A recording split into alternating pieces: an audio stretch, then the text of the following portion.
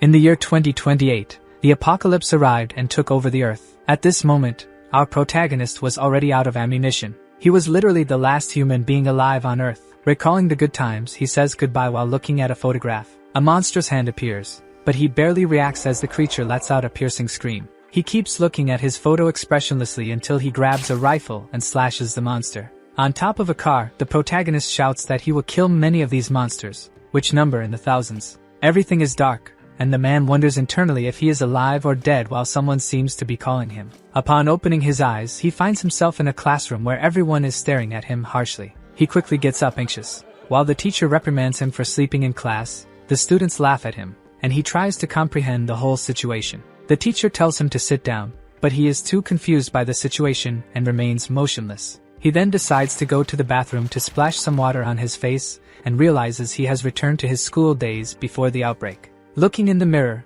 he notices that his scars are gone and that he seems weaker. He sees an infected in the mirror's reflection and immediately punches it. Realizing he was careless, he grabs a piece of glass as a weapon and turns to attack the enemy. Before he can strike, he realizes it's just a classmate and stops immediately. His eyes widen, and he is startled to realize that Gao Fei is in front of him. Gao asks the protagonist what got into him to act that way while examining the injury on his hand.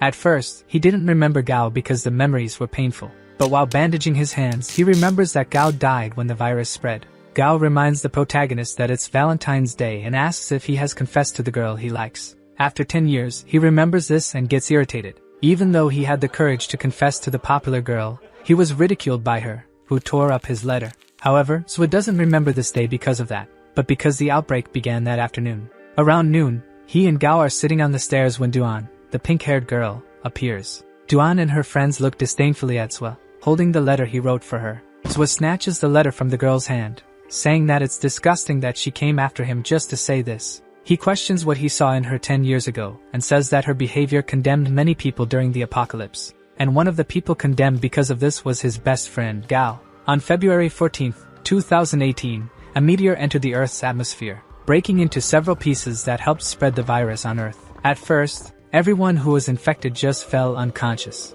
Those who resisted the virus found themselves facing 70% of the world's population turned into zombies. The survivors created weapons to fight the infected, but they were evolving and increasing in number. Meanwhile, at school, there's still 1 hour left for everything to happen, and Gao asks Swa if he is writing a book. Gao asks what's going on with him, confessing to the idol and talking about the apocalypse. Swa changes the subject and asks him to buy food. He asks Gao to buy canned food and other things, telling him he wants to simulate an apocalyptic scenario for his book. Finally, he asks Gao to call his parents, asking them to buy medicine and meet at the abandoned boarding school. The protagonist's parents died a long time ago in a car accident, and he hopes Gao calls his. Running quickly, he reaches the abandoned boarding school, where many manage to survive for a long time. This place is useful because it has many materials for survival, and he also manages to find a crowbar. Already inside the boarding school, he prepares the crowbar and comments that the infected were slow at the beginning, so this place is a great shelter.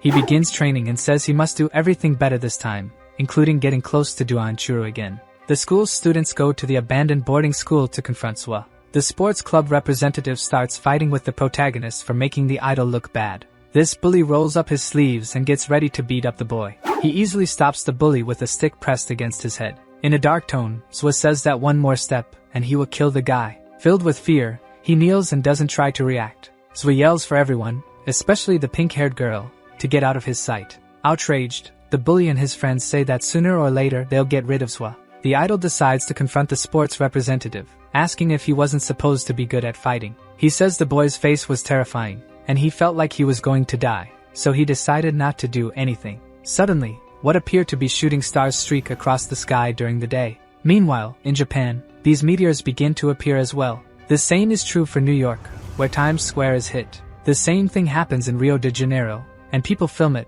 believing it's shooting stars. However, the boy is the only one who knows what's really happening while people think it's a gift from God. Suddenly, the ground begins to shake, and they think it's an earthquake. But the protagonist knows the apocalypse has begun, and people are falling unconscious at this moment. At 2 p.m., hell began on Earth. A red-haired girl calls out for Xian, asking if she withdrew with the army. The red-haired girl's eyes roll back, and black liquid pours from them and her mouth. Swa starts calling out for her but realizes it's just a hallucination. Gao panics when he realizes an entire day has passed and they'd been asleep. Tianchen tells him not to worry about it. The friend asks if he's okay, as he's been acting strange since the day before. Suddenly, a piercing scream echoes, and the friend asks what it is. Swa says it has started. At the moment he says this, an infected person appears, entering through the door. Gao believes it's just a teacher at work. He starts to approach the man with small talk. But before he could get closer, Swa quickly acts. He strikes the man on the head with a piece of wood, and the man collapses.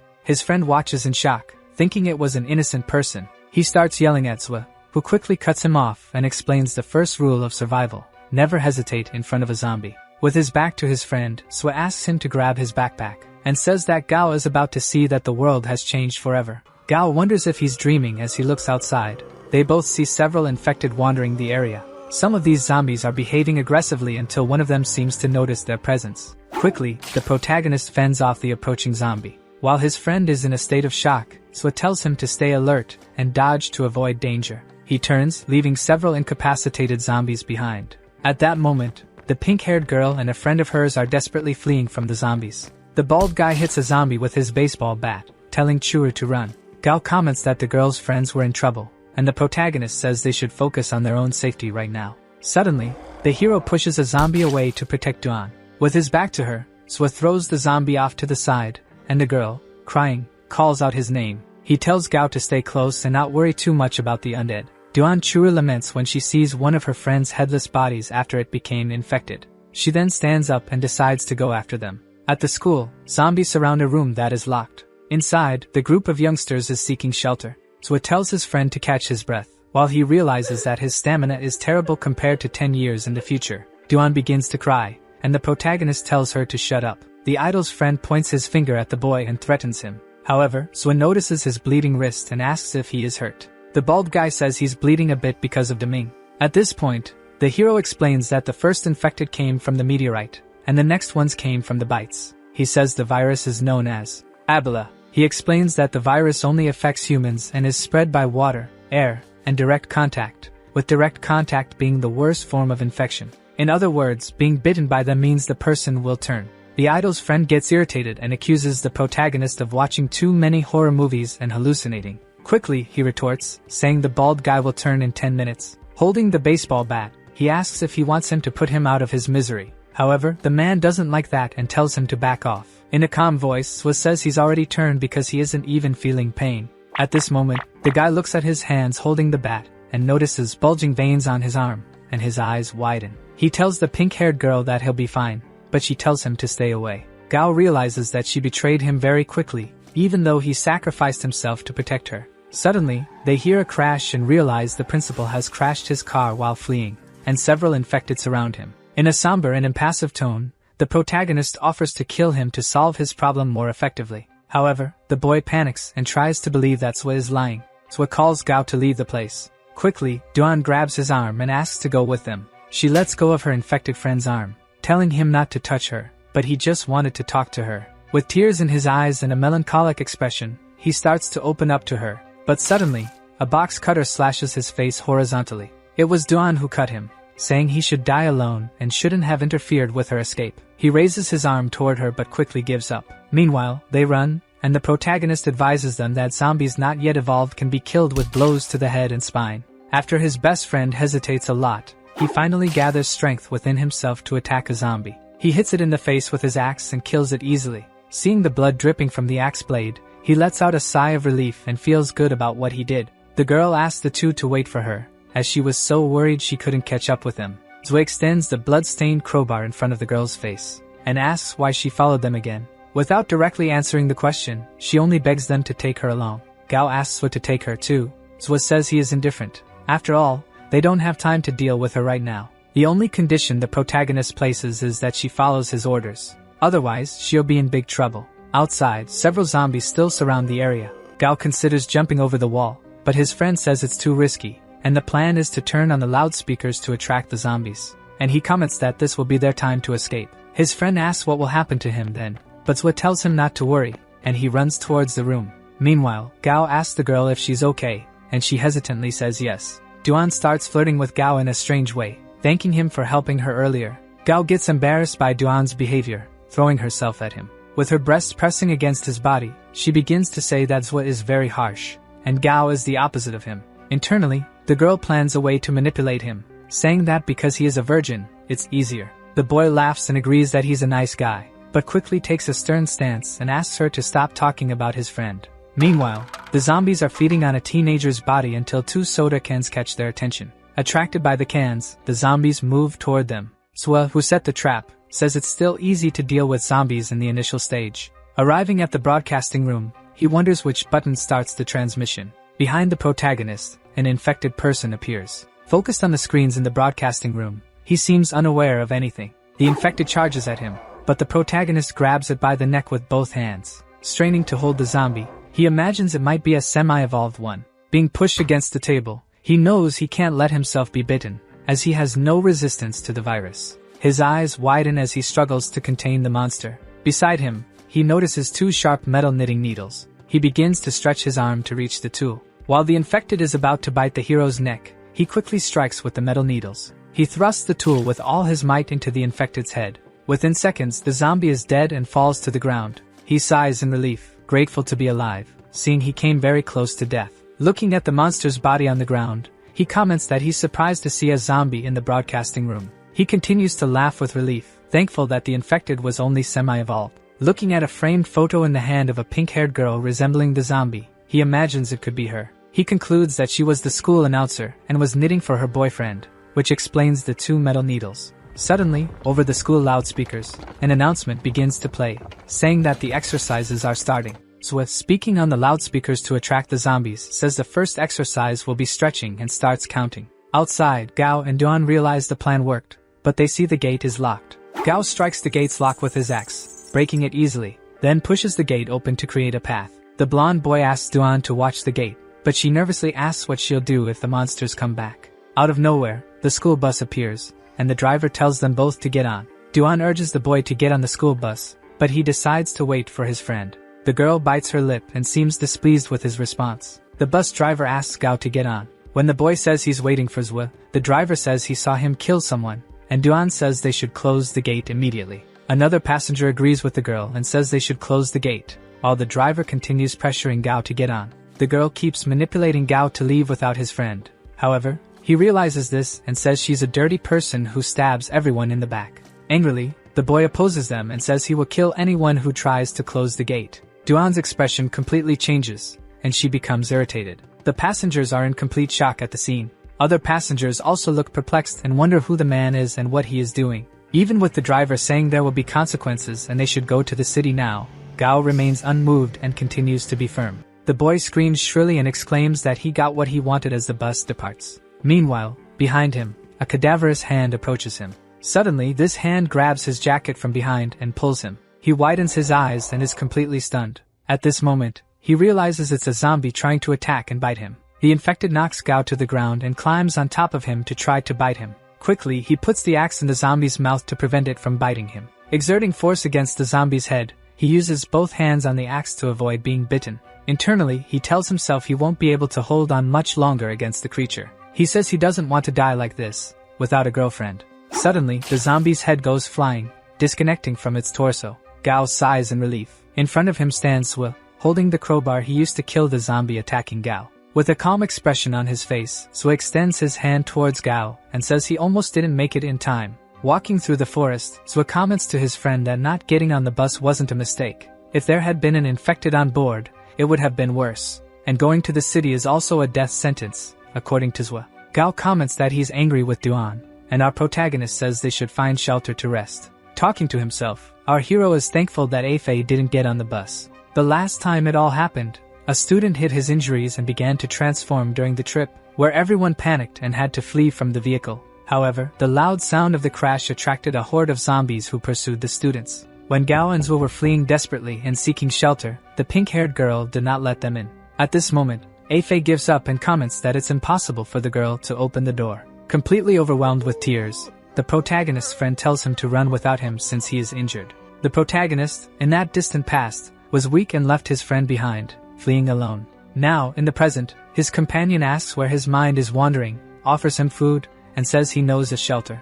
The protagonist accepts the food and believes that God has given him a second chance to fix his past mistakes. In front of a garage, the protagonist asks if his friend is talking about this place. He replies yes because this garage belongs to one of his relatives, and by chance, they left the key with him. As our hero opens the garage door, he tells them both to be careful. When Gao is passing through the door, Swa tells him to close it well and check the place from the inside. Asking about the next plans, Gao says he wants to see his family, but the protagonist says he's looking for someone first. His friend, with a silly smile, asks if it's a girl or a potential girlfriend. The protagonist, with an ironic smile, says that Afei is very optimistic. The moon lights up the night in the streets of Japan at this moment.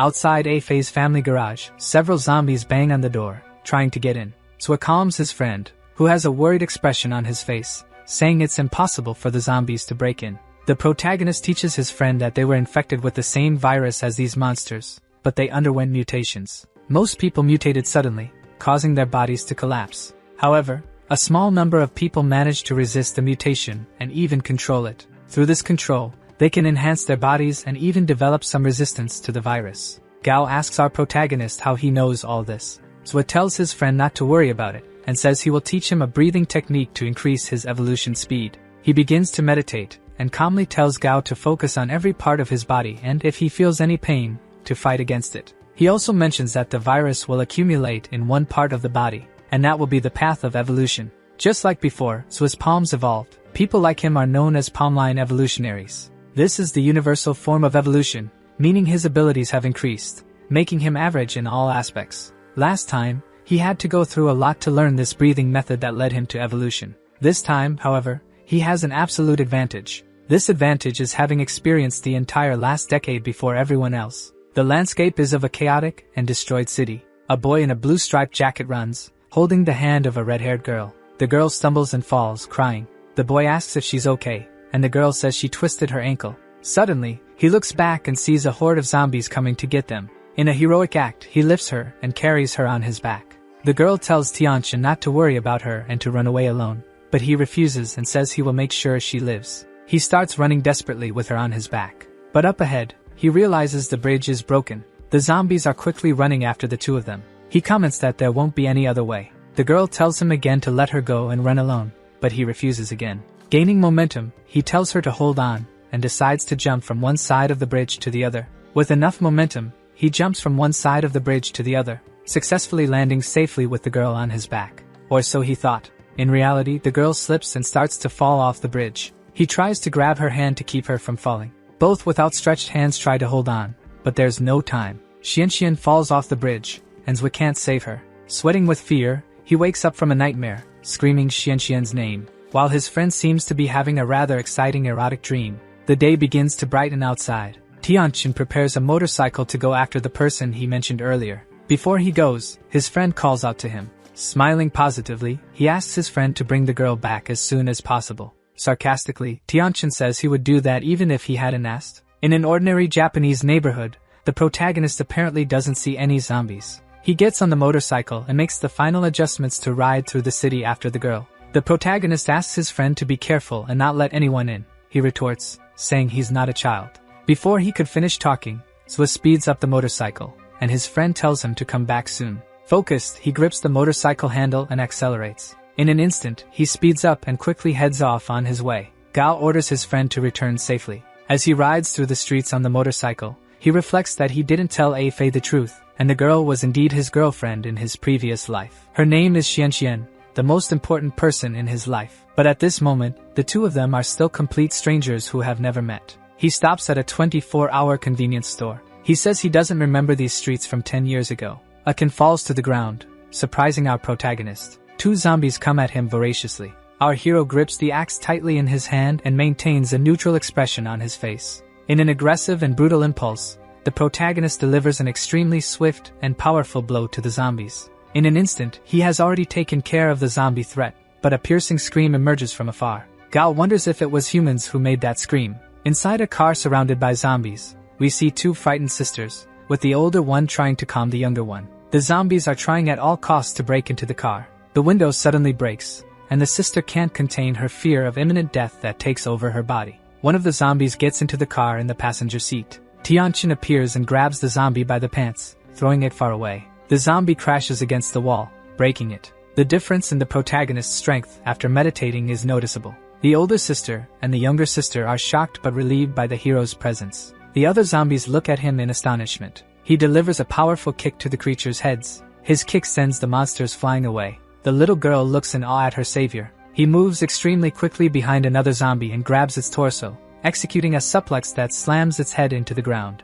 The girl thinks everything her hero is doing is amazing. After these moves, he realizes that his strength and reaction time have truly increased, making him one of the strongest in the world. 2 more zombies charge at him, and he doesn't back down at all, quite the opposite. Within moments, the problem is already solved. The 2 zombies are already defeated by now. He seems a bit tired, and there's blood on his face, while the girl's sister thanks him. Tianchen tells her they should go to a safe place and recommends they go to the 24-hour convenience store. The sister asks what he will do, and the protagonist tells her he'll go later. They head toward the store until the little girl comments that her teddy bear is missing. While the protagonist is pouring gasoline on the car, he notices that the lines on his hands, indicating his new abilities, are showing. With a sort of sixth sense, the protagonist feels that there are still zombies nearby. The younger sister asks the older one if the boy will be okay and says she wants to leave the store to make sure, but she concludes that she should take her sister with her and grabs her hand. Meanwhile, a horde of zombies charges at the protagonist, who coldly assesses the situation. With a lit cigarette in his mouth, he throws it toward the gasoline he poured on the car. In an instant, the car ignites, and a massive explosion causes the flames to consume the zombies. While this happens, the hero stands with his back turned, a cold expression on his face. The older sister is holding a cleaver in her hands as she witnesses the car explosion. In the reflection of her eyes, we see a kind of doubt and despair regarding the protagonist. He questions her about why they aren't waiting inside the store. Back at the convenience store, the boy asks the little girl if the other is her mother, and she says she's her sister. In his hands, he shows a teddy bear, saying he found it inside the car. The girl thanks our hero a lot, who is happy with her gesture. While he drinks water, the girl asks if he found her sister attractive, and he says yes. Bluntly, she asks why he doesn't become her brother-in-law and start dating her sister. He gets irritated and says kids shouldn't say things like that. The older sister says she doesn't like the idea of taking food like this since it's stealing, but the protagonist says that if she doesn't do it, others will. She comments that she was a teacher at a girls' school until yesterday, and in the blink of an eye, the whole society collapsed. The protagonist is surprised and asks enthusiastically if the school was Xingxing, and the woman says yes. Holding her shoulders, he asks if she knows Su Ruoxian. She first asks him to let go, and he apologizes. But she comments that yes, she is Xian's teacher and asks if the boy knows her. With a more downcast tone, he says they are friends, but internally he knows they haven't met to that extent yet. The older sister says that Xian is smart, and nothing should have happened to her, and that she might still be at the school. Realizing the danger the protagonist is facing for Xian, she asks if they are friends or dating. Suddenly, she gives him a kiss on the cheek, which leaves him embarrassed. He is confused, and she says it is a thank you kiss since they are parting ways now. The younger sister, crying, asks if they can follow the boy since he is nice and will protect them. The older sister says not to bother the man since he has his own matters to resolve and that one day they will meet again. The boy gently places his hand on the girl's head and asks if her sister knows how to drive, and she nods. He tells them to hurry as they are about to leave. Now outside, the 3 are on Tianchen's motorcycle while he drives. The woman comments on how scary it is to see the world in ruins like this. To try to calm them down, the protagonist says they should think of it as a horror movie virus. He quickly parks and says they have arrived at their destination. He stops in front of a car and says that breaking into this type of car is his specialty. The older sister scolds him, calling him a student, and saying that this is illegal. She also says they should go to a police station to look for Xian, but he doesn't seem to like the idea. He points to a police officer turned into a zombie and asks if that's the officer they should be asking for help. The teacher is shocked. The protagonist asks her name. Facing the zombie police officer, she responds that her name is Luo. Stepping forward, he strikes the police officer in the face with the crowbar, killing him. The protagonist says the world has changed into something beyond her imagination. Luo is terrified while the little girl is impressed, and Zhu's expression seems more violent. As he searches the corpse, the protagonist comments that the police officer had good equipment but no weapon. Dressed in the police uniform, he remarks that regular infected shouldn't be able to bite through these clothes. Handing a weapon to the teacher, he tells her that public order is gone, and she should focus on protecting herself. He says he has done everything he can for them and that he modified the car. He tells them to go find Gao, saying they came because of Zhu Tianchen. The teacher concludes his name is Zhua, and he agrees. The sister says her full name and that of her younger sister, which is Luo Xiaoshui, and asks the hero to be careful. As the teacher accelerates the car, our protagonist speeds up his motorcycle. She orders the boy to return safely, and he says he will. The teacher drives calmly until her sister says she might miss her chance when he finds his girlfriend. The older sister, in a more melancholic tone, says she knows but there's nothing she can do. The younger sister says that adults are strange. There is an enormous and unusual traffic jam throughout the city. The protagonist realizes that not even his motorcycle will get through this traffic. He gets off the motorcycle and decides to walk, but something ahead catches his attention. Noticing a police car in the middle of the line of cars, he imagines there might be a weapon inside the vehicle. Looking through the window, he sees a dead police officer with his head on the steering wheel, and looking at the seat, he notices a simple gun lying around. Suddenly, a zombie slams its hands on the glass and makes a noise. In the blink of an eye, someone flies out of the car. The glass shatters right in front of Zwa. An extremely strong man in a suit seems to have thrown the zombie away, commenting to himself that there are cars all around and it's not possible to move away from the infected. The zombie lets out a huge scream when a shard of glass hits its forehead. The protagonist looks stunned and quickly smashes its head against the nearby car. But the moment the infected's head is smashed against the car alarm goes off, as do all the others. We see the protagonist using a combat knife to stab another zombie. Crouched in front of the newly dead body, he says it won't be possible to fight a horde in the middle of this sea of cars. He knows he will need the police officer's weapon. Meanwhile, at the school, the dark corridor leads to a specific room, the first grade class 4 room. Inside the room are 3 high school girls. A red-haired girl with yellow eyes is in a catatonic state, hugging her knees. Another girl comments that she sees someone on the street. They comment that he killed several monsters but set off the car alarms, and now a horde is after him.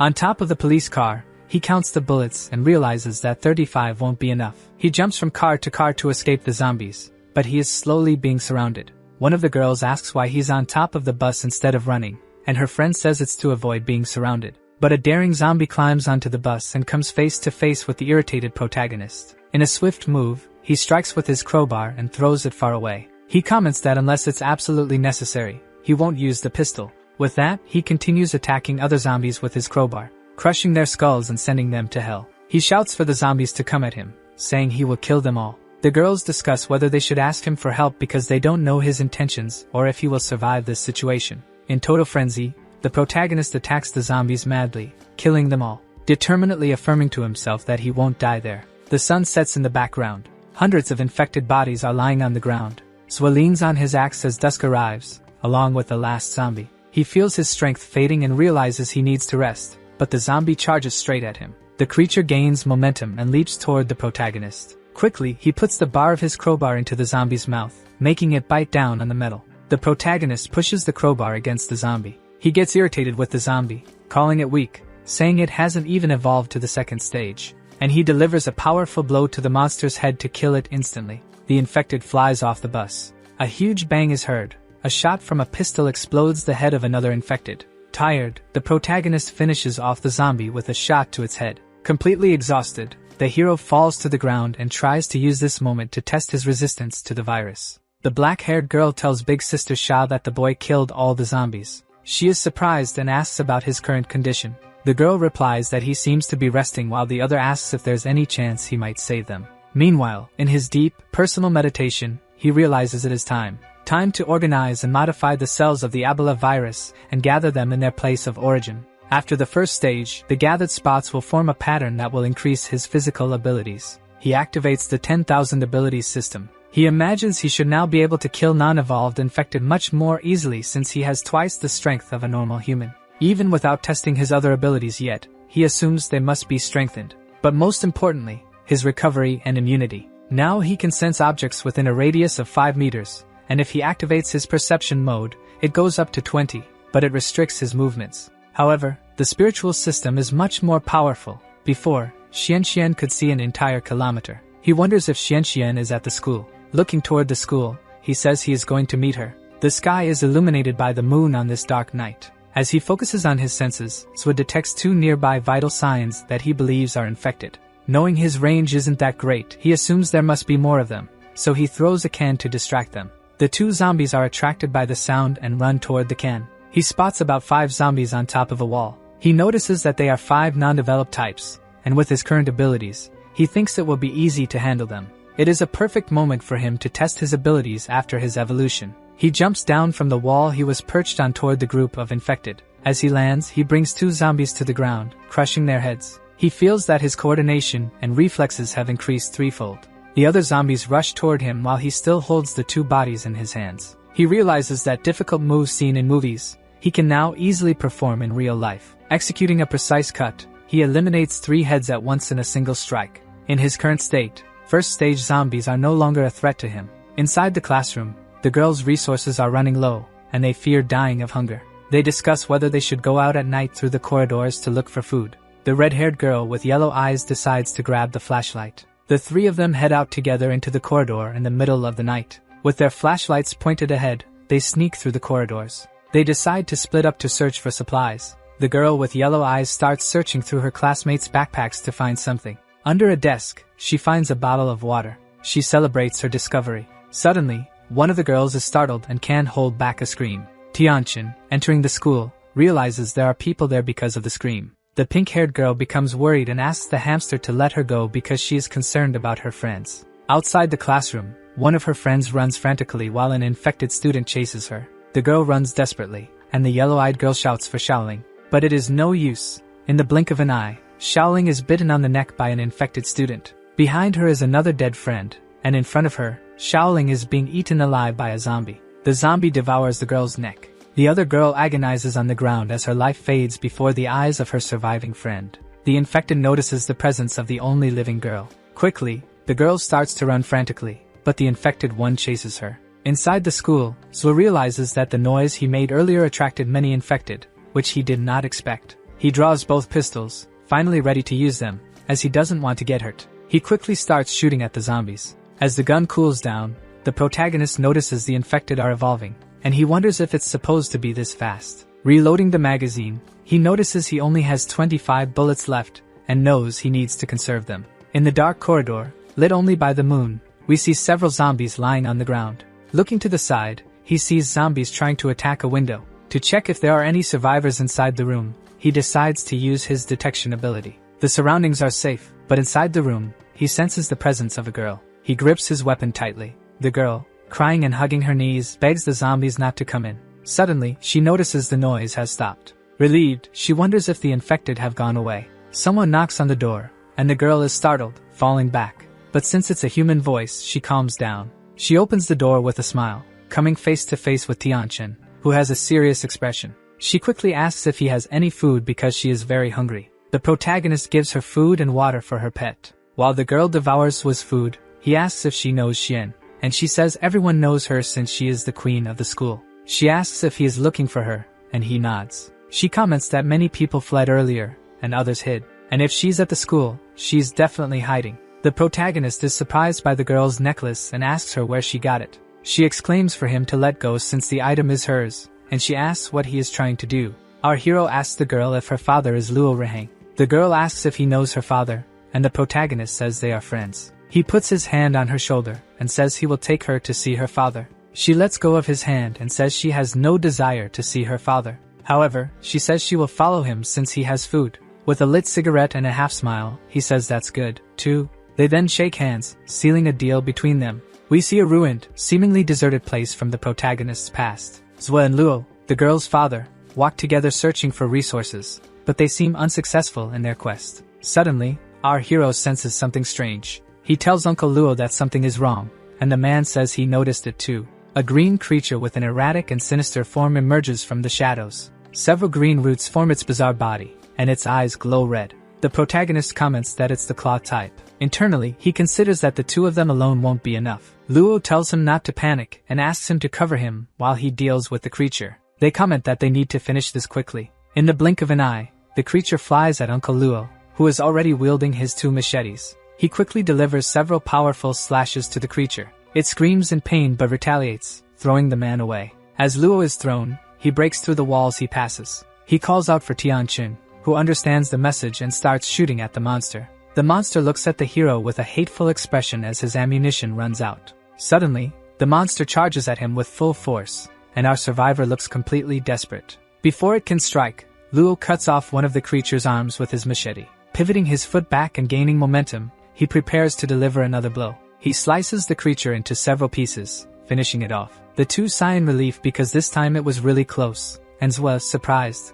asks how Luo suddenly got so fast. He opens his shirt and shows his body, revealing his well-defined physique and showing that he has evolved. Tianqing says he expected nothing less from number 1, and a modest Luo says he should train in the breathing techniques he developed. In the middle of a military fort, they start talking. Luo seems distracted, looking at something, and his friend notices and asks what it is. He looks at a pendant he gave his daughter for her birthday, a pendant both of them have. Surprised, the protagonist questions him about having a daughter and never mentioning it before. The man says her name is Luo Lan Sha, and because he is a soldier, he doesn't spend much time with her. Zwa asks where she is, and crying, the girl's father says she must be 18 now, if she is still alive. As he says this, more tears stream down his face while the cigarette remains lit in his mouth. With his hand on his face and in a regretful tone, the father says that when the virus spread, he was on a mission and could have been with her at the time, and that if he had been with her, he would have ensured her safety. With a reassuring smile, the protagonist says that the daughter of someone as strong as him must be strong too. In the present, in the classroom, the girl begins to meditate and use the breathing technique. Following the boy's instructions, she continues practicing meditation, and he says they will leave the next day. He notices she is successfully gathering the virus cells, even though it isn't much. It will be enough. He lights another cigarette and goes to the window to smoke. Before being reborn, Uncle Luo, the mentor and friend of our protagonist, went through a lot to master these exercises, and Zwa was his only apprentice. Now, after reincarnating, Zwa is teaching these techniques to his daughter, making him wonder if it could be fate. At the top of the school, inside the emergency stairs, we see bloodstains on the door. The blood-soaked stairs lead down to a specific place, a semi-open door. Inside the room, an infected person on the floor seems to be emanating a different energy. Its cells are evolving. They appear to be multiplying and enhancing, evolving to the next stage. Suddenly, what was once a common infected seems to have become a much worse threat. Back in the classroom, the protagonist talks to his friend's daughter. He asks her if she knows how to use a gun,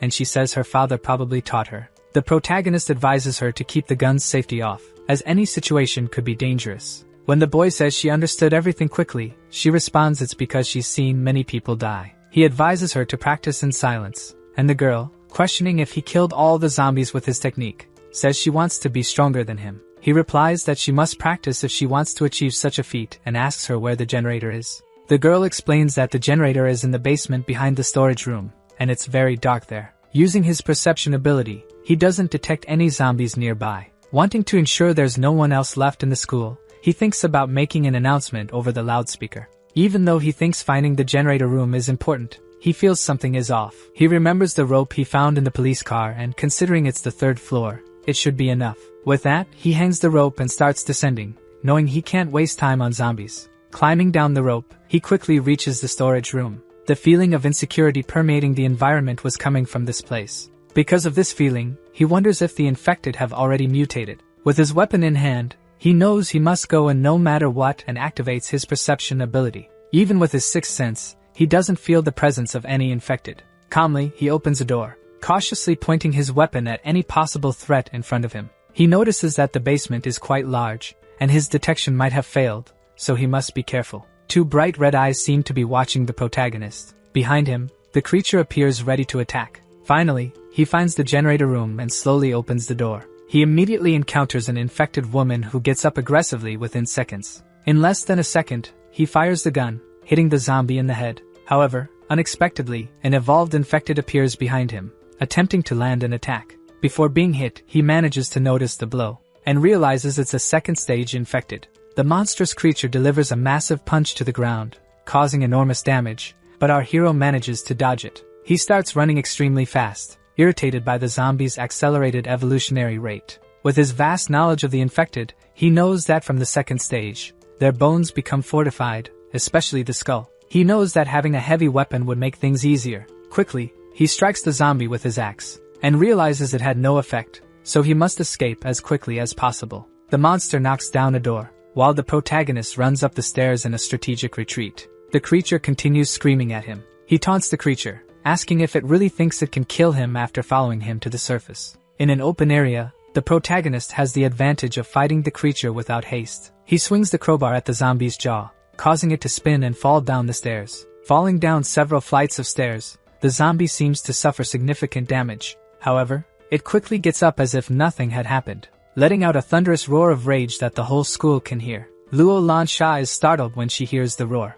The zombies seem attracted by the sound and start running through the corridors. They seem hypnotized, heading towards the sound. They begin to move through the courtyard towards the storage room. Realizing that the zombie isn't stopping its scream, the protagonist concludes it must be calling other infected. He leaps while striking the evolved infected to stop it from continuing to call other zombies. The move works, and this time the zombie appears to be hurt. Immediately, the protagonist steps on it and prepares for another series of attacks. Consumed by anger and euphoria, he delivers multiple blows with his weapon. Gritting his teeth and overwhelmed by rage, the protagonist yells at it to die already. But he notices more infected coming up the stairs. The evolved infected quickly gets back up. Realizing there are too many infected around, our hero thinks of climbing the stairs to gain an advantage. He quickly dodges another punch from the buff zombie, and decides to retreat at lightning speed. The buff zombie starts chasing him, along with 4 others it summoned. Using his ability, he detects the presence of the 4 zombies. He realizes this zombie hasn't fully evolved because second stage ones can summon 10 at a time. Gaining momentum from the wall and planning an attack, the protagonist intends to end this quickly. The zombies look at him. Firing consecutive shots from his weapon, the protagonist hits the buff zombie. He quickly switches weapons, grabbing his crowbar and striking the first stage zombies. They all seem hurt, but the evolved buff one appears to be getting more irritated. With a bullet lodged in its forehead, it looks deeply annoyed. Our protagonist knows that the pistol bullets won't kill the zombie but will slow it down. And with this delay, he creates an opening to attack with his crowbar. They lock eyes at the moment of the strike. Thus, the protagonist manages to knock down and kill the buff zombie with his attack. The scariest thing about these second stage zombies is that they can call for backup and make stealth attacks. With the zombie dead, the protagonist decides to go back and turn on the electricity. Looking down, he sees that the zombie attracted all the zombies to the first floor of the school. Back in the school corridors, he finds an infirmary. Entering, he grabs a medical emergency kit, taking medicinal alcohol, among other things. Opening the window, he starts throwing the alcohol. The zombies are startled by the bottles of alcohol being thrown. Some even hit a few infected on the head. Finally, he lights a bottle with a lighter and throws it out the window. All the gathered zombies are set on fire by the Molotov cocktail. Lua watches the flames from the top floor. Seeing how strong the flames were, she is impressed. At that same moment, the lights come back on in the school, and the girl notices this. Our protagonist begins to test the school's loudspeakers. The girl says she understands now. When he calls for Xian, he realizes he said her name affectionately, and corrects himself, calling for Surua Xian. He announces he is there to save her, and that if she is still in the building, she should meet him at the gate the next day. He says that even if she finds it strange since they don't know each other, he asks for her trust. He hopes to find Xian at the school the next day. Night falls at the school. Our hero returns to the classroom with Luo, who says she heard the announcement and understands their situation. Luo believes that Sua had a love at first sight for Xian, fell madly in love with her, and is some kind of stalker. He interrupts her with a pat, saying she's making all this up. Finally, he asks her to rest since they'll be leaving early the next day. The day dawns, and Luo Lansha has just woken up from a restless night's sleep. Sua is already up and says they are leaving, and Luo tells him that Xian is at the gate. Impulsively, he runs toward the outside of the school, passing by several of the zombie bodies he killed the previous day. With his back turned, he sees the most important person in his life, Xian. Internally, he is happy to see her again. He gets excited and shouts Xian's name, but when she turns around, it's a completely different person. Our protagonist is confused and stunned, not understanding. Regaining his senses, he asks the two if they have seen Surua Xian, and they say no. The two completely unknown girls start flirting with the protagonist, telling him to stay with them. Sharply, he tells them to get out of his sight immediately. They are scared by the way he speaks, and even Luo's hamster tells them to scram. Luo asks her hamster to stop. The protagonist angrily asks the strange girl if she was bitten. He starts cursing at her for being bitten and not saying anything. Pointing the gun at her face, he concludes that she must have been bitten about 20 minutes ago and will transform in an hour. The strange girl says it was just a scratch and that nothing will happen, but her friend gets irritated and pushes her. The other friend claims she wasn't scratched and asks to be taken along. Her best friend grabs her arm, saying she gave her water, and the other says she doesn't want to die. Begging to be taken along, the betraying friend claims she'll do anything and calls her friend a monster. Suddenly, in an instant, the almost transformed strange girl bites her friend on the shoulder. The three of them look at each other in absolute shock at what just happened. The friend tells her to let go of her shoulder because it hurts a lot. Saying she's a monster, she declares she'll take her friend with her, and they will both transform. Our survivor says she's almost transformed, which means the other one is also infected. She falls to her knees, saying to herself that this is impossible, and she doesn't want to die. Meanwhile, her friend laughs maniacally after committing such an evil act. Seeing this situation, the protagonist appears indifferent and says that Xian isn't at the school. While the girl cries, he and Luo leave through the front gate of the school. Shocked, the protagonist says his motorcycle is gone, which means they will have to walk. Looking at the hamster, he asks if its name is Shangbiao and says it will be very useful because it's special. Saying he feels something coming from inside Shangbiao, it seems like it has evolved somehow. He comments that the only research on the apocalypse is based on the experiences that happened to them. Luo asks how he knows so much if the incident happened only 4 days ago. Our protagonist replies that he went back in time and that the hamster might have powers they don't know about. Suddenly, Zue hears gunshots in the distance, and Luo responds that there is a police station nearby. She says they should check out the police station, and Luo replies that they will be safe with the police. He nods and laughs sarcastically. Approaching the police station, they see a shootout where officers are shooting at zombies surrounding the place. Many zombies are shot in the head and fall dead instantly. The officers' fire bursts from their guns, spitting bullets at high speed. Taking cover behind the police cars, they shoot the infected, and Luo watches the scene in shock while Zwe seems indifferent. One officer talks to Mr. Lin, saying they won't last much longer since they're running out of bullets. Mr. Lin asks them to hold on a bit longer, as they've only had time to evacuate half the citizens. Following the order, the officer tells them to form a defensive line. Luo, disappointed on the ground, says she thought this place was safe, and the protagonist responds that there are no safe places anymore. Putting out his cigarette, he seems to make a decision, and Luo asks where they are going. Activating his detection ability, he sees 4 zombies in the area. He tells her to wait there and not let her guard down. Entering the building, he encounters only 3 of the 4 zombies he detected. They notice the protagonist and charge at him. Quickly, he sweeps their legs, and as he knocks the zombie to the ground, he also tears its head off. Luo's hamster starts growling as the buff zombie tries to hit the protagonist. In response, he swings his crowbar into its face. As he prepares to strike the buff zombie, he notices something. Behind Luo Lansha, the 4th zombie appears, ready to bite her, but the protagonist manages to warn her in time. In shock, Luo turns to the zombie, trembling with fear. As she reaches out her hand for Luo, the zombie prevents Zwe from helping her. Irritated by this, the protagonist slaps the zombie in the face. A slap that breaks the creature's jaw, and then he crushes its head. Twisting its head back and breaking it with a superhuman strength, he yells at the girl to shoot the zombie behind her as quickly as possible. The girl, trembling, aims at it, telling it to back off. The moment the zombie growls and charges at her, the girl fires without hesitation. The powerful shot blows off half the zombie's face. It immediately falls lifeless to the ground. With the gun barrel still hot and smoking, the girl breathes a sigh of relief. At that moment, while she is in a state of shock, the protagonist extends his hand to her with a light, friendly smile. She apologizes for getting distracted, and he just advises her always to be aware of her surroundings. He congratulates her for killing her first infected. He says they can see the fight through the window, and the girl asks why they don't help in the battle. He replies that this kind of shooting attracts zombies from kilometers away, making it very dangerous. Zwe says it would be suicide since it's 10 police officers against 10,000 undead. Luo tells them to get out of there, but our most beloved survivor says to wait. Smoking on the balcony and watching the police, he says they will take their weapons when they leave.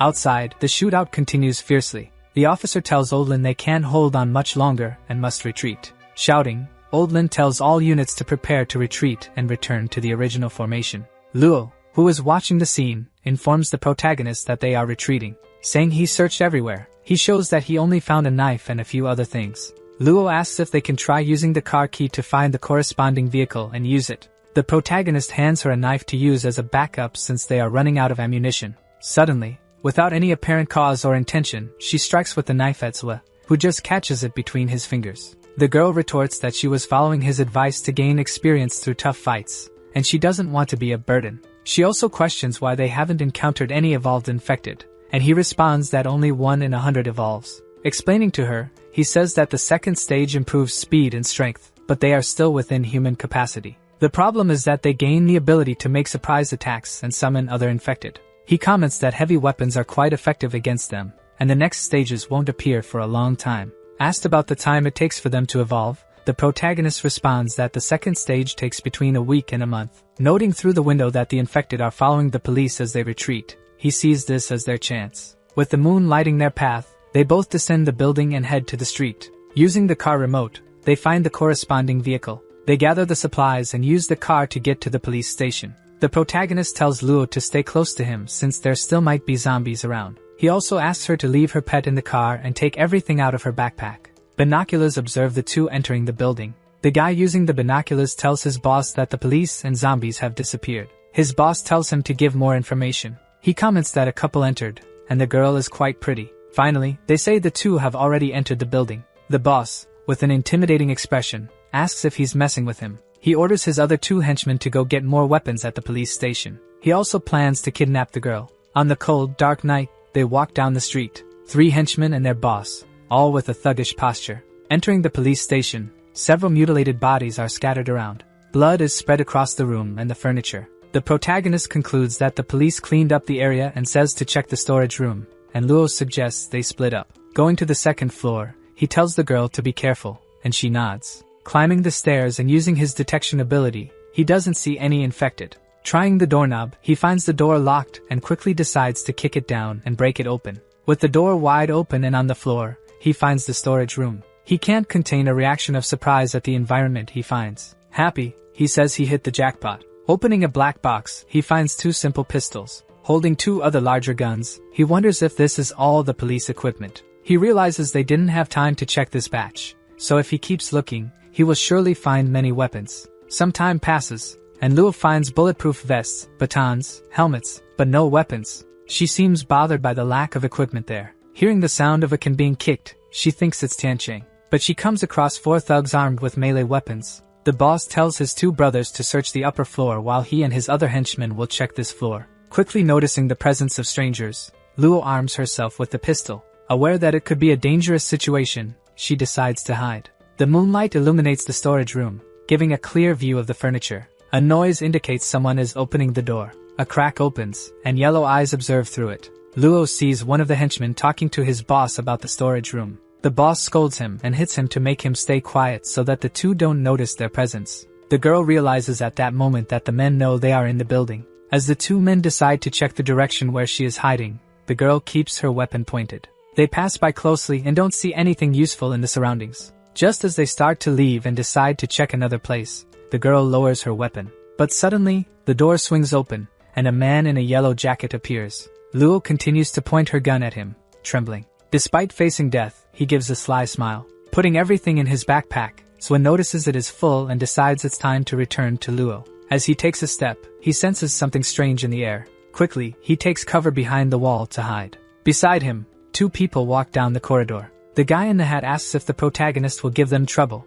but his friend says their boss is a martial arts champion. Wisely, the guy in the red hat asks what if the protagonist has a weapon, and his friend says they have 4 people. The strongest man says he will take the protagonist by surprise by sneaking through the shadows. But before he can do anything, our hero appears behind the thug, ready to strike. With a single blow, the tall, dark-skinned man is already on the ground, unconscious. Our protagonist imagines there must be more of them, as they mentioned a boss. At that moment, a kind of sixth sense makes him feel that Luo might be in danger. Meanwhile, Luo Lansha points her gun, trembling, at the man. Aiming with a tense yet angry expression, the man responds with a sarcastic smile. The 2 thugs raise their hands in surrender. Asking her to lower the gun, the man remains calm, smiling slightly. With a furrowed brow and clenched teeth, Luo Lansha doesn't seem to yield to their demands. In a calm tone, the man says he isn't ill-intentioned and just wants to talk. Still unyielding, she says they have nothing to talk about and that they should leave. Trying to calm her, the man says life isn't as easy as it used to be, and they can help each other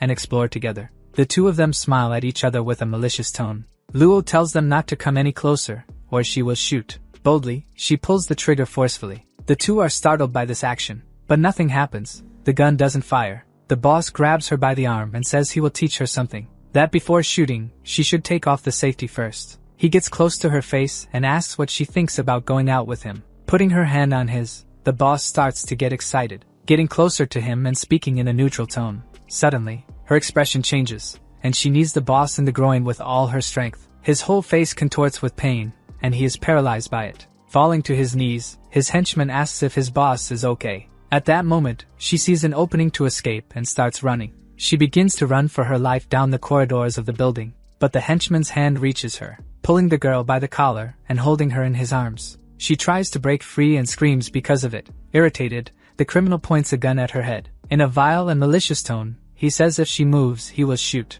Suddenly, something seems to distract the bandit. A noise coming from the dark corridor ahead makes the bandit question what is happening. Unexpectedly, the hamster Shangbiao appears with its bright eyes and an expression never seen before on its face. Sighing in relief, the bandit realizes it's just a hamster. But quickly, the hamster starts climbing up the bandit's leg, crawling inside his pants and biting his leg. As he writhes in pain, Luo Lansha approaches and bites the criminal too. The bandit starts shaking all over, and Luo sees an opening to escape. Irritated with the hamster that won't stop biting him, he grabs it and tries to kill it. But Shangbiao bites his hand before he can crush it. Falling to the ground, the hamster runs back to its owner. Luo Lansha picks it up. Completely enraged, he says he was forced to do this after what just happened, and immediately starts shooting at the girl and the hamster. The girl starts running, and none of the shots hit her. She jumps with all her might into the corridor where she will be safe and protected, managing to land on the stairs without a scratch from the bullets. A bit hurt from the fall, she notices a hand reaching out to her.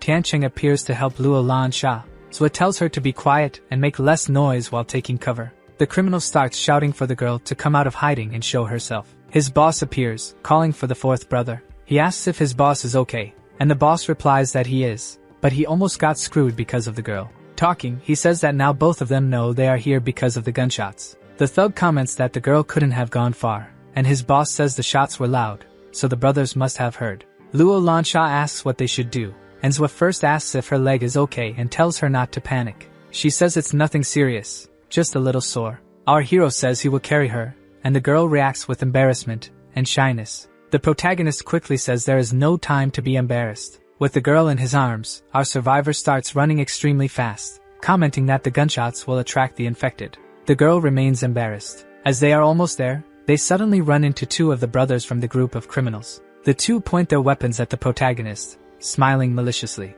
Turning his head back, he notices the other two brothers also pointing their weapons. On a flight of stairs, the protagonist and Luo Lansha realize they are cornered with no way out and no options. The guy in the red hat mentions that there are still weapons in the storage room that will be left for them.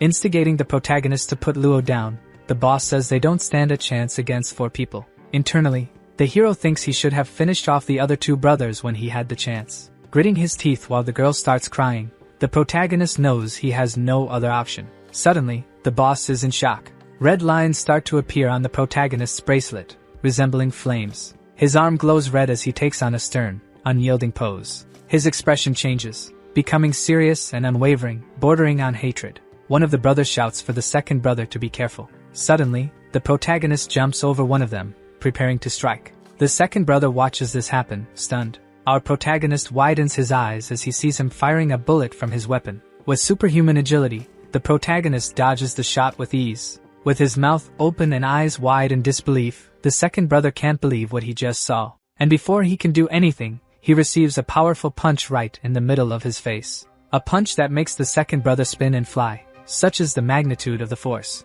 In the blink of an eye, the thug hits the wall, already dead. His eyes roll back, blood trickling from his head and mouth, indicating he is dead. Seeing the scene, the other brother in the red hat looks shocked. Shouting and cursing the protagonist, he draws his pistol and aims at his back. In an instant, the protagonist swings a massive kick to the thug's face. He spins as he takes the kick and spits a lot of blood from his mouth. Below the stairs, the thugs shout for the third brother, who falls down the flight of stairs. Meanwhile, the protagonist calls the girl to leave. Their boss asks if the third brother is okay while the one in the blue jacket keeps shooting. The shots hit the wall next to Luo Lansha, who is startled by the burst. They continue hitting the wall, and none hit the protagonist or his friend. One of the brothers comments that they have disappeared, and the boss tells him to go after them.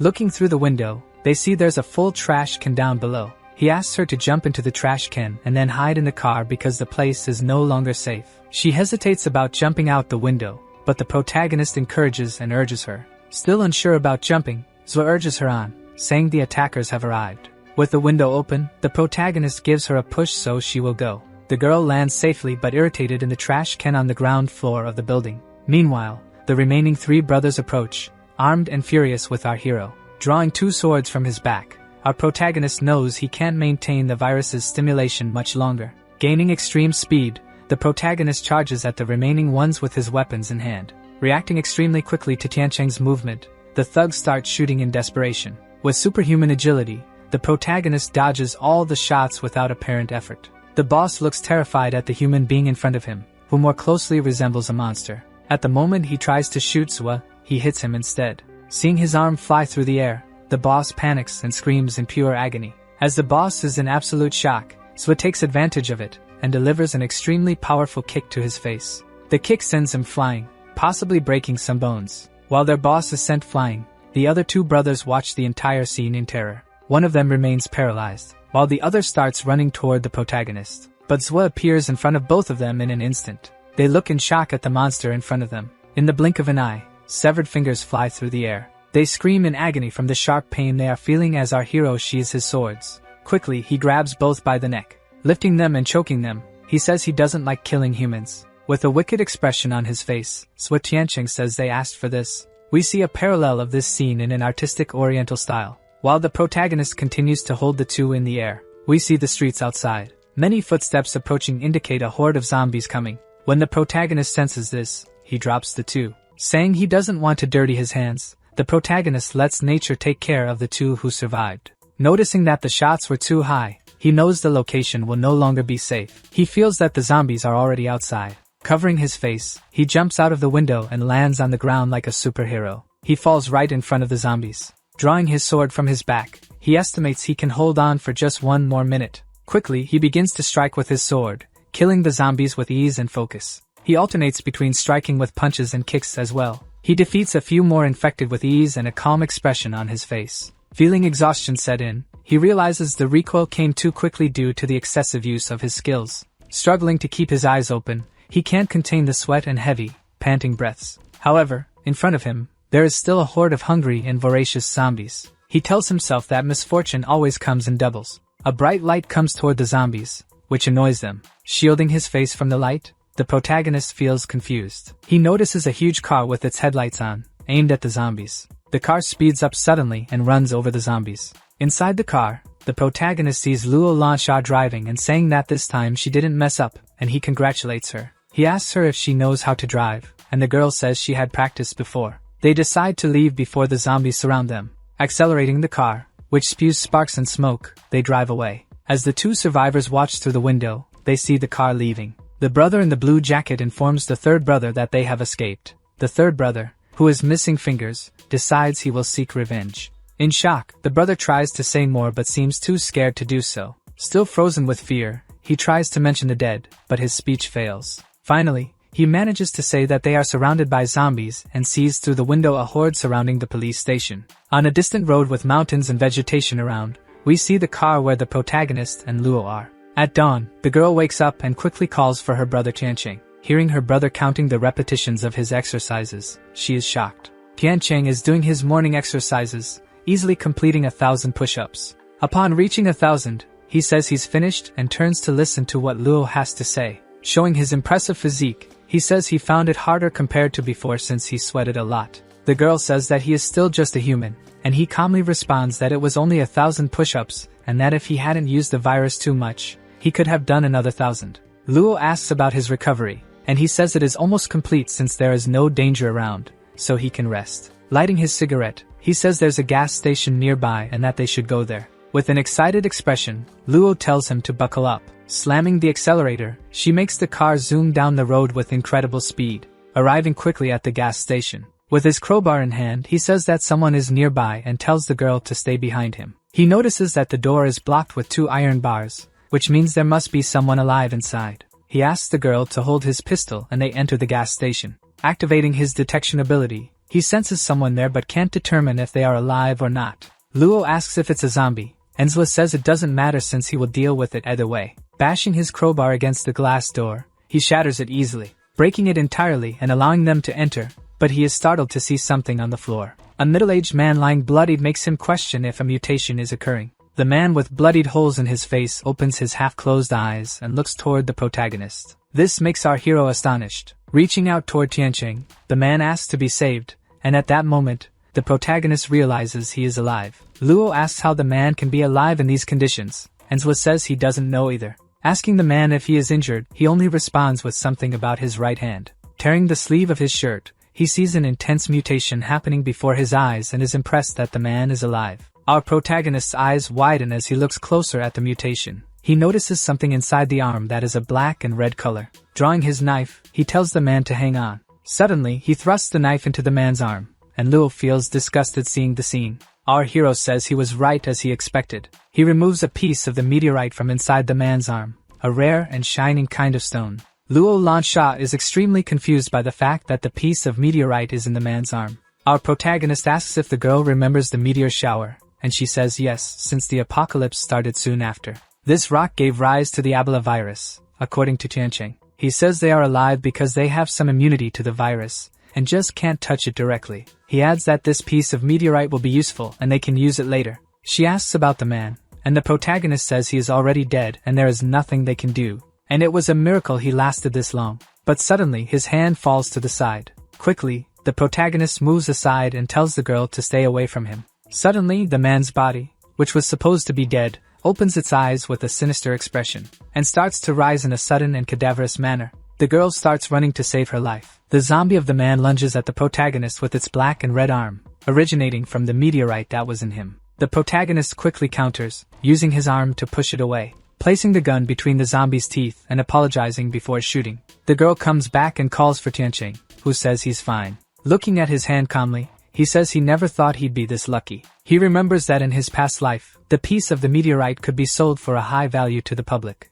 and he decides to keep it for now. Then they decide to fill up the car's tank. After filling the tank, the girl asks the protagonist about the meteorite's function and if it's dangerous to keep the item with him. He responds by saying that the man who taught him the breathing technique was the first to fuse with a piece of the meteorite. In shock, questioning the fact that he fused with the meteorite, she asks if he ended up like that man. He explains that for the power of the fused meteorite to work, a person needs to evolve 3 more times and reach their limit to handle and use it. The girl asks if anyone has already fused with the meteorite, and he says no. She then questions how he knows this, and he reaffirms that he came back from the future, and the girl just agrees, saying it makes sense. Thinking to himself, the protagonist remembers that he had never found a piece of the meteorite before and now managed to find one quickly and easily. Looking at the sky, he tells himself that this time he will climb to the top, aiming for a better future. We see their car parked in front of the Yojia garage. Awaiting anxiously, Gao warmly welcomes the protagonist. The two look at each other happily at the reunion, while Luo and her hamster observe the scene.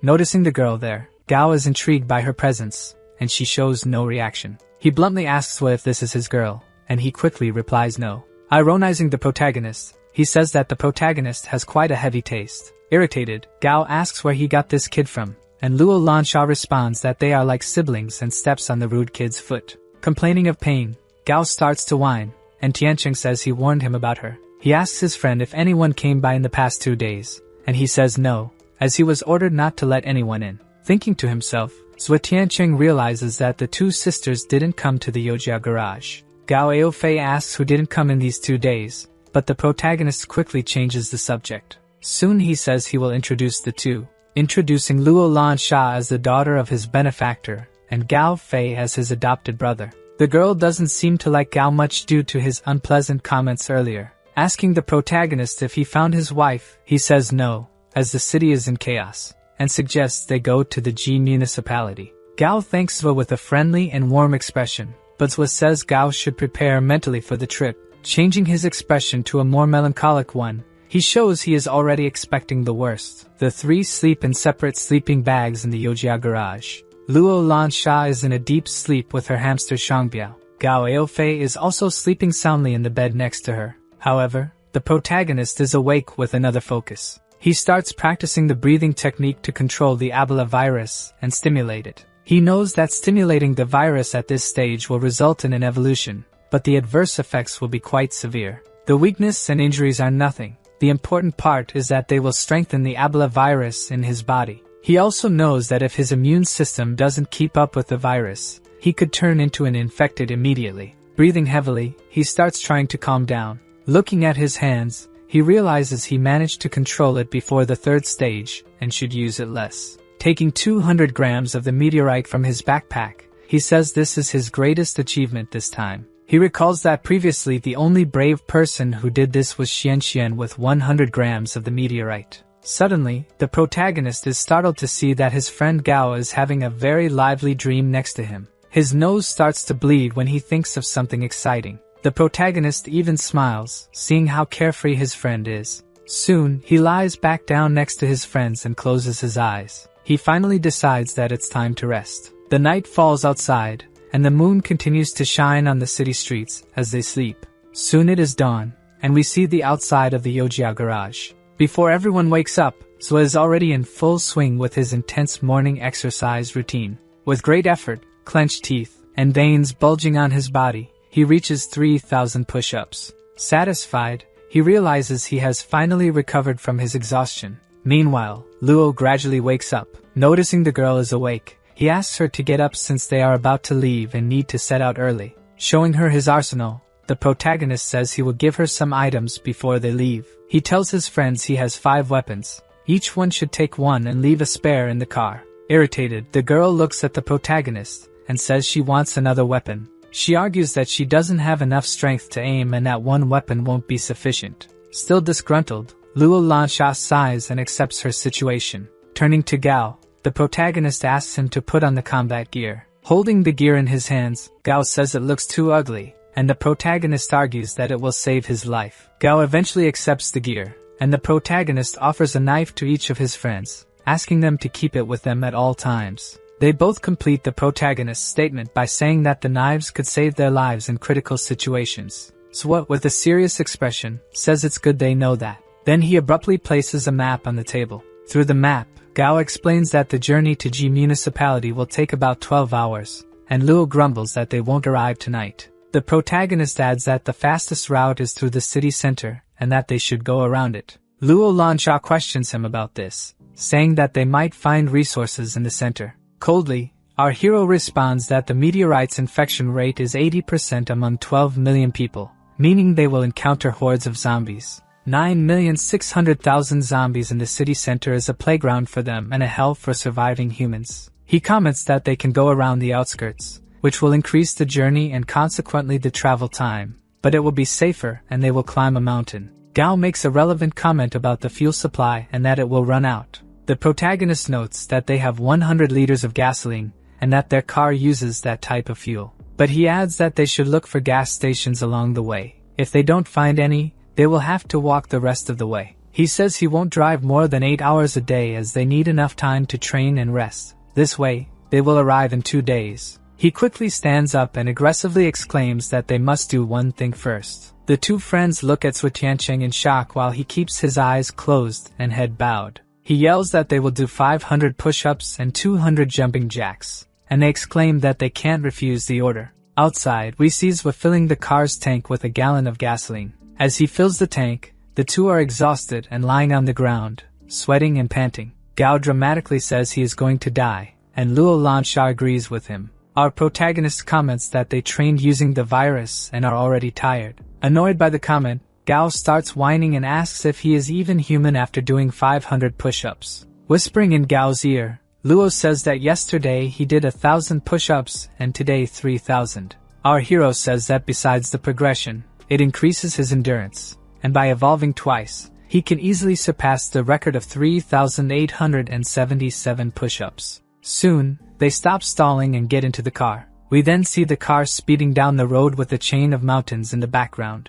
While the two friends are asleep, the protagonist remains focused and concentrated, driving at high speed. Zwa is in the driver's seat, Luo in the front passenger seat, and Gao lying in the back seat. Suddenly, Gao Fei wakes up, feeling a bit disoriented. He asks Tiancheng if he wants to switch places so he can rest, and Tiancheng asks if he knows how to drive. Gao says his father taught him. Gao Fei claims he is a great driver, as good as the protagonist, and warns him not to joke around, as it's dangerous. Zwa just tells him not to drive off the railing, and his friend nods in agreement. As soon as the protagonist lies down in the back seat, he falls asleep and starts snoring. Gao accelerates even more, causing the car to emit sparks due to the sudden acceleration. Luo is startled awake. Zwa wakes up on the floor, having fallen from his position. He wonders if Gao is really a good driver. Irritated at having been woken from her comfortable sleep, Luo Lansha asks what is happening. Gao, looking dejected, says the road is blocked, and Luo retorts that it's no reason to brake abruptly. Our protagonist gives Gao Fei a severe and intense look. He exclaims for Gao Fei to be quick, but Gao doesn't understand what he's saying. Suddenly, they see a zombie trying to open the car door on Luo's side, and a horde of zombies is approaching to surround the car. Gao doesn't know how to react and starts crying and sobbing. Luo also reacts poorly and starts crying with a look of desperation on her face. Luo exclaims, asking why there are so many of them, and Zwa tells his friend to floor it and accelerate immediately. He obeys and slams the accelerator. Grinding his teeth with a frown and sweating profusely, he focuses on escaping the situation. The large car they are in speeds up, emitting sparks and smoke due to the friction and sudden acceleration. The two friends in the car are pushed down by the speed and gravity. Desperate, Gao asks his friend what to do with the railing in front of them. Our protagonist responds that there is nothing else to do but drive over the railing. Being huge, the car easily destroys the railing and passes over it as if it were paper. Sliding slightly, the car makes a turn, and we see the zombies trying to chase them. With his head out of the sunroof, Zwa notices the zombies closing in and shouts for Gao to go faster as they are getting close. Focused but scared, Gao sweats with the stressful situation. He comments that it's hard to go faster on this terrain, as it's uneven and full of rocks on the road. Our survivor reaches into the trunk to get the weapons and tells them to prepare for a fight. The sunroof of the car begins to open. Our protagonist climbs out through the sunroof while the zombies chase them, running extremely fast. With 2 pistols in hand, he starts shooting without hesitation, gritting his teeth and with a furious expression, shouting for them to die. Some zombies still chase the car even as the protagonist fires his 2 pistols. Luo Lansha also draws her single pistol and, with difficulty, aims before shooting. Incredibly, she manages to hit an infected right in the head, killing him instantly. One of the zombies falls, and the others keep running. Others fall too, but the ones still on their feet remain ravenous and fierce. Gao shouts to Tiancheng that there is a sewer very close to them, and the protagonist wonders why everything is going wrong. Desperate, Gao asks his friend what they should do now. Zwa, also shouting in desperation, tells him to drive over it and floor it. Gao says he's crazy and that if they fall, it will be the end, and our protagonist responds that there's no other choice. They must risk everything. Trying to keep calm despite his desperation and sweating coldly, Gao says that if they don't make it, they will die. He shifts gears and floors the accelerator. Meanwhile, our hero continues shooting at the zombies from the car's sunroof. Luo Lansha closes her eyes, and Gao stares straight ahead, resolutely. The car continues to accelerate as Zwa Tiancheng is on the roof shooting at the zombie horde. The car reaches maximum speed. They are face to face with the massive open sewer. Our protagonist looks ahead, anxious and scared. Shocked by what might happen next, Gao closes one eye and grits his teeth. Quickly, the car flies into the air, lifting several meters off the ground and soaring over the sewer. It manages to land safely on the other side without falling into the sewer. The impact of the car landing forces their bodies down with force. On the other side of the sewer, the car skids around a curve, and Gao begins to brake. Outside the car, the protagonist closes his eyes and tries to breathe, saying that they came very close. Then, looking ahead, he seems to notice something. In front of them, they see an ordinary town full of charming, simple houses. Gao comments that they are safe for now but needs to repair the car, and Zwa says they'll have to spend the night there. He asks his friend to lock the car when he's done, as they are going to check the village ahead. The 3 of them begin to walk together across the large lawn that precedes the village. The sky, with mixed colors of purple and orange, indicates that dusk has arrived and night is also approaching. Zwa Tiancheng looks around, feeling somewhat confused. He comments that something seems off, and Luo asks him what's wrong. He says it's too quiet, with no sounds of zombies nearby. The 3 enter the village together armed. They look around, checking every corner of the village as our survivor reloads his weapon. Suddenly, someone appears out of nowhere. Without a second thought, Zwa Tiancheng aims his weapon at the person. Both Luo and Gao are startled by the situation. The man, holding what looks like a stick wrapped in bandages, begs him not to shoot. A simple bald man with a friendly face and plain clothes appears, saying he is indeed human. Gao and Luo sigh in relief after the scare. Still aiming his weapon at the man, our hero tells him to drop the stick. Immediately, the man complies and lets go of the stick. As the protagonist thoroughly searches the man, he says he has no ill intentions and soon tells him to be quiet. Gao asks Tiancheng to stop, saying the man seems nice, and suggests not jumping to conclusions. The man, with his hand on his head, timidly offers a friendly, pleasant smile. Our hero asks where the other residents are, and the man replies that some have died and others have left. He adds that he must be the only one left in the village. After all, the adults went to work and the children went to school, leaving only the elderly. He says his name is Dingping and claims to own a shop, never expecting something like this to happen in the world. Gao quickly asks if they can sleep at his place, and the man doesn't hesitate to say yes, as it's been a long time since he's seen another human. With a brusque tone, the protagonist tells him not to worry about his friends, and since the village is empty, they should go to another house so as not to disturb the man.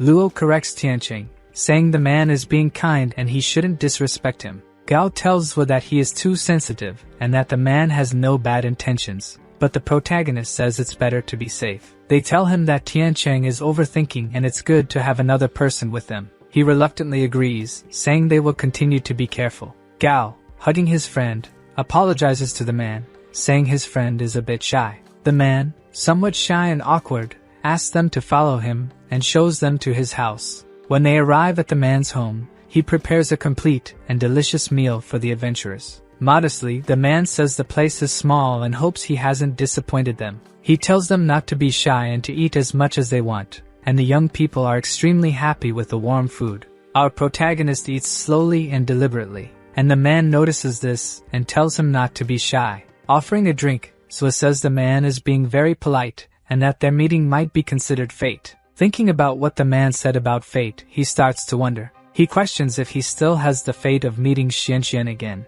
The man gets up and says they should drink together since fate brought them together. They toast with sake and shout, "Cheers!" Gao, completely drunk, is being carried by the man while singing a song, and Zhou is being carried by Luo, talking nonsense. The two fall completely intoxicated onto the man's bed while Zhou starts daydreaming about Xianxian. Luo wonders why he drank so much if he knew he couldn't handle it, and why he is talking about Xian again. Dingping, a bit agitated, says there are no other beds in the house and that they'll have to make do with what's available. Luo thanks him, saying it's sufficient. With a somewhat forced smile, the man asks Luo why she isn't dizzy, given that she drank quite a lot. Luo responds that she can't handle alcoholic drinks and poured the liquid into another glass. With a curious expression, the man says he understands. He tells them to rest and promises not to disturb them further. Luo thanks him for everything he has done today. Suddenly, while walking through the house, Dingping ends up in a room with stone walls. He continues walking through a dark, gloomy, and unfamiliar corridor. With a completely different, cold, and distant expression, he reaches a door, places his hand on the doorknob, and opens it. Upon opening, he finds a room resembling a butcher's kitchen, with meat and other items scattered around. There are food remnants stuck to the tools. The floor is dirty with debris scattered about. He walks through the room where various knives and other instruments are spread out. Putting on his gloves, which are also dirty, he comments that he would have preferred to have resolved everything while they were sleeping, but the girl stopped him. Picking up a type of sedative, the man realizes that Zhou is very strong and has weapons with him, and the sedative didn't work. Opening a refrigerator, he remarks that he needs to get food for Ayu, as she must be hungry. He holds a still dirty weapon, planning to eliminate all the young people. Meanwhile, Gao Fei sleeps soundly, enjoying a well-deserved rest after all the hardships. Luo can't sleep due to Gao's loud and annoying snoring. Gradually, she tries to keep her eyes closed, but the irritation is too much for her to manage. Frustrated, Luo Lansha gives Gao Fei a gentle push on the head and asks him to let her sleep a bit longer. Despite this, he doesn't wake up as he is dreaming as usual. She gives up and decides to go get a drink. She exits in her slippers, trying not to make much noise in the house. Confused, she searches for the kitchen to get a glass of water and ends up in Dingping's living room. As she walks, she starts to notice something strange. She sees an odd door at the end of the corridor with a stone wall. She approaches and slowly opens the door with her fingertips. Her eyes widen in shock upon seeing what is happening inside that room. She sees things scattered on the floor and the table in front of her, as well as knives and other instruments. Sensing a foul smell, she covers her nose and realizes the place resembles a slaughterhouse. Noticing a two-door refrigerator, she curiously heads toward it. Opening the doors with both hands, the light from inside the refrigerator starts to reveal what it contains. Seeing what's inside, Luo is completely shocked and frightened. A strange object falls right in front of her. Instantly realizing what it is, she quickly closes the refrigerator. In shock and nauseated, she wonders if she ate something strange at dinner. In a different and now threatening tone, Dingping tells her not to worry. Luo turns, frightened, towards the voice of the man, who, from the shadows, says that they were fed with pork meat. Holding a knife, he comments that he was considering whether to let the young people go or not. But with a sinister expression on his face, he says he has already made his decision. Internally, Luo remembers she left her weapon in her backpack, which frightens her. Quickly, Luo grabs one of the knives from the table and holds it to protect herself. With a large cleaver in her hands, Luo Lansha screams in fury for him not to come closer. In the tense environment, the two face each other. Dingping asks the girl if she really thinks she can fight him, and she yells that they both have weapons and the outcome is still uncertain. Internally, she thinks her breathing exercises were useful. Before, she couldn't even hold the cleaver for long. She knows the man also has a weapon and isn't as strong as Tianqing, so she needs to be smarter. Quickly, she throws the knife with all her strength towards the man. Startled, he widens his eyes in surprise, but he manages to dodge easily and avoid being hit. The knife embeds itself in the stone wall. With a surprised and playful tone, he says that was close. Preparing for another attack, Luo asks where Dingping is looking. Quickly, she hits him with a strong blow that makes him double over in pain. He falls to the ground, clutching himself in pain after the hit. He turns completely purple, sweating coldly, and with an expression of acute pain etched on his face. He quickly falls to the ground with his hands between his legs. As he cries out in pain, she runs through the door and escapes. She rushes up the stairs towards the bedroom. However, before she reaches the top, she remembers that Gao and Tianqing are sleeping in the room above. She needs to throw the killer off her trail. A noise behind Luo indicates that the man is already on his feet and approaching her. With a frightening and bloody expression on his face, Dingping brandishes his blood-stained knife and says she won't escape. Defiantly, Luo gives him the finger to insult him, which deeply enrages and unsettles him.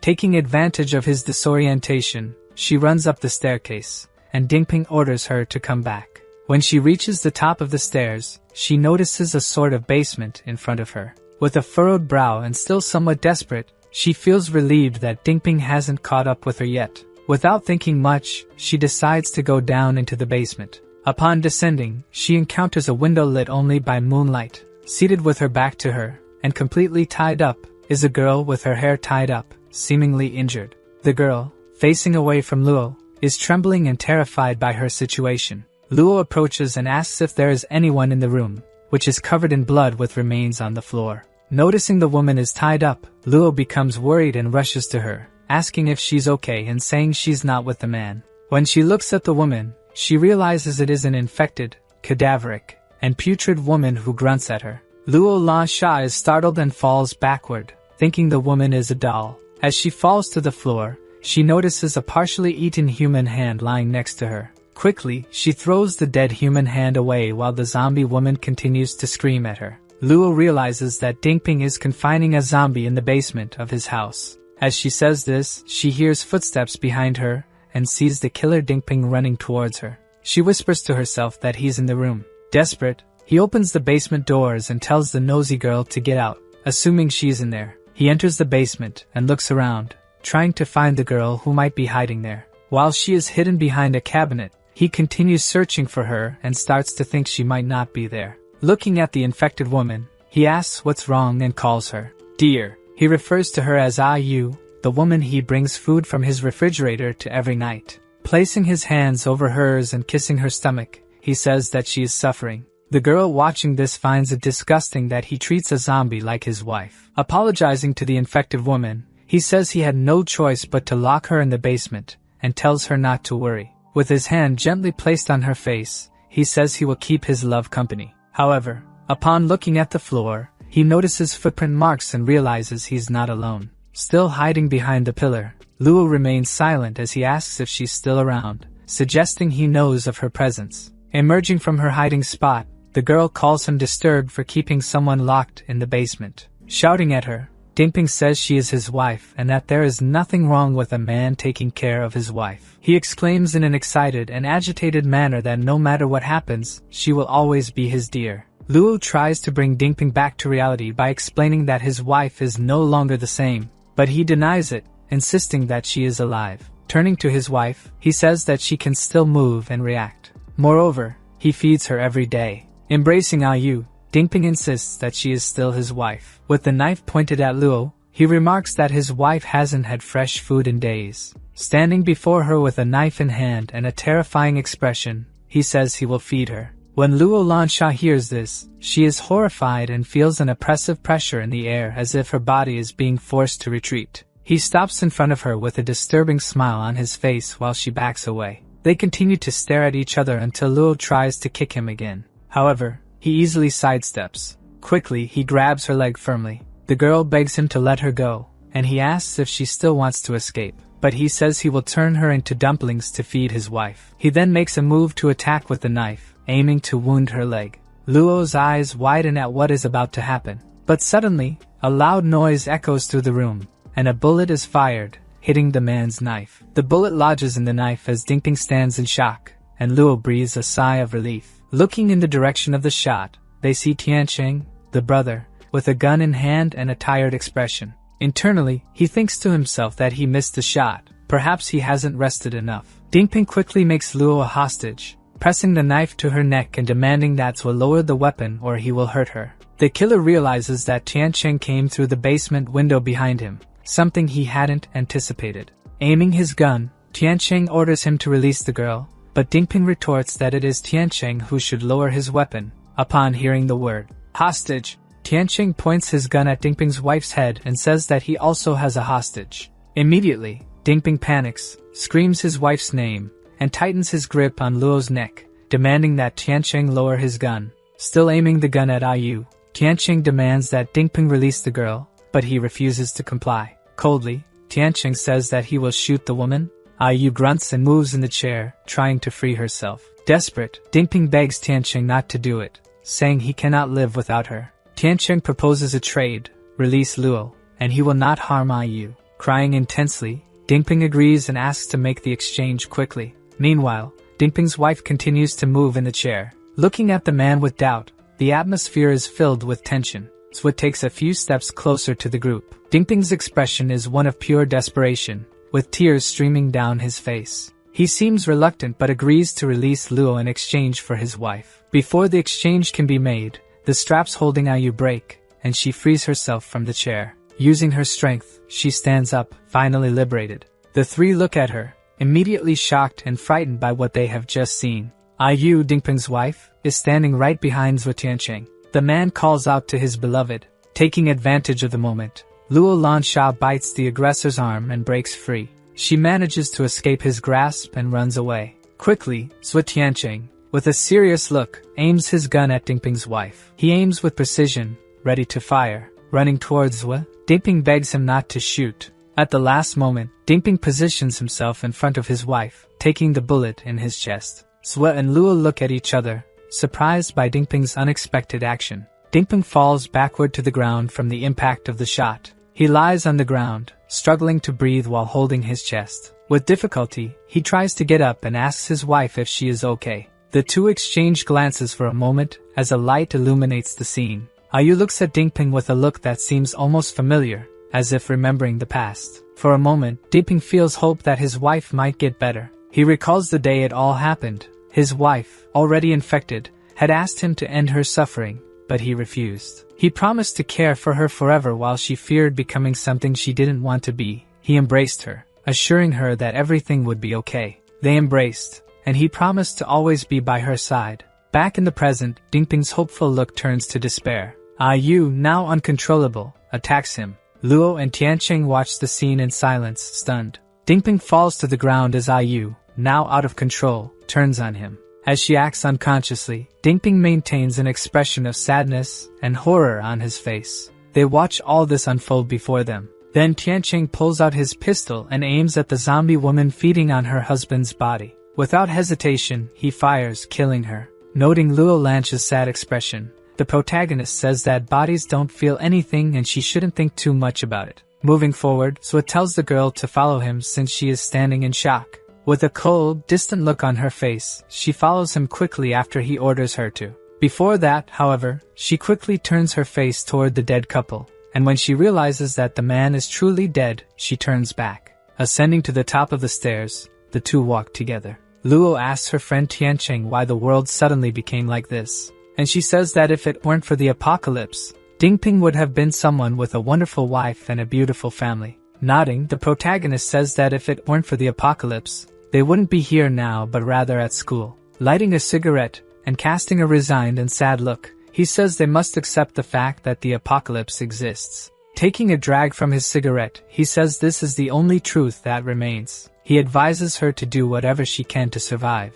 Back at the car, outside on the grass, Tianqing continues smoking his cigarette. Gao asks Luo Lansha to hand him a wrench. The girl asks him if he will really be able to fix the car, and he says he's been working on cars since he was 10 years old. He then passes the wrench to Gao Fei, who is underneath the car working on it. Gao takes advantage of the situation to look up under Luo's skirt. The girl is shocked by the perverted act and hits him, telling him to close his eyes. Gao says he didn't want to see Luo's bored, and she gets annoyed by his comment, with Swa smiling and smoking his cigarette at their argument. Looking at his hand, Swa says he hasn't made any progress since reaching the first stage, and that everything has been very secure. Soon Gao says he has finished the job, and Swa is amazed at his speed. He says yes, and that with the right tools, he could even dismantle a tank. Swa tells them to hurry up since they have wasted a lot of time. The day dawns beautiful, with bright sunshine and mild weather. However, numerous zombies surround a gas station. Gao asks the protagonist about the gas station, and Swa, looking through a kind of binoculars, says there are some infected there. His friend asks if they should find another place, and the protagonist says no. Gao is frustrated with his friend's response, who gives him an ironic and sarcastic smile. Gao, irritated, asks his friend why he's staring at him, and the friend says there's no reason, he just had a good idea. Suddenly, Gao Fei pulls out 2 knives and gets into a combat stance. Gao asks if Swa is really going to force him to kill all the zombies, and the protagonist says he needs to go through tough battles to evolve. However, when the girl tells him to swallow his tears, Swa points at her and says she has to come with him, which surprises her. With a nonchalant expression, Swa asks if he wasted his time teaching them to fight and says they are just zombies. Pointing at the zombies, Luo asks how that amount can be considered small in Swa's eyes. The protagonist responds that they are small fish and he could handle them even before evolving. When Luo tries to justify herself, the survivor interrupts her and tells her to act quickly. Pointing his weapon to the sky, he tells them to remember to survive. Suddenly, the protagonist fires into the sky to make noise and attract the zombies. The two watch the scene in shock as smoke billows from the gun. The zombies in the area all look toward the noise of the shot, thirsty for blood. We see another scene inside a large, 2-story house, apparently rustic. Inside, an infected with spikes on its back crawls on the floor. The spikes on its back seem to be growing in size. Its eyes fill with rage, and veins bulge in its eyeballs. Meanwhile, at the gas station, zombie hands are flying. The two fight fiercely for their survival. On top of a car, Gao slashes the zombies while Luo shoots at them, and they wonder how many are left. One of the zombies comes running up behind Gao, but the boy notices it, turning quickly towards the startled zombie. Before he could be hurt, he uses both of his knives to fend off the zombie and prevent being bitten. Asking his friend Luo for help, she says she's coming to assist. Suddenly, a shot is fired right into the zombie's head, killing it easily. Looking up surprised, Gao sees his friend Zwa with his gun in hand, casually drinking juice. Soon his friend asks what he's looking at and tells him not to mess around in a fight as it could be deadly. Other zombies fall dead during the combat. Meanwhile, Gao Fei continues to cut down the creatures with his 2 sharp knives. Luo continues to shoot with her gun, her sharp aim exploding the heads of more zombies. She looks on with a focused expression as she shoots the undead. Other zombie heads fly through the air. As evening begins to fall, the two collapse onto the ground from exhaustion after spending the entire day fighting zombies. Our protagonist descends from where he was perched to the ground. He coldly tells them that it's not time to rest, and that they should practice the breathing exercise he instructed. The two say that this is inhumane, and that he is crazy. He says that if they are complaining about this, he will soon increase the training, and the two are outraged. Swa Tianqing gives them a deadly stare, as if it were a laser beam. Soon, the two obey and begin practicing the breathing exercises he recommended. The marks of the Ebola virus start appearing on Luo Lanche's body. Swa casts a serious and attentive look at her as he watches her use the technique. Meditating and using the breathing technique, Luo says she needs to do it like her uncle and reach the speed class. The protagonist shifts his focus now to Gao Fei. Looking at him, he says he's close to seeing his friend Gao Fei's progress. He thinks that Gao could be in another place but soon dismisses that idea, saying it's impossible. Suddenly, we see the mansion in the background where a mutation was occurring. It seems like our protagonist feels a strange sensation coming from that place. Drawing his weapons and holding them, he says it's better to be safe than sorry. With his cigarette still lit in his mouth and his weapons in hand, he says he will check out the place where the strange sensation came from. Approaching the large house and its staircase leading to the second floor, he seems to smell blood coming from the location. Entering the house with his weapon in hand, he approaches a dark area with a body on the floor. Passing by the corpses without even looking at them, our protagonist maintains a closed and resolute expression on his face. He moves through corridors, constantly checking his surroundings. Sensing something, his sixth sense seems to notice something approaching behind him. Quickly, he looks back with suspicion and insecurity. At that moment, his eyes widen in shock at what he sees in his field of vision. Suddenly, he is thrown out of the window abruptly and unexpectedly, even blocking the blow with his weapons. Groaning and spitting blood, we see that the protagonist felt pain despite the blow. As he approaches the ground at high speed, he fails to land properly and rolls across the ground. Fallen on the ground, he groans and continues to spit blood from the fall and the impact. But he quickly regains his strength and stands up again. With a pained and irritated expression and a malicious look, he asks who did this to him.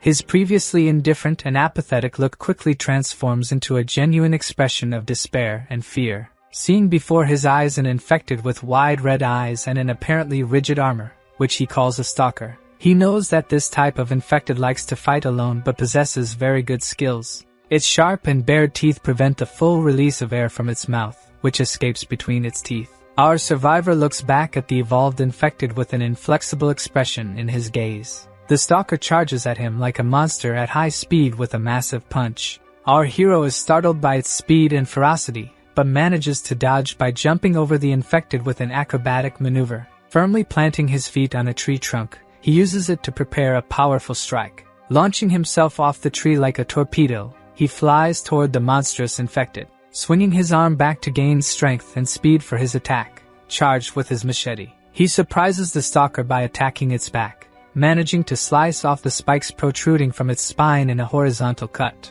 Annoyed by the pain, the monstrous zombie shows no reaction beyond widening its eyes, but it makes no sound, quickly turning with a fast and powerful punch that seems to catch the protagonist off guard. He even widens his eyes upon seeing the stalker preparing the punch. Receiving the massive punch right in the middle of his stomach, our protagonist seems to feel immense pain, and his weapon breaks. From a distance, our survivor flies horizontally a few meters above the ground. He ends up ricocheting off the ground like a stone in a pond, with each impact sending rocks flying. Fallen face down and staring straight ahead, he notices the stalker coming toward him with its vibrant red eyes. With blood in his mouth and eyes revealing his fear, he thinks to himself that he doesn't compare to this infected. The enormous, armored infected being looks down with disdain at our protagonist, who rises after the fall. Suddenly, the monster prepares another massive, destructive punch just like the first one. Ketchup spreads, and the protagonist looks frightened.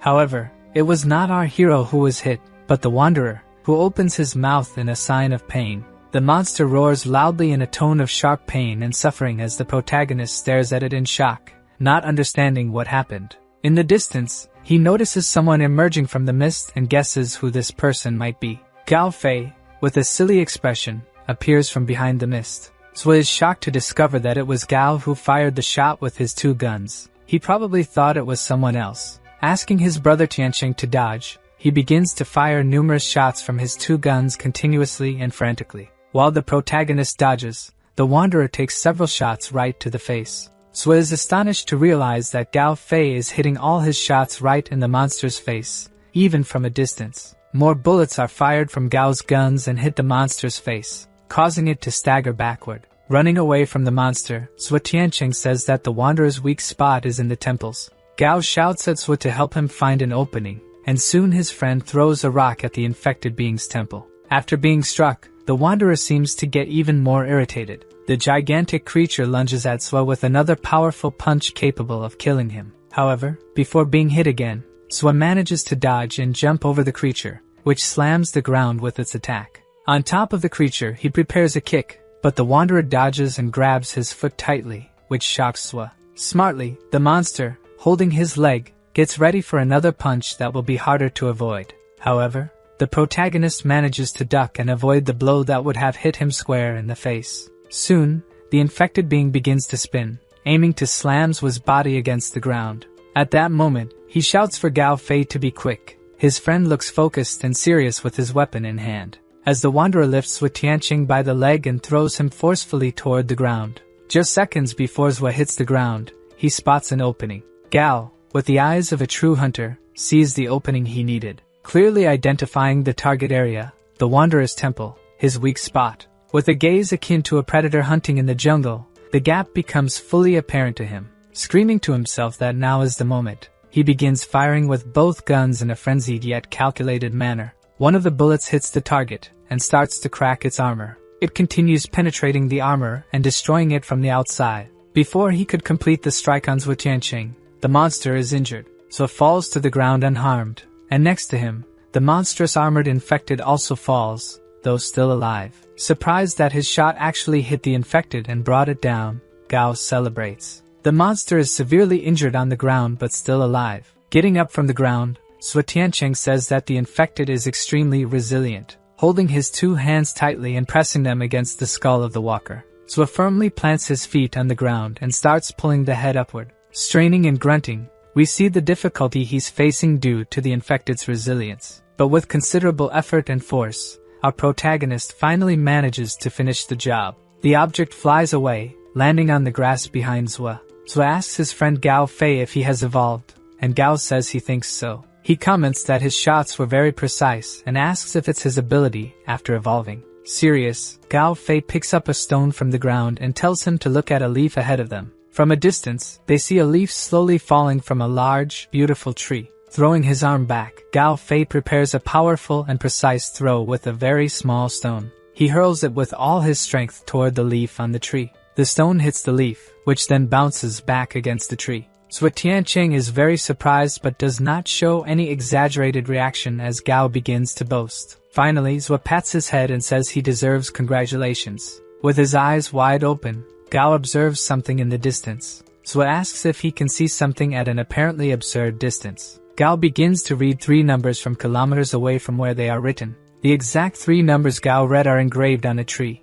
and he says this distance is nothing to him. Gao explains that after the evolution, everything appears slower and clearer to his eyes. Saying that his evolution is extremely rare, Zwa suggests it must be something related to Gao Fei's nervous system. Placing a hand on his friend's shoulder, Zwa tells him to rest while he searches for a sniper for him. With a proud smile and clenched fists in a victorious tone, Gao feels that he can finally help his friend and be useful. Giving Zwa a pat on the back, he says that they are friends and what he is saying is nonsense. Forcing his lip down, he forces a smile and extends his hand for a fist bump, saying he will go wherever his friend goes. The two exchange looks in a genuine, sincere smile of friendship, brotherhood, and loyalty. As evening arrives, they give each other a fist bump and call each other partner, symbolizing their friendship and eternal bond. Meanwhile, Luo closes her eyes tightly to focus on meditation and breathing techniques. Sitting on the ground with her legs crossed and dead zombies around her,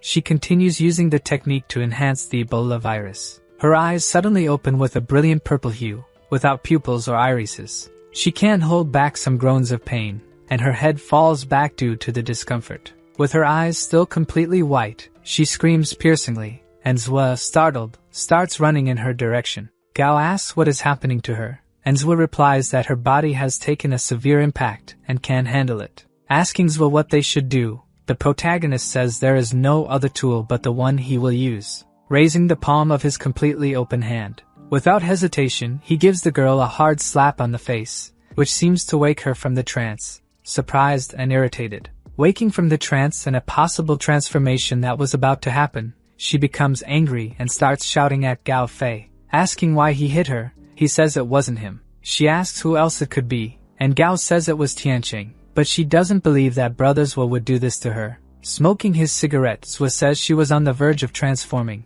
and if it hadn't been for his slap, she might have suffered a mutation. She stops hitting Gao and says that because of Tianqing, she will let him off this time. Our survivor says they will sleep at the gas station that night and leave the next morning. We see young Gao Fei putting his hands on a girl's chest. However, a boy who bullies him pushed him onto the girl. He didn't do it on purpose. Young Gao, completely embarrassed, says it was accidental, and the principal decides to call his parents. The girl's mother starts scolding Gao's mother, saying he is a pervert, and the two begin to argue. Still angry, she says her son was bullied by Gao and insists that they deserve to die, even as he says it was unintentional. Gao Fei's mother begins to take the boy away, while the girl's mother, still angry, shouts for them to come back. They ignore her and continue heading home. His mother looks gently into his eyes and says she believes what the boy is saying. She says that as his mother, she knows he is a very fair and truthful child. She squats down and places her hands on Gao Fei's shoulders, who grits his teeth, trying not to cry. Finally, she says they will go home,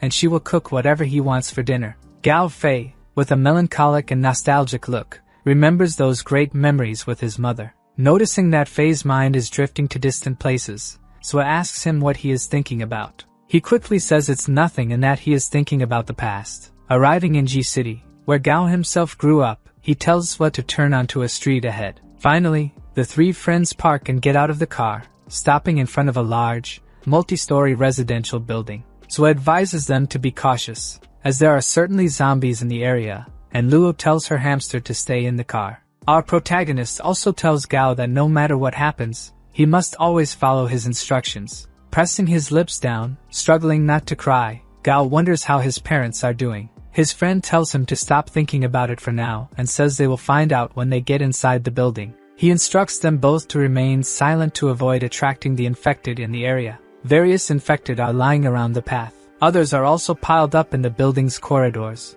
As they enter through the front door, the trio sees many more bodies scattered on the floor. Gao asks what is happening, and Zui explains that someone must have been there before them, as the injuries are recent. Fei is shocked by this information and starts running quickly down the corridor with his pistol in hand. His two friends shout for him not to run off alone. Quickly, the two friends, startled by Gao's impulsive behavior, chase after him through the building and up a flight of stairs. Swiss shouts again for his friend to stop running ahead alone and notices a dark corridor. Luo Lansha asks Wu Tianqing where Gao is, and our protagonist comments that he must be on the same floor. They hear a loud, piercing scream coming from a door further down the corridor and quickly head towards the sound. At that moment, shots start firing frantically from Gao Fei. He is horrified as he fires these shots in a frenzy. The two arrive behind him and see him shooting in another room. Zui Tianqing sees this scene and cannot contain his shock and sadness, calling out his friend's name.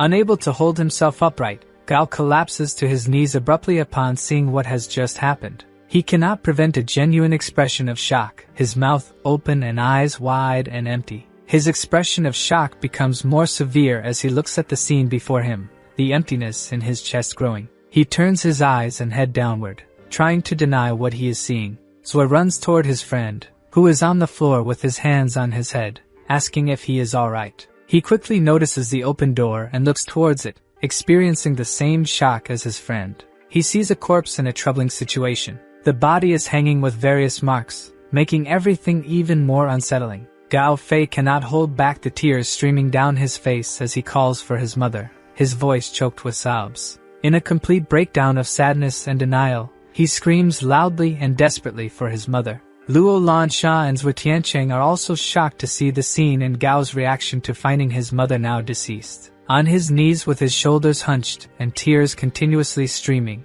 Gao cries like a child, overwhelmed with deep sorrow. Zui, analyzing the scene coldly, comments that someone did this deliberately to have her eaten alive by zombies. The tears continue to flow, reflecting the deep sadness the young man feels at this moment. Zui lets out a sad, sympathetic sigh, feeling compassion for his friend Gao Fei's situation. Consumed by anger and also empathetic toward her friend, Luo asks what kind of monster would be capable of such an act. Gao Fei slowly gets up with his head lowered while Luo, still on her knees, tries to comfort him. She tries to call out to Gao gently, but he does not seem to hear her. Still in tears, he stands up and stands beside his best friend, Zui Tianqing. Entering the room, he comes face to face with his mother's body. Reaching out his hand towards her, Gao cannot control his trembling and calls out to her. The hair of his mother covers her eyes, but something bizarre is visible hidden behind the hair. At that moment, she wakes up and tries to bite Gao while making extremely loud and shrill noises,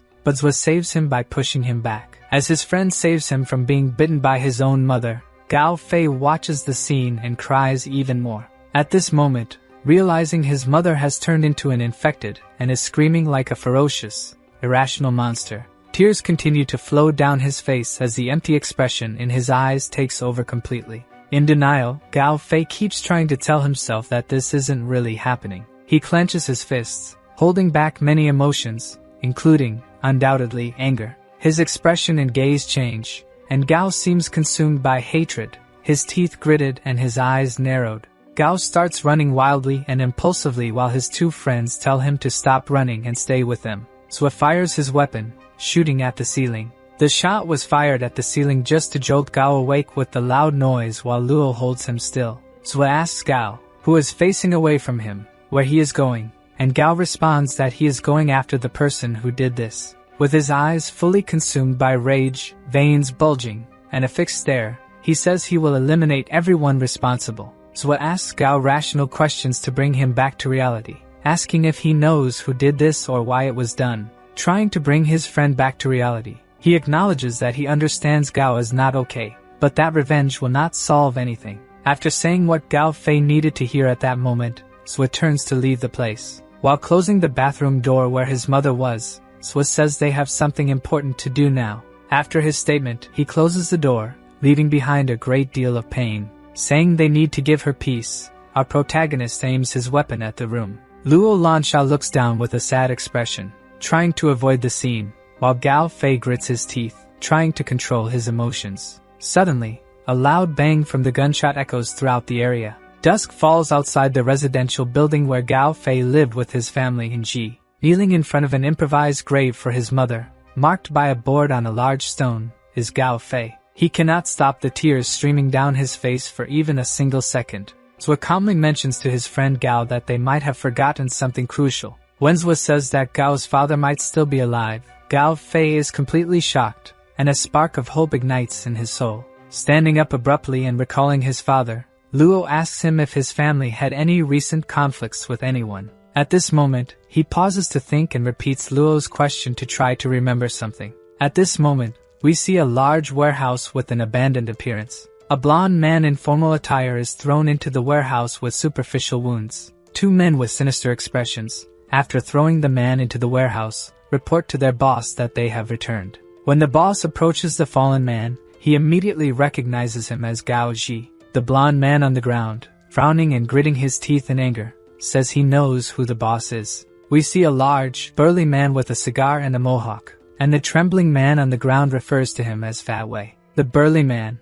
with an expression of disdain and superiority, looks Gao Ji up and down and says that Gao Ji probably didn't expect this to happen today. Gao Ji, crawling on the ground like a beast hunting in the wild, says he will deal with Fat Wei. Without effort, Fat Wei delivers a massive, powerful punch to Gao Ji's back, causing him to sink into the floor. Falling face first to the ground, he bleeds even more as Fat Wei calls him ignorant. Standing and speaking with his men, Fat Wei tells them to take Gao Ji away and take good care of him. When Fat Wei asks about Gao Ji's wife, his henchman laughs and says he did exactly as ordered, leaving her behind at that location. Showing off his gold tooth, Fat Wei, while smoking his cigar, says that his henchman did very well. The henchman then shows his boss a genuine gold Rolex watch and says he found it at Gao Ji's house. Recognizing that the job must have been difficult and complex, the boss says he will reward his henchman, who thanks him for the gesture. Suddenly, we see the large vehicle with the protagonist and his friends speeding through the city. Zwa seriously asks who this Fat Wei is, and Gao Fei says he is his father's business rival. He explains that Fat Wei is involved with the underworld, yet he's still lost to his father. 2 years ago, his father reported Fat Wei for illegal activities. Zwa comments that the men who raided his house weren't thieves since they didn't take supplies, and they likely sought revenge. The protagonist asks if he is the only one, and Gao Fei says his parents weren't much for fighting, so there's no one else but him. Flooring the accelerator, Zwa makes the car take a sharp turn. With a serious and vengeful expression on his face, he asks them to hand him the map. On the map, he marks the flower factory, the walls of the old city, and the DM. Swa says these are the 3 locations, and Luo Lansha asks why these places. He comments that it's only been 2 weeks since the disaster, so only these 3 locations in the G municipality can be used as a base. With anger in his eyes and gritted teeth, Gao Fei asks where Fat Wei might be. Swa says he cannot be completely certain, but they need to check these places to find out his whereabouts. He asks Gao Fei, who is consumed by rage, where the tallest building in the municipality is. They then stop in front of a massive building with countless floors and an enormous width. Suddenly, we see an infected person flying through the air and then landing on the ground, severely injured. We see Gao with an empty expression, different from how he was before, and he is the one who threw the zombie this way. Swa observes the scene without reacting or commenting, simply letting Gao release all his accumulated anger. Luo Lansha gently comments to Tiancheng that Gao doesn't seem well. Swa tells her that everything that happened to him was very sudden, and there's nothing they can do. He simply tells her to let him de-stress and vent all his anger, taking it as training to become stronger. Finally, they reach the top of the tallest building in the G municipality, and Gao prepares his binoculars. Swa comments that this spot is great because they can see both the dam and the factory at the same time. With a face filled with fury, Gao Fei says that they are the ones responsible. Swa asks if his father is there, while Gao hands him the binoculars to see for himself. Looking through the binoculars, Swa asks Gao if that's the flower factory. Gao confirms and also mentions a white car. He notes that they must have captured his father and killed his mother, and that confronting them will be difficult since the factory is fortified. It would be very hard to break in. Abruptly, Gao Fei slams his hand hard on the table to get attention. He declares that he will avenge his mother's murder, even if it costs him his own life. Placing a hand on his shoulder, Swa Tiancheng says he didn't bring Gao here for him to die. He emphatically states that if Gao wants revenge, he first needs to calm down. With a calm and cheerful expression, Luo Lansha tells them to look at something. She points to something below and tells them to look quickly. The 2 look down in surprise and spot a supply backpack with about 3 different packages that must contain a lot of things. A week after the outbreak, many countries sent these backpacks to help, and their country was one of the first to receive this aid. With a knife in hand, Swa comments that, thinking about it, the first shipment of supplies should have already been sent. They descend to the surface and decide to check what's inside the supply boxes, discovering ammunition among other items. Swa finds a Type 56 semi-automatic rifle with a 400-meter range and immediately starts testing it and its precision sights. He soon decides to hand the rifle to Gao, saying that it should bring out his maximum precision potential. Gao begins to get accustomed to the rifle while Tiancheng and Luo search through the rest of the items. Wide-eyed with a great discovery, he says he has found something important. He is thrilled to have found a scope that fits a precision weapon, which will be very useful for the current situation. He asks Gao Fei if he knows how to use the scope, and Gao confirms that he does. Attaching the scope to his Type 56 rifle, Gao appears focused and interested in the weapon he has just received. He tells Gao to wait for him and Luo Lansha right there on top of the building. Gao shouts at Swa saying he can't do that. He has to kill the criminals with his own hands. Lighting his cigarette, Swa Tiancheng says that since Gao is his brother, his revenge is Swa's revenge too. He advises Gao Fei to use his weapon wisely, as it will be crucial for carrying out his vengeance. With a tearful expression, Gao thanks Swa,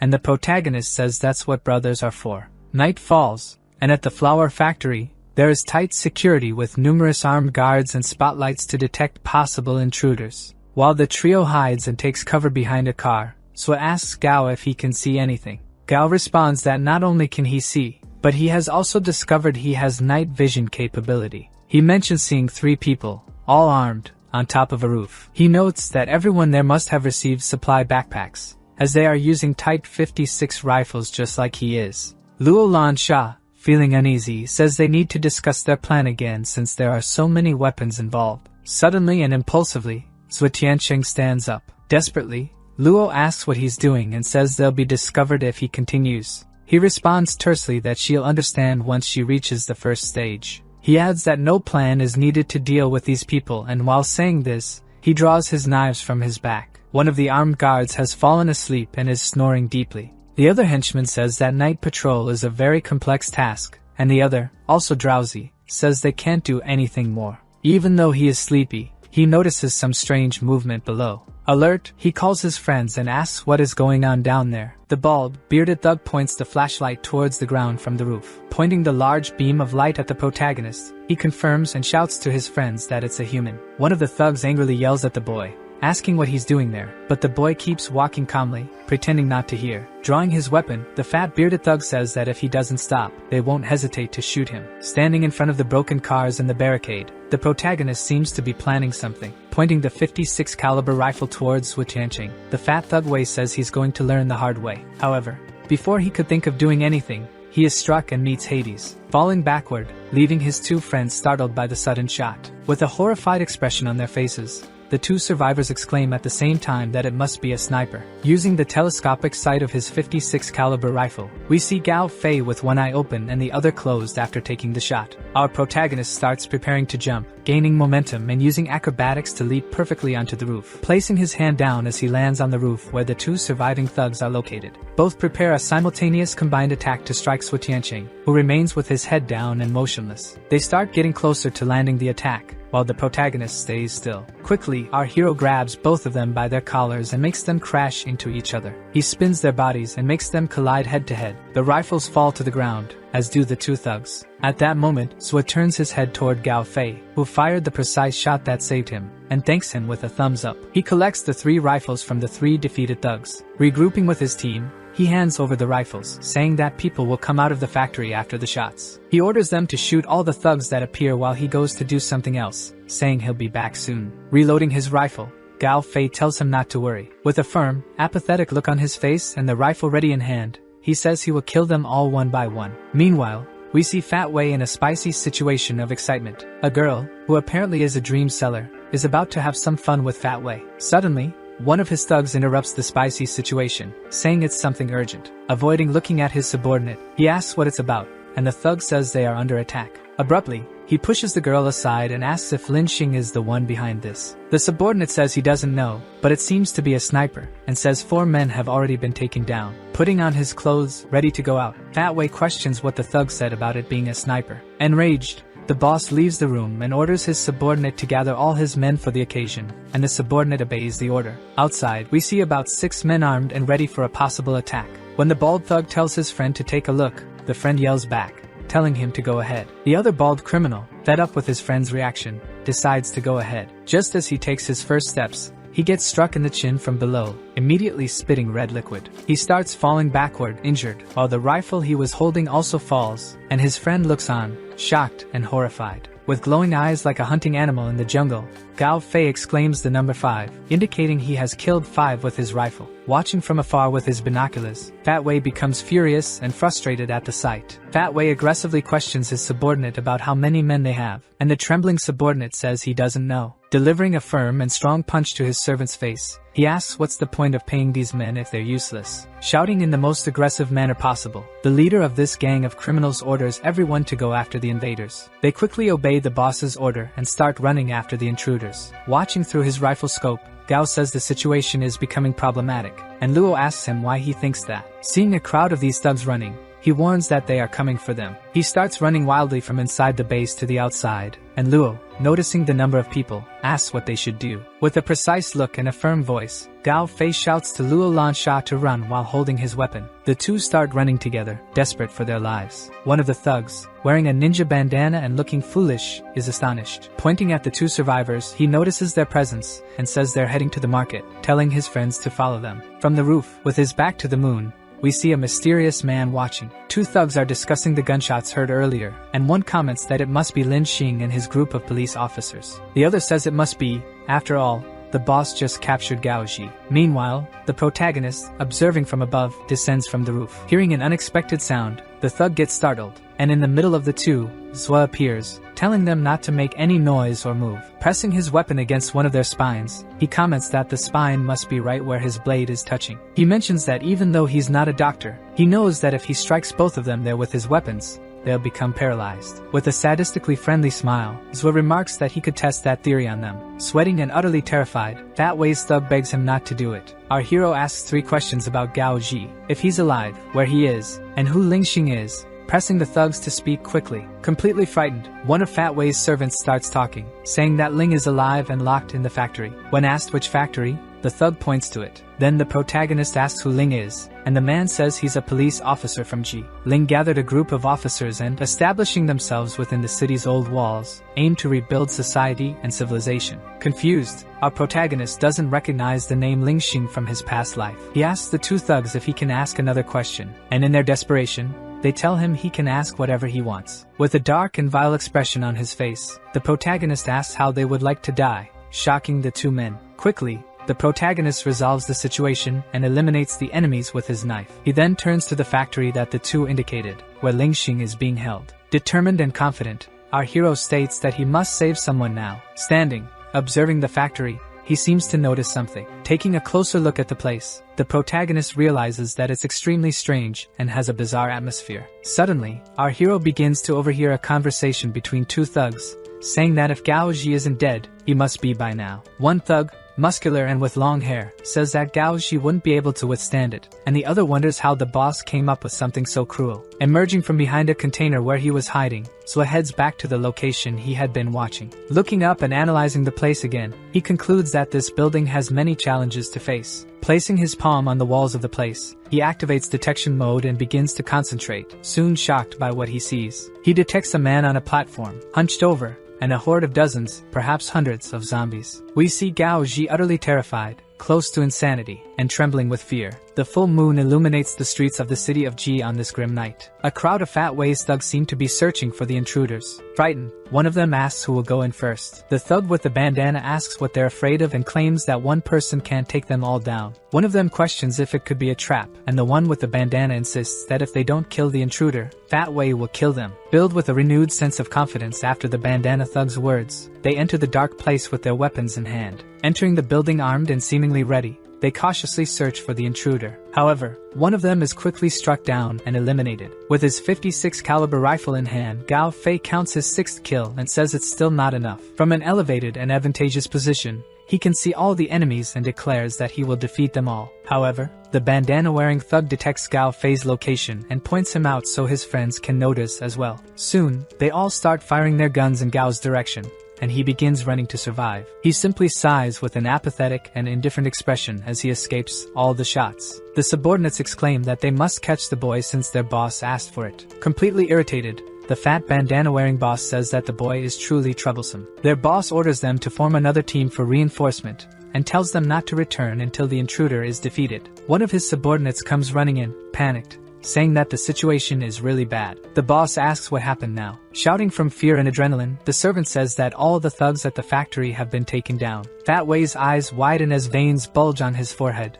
completely shocked by the information. Grinding his teeth in anger and narrowing his eyes, Fat Wei calls for Qian, one of his thugs, and some others to handle the situation. Meanwhile, at the factory, we see Zhu Tiancheng calling out to Uncle Gao through a hole in the glass he made. Completely injured, Uncle Gao Ji calls for someone to help him. Zhu introduces himself to Gao Ji, saying that he is Gao Fei's classmate and friend. In a near vegetative state, possibly due to his injuries and madness, Gao Ji starts muttering his sons and Zhu's names. Looking at the hole he's about to climb through, Zhu remarks that this is going to be a major headache. Throwing a rope to the platform where Gao Ji is, our protagonist prepares for a risky descent with the intention of saving him. Zhu begins to descend the rope, heading directly for the platform where Gao Ji is. Landing firmly on the metal platform, our protagonist sets foot on it, but it starts to sway heavily under the weight of both men. Frightened by his near fall, Zhu glances down and sees numerous zombies waiting to devour him if he falls. Reaching out his hand to Uncle Gao Ji, our protagonist tells him he's there to save him.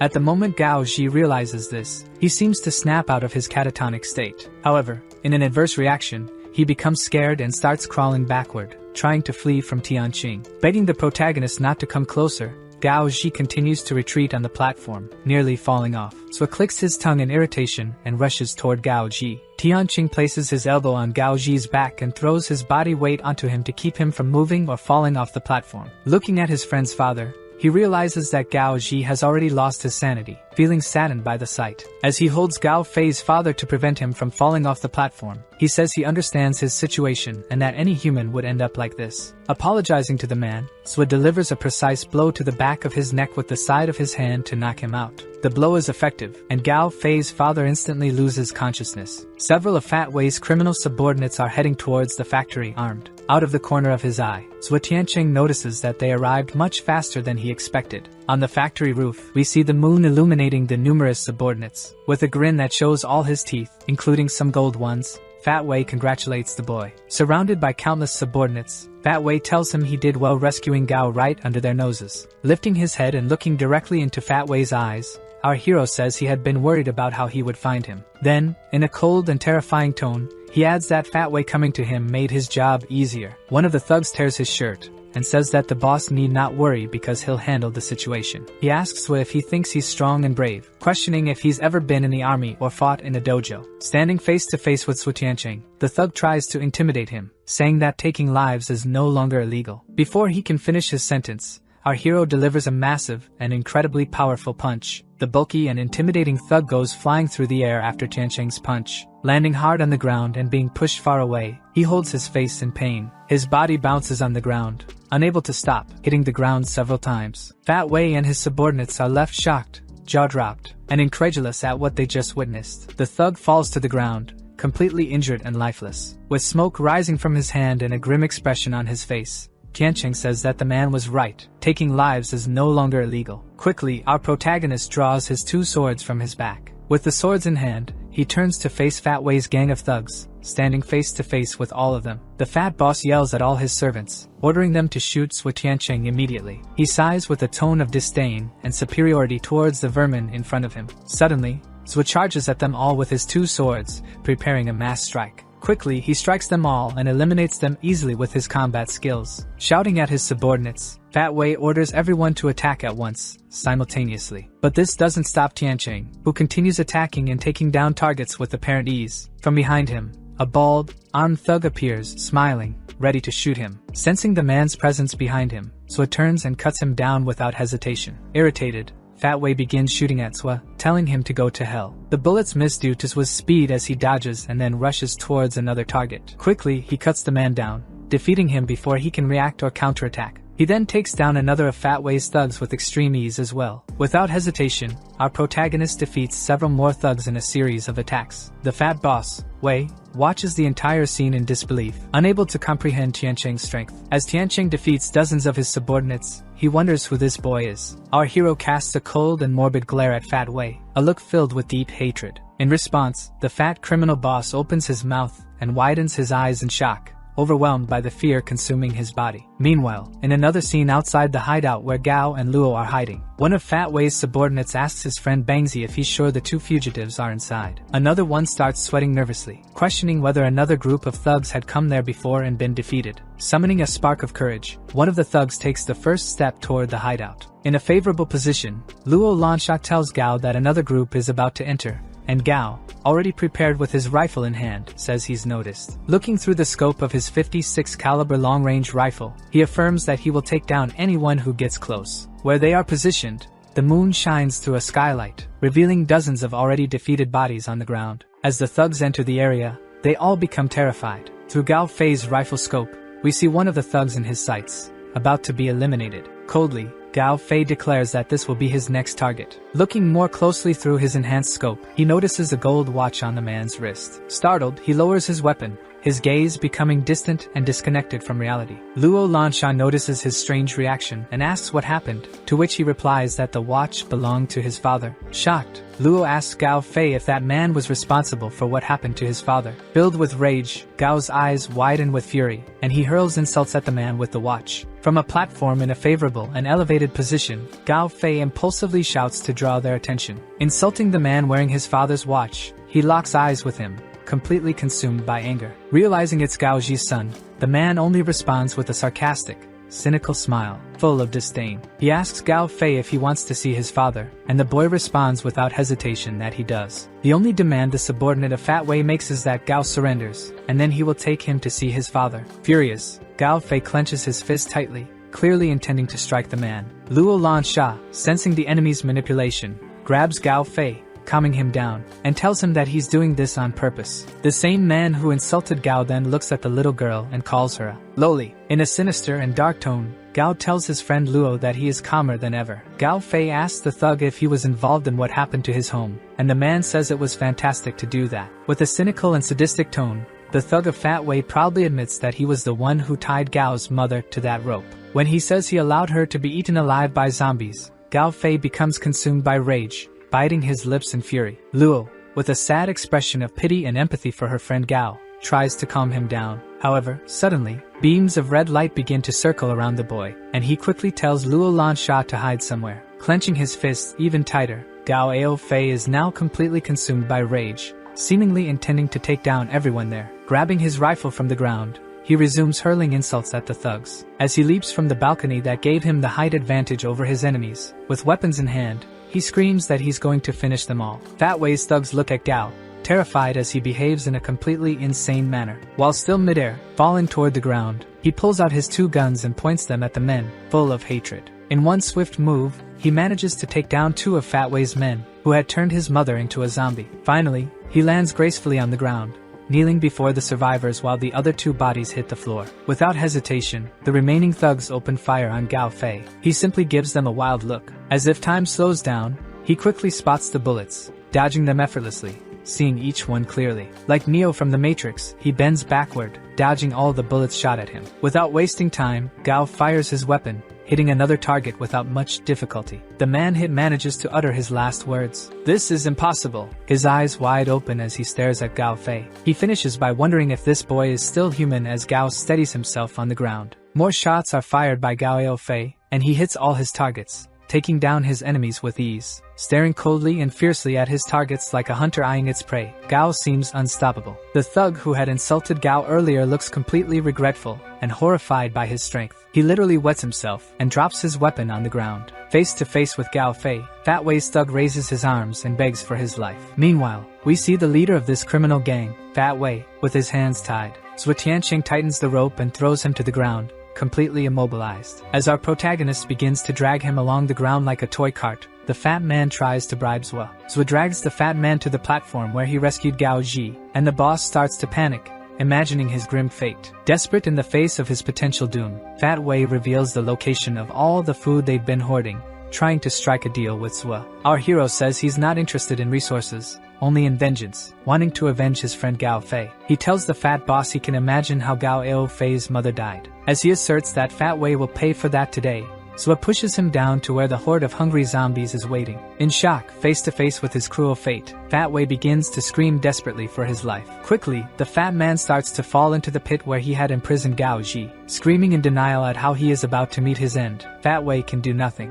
And soon, he falls into the middle of the horde of voracious zombies, and we see that it's over for him. The zombies rush toward him, ready to feast on his flesh. Fat Wei, in tears, begs the zombies not to come near him, but it's no use. In his final scream, the criminal boss continues to deny his fate, while the zombies show no mercy. Watching the scene below, Zhuo Tianqing shows no remorse, commenting that Fat Wei deserved this. Finally, our protagonist remarks that he should return and find his friend Gao. The thug who had insulted Gao starts to beg for his forgiveness. Completely wounded and lying on the ground, the enemy pleads for Gao to spare his life. Shirtless, with the marks of the Ebola virus visible on his abdomen, Gao asks who else was in his house that day. In response, the man says that Gao has already killed all of them, leaving only those who were with Fat Wei. Kneeling face to face with the last man, Gao says that he's the only one left, and the desperate man claims he was just following orders. Begging Gao Fei to spare his life, he says he was just a lackey and bows before the boy. Luo Lansha watches the scene in shock, unable to react, only whispering Gao's name. Grabbing his enemy by the collar, Gao Fei tells him he doesn't even deserve negotiations. Throwing his fist back and charging a powerful punch, he says the man should just be eliminated. Suddenly, the marks on Gao Fei's abdomen begin to disappear. Feeling immense pressure, he realizes it's the recoil effect and clenches his teeth. As he collapses to the ground, Luo Lansha runs toward him to see what happened. He tells Luo to ignore him for now and to go after the man and catch him. Desperate, the man starts running for his life, and Gao Fei points at him, urging Luo to eliminate the target immediately. She shouts with authority for the man to stop running and stay put. Gao's vision begins to blur as he looks at his friend's back. Sweating profusely, his body feels extremely heavy, and one of his eyes closes from exhaustion. Suddenly, he falls to the ground, completely drained of energy, seemingly passed out. A shot from the simple firearm Luo is holding is fired at the man with the intent to eliminate him. The shot hits the target, but only in the arm, and doesn't seem to have much effect as the man continues running in desperation. He glances back at the little girl, utterly terrified and injured. The girl commands him to stop running as she chases him with her weapon drawn. Frustrated and desperate, the thug realizes he's really being pursued by a little girl. Once again, pointing her weapon at him, she orders him to stop running now. Quickly, he slides as he rounds the corner of the street, still being pursued. The shot fired by Luo Lansha only hits the wall, chipping it slightly, while the thug manages to avoid being hit. We see the same corner the man turned, but no sound seems to come from there. Suddenly, the man being chased by Luo Lansha goes flying. He lands hard on the ground as Luo looks confused, glancing at him and the spot from where he flew. With Gao Ji on her shoulders, the girl notices her friend Zhou Tianqing, who has an indifferent expression on his face. Running toward her friend Zhou, the little girl asks if this is Gao Fei's father, and he confirms it. Looking at the thug he just defeated, Zhou asks who he is, and Luo explains that this is the man who invaded Gao's house. With a cold, apathetic look, Zhou Tianqing comments that he understands the situation. Gao Ji wakes up, begins to sigh and groan, and Luo Lansha happily comments that he's awake. However, Uncle Gao wakes up frightened and paranoid, realizing he's in a different place than before. Running away from the two in a panic, Gao Ji shouts for them not to come near him. He wraps his arms around his knees,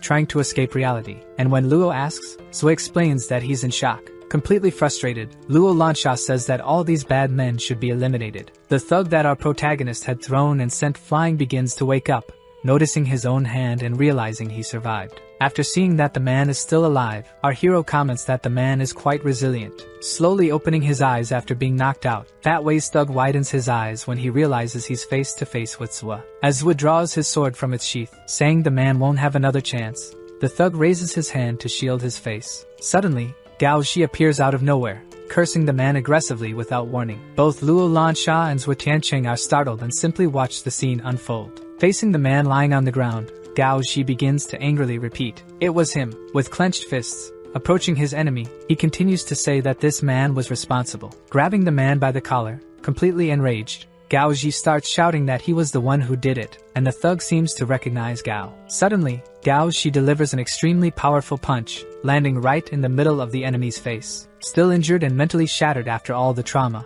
it's clear that Gao Ji is out of control. He lands another blow, cursing the man aggressively. Without a moment's pause, Gao Ji brutally delivers another punch. Again, without hesitation, he lands a cross punch to the enemy's face. Still swearing, he finishes with another punch to the man's cheek. Without stopping, Gao Ji throws a flurry of rapid punches at the thug. Our protagonist silently watches the scene, absorbing the intense and tense situation. Luo Lansha shares the same expression as her friend Zhou and also becomes apathetic. Still cursing the man and consumed by rage, Gao Ji's hand is completely smeared with ketchup, and the man appears to be unconscious. Crying profusely, the man seems to be delirious, talking to his already deceased wife. Standing over the man he just took down, Gao Ji says to his wife that he's useless. Luo comments that Gao Ji seems to be better now after all that, and Zhou tells her to help him so they can go meet Gao Fei. Quickly, she runs toward her friend's father, who just had a psychotic episode. The day dawns, and the sun illuminates the buildings of the municipality of Ji in an incredibly beautiful way. Gao Fei slowly begins to open his eyes. Resting in a large bed, Gao wakes up and asks where he is, and at the foot of his bed, he sees his father sleeping. Gao Fei is startled to see his father alive and asleep at the foot of the bed. When his father wakes up, he realizes it's Gao Fei and holds him in his arms, grateful that he finally woke up. The anguish on both of their faces fades in this emotional reunion, and Gao realizes it really is his father. His father hugs him warmly, thankful that he's alive. Gao Fei quickly asks if Fat Wei hurt him, and his father replies that his friends avenged Fei's mother. Luo appears at the door of the room with a tray in her hand, commenting that Zhou was right and that Gao had woken up. Holding the tray, Luo mentions that he must be hungry and hands him the food, and Gao thanks his friend. She makes a silly face when he thanks her, and says it was nothing. Gao Fei's father tells him that he thought his son wouldn't wake up since he was in a coma for 3 days, and Gao is shocked by this information. Gao asks where they are, and his father responds that they're in an abandoned hotel they took over. Excited, Luo Lansha mentions that she found a lot of food in the kitchen but is interrupted by Zhou, who calls Gao impulsive. Luo shouts Tiancheng's name to warn him, as Gao has just woken up from a coma. Zwa says they shouldn't trigger Ebola unless it's an emergency. In response, Gao says that man killed his mother. Changing the subject, Zwa is relieved that Gao had been practicing the exercises, which boosted his immunity, and asks about his tattoo. Gao is clearly embarrassed and seems to try to change the subject, avoiding answering. Still avoiding the question, he starts scratching his face and repeating the same thing. Zwa remains insistent, asking again where his tattoo is located. Gao Fei exclaims that his tattoo is on his private parts. Everyone in the room tries to hold back laughter at Gao's remark. Zwa and Luo Lansha can't help it, and burst out laughing at Gao's situation, as he asks them to stop laughing. Wiping tears from laughing so hard, Zwa says that once Gao recovers, he'll check out the tattoo, and Gao insists it's not necessary. With a friendly smile and a relaxed, relieved expression, Gao's father says he's going to rest in his room. He leaves the room looking much better than he did before. Zwa Tianqing and Luo Lansha begin to catch up with Gao Fei, and they all seem to enjoy their time together. Meanwhile, Gao Shi gives one last smile before leaving the room, appearing happy that his son is doing well. Some time passes, and we see Gao Fei and Luo Lansha practicing breathing exercises alongside our protagonist. He comments that they're almost there, and the two friends slowly begin to open their eyes after deep meditation. Zwa remarks that Luo is almost at the first stage, and will unlock her ability soon, while Fei still needs to work on his immunity. Luo Lansha asks about Tianqing, surprising him with the question directed at him. In response, he says he's almost at stage 2, and when he gets there, he'll be able to handle 2 entire groups like fat ways. Gao Fei is amazed by this information and comments on how strong Zwa will become. Zwa notices Gao's exaggerated reaction and asks what's wrong. Holding his hands nervously, Gao Fei asks if Zwa can teach these breathing techniques to his father. Without hesitation, Zwa immediately responds that he will, explaining that he hadn't done so earlier because Gao was in a coma. Gao is surprised and asks if he's serious, and Zwa confirms, saying they are brothers after all. Gao Fei goes to his father's room and starts knocking on the door more and more, saying it's him and asking his father to open it. Zwa steps in, pushing Gao aside. Quickly kicking the door with force, he manages to break it down. The door falls to the floor, revealing the interior of Gao Ji's room. As soon as the two friends see inside, they are shocked, eyes wide and mouths open. Gao Fei is overwhelmed with shock at the sight before him. He quickly steps into the room and approaches something. Entering the dark room, he stops in front of his father's body, hanging by a rope around his neck. Gao Fei can't contain his grief and immediately begins crying uncontrollably, biting his lips from the sadness. He can't stop crying and screaming for his father when he realizes what has happened. Gao falls to his knees, unable to bear the sorrow, while his two friends stand frozen in shock. Luo Lansha notices something on the dresser and sees that it's a letter, telling Gao that his father wrote it for him. Gao Fei takes the letter in his hands and begins reading it through his tears. In the letter, we see that Gao Ji is saying goodbye, apologizing for his cowardice and selfishness, but admitting he couldn't take it anymore. Gao Ji writes that the world changed too fast, and he couldn't handle it, knowing he would soon die at the hands of a zombie or a thief. He also writes that before they arrived, he witnessed so much brutality, death, and horrific things. He continues, saying that he was used to his old, peaceful life and couldn't adapt to this new, sick world. Gao Ji writes that he wanted to see Gao's face one last time and is happy that his son has trustworthy friends, allowing him to rest in peace. He also mentions in the letter a watch that was a symbol of love between him and Gao's mother,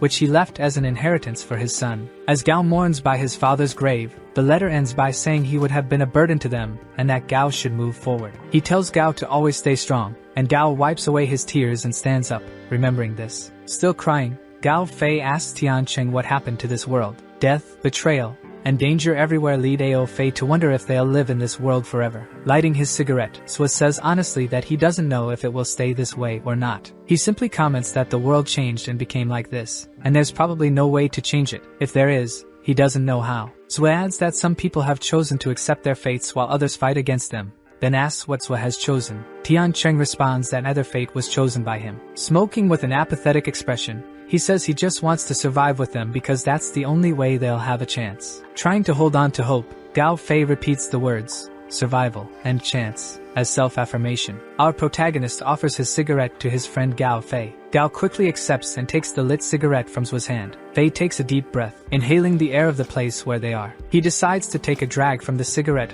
while his friend Zwa places a comforting hand on his back. Gao Fei sheds many tears while coughing from the drag he took on the cigarette. In an authoritative tone, trying to help his friend move on, Zwa tells them it's time to leave. The three begin to leave the municipality of Ji, and Luo Lansha asks Zwa for a cigarette, but he refuses, saying she's just a child. A month passes, and we see Luo Lansha standing in front of Gao Fei on top of a building. Luo stares seriously and coldly at her friend Gao, with a challenging tone. Gao returns her challenging and serious look. Suddenly, Luo vanishes in a burst, jumping over her friend to attack him. However, with his precise hunter's gaze, Gao sees everything clearly and calmly sighs. Luo attempts to deliver a powerful punch right to the center of Fei's face, but he quickly dodges to the side, telling her she's too slow, and she misses the punch. Before hitting the ground, she uses the momentum to spin and perform multiple flips, keeping herself on her feet. With a confident expression, she tells him to watch closely at what's about to happen. The glowing red marks from the stimulated Ebola virus begin to appear on her back. Now with her hands on the ground and her legs stretched back, she seems ready to gather momentum for another attack. After gaining momentum, Luo charges a powerful spinning kick aimed at Gao Fei. With his eyes closed, Gao easily blocks the kick with his forearm, preventing the attack from doing any damage. Unexpectedly and swiftly, Luo Lansha moves behind Gao, sliding beneath him, saying it's not over yet. Gao, with his cold stare, doesn't seem impressed by his friend's movement, and even seems to already know how to counter it. He quickly draws the knife from the holster on his leg in response to her move. He grips the knife and throws it toward his friend. Both point their knives at fatal spots, Luo aiming at Gao's stomach, and Gao aiming at her neck. She holds her knife firmly towards his stomach, and he doesn't hesitate to keep his knife close to her neck. Watching the entire sparring session through his binoculars, Sue observes everything and comments that both have greatly improved their techniques. He mentions that Fei's reaction speed has increased significantly, and that Luo Lansha's overall speed has improved as well, even surpassing him. After Gao jokes that Zue has been observing too much through his binoculars, our protagonist notices something in the distance. In shock, Gao looks in the same direction as Zue and deduces that it could be Fat Wei's factory. He comments that he saw people looting the place and stealing the resources stored there. Gao Fei suggests they must be trying to steal Fat Wei's supplies, and Zue agrees. Our hero says that he and his friends have rested long enough, and it's time to go. With a downcast look and a more melancholic tone, Gao asks if they are really leaving the municipality of Ji. Confirming their departure, Zue mentions that the resources in this place are limited and that he needs to find his girlfriend. Both Luo Lansha and Gao Fei are shocked by this information. In response to their exaggerated reactions, Zue Tianqing gives a light, comfortable smile. At that moment, an unknown person arrives at a yet-to-be-identified Oriental-style temple. We see a tall man in a suit and dress shirt, accompanied by a striking red-haired woman in tactical gear. When the leader's subordinate, Lin, says they have a good chance, the leader asks if Yi Hao has returned. The subordinate replies that he hasn't but confirms that the factory is empty. Lin says that things seem to have happened too quickly, but his servant responds that it's normal since the fat man had many enemies seeking revenge. Leader Lin declares that they need to hurry and get to the factory to claim the resources as soon as possible. He asks Yun, the woman by his side, if they have enough men, and she replies that they could send some of the teenagers they recently accepted. His subordinate comments that the teenagers are living off them, so they should work as well, and the boss agrees. The boss then asks his friend Li Yun to take care of it, and she consents. In a truck, the teenagers seem irritated about having to work, and one of them says it's fair since they are being supported by the group. One boy mentions that he was planning to leave the country to study, and another was going to work at a company and have a bright future, but everything was ruined. The boy with glasses grumbles about pessimistic things, and a girl next to him tells him there's no point dwelling on it. She concludes by saying they have to work since they are living with them now. The boy with glasses complains that using brute force for labor just proves that all his studies were a waste. Suddenly, the truck stops abruptly, and all the teenagers are thrown backward. The hot-headed boy with glasses insults the driver, asking who taught him to drive. With a stern expression, the driver simply says they've arrived at their destination. The group of 5 teenagers stands in front of Fat Wei's factory. The girl says she won't waste time with the arrogant boy and decides to take the lead. Zue advises his 2 friends to grab the easiest supplies to pack. Suddenly, they encounter Zue Tianqing, who is confused by the presence of the teenagers. The teenagers are shocked when they notice another group there and start questioning it. Zue and Gao Fei stand firm and calm, staring at the group of teens. Both groups stand still, facing each other, confused by each other's presence. Luo Lansha asks what they should do, and Zue tells them to keep loading the car with supplies while he handles it. Gao Fei and Luo Lansha simply nod and continue loading the car. Annoyed, the boy with glasses exclaims that they can't take any of those resources. Arguing with Zue, who just lights a cigarette indifferently, the boy claims they found the items first and demands they leave immediately. Zue mocks him, saying they're already filling the car with the resources and that the boy is lying about having found them first. A bit lost for words, the boy says they came back with the car but still found the factory first. Now with a dark expression and a threatening tone, so Tianqing asks if they intend to take everything from the factory. One of the girls in the group suggests to the boy that they should just forget about it and take other resources, but he insists that the enemies will grab the best items. The girl points out that their group is small and they should let it go, but the arrogant boy refuses, as his inflated ego won't allow it. Another girl in the group realizes they are all young and suggests inviting them to join their group. Che asks if they are underage and comments that, with the world being so dangerous, they should stick together. Zwe dismisses the idea and tells them to take their share of the factory's resources while his group takes theirs. He then orders his two friends to keep loading the car with supplies. Annoyed, the boy with glasses exclaims that Zwe is asking for trouble, while his friend tries to stop him, reminding him they're also just young people. She adds that they could force the three of them to hand over the resources since they outnumber them, but her group disagrees with this. The girl gets frustrated and tells the others to go into the factory and gather supplies. Luo suggests they teach the group a lesson to stop underestimating them, but Zwe says it's unnecessary as they are just regular people. Becoming increasingly irritated, the extremely arrogant boy with glasses kicks a can in frustration. He mutters to himself indignantly, saying that they're the heroes, and he's the villain of the story. Following the can as it rolls along the ground, he stumbles upon something that catches his attention, making him pause. He then realizes it's a large, locked warehouse that hasn't been raided yet. Back at the temple, a man runs frantically, calling for Chief Lin. The chief sighs with relief when Yinhao returns, and the subordinate asks Lin if he sent a group to the factory. He questions the chief about where he sent the group. In denial, the servant repeatedly asks if the chief didn't send anyone to the factory, and Lin replies that he sent the students. Yinhao quickly starts sweating nervously, saying that the situation is bad, and the chief asks what's going on. He explains that Fat Wei's factory has an entire warehouse full of zombies. Chief Lin is shocked and can't believe what he's just heard. He orders the servant to hurry and call Yun to the room, and the subordinate confirms he'll follow the order. In the trunk of Zwe and his friend's car, they fill it with bread, water, beer, and biscuits. Zwe asks Gao if he found cigarettes, and Fei shows him a box of 1916 cigarettes,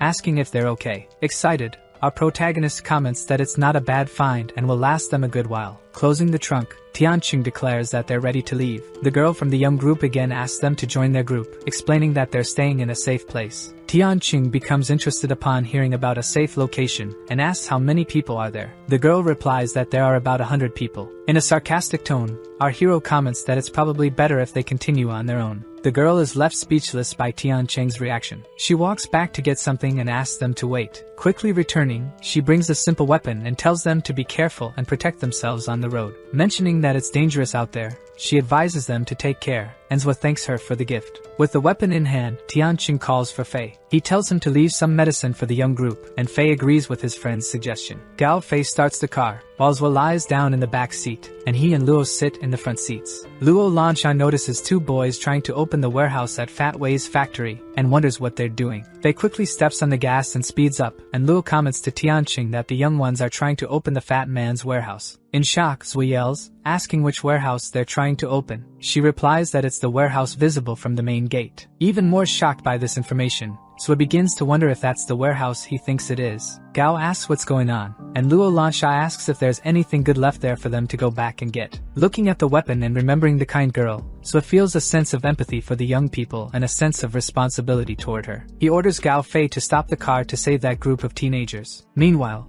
we see the arrogant boy and another young member of the group trying to open the warehouse door. The young man tells Su Zhao that something seems wrong, but Su Zhao responds that he's mistaken, saying the warehouse must be full of resources. Frustrated with the lock and the fact that he can't open it, he complains that it seemed easier in the movies. Pulling out a simple firearm from his holster, he says he's going to use it. Suddenly, the entire area is filled with the booming sound of the gunshot. Che quickly asks Su Zhao what he's doing. The boy excitedly replies that he's managed to open the fat man's factory warehouse. All the teenagers, who are apparently getting ready to leave, look confused by Su Zhao's actions. The lock on the warehouse gate falls to the ground, broken after Su's gunshot. As soon as he opens the large double doors, he is immediately hit by the foul stench coming from inside. Covering his nose because of the strong, disgusting smell, he wonders what kind of place he's entering. Just as he prepares to take another step into the dark, foul-smelling area, we see a reflection of a cadaverous hand belonging to an infected creature reaching toward the boy. Suddenly, one of the infected grabs the boy by the leg and, without hesitation,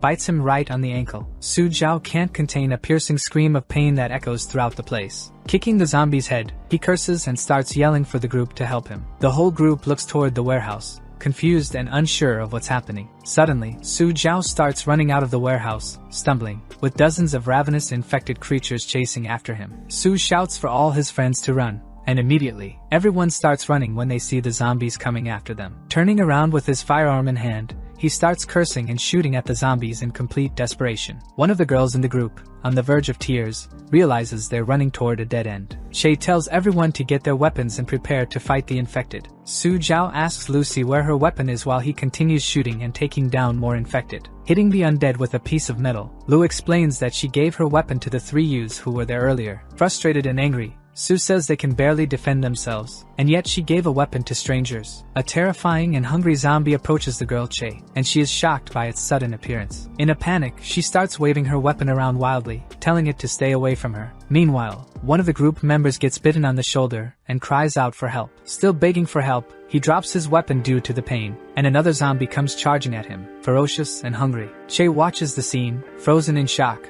repeatedly muttering, "No, no, no." Realizing that she could meet the same fate, she begins screaming for help and drops her weapon as well. Suddenly, without warning, a projectile is fired from a gun in the distance, and the zombie that was about to bite Che is killed. Instantly, the zombie falls to the ground, defeated. Still in shock, the girl breathes a sigh of relief. She realizes that the ones who saved her were the youths she had previously called children, with Zhu being the one who fired the shot. Soon after, Luo Lansha and Gao Fei also start firing their weapons frantically, eliminating all the infected in the area. Numerous zombies are shot and begin to fall, defeated one by the barrage of gunfire. Che stands still, wide-eyed, watching the entire scene unfold. Our protagonist orders his 2 friends to switch weapons as there isn't much ammo left, and they switch to using their knives. Tianqing strikes the zombies with his crowbar, taking them out. Gao Fei uses his 2 machetes to cut down the undead. Meanwhile, Luo Lansha uses her fists, landing cross punches and an uppercut to defeat the infected. Lin's group of teenagers simply watches, stunned and speechless. Some time passes in the municipality of Ji, and the situation seems to have calmed down.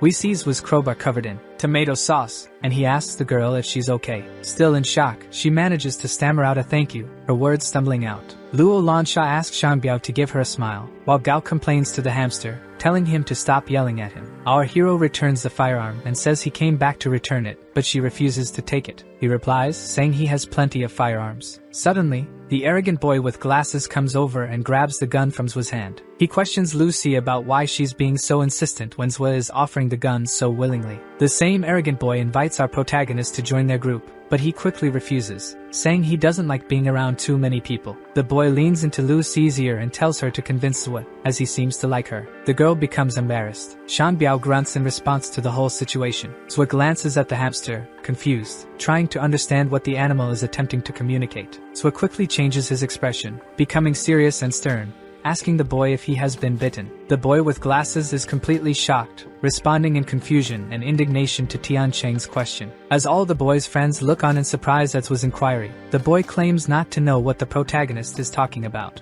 Lifting his dirty crowbar near the boy, Tianqing asks again if he has been bitten, and the boy quickly denies it. With a detective-like gaze, Zhu looks down and notices something unusual. He instantly orders the arrogant boy to roll up his pants to prove he hasn't been bitten. When the boy looks at his own ankle, he is in shock and wonders how this could have happened. Our protagonist explains that the Ebola infection makes the person lose sensation, which is why the boy doesn't feel the pain. Suddenly, the boy points his gun at Zhu's head and says he's going to shoot, while Zhu calmly responds, saying he can explain how the infection works. Coldly and cruelly, Zhu asks the boy why he's pointing the gun at Zhu and not at himself to end this. Completely panicked after Tianqing's response, the arrogant boy with glasses desperately shouts that he's not going to die. At that very second, yelling that he won't die, the boy pulls the trigger, and Zhu ducks along with Lucy to dodge the shot. When the boy realizes he missed his shots, he starts running, and Luo wants to chase after him, but Zhu stops her, saying he's already a dead man. Out of nowhere, Gao Fei says something is approaching, and Tianqing coldly responds that he already knew. In the background, they suddenly hear a loud, desperate scream echoing through the area. Suddenly, the boy with glasses has become a corpse, and someone is carrying his body. Zhu Tianqing watches the whole thing, calm and calculating as usual. Carrying the boy's body is a second stage infected, which Tianqing had previously faced with great difficulty. When the infected spots the group of teenagers, it lets out a massive, powerful roar, like a lion in the jungle. The group of teenagers sent to the factory begins running in terror at the sight of the monster. Zhu calmly and coldly tells Lucy and her group to go ahead, and she asks about his group. Our protagonist simply replies that if they stay, they'll just be a burden to them. One of Lucy's friends urges her to hurry before it's too late. The girl grabs Lucy's hand and quickly runs off with her, shouting for them to hold on while she calls for help. Meanwhile, the second stage infected watches the entire scene and lets out another huge roar to scare the teenagers. Annoyed by the infected's noise, Swa delivers a sudden, powerful kick to the enemy. The enormous monster with its thick armor is sent flying, crashing to the ground and getting pushed back. Swa informs his two friends that it's an evolved infected, capable of calling for reinforcements and more. However, with a sarcastic smile on his face, our hero remarks that all the surrounding zombies have already been defeated, so it's useless for it to scream. Lighting a cigarette, Tianqing says he'll leave this fight to them since they've been training for a long time. The two are surprised by this news, while the protagonist says it will be 2 against 1, that they can't use weapons, and that they shouldn't lose. With combat energy and power emanating from their bodies, the two friends charge forward confidently with their knives. Quickly, the two leap simultaneously towards the infected, preparing airborne attacks with their knives and swords. Meanwhile, an all-black car speeds through the streets of the municipality. The red-haired girl urges the old man, Lee, to drive faster, and he replies that he's already doing so but suddenly becomes confused by something. Seeing a truck approaching ahead, the girl tells Lee that it's them and that he needs to stop the car. Lucy, noticing the black car, tells Yun to save them. The red-haired woman, Yun, asks her to explain slowly, but Lu says there's no time and that she'll explain on the way. Accelerating the car and readying her firearms, Yun questions the strength of the 3 youths who took down an entire horde by themselves. However, Lucy explains that a monster appeared out of nowhere, one that requires 10 people to contain. Back at the combat scene, we return to the factory where everything is happening. Yun, the redhead who works for leader Lin, stands in front of the factory. The battalion leader orders everyone to follow formation and her commands as they enter, and they all nod in agreement. Ordering everyone to advance, they run, following the woman as they turn the corner toward the location. Lucy tells them that once they pass this corner, they'll encounter the infected, and Yun questions the eerie silence in the area. Shocked, the girl wonders if the worst has already happened, and the battalion leader tells them to listen for her 3-second countdown. At that moment, they turn and aim their weapons down the street where the infected is. In shock, Yun's eyes widen at the sight. She sees the second stage infected lying on the ground, badly wounded and already defeated. At the tips of our protagonist's fingers, another lit cigarette fills the air with smoke. Meanwhile, Luo Lan Sha, in a state of happiness and calm, enjoys a pink lollipop. The two friends who just defeated the monster are crouched in front of its body, while Zwa stands with his arms crossed. Our hero begins criticizing their teamwork, saying it wasn't the best. Zwa asks Gao Fei why he attacked at close range when he only fights from a distance, and Gao says he wanted to feel manly. Giving Luo Lan Sha a light tap of reprimand, our hero tells her that she shouldn't compete in strength with a second-stage zombie. Embarrassed and proud, she tries to justify herself, saying she just wanted to try fighting it on equal footing. Reprimanding them, Zwa says he's not pleased with the result of the fight, pointing out that if he hadn't intervened, both could have been dead. Gao Fei notices people approaching, looks to the side, and warns Tianqing that there are people nearby. He just takes a deep breath, takes a drag from his cigarette, with an apathetic expression and narrowed eyes. Yun's group arrives, pointing their weapons at Zwa, asking who they are. Our hero simply asks what they're staring at. In shock, Zwa can't contain his surprise and seems to recognize Yun, who looks at him curiously. Lucy steps in front of Yun, explaining that they're friendly people. Preventing Yun from doing anything rash, Lucy tells her that the young group saved her earlier. The battalion leader questions Tianqing about how they managed to defeat an entire horde of zombies and one of the big ones. Internally, Tianqing notes that she's referring to Yun. He then calls her Hong Dai, and she realizes the protagonist is staring at her, demanding an explanation. Tianqing remembers that in his past life, Yun was awarded the title of the #1 assassin after taking down a very important target, and had once saved him. Still pressing him for an answer, Zwa tells her that he mistook her for someone very dear to him. Convinced that our hero is hitting on her, Yun remarks that he doesn't know how to flirt, and Zwa becomes annoyed. Lucy tells her friend Yun to invite Zwa to their base since he's clearly very strong. Yun invites the group to come with her and her team, and Luo Lan Sha gets irritated when she refers to them as children. Then she glances at Yun's melons and realizes the age difference. Frustrated, Luo Lan Sha begins insulting Yun over the difference in the size of their melons, and Zwa calms her down, holding back his friend. When asked if Yun is the leader of the base, she replies that the leader is Lin Xing. Zwa recalls this name from his previous life, remembering that Lin Xing had Hong Dai under his command, making him quite different. Gao Fei begins to recall and asks if Lin Xing is the man responsible for solving the Red Butterfly case. Shocked by what Gao Fei says, Sui repeats, exclaiming the name, Red Butterfly. Gao Fei explains that it was the biggest serial killer case in the municipality of Ji,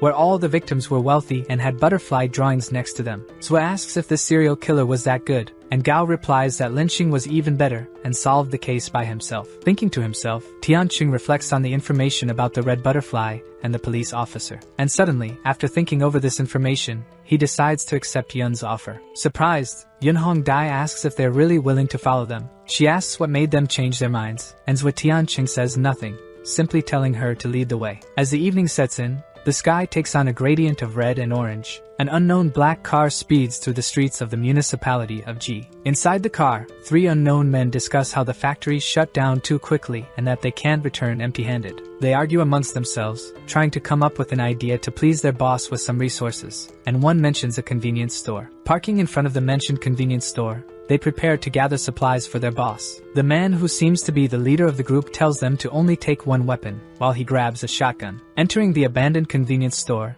the leader steps forward, carefully surveying the empty environment. He orders his men to follow and loot everything they see. The leader looks from side to side with his weapon in hand, searching for supplies, alert and cautious, until he hears a noise. His attention drawn to the sound, he points his gun and yells that he'll shoot if the person doesn't reveal themselves. A trembling figure steps out from behind the counter, hands raised, saying they're just human and begging him not to shoot. The man, who had his gun drawn, realizes it's a beautiful girl and seems interested in her. An older girl with glasses and purple hair, along with a smaller girl also with purple hair, pleads with him not to shoot. Back at Lin Xing's monumental oriental temple at night, a dinner is being served. Celebrating, many happy people raise their glasses in a moment of camaraderie. We see our protagonist and his group of friends eating, drinking, and enjoying themselves. Along with them are some men and Lin Xing himself, who apologizes for the small amount of food, but Zhui thanks him nonetheless. Observing the leader and reflecting, Zhui realizes that Xing is still the leader of a survivor base and protects Hong Dai. Smiling and sipping his drink, Zhui considers himself very lucky to have met the Red Butterfly and the leader of this base. Xing tells Zhui that despite their youth, they are formidable, and asks if they've trained before. Our hero says they trained alone as a hobby. Convinced, with a light smile on his face, Xing says the 3 must be geniuses. Lu Si mentions that Zhui and his friends defeated a second-stage infected, and that they're very strong. Impressed, the members of Xing's survivor group marvel that the 3 defeated the infected with only knives. Xing earnestly asks Zhui to stay at the base and says that in the future, he might even give him the entire group to lead. Annoyed, one of the men stands up, confronting Xing, saying he had promised that he would lead the team but has now decided to give it to an outsider. Equally irritated, Lin Xing orders the man to sit down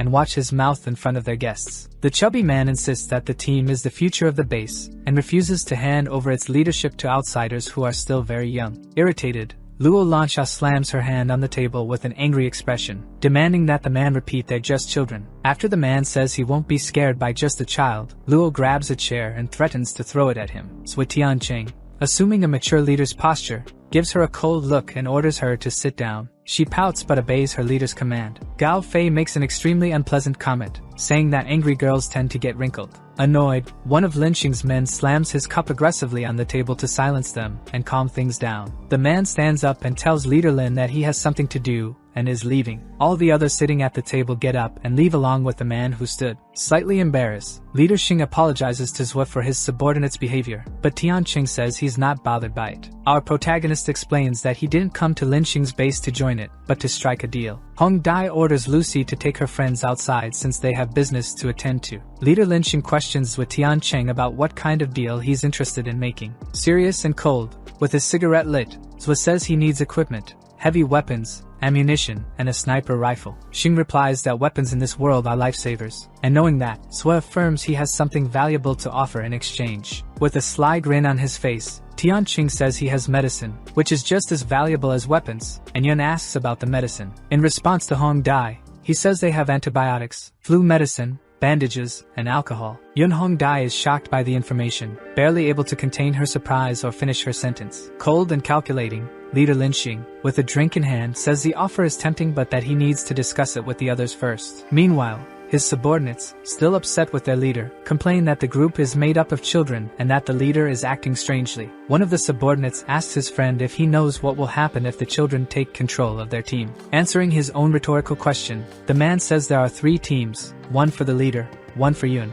and the third is theirs. The other subordinate, indignant at the thought of the children taking over their team, says they still wouldn't have a high rank within the group. Completely irritated, one of Xing's men says he won't allow newcomers to assume a position higher than his. The grumpy, chubby man says he won't accept handing over control of his team to these kids. The other subordinate with him tells him to be quiet because the kids are arriving. They hide behind a wall, watching the leader's negotiation with the group of newcomers. Leader Lin Xing compliments Zhua on his drinking skills and invites him to drink again, and Zhua responds that he's very kind. The subordinate watching from a distance begins to develop a deep resentment toward Tianqing, seeing him as a threat to his position. Xing asks Yun to accommodate Zhua and his friends, as he has matters to attend to, and she obeys his order. Changing his expression, Xing whispers in Yun's ear, asking her to convince them to stay, and she nods, understanding the order. As she turns to leave and says she'll take them to their rooms, Gao Fei, being a pervert, shows interest in her. She leads with Tianqing and his friends inside the temple, heading toward their rooms. Yun comments that the place was built by royalty, so the residences are similar, and Luo Lansha is amazed by the size of the place. When she sees the little girl picking up a valuable vase, Yun says that Xing mentioned the value of those objects is priceless, and that they can stay for just one night. Yun Hongdai wishes the group a good rest, and Zhua Tianqing, pleased, thanks her. Jealous and annoyed, Xing's subordinates get upset at the room they were given, with one of them commenting that he lives in a shack.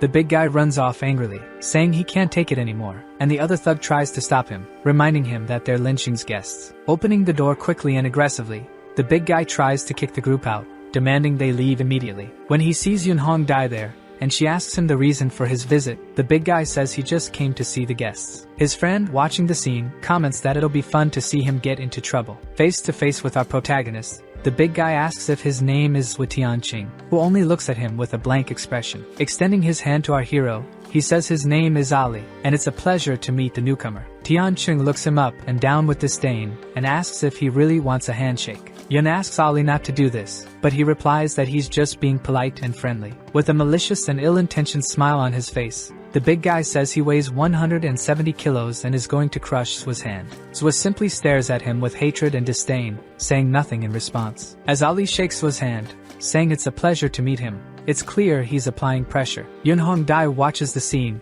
irritated by how Ali is treating Xing's guest. Laughing sadistically, the chubby man begins applying more force to crush Zhua's hand. Veins start to bulge in Ali's arm, while Zhua remains still, his hand relaxed, without any effort. Confident that he was going to crush Tianqing's hand, Ali is shocked by the young man's strength and becomes stunned. Thinking to himself, Ali wonders why Zhua didn't even react to his strength, and Zhua calmly tells the big guy to let go of his hand. Even more irritated, seething with anger at Zhua Tianqing and the situation, Ali says it's not over yet. Tearing off his shirt and revealing his muscles, he says he wants to see how much Zhua can handle. With a lit cigarette in his mouth, Zhua, expressionless and sarcastic, comments that Ali has impressive muscles. Even Shang Biao, the hamster, seems impressed by Ali's muscles. Shocked, the big guy can't hide his astonishment, realizing that the boy's hand is as hard as steel. Luo Lansha calls him Big Head and asks if his name is really Ali. The girl extends her hand to him and says her name is Luo Lansha, and it's a pleasure to meet him. Zhua starts laughing quietly in the background, imagining what's going to happen next as the two are about to shake hands. In the background,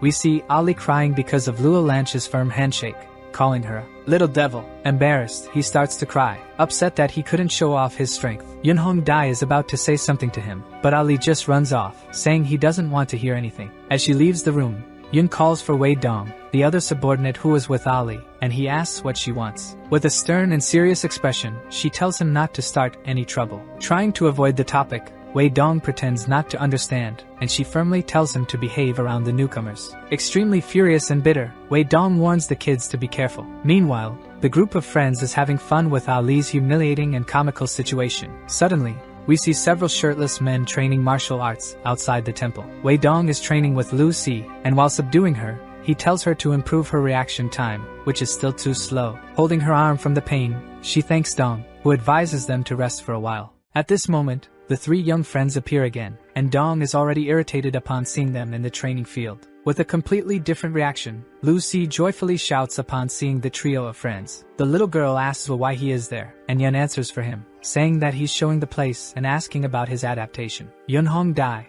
trying to convince Tianqing to stay, comments that their leader favors talented people who decide to remain there. With a confident smile on his face, our protagonist suggests that they should consider his offer. The group of young people cheers at Tianqing's arrival, saying that he is a professional who saved them the day before and defeated the big guy. Hong Dai notices that Tianqing is quite popular among the group, and avoiding eye contact, he says that it's actually quite troublesome. Some young people ask Swa to teach them combat techniques, saying that it would be better than learning from Wei Dong, who overhears this and becomes furious. Upon hearing this and getting completely infuriated, Wei Dong orders these young people to stop wasting time and get back to work. With a dark and sinister tone, Dong tells Tianqing that this is a labor camp and outsiders are not allowed. Lu Si defends his friend, saying that he saved everyone, and Dong comments that he doesn't want any distractions. Yun tells him to take it easy, arrogant and insolent. Luo Lansha says that no one cares about his loser martial arts. Wei Dong becomes completely enraged and asks what she just said to make sure he heard it correctly. Zui Tianqing turns around and respects Wei Dong's orders, accepting that they are not welcome there, while Luo insults him. Yun Hong Dai runs after them and says that Dong overreacted in the way he behaved, and Lucy asks Zui not to be upset. Stopping midway, Tianqing says that their encounter may have been predestined, so he decides to offer some advice. With a completely serious and grim expression, he says that people like Wei Dong end up causing people like them to perish. Yun, slightly shocked by Zhu's comment, asks if he's referring to Wei Dong, and he confirms. Seething with rage and jealousy, Dong cannot accept the fact that Zhu is receiving special treatment over him, even though he is a veteran. Clenching his fists full of hatred, he insists on insulting Zhu Tianqing with several profanities. Suddenly, a shout breaks the ambient silence, demanding that Zhu and his group wait. Zhu Tianqing, Gao Aofei, and Yun Hong Dai turn around startled by the sudden and shrill scream. While Wei Dong removes his shirt, he begins to challenge Zhu Tianqing to a fight, and Zhu looks at him strangely. Now shirtless, displaying his impressive muscles, he says that if Zhu defeats him, the training camp will belong to him. Zhu glances sideways, indifferent, showing no reaction to Wei Dong's proposal. Suddenly, Tianqing comments that he takes back what he said earlier, and Yun Hong Dai is confused by the young man's statement. He continues, saying that this type of idiot will end up dying on his own. Even more infuriated, Dong demands that he repeat what he said. Wei Dong, questioning what he meant by that, prepares a massive and extremely powerful punch aimed at Zhu. A sound of impact is heard in the training field, but we do not see the outcome of the strike. Suddenly, we see someone easily holding back Wei Dong's extremely powerful and charged punch. Dong widens his eyes and stares at the scene in front of him, shocked and incredulous. Unexpectedly, Gao Fei holds Wei Dong's punch without showing any effort in doing so, while Zhu is turned around and does not even move. Gao Aofei looks with a deadly and somber gaze at Wei Dong and says that if he wants to face Zhu, he must first defeat him. Quickly, Dong frees his fist from Gao's hand and delivers an extremely fast and unexpected spinning kick. Before the kick could hit Gao Fei, the boy counterattacks Wei Dong with a massive and extremely precise kick that sends the man flying. Yun Hong Dai watches the scene and is amazed by Gao Fei's strength and speed in striking the man. Due to the force applied in Gao's kick, a kind of smoke rises from his leg, and the man is several meters away, lying on the ground. Our protagonist, still turned around, glances sideways at his friend Gao, and says that it's enough and that they should leave. Still lying on the ground, the muscular man starts to groan and growl in pain and tries to get up. Some time passes, and Wei Dong begins to complain to Leader Lin, saying that the outsiders cannot stay in their camp. Leader Lin, assuming a stern and authoritative stance, firmly states that they saved the group and are not foreigners. Shouting at his boss, the man says that they can't assign a team for him to lead just for that reason. Facing his subordinate, he says that he always does this and tells him to stop oppressing the newcomers, and the man replies that this time it's different. Irritated with his subordinate, Lin says that they have skills, and Dong doesn't, and that if the situation with Ali happens again, there will be consequences. Clenching his fists and convinced of his argument, Dong says that his boss is mistaken, and his boss tells him to stop talking. Wei Dong, irritated with Leader Lin, grits his teeth and furrows his brow due to the sense of injustice he is feeling. Reluctant and realizing that he has no option this time, he just agrees with his boss without adding anything else. Gossip spreads throughout Lin's temple, saying that Wei Dong got beaten up, and they comment that he deserved it and should pay for the things he did. Inside the car, Wei Dong himself orders them to open the door for him, and the servants are shocked. Lin's subordinate asks if Dong is leaving, and he replies that it's none of the young man's business. He just nods, saying it's none of his business,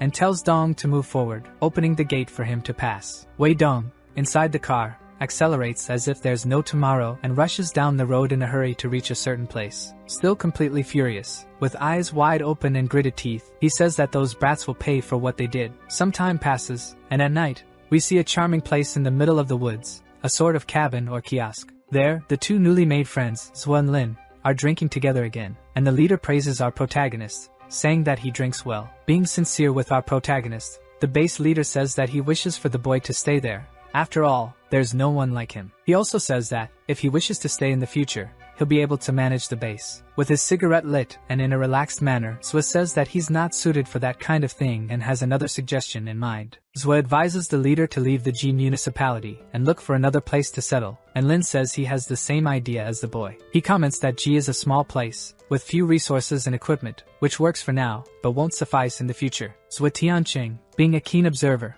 points out that leader Lin is very smart, and soon the leader asks what Zhua suggests. With a gentle yet cold look, Zhua Tianqing stares at leader Lin with the expression of someone who has a risky idea. Remembering his other life, Zhua recalls that the leader established himself in Huabei, but before that, he suffered great losses, and the boy can prevent that. After dozens of beer bottles and a deep conversation, Lin tells Zhua that he doesn't need to hesitate and can be honest with him. Zhua suggests the city of Huabei and explains that it has a natural barrier formed by rivers and mountains, besides being the largest city in China. The most important factor is that Huabei city in China has a strong military area where many weapons are present. Upon hearing this, leader Lin is astonished and cannot contain his reaction of surprise, being left with his mouth open by the boy's information. Excited, the leader celebrates, smiles, and earnestly asks Zhua Tianqing to continue with them. With a light and confident smile on his face, our hero thanks him but says that he has other things to do. Leader Lin is shocked by the news, having his expectations broken, and ends up feeling a bit frustrated. Still, very grateful, leader Lin Xingyi says that Zhua can always count on his help in the future if he needs it. In a simple conversation, our protagonist Zhua comments about his equipment with Lin Xingyi. Lin starts to mention that they are short on equipment, and only have 2 snipers, and Zhua says he understands their situation. Lin Xingyi proposes to give him a sniper for free if Zhua helps him with a task at a local hydroelectric plant. Gao Fei ends up overhearing the conversation and questions if Lin is referring to the hydroelectric plant next to G. Confused, our protagonist asks Gao Fei if G has a hydroelectric plant. Leader Lin explains that 3 groups dominated G, one of them being Fat Wei's, another being the Old Walls, and the other being the hydroelectric plant, led by Long. Tianqing, scratching his chin thoughtfully, finds it interesting that there's a hydroelectric plant in G and that it's controlled by a group. Lin Xingyi comments that Brother Long has a strange and eccentric way of doing things, besides being a smart man. Coldly, Zhua asks if leader Lin would like them to eliminate Long for him, and he confirms that he would. Indignant, Lin Xingyi says that they are maniacs, that they loot everything and also fight very well, so he wants Zhua to help with this task. Zhua listens attentively and understands the complexity of the situation. Tianqing asks Gao what he thinks about all this, and the boy instantly says he is willing to help. Afterwards, he asks Luo Lan Sha, who also quickly agrees with the plan to eliminate Long from the hydroelectric plant. While Lin starts celebrating, Zhua Tianqing is extremely direct and states that he refuses to do it. Lin Xingyi, who couldn't have anticipated this from Zhua, is completely shocked by his response. Standing up from the log where he was sitting, Zhua says he doesn't want to risk everything for a few weapons and announces that he will leave the next morning. The 3 friends turn around and start leaving the place, leaving Lin Xingyi, the base leader, there, stunned by Zhua's refusal. With a more rigid and serious expression, Lin is speechless until he states that what he said earlier still stands. Despite rejecting the offer, he says that if Zhua needs anything in the future, he can count on Lin and the others. Grateful, Zhua Tianqing says he will reach out to them if necessary and thanks leader Lin. Some time passes, and on a cold and dark night, we see a strong wind blowing through the area. A group of extremely strange-looking people, with punk visuals and armed to the teeth, follow a leader with a red mohawk. Suddenly, inside the temple, a commotion and a lot of noise begin. Extremely concerned about this, leader Lin asks his subordinates what is happening. Running towards him, one of his servants says that Brother Long has brought people from his gang to finish off Lin and his men. Completely in shock, leader Lin Xingyi wonders how this could be happening now. On the wall of the old city, where Lin's temple is, Long's group starts firing their weapons at the place. One of Long's men orders the rest to act and enter the area, asking the second brother how things are going. This man begins to approach. A man in a red dress shirt, glasses, and slicked back hair appears and asks if they can finish this in half an hour. One of his subordinates says it's hard to say for sure, as they are persistent, even though some were taken down in the first attack. the man with glasses, who has authority over the place, maintains a severe, cold, and unyielding gaze over the scene before him. This boss orders everyone to move forward and take the place, seizing the women and the food for themselves, and everyone eagerly follows his command. During the early morning, just before sunrise, in Ji County, the attack on Lin Xingyi's base continues. In front of a truck, Wei Dong speaks with Boss Long Ting and says that if they succeed this time, Dong will be rewarded. Excited, Wei Dong, still injured from the beating he took, sincerely and genuinely thanks Boss Long for his generosity. Breaking his joy, Long grabs Dong by the collar, squeezing it tightly and twisting it with his fist. And, looking deeply into Dong's eyes, he asks what they will do if the mission fails, leaving the man speechless before this threat. Long says that Dong claimed that, by this time, they would be swapping positions and that the mission should have been easier for his men. Frightened by Long's threat, the man says that the men belong to Lin Xing and that the first attack caused significant damage to them. Suddenly, Boss Long Ting throws Wei Dong to the ground and says he wants results, also desiring their men and equipment. Long, looking at Wei from head to toe, says he will assign a team to him, and that he must reinforce the southern gate, and the man acknowledges. Irritated, with a bulging vein and eyes wide open, the boss asks why he hasn't gone to fulfill his duty yet. Extremely overtaken by fear, Wei Dong rushes off, running, and tells the boss that he's going right now. While Long lights a cigarette, his subordinate says that even with an advantage, Lin Xing's men are well prepared, and it will be difficult. Smoking his cigarette, with a calm and calculating look, Long Ting tells his subordinate not to worry. In front of a heavy-duty truck, with his hands in his pockets, Long says that he came prepared for this situation. And he comments that when they manage to breach the wall of the old city, they shouldn't let others know, and should claim that he died. Suddenly, we see a bald, muscular man firing multiple rounds from his heavy weapon in a frenzied manner. Some of Long Ting's men are hit, and appear to be taken down by the burly man. Taking cover behind a tree, Wei Dong, with a desperate expression and gritting his teeth, comments that Li is extremely tough. Dong asks if any of the men with him are good at aiming and if so, to hit Li right away and end it. A man with a rifle volunteers to go. While Li, the muscular and bald man,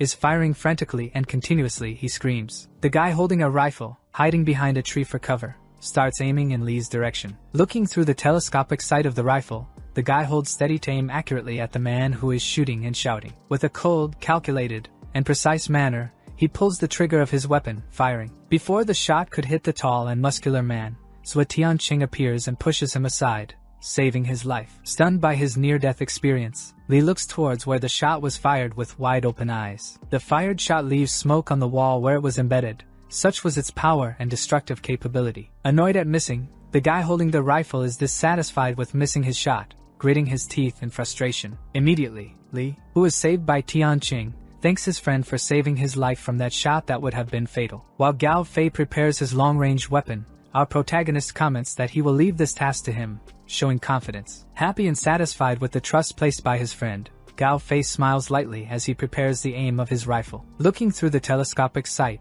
Gao Fei stares at the other henchman and asks if he really wants to compete with Gao. Shocked by the presence of Ao Fei with his long-range weapon, Long's subordinate feels intimidated and cannot react. Within seconds, Gao Fei fires a precise and powerful shot with his long-range weapon that takes down the henchman. Long Ting's other servants wonder if he really turned into a goner, and soon are in shock when they realize he did. Luo Lansha suddenly appears and asks Li if his hand is okay. Surprised by the presence of his friends there, Li feels relieved. Zhou tells Li that he and his friends will take care of this place, and that he can go help Leader Lin, but the muscular man tries to argue with our hero. However, quickly interrupting Li, his friend Gao Fei comments with a smile that they will handle this situation. While commenting that this will be a good night, Zhou and Luo jump from the place they were standing towards the ground where the henchmen are. Right after landing on the ground where dozens of Long's men are gathered, a fight breaks out right there. Meanwhile, we see Leader Lin Xing with a heavy weapon in hand firing and saying they cannot let the fort be invaded. One of his subordinates exclaims that the south gate is understaffed and that they must send more people there. Lin Xing asks Yun Hong Dai if she would be able to take out the boss Long Ting, and she firmly replies that she would not. Looking through binoculars at boss Long, she states that he is more cautious than she could have imagined. Yun asks Lin why they don't ask for Zhou Tianqing's help, and he says that they shouldn't involve the guests in their fight. With a hateful expression and still firing his heavy military weapon, he says that this fight is theirs and that they will solve it on their own. Long, inside the truck, orders one of his men to gather a team just to pressure them, and the man obeys. The man quickly stops on the way and shouts at the other subordinates to follow him, and not stand idle. Other henchmen arrive at the red truck and tell boss Long Ting that they are wasting too much ammunition. Long tells his henchmen that in terms of skill and practice, Lin and his group are far superior and asks if they will be able to defeat them. Long's bald subordinate scratches his head and confused, tries to formulate a response that would please his boss. His boss says that he will draw all the attention to the north gate, so people from the south gate will enter more easily. After his subordinate calls him smart, Long gets irritated and says that the mission is not yet completed and that he shouldn't be rushed. Suddenly, boss Long Ting looks back with his usual expression,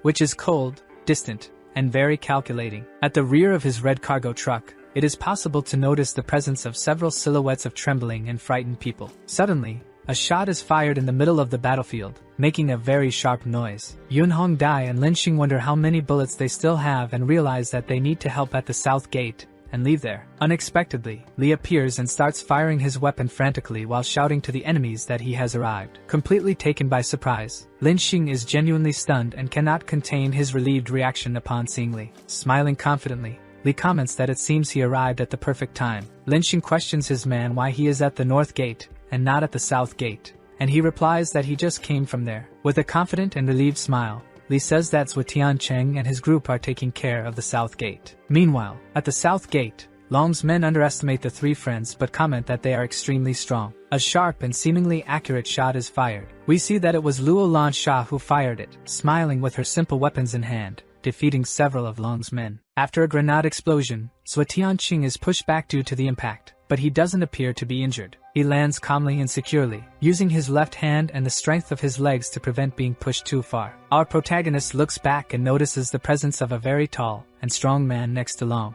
The young man looks at him confused, with a frightened expression, not understanding what Zhu's next move will be. Moving behind the man, Zhu uses him as a human shield to block the incoming shots and starts firing back. The twin brother of the man who was just eliminated becomes enraged and charges at Zhu after seeing his brother used as a human shield. Before the brother could do anything as he charged at Tiancheng, a shot from a distance eliminates him. Looking up, Zhu searches for the source of the shot that just helped him. He realizes it was Gao Fei with his caliber 56 rifle, standing on top of the wall, giving a thumbs up to Zhu, who returns the gesture. Suddenly, Gao notices something that catches his attention, and unable to contain his reaction, his eyes widen in shock. Seeing a man running desperately for his life, Ao Fei seems to recognize him. Gao shouts to Zhu that the man running is Wei Dong, the traitor who is now on Long Ting's side. Tiancheng's first reaction is to be shocked, but then he orders Luo Lansha to capture him alive, and she replies that she understood the command. With a slight and proud smile, our protagonist seems happy to notice that Luo Lansha's speed has increased after her training. While running desperately,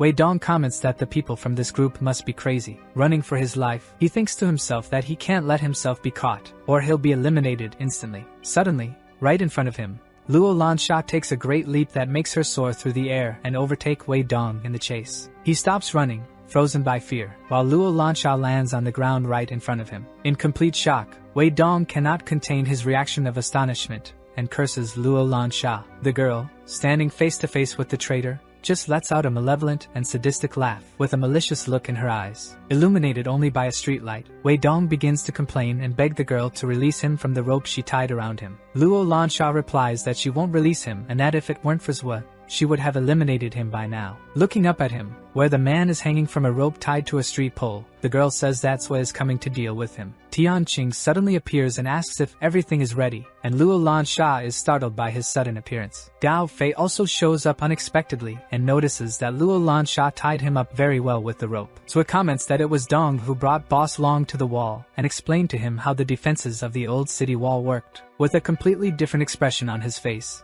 Tiancheng says that there is nothing he hates more than a filthy traitor. Yelling and retorting to Zhu, the man hanging says that he knows nothing and that he did a lot for this place before they arrived. He shouts to the group of young people that if he doesn't get what he deserves, either will the three of them. Luo Lansha and Gao Ao Fei insult him, calling him an idiot and mocking his last words. Zhu orders Luo to untie him, as Wei Dong might still be useful, but the girl gets irritated, saying it wasn't easy to tie him up there. Gao pulls his friend into a hug, and Zhu tells her to stop fooling around, as they have more important things to do, and she agrees. While still hanging from the pole by a rope, Wei Dong begins to repeatedly shout at the girl to wait. Suddenly, without hesitation and without any prior warning, she cuts the rope that was hanging Wei Dong. He falls to the ground like a sack of potatoes, completely carelessly. The girl holds the rope and insults the dirty traitor again. She starts pulling him by the rope like a dog on a leash, and an observer comments that Wei Dong has been captured. The observer sees everything through binoculars and comments that the three youngsters are insane, and he must inform boss Long Ting about them. Facing away, a sort of spider sense kicks in for Gao Fei, making him realize that someone is watching them. He quickly turns around with his long-range weapon in hand, pointing in the direction of the observer with the intent to eliminate him. Seeing this extremely sudden and swift move through his binoculars, the observer is in shock, unable to react. Suddenly, a sniper shot grazes the right side of his body, hitting only the wall and not him. In his thoughts, the red-haired guy feels relieved that the shot only grazed him and that he survived. The man with a scar on his face thinks to himself that this group of 3 people is very terrifying. With a glint in her eyes, Luo asks if he was eliminated, and Gao says he dodged, while Zhua comments to let it go. Back at the walls of the old Chinese city, we see that night has fallen and is denser than ever. Completely dirty, exhausted, and wounded, we see leader Lin Xing with an expression of rage. And right in front of him, leader Long Ting, clean and untouched so far, with a cold and arrogant expression on his face. Long says that if Lin surrenders, they will spare his life, and leader Lin quickly refuses the offer without a second thought. From atop the wall, Xing says he has more men and more weapons, which will make the task impossible for Long. Long then offers to build a base together with Lin Xing. With a stern and unwavering expression, leader Lin says that he will never bow down to people like leader Long. The muscularly shouts that the battle has not yet been decided and that they must keep fighting. With a superior and disdainful look, leader Long Ting insults them, calling them all fools. Asking one of his subordinates about the South Gate, Long receives the answer that Scar was sent there and should return soon. Coldly and observing the whole environment, Long says they must hold their ground and that they will only win once the South Gate is invaded. With a lit cigarette at his fingertips, Zhua appears and comments that they don't need to wait any longer, seeing leader Long Ting right in front of him. Looking threateningly up and down at Long, our protagonist comments that all of his men have already been eliminated. In shock and not believing the truth of this information, Long makes a questioning sound. Also surprised by the appearance of the trio, Lin Xing cannot hide his astonishment upon seeing them. Looking coldly and assertively at the leader, Lin says that the 3 of them have already taken care of the South Gate. Pulling someone from behind the wall, Zhua orders this person to come over to them in a very irritated and hurried tone. Holding Wei Dong by a rope tied around his neck, he asks Lin if he recognizes this man, and he starts screaming desperately. Shocked but managing to contain his reaction, Lin Xing merely widens his eyes at the sight of Wei Dong tied up. Seeing all this unfold before him, Long Ting remains silent while observing what Zhua is plotting. Wei Dong, completely wounded and tied by a rope being held by Zhua, begins pleading for help from Lin Xing. Adjusting his glasses with his middle finger, Long Ting genuinely curses Wei Dong as trash upon seeing the entire scene. Yunhong Dai, in shock, asks what is happening to Zhua Tiancheng, while Lin Xing remains silent. Irritated, with a furrowed brow and eyes filled with rage, Lin Xing says that obviously Wei Dong is the cause of all this. Face to face with Wei Dong, the traitor, leader Lin questions whether he leaked all their security details to Long Ting. Pointing a gun at the traitor's head, Yun shouts at him, asking how he dared betray them, and Dong says he was wrong. Then, Wei Dong decides to admit that he told Long Ting everything, from the equipment to the men and supplies they have. Shouting at his former boss, Lin Xing, he says that when Long eliminates them, the resources and women will belong to Long's men. Completely out of his mind and amidst a shrill and villainous laugh, Wei says that he will receive the greatest of rewards. Suddenly, before he could finish his monologue, Wei Dong is shot point blank and turns into a goner. Yunhong Dai and her boss Lin Xing, along with the 2 friends Luo Lansha and Gao Fei, look at the scene shocked and stunned. With smoke coming out of his freshly fired gun, we see Long Ting saying that Wei Dong was too noisy. Disturbed and incredulous by what he just saw, Zhua Tianqing says that Long Ting is truly a madman. Long Ting tells Lin Xing that he doesn't know how to judge a person's character, and made a mistake by giving Wei authority before. He starts yelling at leader Lin, saying he should be thanking Long for eliminating his traitor instead of looking so upset. Zhua comments to leader Lin that he must have reinforcements, so he recommends that he remembers to defend himself, and Lin says he got too emotional. Lin Xing orders Yunhong Dai to gather men and search inside the camp, telling her not to disappoint her leader. She replies that she understood the orders. Speaking to Long Ting, leader Lin says that all his men at the South Gate have been eliminated and questions why he hasn't retreated yet. Laughing with a sadistic expression, Long says that even if the attack at the South Gate failed, he still has a trump card and will not retreat. He exclaims that even if he and his men attack head-on,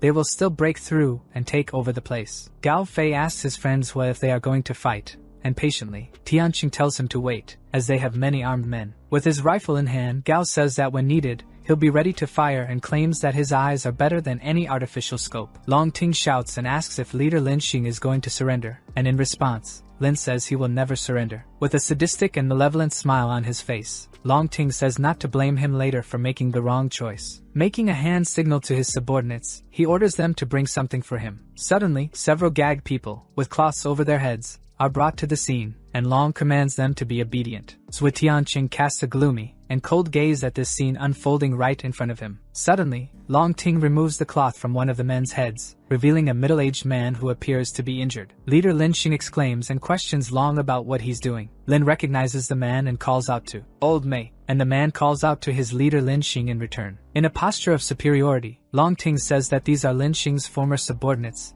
and some civilians in between. Now deeply angered by witnessing this scene, the base leader Lin asks what Boss Long wants. Making another hand signal to his subordinates, he demands that the other hostages be brought forward as well, removing the blindfold from another man, who yells at Long's henchmen, demanding to be released. Another man, also injured, appears from under the cloth and shouts out leader Lin's name. A chubby, blonde man has his cloth removed from his head and calls out for Lin Xing as well. Confused, yet another man appears from under the cloth and screams, asking what this place is and what they are trying to do. Suddenly, Zhuo Tianqing is caught off guard and cannot contain his shock, widening his eyes and gasping. He sees the two sisters he helped earlier in his journey, and wonders why they are here. Adjusting his glasses with his middle finger, Long Ting orders Lin Xing to surrender immediately. If he doesn't do what Long demands, all these hostages will be eliminated. When Zhuo Tianqing and Lin Xing hear this coming from Long, both are in complete shock, overwhelmed by an inexplicable rage. The older sister, with purple hair, cries out for Zhuo. Her sister also shouts simultaneously, calling Zhuo Big Brother, both expressing deep desperation on their faces. Internally, our protagonist wonders why the two are here, and Gao comments that Zhuo must have done something they don't know about. Even Long Ting is surprised and realizes that they know Zhuo, adding that he did well to bring hostages for this situation. Deeply irritated by this action of the hydroelectric boss Long, the leader of the old city walls, Lin,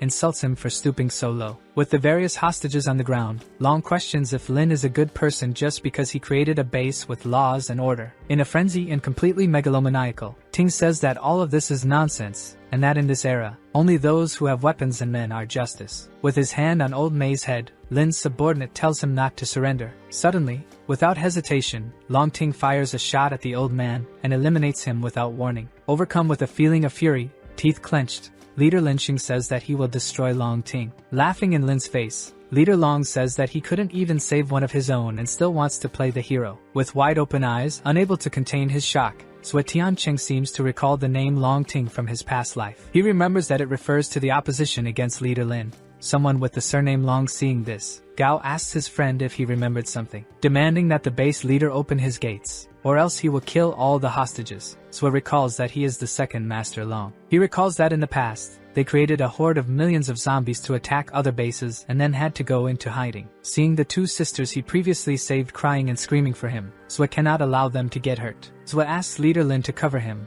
while ordering Gao Fei to get ready to fight and tells Luo Lansha to follow him. As he jumps from the balcony towards the ground to start the attack, Zhuo Tianqing knows they have many men. Leader Lin Xing observes with sudden and unexpected action of jumping from that height and stands there, mouth agape. Long Ting's subordinates, shocked, watch as Zhuo leaps down towards the ground and think that he won't survive. Watching the scene, intrigued and excited, Long Ting orders them to capture the boy alive. One of Ting's subordinates, who is extremely strong, grabs a melee weapon and says he will cut Zhuo in half. Tianqing reacts quickly and prepares an extremely powerful and unexpected strike with the palm of his hand. He hits the man's chin, breaking his teeth. The impact of the blow was so strong that it sent the big guy flying through the air, as if he were made of paper. Watching the scene, now visibly annoyed, their boss says that dealing with Zhuo won't be an easy task. The red-haired subordinate with a scar on his face tells his boss that this situation is not looking good. Upon noticing Scar's return and hearing them say they were looking for him, the boss asks what happened on Wei Dong's side. While giving a beating to several henchmen, Zhuo Tianqing orders Luo Lansha to stop fighting and to save the hostages. Completely shocked, Leader Ting is in disbelief seeing that the three managed to wipe out his entire team. Long Ting orders his subordinates to retreat, and also to bring the hostages. One of his subordinates, extremely strong, holds a child hostage, and she tells him to let her go, but he tells her to stop screaming. Using her knives in combat, Luo Lansha comments to our protagonist that they are taking the hostages, and Zwa shouts for Gao Fei. Suddenly, the tall and strong henchman holding the little girl with purple hair starts spinning around and lets her go. Completely scared by the situation, she starts calling for her older sister, Xiao Shui. Suddenly, two hands begin to surround and grab the little girl. We see that it's Zwa, who holds her and manages to get her out of the henchman's grasp, and the girl feels relieved to be saved by her friend. Gao Fei, watching through the scope of his rifle, irritated, is in denial upon seeing a particular scene. He notices two of Long Ting's henchmen holding Luo Xiao Shui hostage and attempting to harm her. Gao then realizes that this place is extremely dangerous. The little girl Xiao Shui comments that it seems like Zwa has gotten even stronger and asks Luo to take care of her while he goes after the teacher. Running extremely fast, Tian Cheng orders Gao Ao Fei to continue his work. One of Long's henchmen says they just need the order, and he'll shoot the child, but Ting tells him not to rush. He calls Zwa special, and his subordinate wonders why his boss gave him such a label while observing. Boss Long Ting seems to be planning something with his subordinates, and orders them to take action. Our protagonist witnesses the heinous scene happening with teacher Luo and screams for her. In response, the teacher tells Zwa not to worry about her and to go after her younger sister to protect her. Completely enraged by the disgusting scene unfolding before him, our hero punches one of the attackers square in the face. Suddenly, dozens of Long Ting's men begin firing their automatic firearms. Zwa's eyes widen at the sight, and he seems startled. Quickly, he starts dodging the bullets, using acrobatics to pull off such a feat. After dodging the barrage of gunfire, Zwa lands stylishly and keeps his stance on the ground. Suddenly, he notices a truck belonging to Long Ting fleeing, and Zwa gets furious about it. One of the henchmen tells his boss that letting the boy live could be problematic, and Ting orders him to shut up. Smiling confidently and maliciously, boss Long Ting, fleeing in his truck, says assertively that Zwa will come after them. Illuminated only by the moonlight, completely consumed by rage, Zwa Tianqing watches them leave, already planning his revenge. Outside the walls of the old city in Ji County, the day dawns beautifully. Sitting on a small wooden bench is Xiao Shui, the younger sister, seemingly troubled or worried about something. She looks around, anxious and restless. Suddenly, Luo Lansha appears with a smile on her face and a tray of food, asking Xiao Shui to eat. On the tray, there are warm breads and a hot drink as well. Xiao Shui frowns and, at first, says nothing, only showing irritation. Luo Lansha insists that she should eat, as her body is weak, but the little girl shakes her head, saying she doesn't want to eat. Luo comments that she understands Xiao Shui's concern for her sister, but they will help, and Xiao asks about Zwa. Luo Lansha, using a bit of manipulation, says she will only take her to see Zwa if she eats first. Crying and throwing a tantrum, Xiao Shui says she doesn't want to eat and desperately wants to see brother Zwa. Unaware, Tianqing suddenly shows up and asks them what's going on there, and Xiao celebrates his arrival. Happy to see her friend Zwa, the little purple-haired girl runs and hugs him, and our protagonist says she should have gone to look for Gao. Then, Xiao says that her sister, teacher Luo, knowing that Zwa already likes someone else, decided not to go after him. She mentions that while they were looking for supplies and resources in a convenience store, Long's henchman appeared. Kneeling in front of the little girl, our protagonist asks if she believes what he says, and the girl replies that she does. Gently patting her head, he tells her to eat and assures her that he will definitely find her sister. Zwa tells Luo Lansha to come with him to rescue the others and leave the rest to take care of Xiao Shui. While Luo decides to wait for the little girl to eat, Zwa says he will wait in the car during that time. Luo Lansha watches Zwa leave and then turns to look at Xiao Shui. At the moment Luo turns around, she notices the little girl angrily eating the food she brought in a very forced manner. With a small smile and a mischievous expression, Luo Lansha looks proud of making the girl eat. Luo asks the little girl if she's throwing this tantrum on purpose, and Xiao shows a genuine expression of doubt. In a sly manner, Luo asks if, by acting so clingy, Zwa will really save her sister, and Xiao says no. Persuading and manipulating the little girl, Luo says she won't tell Tianqing about this. Without a response, Xiao remains silent, but the anger and frustration on her face are obvious. Trying to ease the girl's tension, Luo Lansha says that they will bring her sister back and that Zwa is indeed too soft. Xiao Shui, also trying to assert herself, asks Luo if, by chance, Zwa went to the school to save her. At that moment, Xiao, with an apparent feeling of jealousy, asks if Luo Lansha is the woman Zwa went to rescue at the school. Luo says no, with a suspicious look, while asking if the girl is jealous, and Xiao says she isn't. Luo Lansha asks Xiao Shui if she likes Zwa Tianqing, and the girl quickly tries to deny the possibility. Finally, Luo decides to stop teasing Xiao and tells her the truth. Zwa is still searching for the girl he loves. Silently, Xiao Shui seems speechless as she processes this information about Zwa Tianqing's girlfriend. Turning around and leaving the place, Luo Lansha reassures the little girl, saying they will bring her sister back soon. Before Luo can leave, the purple-haired girl calls out to her. Luo turns and asks what it is. Embarrassed, Xiao Shui thanks Luo Lan Sha, even though her pride tries to stop her. Letting out a relieved and calm sigh, Luo calls Xiao a brat. Suddenly, we see a weapon being wrapped. Inside the car, Sua prepares his crowbar, wrapping it, and Gao asks Luo how the girl is, and she says that Xiao is fine. Gao asks Sua if they will succeed, and he explains that Long's men are stronger, so to eliminate them, they will need more people. After being questioned by Luo Lan Sha about what they will do, our hero says they should just wait. Shocked by his response, Gao Aofei questions why they have to wait. Luo has the same reaction as Gao and also repeats the same question about waiting to attack. They then notice a silver car speeding down the road. Luo asks if that's leader Lin's car behind them, and Gao questions why they are there. Gao and Luo wonder what Lin is doing, and Zwa says that Lin Xing is a very smart man and must know what he's doing. Suddenly, they abruptly brake the car in the middle of the road, along with Lin, who does the same. In a cold and calculating tone, our protagonist comments that he has arrived. Lin's men remark that it seemed as if Swa already knew of their arrival and that Lin is destined for great things. Rummaging through his trunk,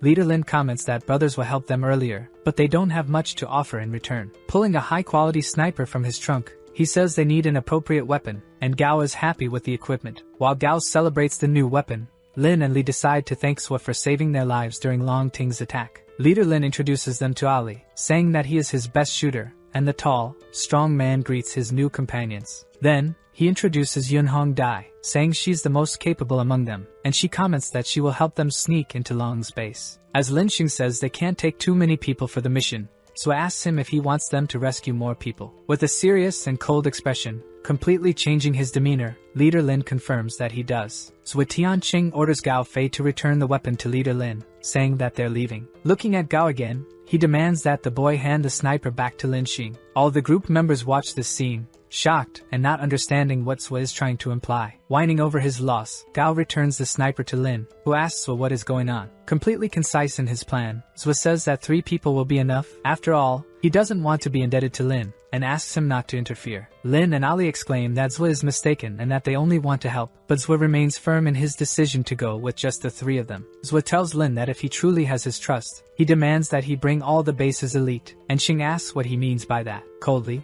Tianqing says they will get rid of them once and for all. Hearing this, Lin Xing is shocked, and his astonishment is so great that he stands there with his mouth open. Meanwhile, dusk arrives, and we see Long Ting's hydroelectric plant. 2 people ask why the mission failed if there was a traitor on their side, and one of the subordinates says that Long decided to retreat. Fatty, the 3rd highest in rank, says that if number 2 couldn't handle it, he might as well give up his position because Fatty would be more suited for it. Old Man, the number 2, tells Fatty to mind his own business while he handles his own affairs. The Muscular, a man fully dressed in a feminine manner, tells Old Man to admit he lost and stop acting like a loser. Staring at the Muscular head-on, he says he should fight him if he has the guts, and the Muscular responds that he's not afraid of Old Man. Appearing on a digital screen in front of the 3, Long Ting tells everyone to be quiet and sit down to listen. The 3 bow as they see Boss Long Ting and immediately sit as ordered. Quickly, they stop arguing and sit facing each other, pausing to listen to their boss. Saying that they've lost a lot of ammunition and around 30 elite men, Long decided to eliminate Wei Dong himself and asks if anyone objects. The 3 say they would never disagree with Long. Thanking them,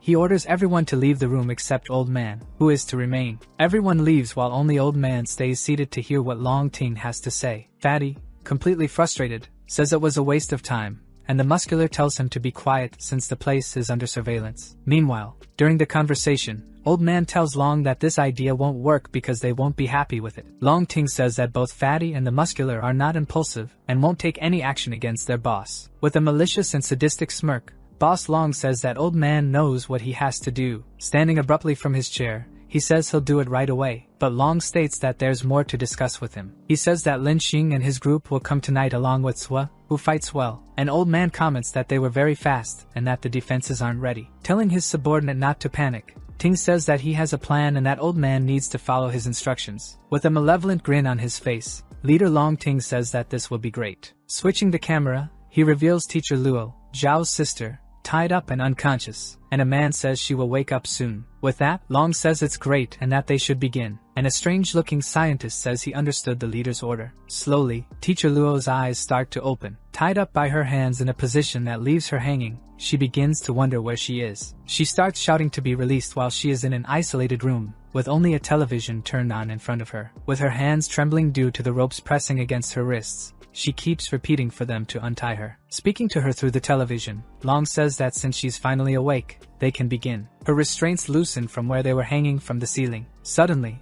without warning, she falls onto the floor, landing on her backside, which hurts a little, but nothing serious. She stands up, complaining a bit about the pain, and looks at the television to understand what is happening. Appearing on the screen, Long Ting asks if Teacher Luo remembers him, and she seems to recall and asks what he wants. He says he isn't very interested in her, but that the boy seems to care a lot, and Luo responds that his name is Watianchi. Long is relieved to learn the boy's name and asks her if they are close, and irritated, Luo says she won't answer. Pointing a gun at a hostage, Long Ting says that saving a life in exchange for answering questions is worth it. Annoyed, she tells him to come to her instead of involving innocents in his sadistic and insane games. Still aiming the gun at the innocent person, he tells Teacher Luo that not only will he involve innocents, but also, he will use them as a tool to blackmail her, and then starts emitting a sinister laugh after saying this. Still irritated with Long Ting, Teacher Luo asks again what he wants from her. In an insane tone, Long says he loves seeing the expressions of good people when they're blackmailed. He claims to have the weaknesses of these people, but he can't understand what they think when they sacrifice themselves for one another. Switching the screen to the room where the hostages are,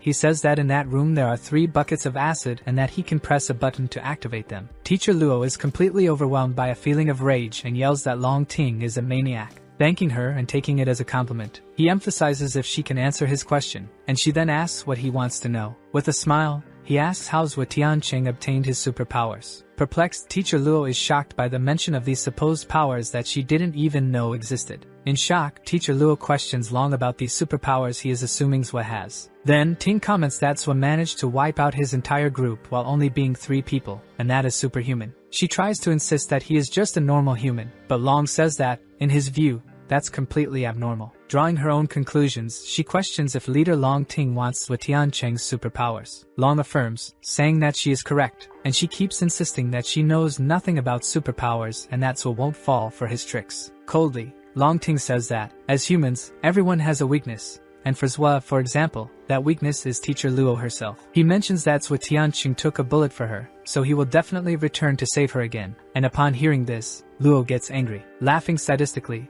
Long Ting realizes that Teacher Luo doesn't know the story behind Zhuo's powers and decides to plan something else. A door opens beside her, and he says that if she can escape from his maze, she will receive a great reward. If she fails, she will be punished. In shock, Teacher Luo Xiaoyu looks to her left, observing the door that has opened, and feels confused. As malevolent as ever, Leader Long says that her previous response did not please him, so he decides to punish Luo Xiao. Pressing forcefully on a small, simple red button, he activates an internal mechanism in the room where she is. Upon seeing this, the teacher screams in denial and widens her eyes with fear of what is about to happen. Several barrels filled with a seemingly flammable liquid fall and begin to spread across the floor. The hostages, dirty and ragged, watch as the barrels of this flammable liquid spill over them and are shocked. Suddenly, they start screaming, and apparently, some of them were eliminated after that button was pressed. Fallen on the ground, Luo Xiao desperately begs Long Ting to stop what he's doing, and the leader orders her to use a knife to free herself. He then decides to give a quick hint to the teacher,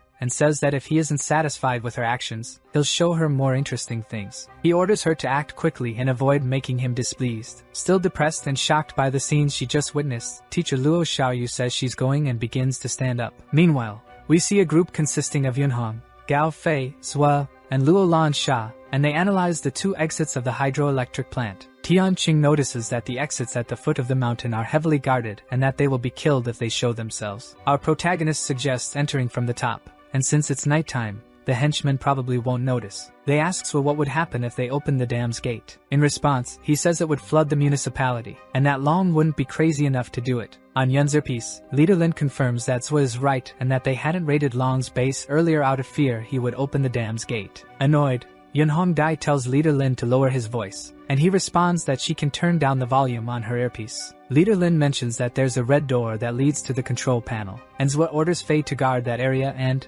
if anyone appears, to shoot them. Yun asks Lin and Ali to cause a commotion to draw attention while they sneak into the hydroelectric plant. Zwa Tianqing says he will let Yunhong Dai lead the group, and she gives a confirming hand signal. Our protagonist reminds the group that the priority is to rescue the hostages and, in addition, to make the enemies waste ammunition. Upon hearing Zwa's order to advance, the entire group prepares to invade the hydroelectric plant and save the hostages. Meanwhile, Long Ting's scientist ally tells him they found Lin Xing's car outside the hydroelectric plant. As if he already knew, Long says they were quick and asks his scientist subordinate if everything is ready, and he confirms it is. With a malicious smile and a sadistic expression on his face, Long Ting says that finally, there's something good to watch. While several of Long Ting's henchmen are armed and guarding a forest, Lin Xing's men appear behind the bushes. Leader Lin Xing looks at his loyal companion Ali, and both give each other a thumbs up to begin the assault on the hydroelectric plant. They both grab their heavy automatic weapons and quickly start firing a rain of bullets. Leader Long Ting's henchmen realize they're under attack and shout about it while many of them are hit by gunfire and taken down. One of Lin Xing's men notices a talking monkey and is shocked by such a sight. Descending on ropes and shouting that they're in position,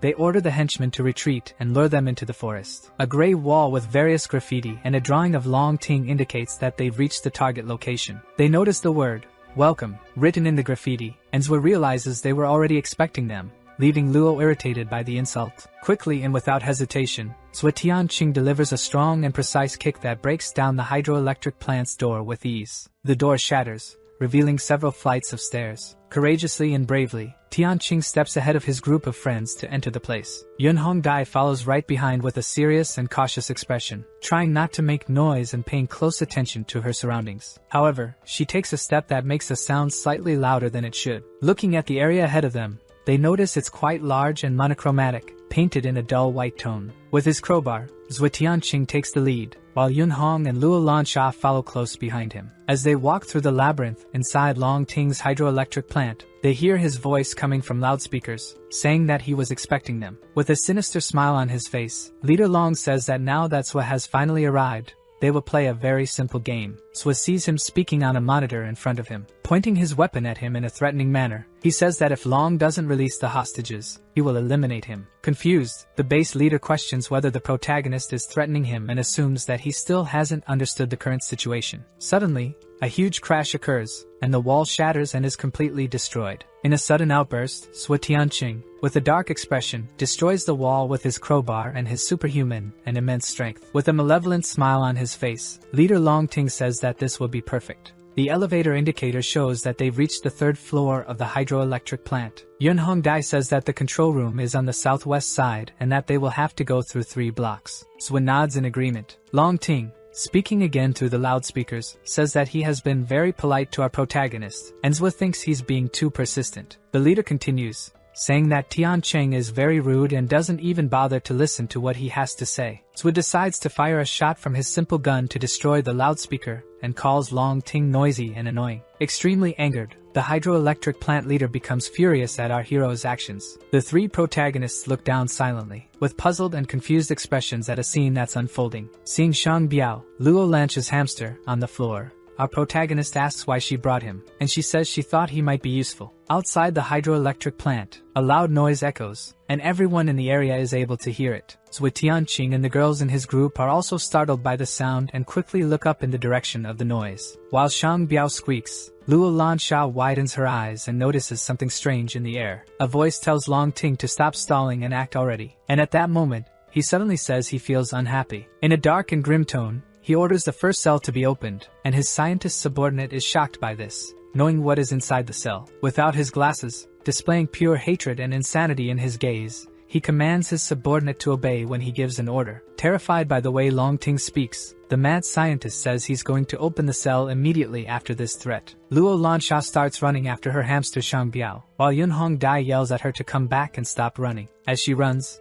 Luo Lansha feels a strange sensation hanging in the air and weighing on her chest, her eyes widening once more. She questions why there are so many zombies around, and Yunhong Dai is confused by the young girl's question. Zwa Tianqing closes his eyes and takes a deep breath, feeling a bit uncomfortable with the whole situation. Using his precise detection mode, He senses a horde of dozens of zombies very close to them and states that they are surrounded. Exclaiming that the girls are not used to fighting in the dark, he orders them to return to the elevator, and Yun questions Zwa. Prying open the metallic elevator doors with his own hands, Tianqing says that the people in their group should split up. Using his immense and superhuman strength, he begins to force open the elevator doors with his fingertips. Reinforcing the power in his hands, he applies a lot of pressure to open the two doors quickly. Concentrating all his superhuman strength and making an extraordinary effort, he opens the elevator doors with his bare hands. Zwa Tianqing tells the girls in the group to stop hesitating and get into the elevator that he just opened for them. Luo Lansha earnestly urges Yun Hongdai to listen to their friend Tianqing's orders, and she agrees and enters the elevator along with the girl. Thus, Luo Lansha helps Yun climb up the shaft above the elevator, pushing her legs to make the ascent easier. With his crowbar in hand and eyes closed, Zwa thinks to himself that he hasn't had a chance to train these past few days. Facing the enormous horde of zombies, he leaps over them and prepares a massive and powerful strike with his crowbar. The mad scientist, subordinate to Long Ting,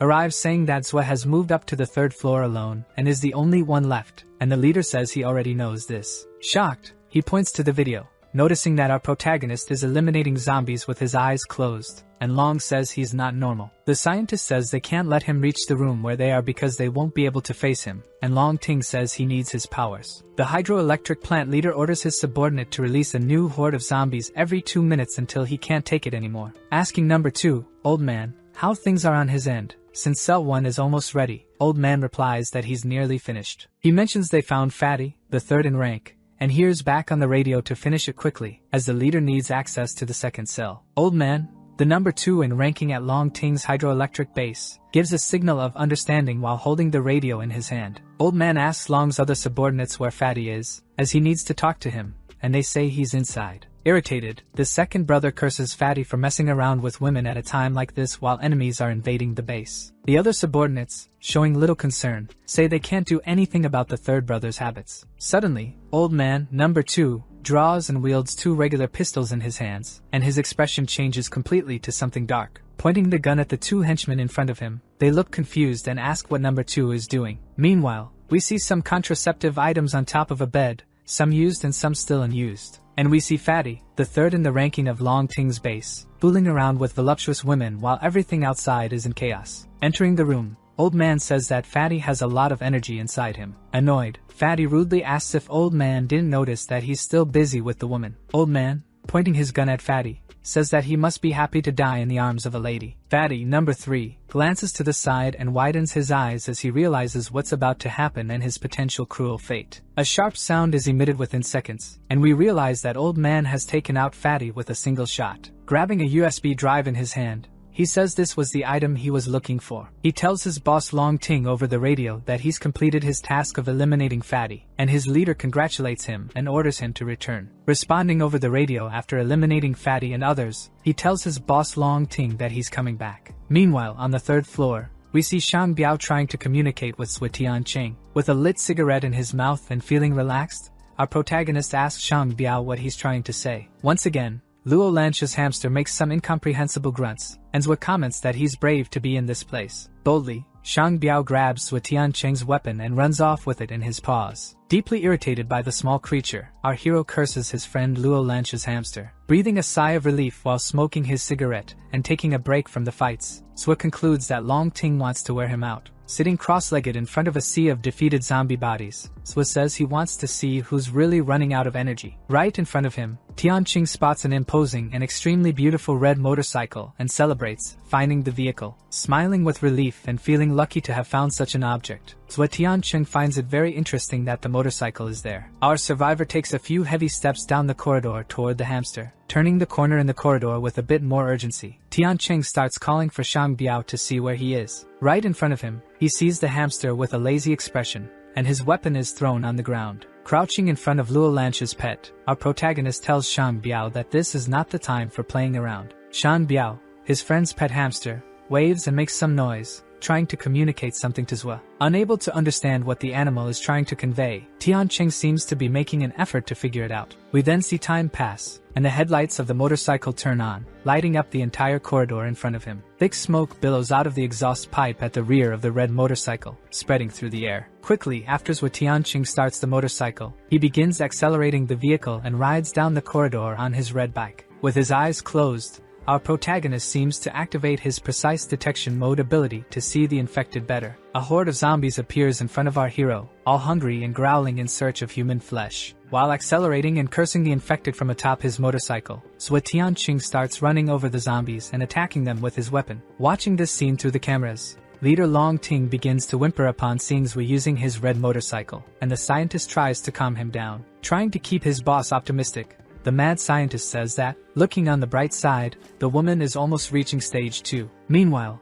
we see Tianqing on the red motorcycle, running over and attacking the zombies with his crowbar, taking them down one by one. Speeding up even more, he comes across a few dozen zombies, and his headlights shine on them, stunning them momentarily. He sighs, tired and bored from defeating infected ones so easily, given how effortlessly he's handling them. Completely changing his expression, Leader Long Ting adopts a dark and villainous demeanor, saying that this is very good information. Meanwhile, Teacher Luo Xiaoyu stands in front of a spike trap that could be fatal to her. Still on her feet, it's clear from her expression that she is exhausted and injured, her clothes torn, and her breathing heavy and labored. At the exact moment she complains that this mission is exhausting, Leader Long Ting says it's just the first stage, and that there are more to come after this. Yelling at the base leader, she tells him to do whatever he wants instead of forcing her to play these pointless games, and he replies that they do have a purpose. As he talks about his insane games, which he believes are brilliant, he decides to demonstrate. Right beneath her, the floor opens like a trapdoor, and she is shocked, her eyes widening as she screams in despair,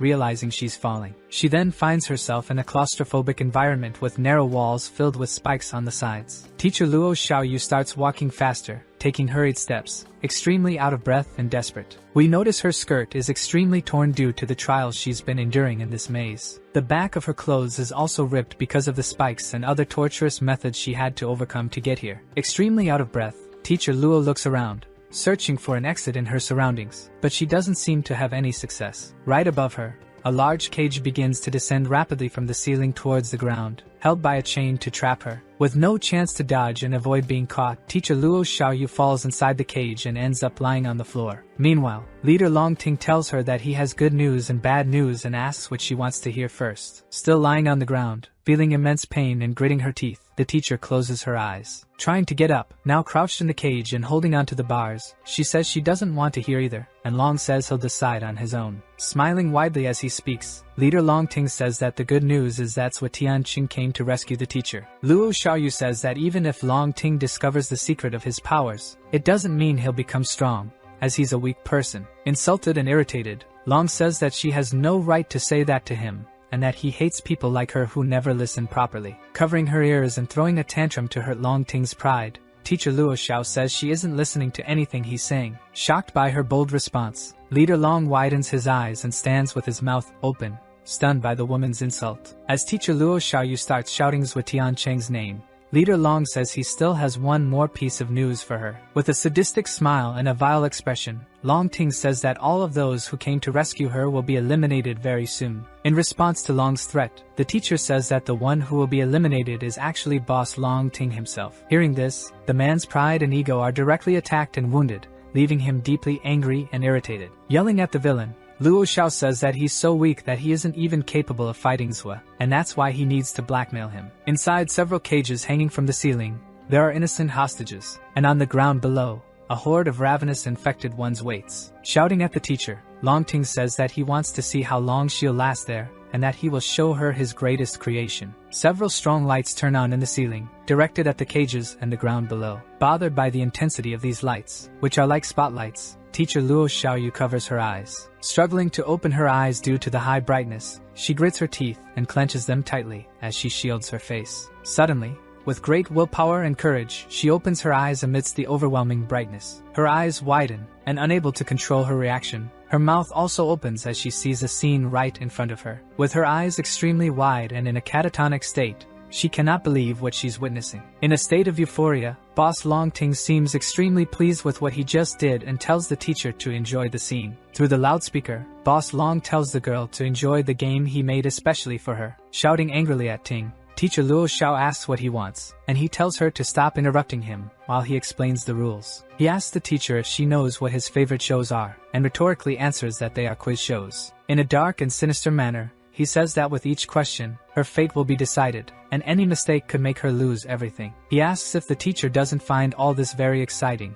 and she calls Long Ting a madman. With a sadistic smile on his face, the boss thanks her for the compliment, but says that she has no choice but to play the game he proposed. Long Ting says there are 20 questions, and if she answers all of them correctly, the hostages can leave. However, if she gets even one wrong, his mood will decide their fate. Inside the cage, an irritated chubby civilian exclaims, questioning what kind of rules Long is imposing. Another innocent, also overweight, asks what the meaning of these deadly games Long Ting is proposing is. Speaking through the loudspeaker, Chief Ting says that Professor Luo will have to answer all the questions, and she asks what kind of questions these are. With a pleasant and friendly expression, the chief of the hydroelectric plant says that the first question is whether Professor Luo likes the orange fruit. In shock, Professor Luo Xiaoyu is left with her mouth open and eyes wide, struggling to respond to this ridiculous question. Irritated, the blonde chubby man questions what kind of question that is and who determines if the answer is right or wrong. Shouting at the professor, Chief Long Ting tells her to answer quickly before he loses his patience, making her feel extremely pressured. She wonders if all this is a prank or some sort of bad joke,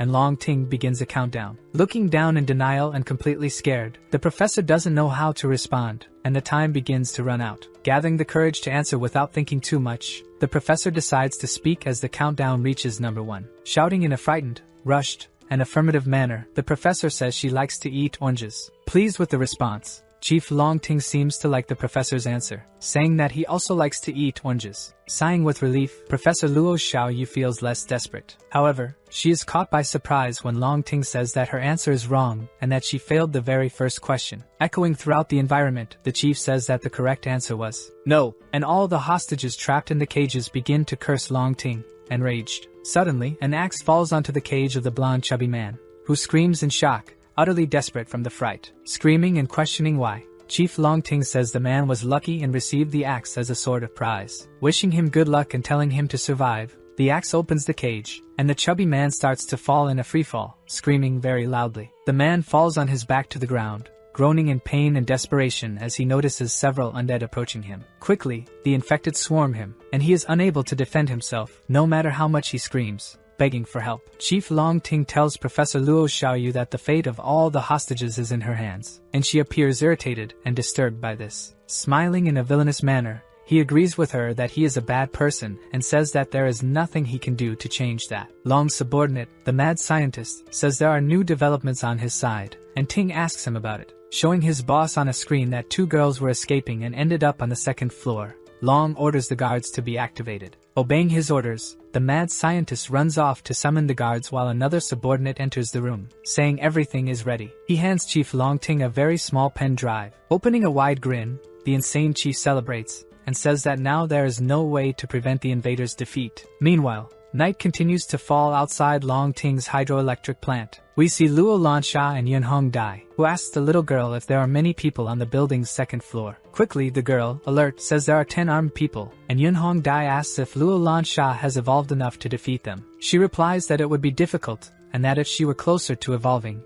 it would be easier. Yunhong Dai says she just got an idea and, with her hand on her chin, thoughtfully begins to formulate her plan more concretely. The 10 subordinates of Chief Long Ting seem to be on guard, armed, waiting for the hydroelectric plant's invaders to show up so they can eliminate them. One of them, short-tempered, orders another servant to stop being lazy and stay alert, and the other says he needs a woman not to get distracted. At that exact moment, his attention is stolen by some external event, and he starts staring to figure out what's happening. Next to him, another subordinate stands up, also alert and curious to see what's going on, wondering if it could be zombies. Suddenly, both are startled and excited to see that this noise was caused by the arrival of a beautiful, unknown woman. Immediately, the two become interested and fall in love with the young woman who has just appeared in front of them and get very excited. They wonder if she is just a little girl or not, while we realize that it is Luo Lansha. Putting on a theatrical performance, Luo says that her parents were bitten by zombies, leaving only her, and asks for help from Long's subordinates. Zhuo Tianqing calls Chief Lin Xing and asks how things are going on his side, and Lin says that the enemies are very resistant. While Chief Lin Xing fires bursts with his rifle, he questions if everything is going well with Zhuo Tianqing.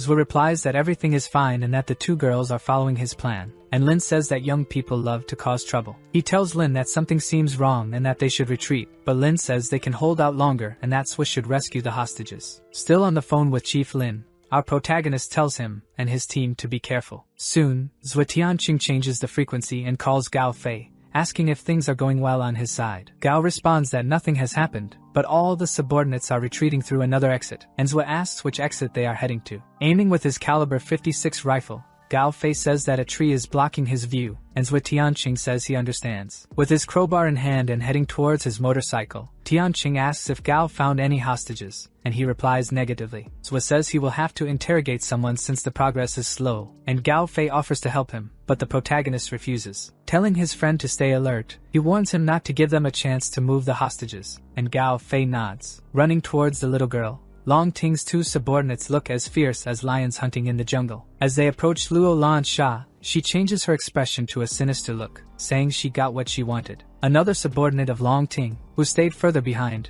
shouts to the two that this situation seems strange and they should be careful. Talking among themselves, one of the two says he will take responsibility if something happens this time, and the other says he hasn't been let loose for a while. One of them, facing Luo Lan Sha, asks if she would like to go somewhere specific with him, and she tells the man that she is hungry. With a malicious and repugnant expression, the two look at each other as if they can read each other's minds. Saying he has a big meal for her and asking if she wants to taste it, Luo Lan Sha pretends to be interested in the man's offer. He says he will give her this food once they go inside, and they start taking her while Yun Hong Dai approaches them. At that moment, they receive a notification on the radio about two women and a man invading the second building and that they should eliminate them. One of Long Ting's subordinates, a blonde and ill-tempered man, is shocked to receive this notification on his radio. The two men who are interested in Luo Lan Sha are also surprised by the news and stand there dumbfounded. With a serious expression and a more stern tone of voice, Luo Lan Sha comments that this was unlucky. Drawing her two firearms, Luo Lan Sha points them at the backs of the two Long Ting goons, ordering them not to move or she will shoot. The blonde man,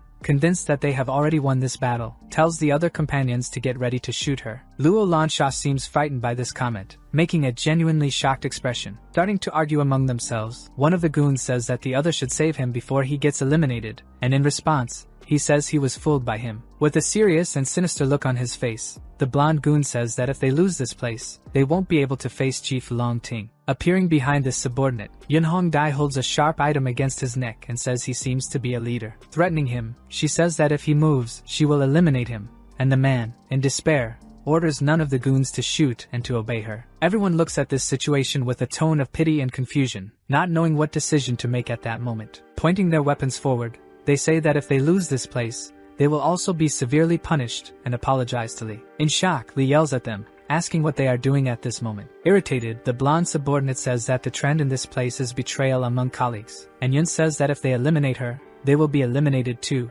All the henchmen prepare themselves, armed to the teeth with heavy weapons, and start counting before firing at the two women. Luo Lan Sha and Yun Hong Dai look deeply into each other's eyes in shock, doubting whether they will be shot at this very moment. Suddenly, Zhuo Tianqing, riding his red motorcycle, accelerates and flies through the air, breaking the garage window. Flying over the scene before the shots are fired, he already prepares his crowbar to save his two friends from Long Ting's henchmen. Relieved, Luo Lan Sha smiles and sighs while calling out Zhuo Tianqing's name. Yun Hong Dai gives a slight smirk and comments that our protagonist likes to show off. Drawing a simple pistol, our hero coldly gazes at all of Long's subordinates, ready to shoot without mercy, and immediately makes a strike, like in bowling, shooting a few bullets and defeating almost all of Long Ting's subordinates at once. Revving up his motorcycle abruptly, the tire creates friction on the ground, generating a thick cloud of smoke. Finally, accelerating and maneuvering the motorcycle in an extremely agile and swift manner, Zhuo Tianqing blends into the smoke and grips his crowbar. In shock at the scene,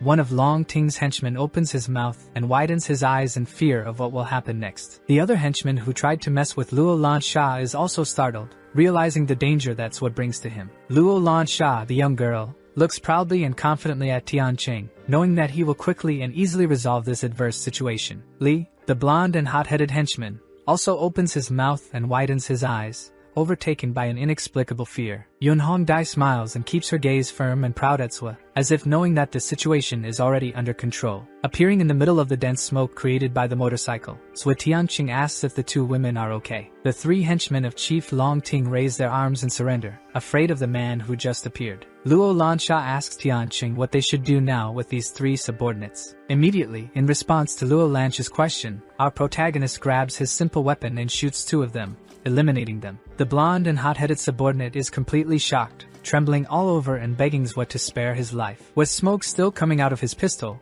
Zwa Tianqing tells Long Ting's subordinate that he has 3 questions to ask. Our protagonist asks where Chief Long Ting is and where the hostages and the remaining guards are located. In shock and overwhelmed by fear, Chief Ting's subordinate stutters, saying that he cannot answer our hero's questions. With a cold and determined look, Zwa stares at him and asks if he truly cannot answer his questions. Begging Tianqing to spare his life, he says that Long Ting will kill him if he answers such incriminating questions. Pointing the weapon at Li's head, the subordinate, Zwa threatens him, saying that if he doesn't answer, he will be eliminated first. Sweating profusely, Long Ting's henchman grits his teeth and, with a furrowed brow, seems conflicted about whether to answer the question or not. Meanwhile, in a secret location, the mad scientist yells at Long Ting, fearing that the henchman will reveal the secrets. Responding immediately with a punch to the mad scientist's face, Long Ting says that he realized this before the man even spoke to him. Suddenly and swiftly, that pen drive is thrown by the chief toward one of his subordinates, ordering number 2 to unlock something at that moment. And as number 2 catches the pen drive midair, he says he understands the chief's command. A bit dazed after the sudden blow without prior warning, the mad scientist questions whether that wasn't the third brother's pen drive. Long Ting tells his scientist subordinate that the third brother must have told him many things, and the man quickly agrees. The chief laments the third brother's death and says that he now has full control over the second building. Widening his eyes in shock at the news, the mad scientist seemed unaware of the fact that the third brother had been eliminated. Swiftly and in a very agile and fast manner, Chief Long Ting starts typing something on his keyboard that is still incomprehensible. Still with a grim look on his face, the mad scientist is left speechless and unresponsive to what his chief just said. The scientist says that Long Ting cannot be considering releasing the monster, and he responds that he wants to know if it is stronger than Zwa, a superhuman. Acting bravely, the scientist grabs his boss Long Ting's arm tightly, begging him not to do it. Desperate, the subordinate scientist says that just to lock the monster in the room, 20 of their men were killed, and releasing it is extremely dangerous. With an authoritative and serious tone, Long Ting states that the subordinate has no authority over the decisions he makes or refrains from making. Kneeling in a position of pleading and reverence, the scientist begs his boss Long Ting not to release the monster. Crying and screaming in complete despair, he says that his own brother was killed by the monster that day and pleads with Long not to release it. With a smug and malicious smile on his face, Chief Long Ting says that Xiao Feng is a very sentimental person, telling him not to worry. He assures that Xiao Feng won't see anything like his brother's death ever again. Stopping his tears and smiling in relief, the mad scientist thanks his boss Long Ting profusely. With a malevolent expression and holding his simple gun,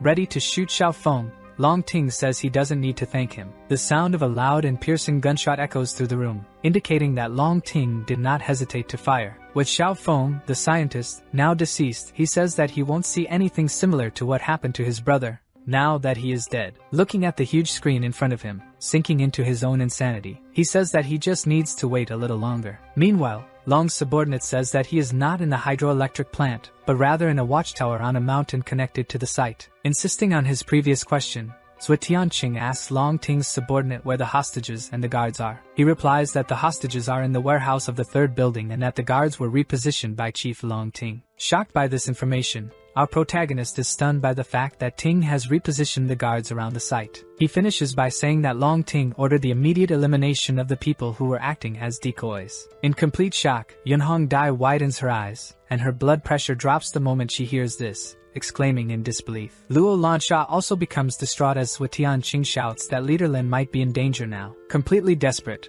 our protagonist tries to communicate with Lin Xing through the radio and starts repeating his name frantically. With an entirely sinister and grim expression, taken over by an inexplicable rage along with an incurable fear, Zwa curses Long Ting. Quickly, Tianqing orders the 2 women on the team to help Lin, while he takes care of things at the hydroelectric plant. Questioning Long Ting's subordinate in a sort of interrogation, Zwa asks how many zombies he has. Pointing to the building with his gun, Tianqing says he has already eliminated all the infected from that building, and the man is shocked by this. Starting to get more irritated with Long Ting's henchmen, he looks him up and down, pressing him to answer his question quickly. Hastily, the henchman decides to speak and reveals that the zombies are in the warehouses of the second and third buildings and that Long Ting uses them for defense. Unfazed and calm, Zhuo Tianqing shows little reaction and says that this kind of plan fits Long Ting's style perfectly. He orders Chief Long Ting's subordinate to lead the way to save the hostages, and the man agrees reluctantly, having no other choice. Walking ahead, the man says that the second and third buildings are connected, having only one door to use for now. Appearing on the big screen with a malicious smile, Chief Ting says that Zhuo did not disappoint him. After all, he managed to eliminate hundreds of zombies by himself. The henchman, upon seeing the scene, begins to stutter Ting's name, while our hero points a gun at the screen, and Long tells him not to be hasty. Showing a different screen where Professor Luo Xiaoyu can be seen, Chief Ting asks if she is Zhuo's girlfriend. Speaking through the speakers, Long Ting says he wants to play a game with Zhuo, but he was being interrupted, and that made him angry. After rudely insulting the leader of the place, Zhuo Tianqing asks what it is that he wants to talk about. With a villainous and insane expression on his face, Long says that the game is simply to find Professor Luo quickly, before she dies. Annoyed and without the patience to continue listening to Ting's madness, our hero fires at the television displaying his image. Looking back towards Long Ting's subordinate, our protagonist shouts for him to continue what he was doing. Standing sinisterly and completely motionless, the henchman Lin emanates a strange and altered aura. Pointing the crowbar in his direction, Zhuo Tianqing tells him to hurry up and move as soon as possible. Coming out of the shadows, it's clear that something is happening to him. After all, huge veins have appeared on his face, and he seems to be infected. Exclaiming in disbelief, completely shocked and not knowing when this happened, Zhuo Tianqing widens his eyes and screams. Lin, who was previously a helpless and fragile henchman, suddenly turns his torso and tries to deliver a powerful kick to Zhuo, who is stunned by this, quickly dropping his weapons, letting them fall to the ground, so his hands are free to take some specific action, firmly and severely grasping the infected man's arms to prevent him from moving and completing his attack. Using more strength than usual, Tianqing realizes that the henchman's power is also above normal. However, with a confident and determined expression, as if he has a plan, Zhuo seems to know what to do, twisting him by his arm and making him spin his entire body, exposing his back. He knows brute force won't work here. Quickly, by performing this precise and calculated movement, Zhuo Tianqing notices something that changes everything. He sees a disgusting creature with a long tongue stuck in Lin's neck and recognizes it as a parasite, describing them as very rare second-stage infected, which are extremely stealthy and can barely be noticed by people. With his knowledge from the old life, he knows that they can attach to a host and from there control them. Zhuo also knows that parasites are weak but increase the host's strength, and with that, he begins to strike the infected. After pulling it out from the henchman's neck, putting his finger in its mouth, and landing several blows, the parasite becomes severely injured. However,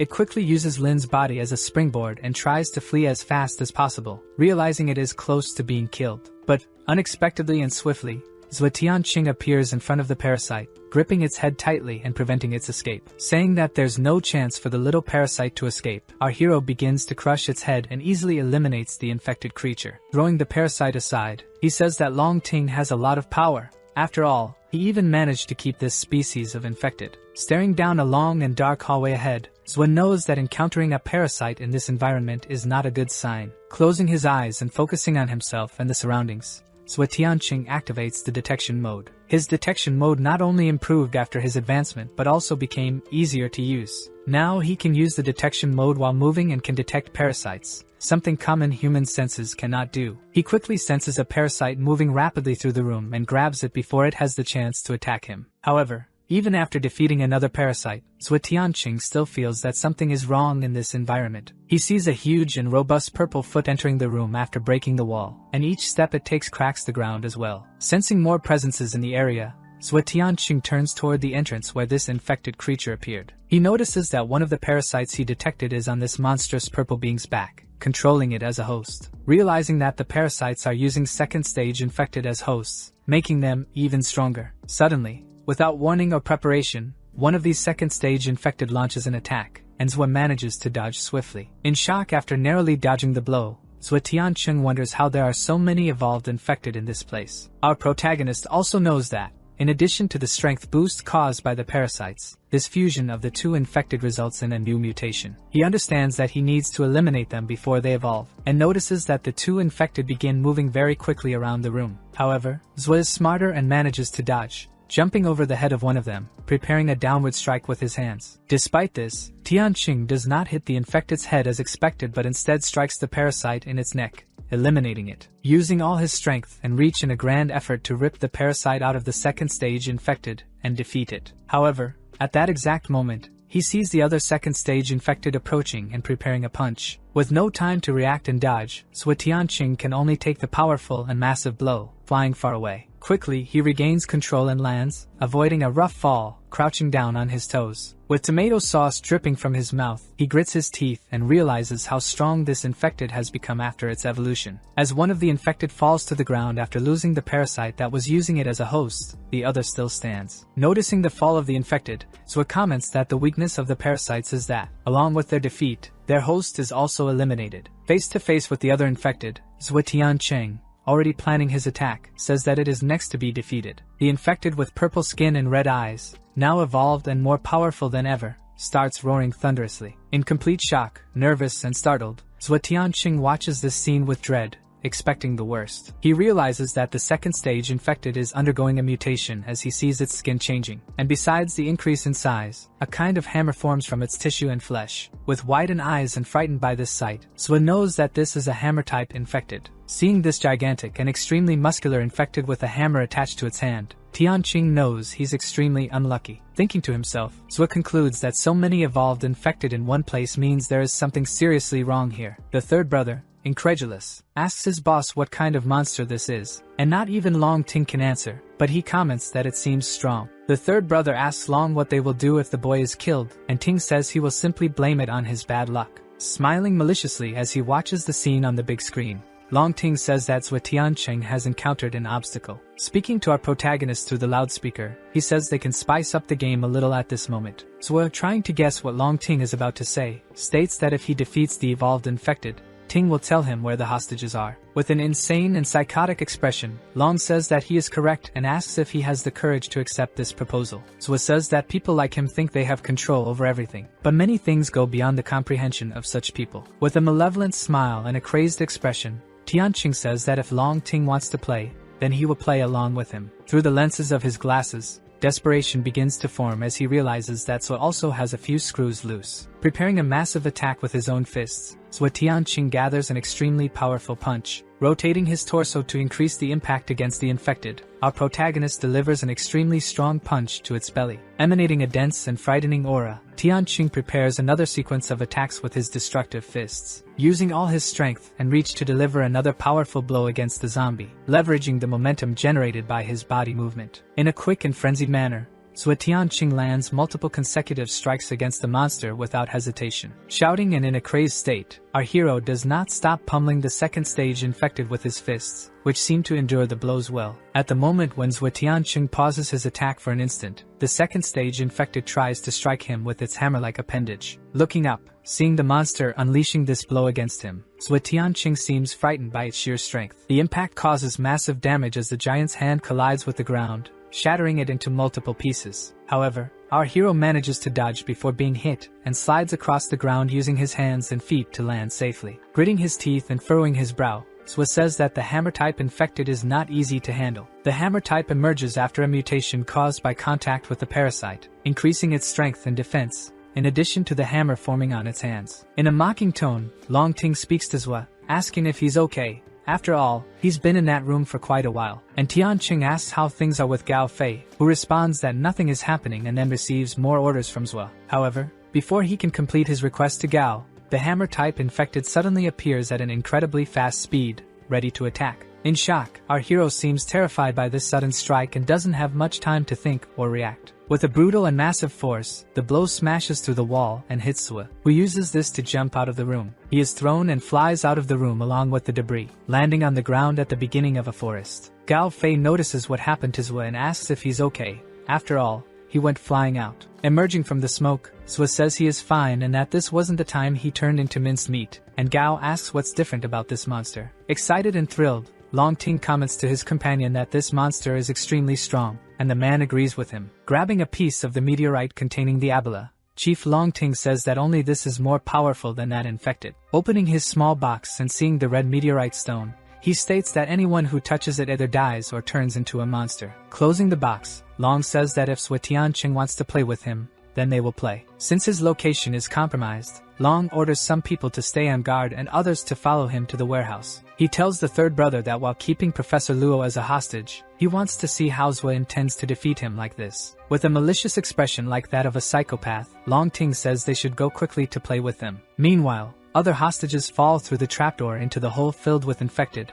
about to be turned into food. Professor Luo Xiaoyu starts screaming in despair, pleading for help, denying what's happening. The other innocents trapped in the cages start to break down mentally, deeply affected by the deaths. One of them falls into despair, imagining the possibility of being the next one thrown down there, and begins to panic. The professor tells him to wake up and, with a hopeful tone, says they still have a chance to get out of there alive. Pessimistic, the hostage in the cage next to her says there is no hope for them and only a dark fate awaits. Saying that there are still 5 questions left, Professor Luo tries to keep them all hopeful and says they will make it out alive. Still in shock from the psychological damage and state of vulnerability and fragility, he stammers but tries to remain hopeful. Trying to stay strong and convey confidence to the other hostages, she tells them to wake up because they will get out of there alive. In the cage above her, another hostage says that Professor Luo is very optimistic and admires that about her. At the moment she asks him to start asking more questions, Long acknowledges that she is very good and decides to play something more entertaining. The professor asks what he means, and he decides to ask one last question that will decide everyone's fate, whether they will make it out alive or not. Irritated, Professor Luo seems inclined to accept but becomes angry with Long's proposal, who asks if she will face the challenge. Quickly, she adopts a courageous stance and says she will definitely accept the proposal. Long Ting says she must guess where he is right now, and if she guesses correctly, she wins,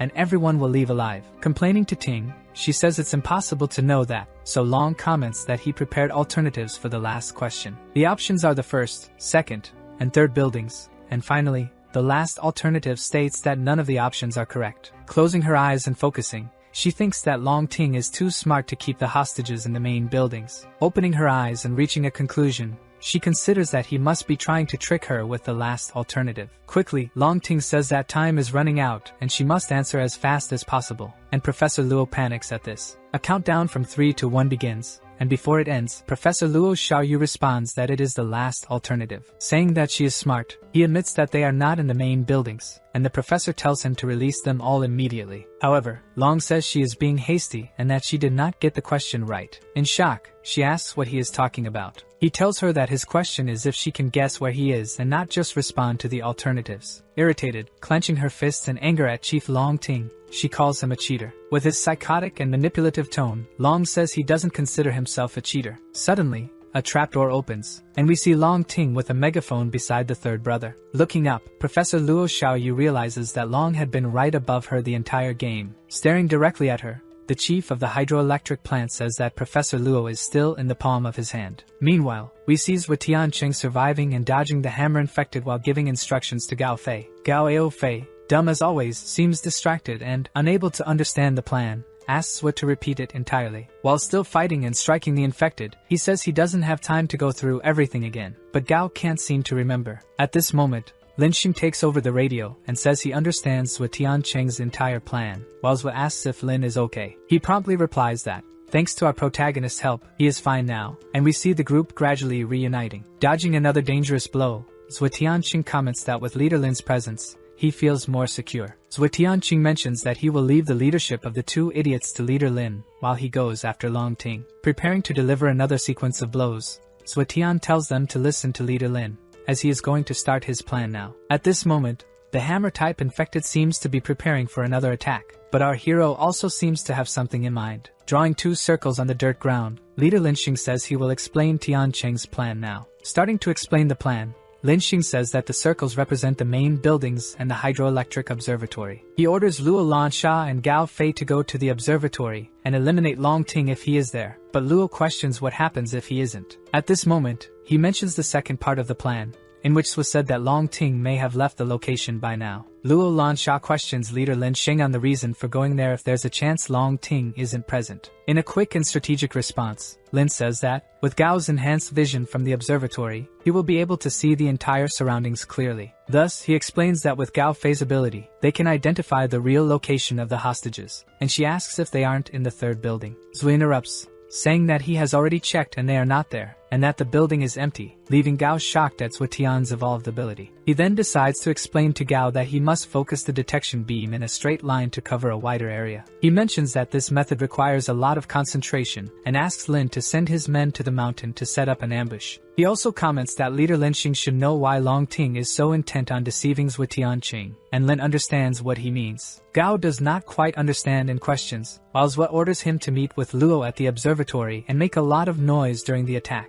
After being questioned by Luo Lansha about what he is doing, Zhuo says that he is not able to defeat the hammer-type infected. Staring coldly and sternly at his opponent, Zhuotian Qing knows that he must advance to the second stage. Only then will he be able to win. Luo Lansha and Gao Ao Fei are shocked to hear our protagonist say these words. He tells them to forget about it, and just obey leader Lin, as he climbs up the hammer arm and uses it as support to dodge. Zhuo knows that his body is at the peak of the first stage, and that tough battles will be useful to push him to the second stage. Preparing a massive and powerful strike, he knows that there is no better opponent at this moment than the hammer-type infected, landing a direct punch squarely on the left side of the face of the second stage hammer-type infected. In an extremely agile and fast manner, Zhuotian Qing lands dozens of consecutive blows against the hammer shape. Watching everything, Chief Long Ting comments that this scene is a mess, and the third brother says that Zhuo is being held up by the infected. Suddenly, he hears his soldiers calling for him desperately on the radio, saying that the observatory is under attack and won't hold out. The third brother is startled by this information, while Long Ting questions him as to why he is panicking. Grabbing the radio in response to the panicked soldier, Long says that they should keep fighting, otherwise he himself will eliminate them. In shock, the subordinate says that there are too few men to deal with Lin Xing's elite forces, and Long Ting says he has already thought of everything. He comments that, since Lin Xing brought all his men here, the wall of the old city is empty, and now is the time to take the wall. In disbelief, the third brother is stunned by the information that Long Ting gave about taking the walls of the old city now. Meanwhile, at the observatory, we see Gao Fei with his cold and calculating gaze, typical of an excellent hunter. During an attack with his melee weapons against Long Ting's soldiers, whom he easily eliminates, Luo Lansha questions Gao Fei. With his precise caliber 56 rifle, Gao Ao Fei says he has found him. Luo Lansha quickly leaves the location after eliminating several of Long's men, and says she will leave this situation to Ao Fei. While one of his henchmen fires bursts of bullets at Gao, he says they can't hold on any longer, and Ting replies that he will eliminate them if they try to flee. Suddenly, without warning or hesitation, Gao shoots one of Chief Long Ting's men, taking him down easily. Proudly looking at his 56 caliber rifle, Gao Fei celebrates the successful shot. At that moment, Long Ting realizes there is no response and assumes that the soldier must have been eliminated before replying to him. Long Ting tells the third brother that they need to get out of there, and scared, the subordinate mentions that he's afraid Zhuotian Qing will find them. Long Ting asks what his subordinate is afraid of if they have a hostage in their hands, referring to Professor Luo Xiaoyu. With a villainous smile on his face, Chief Ting says that Zhuotian Qing will not reach him, and if he does, he will have to face a gigantic horde with hundreds of undead waiting to feast on him. Meanwhile, we see our favorite survivor furiously and bravely striking the hammer shape in the face in an attempt to defeat it. In an instant, it seems that the second stage infected is falling to the ground while Zhuo is still in midair. However, before it hits the ground, it plants its foot firmly, cracking the floor slightly and bulging veins in its foot from the force it's using. Zhuotian Qing widens his eyes in fear of the evolved infected's next move, which, quickly and unexpectedly, smashes the ground with its hammer-shaped hand, trying to crush Zhuo. However,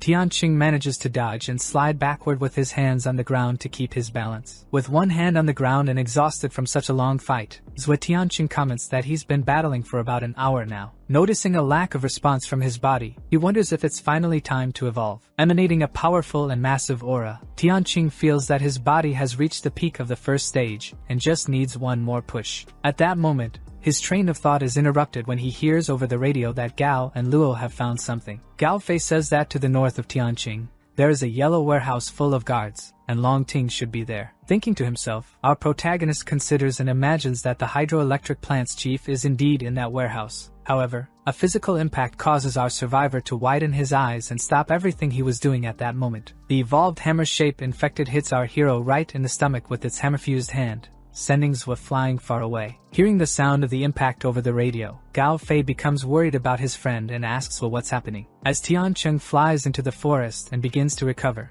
Gao keeps asking if he is okay. Another hammer appears in the infected's hand, and Zhuo comments that it has completely fused with the parasite and is at the peak of stage 2. Focusing intensely, the protagonist begins to try activating the tattoos to reach the second stage in the middle of the fight. Quickly, The hammer shape tries to stop him, attacking with its hammer and breaking the tree where Zwa was, but he dodges just in time. While in the air after dodging the blow, Zwa notices that the hammer's speed has also increased significantly. At the moment when the infected prepares another attack to strike Tianqing, he says it's time to get started. Quickly, the second stage hammer-type infected delivers another massive blow to our protagonist. In midair, after being hit by the blow, Zwa Tianqing starts a countdown from number 3 to number 1. And then, when he finishes the countdown, he begins to emit a blinding and dazzling light that stuns the monster in front of him. Suddenly, like a missile, the protagonist attacks the hammer-shaped infected and sends it flying to the forest floor, landing brutally. Meanwhile, his fist begins to emit a very dense and powerful red aura after delivering this extremely strong blow. The moment his feet are firmly on the ground,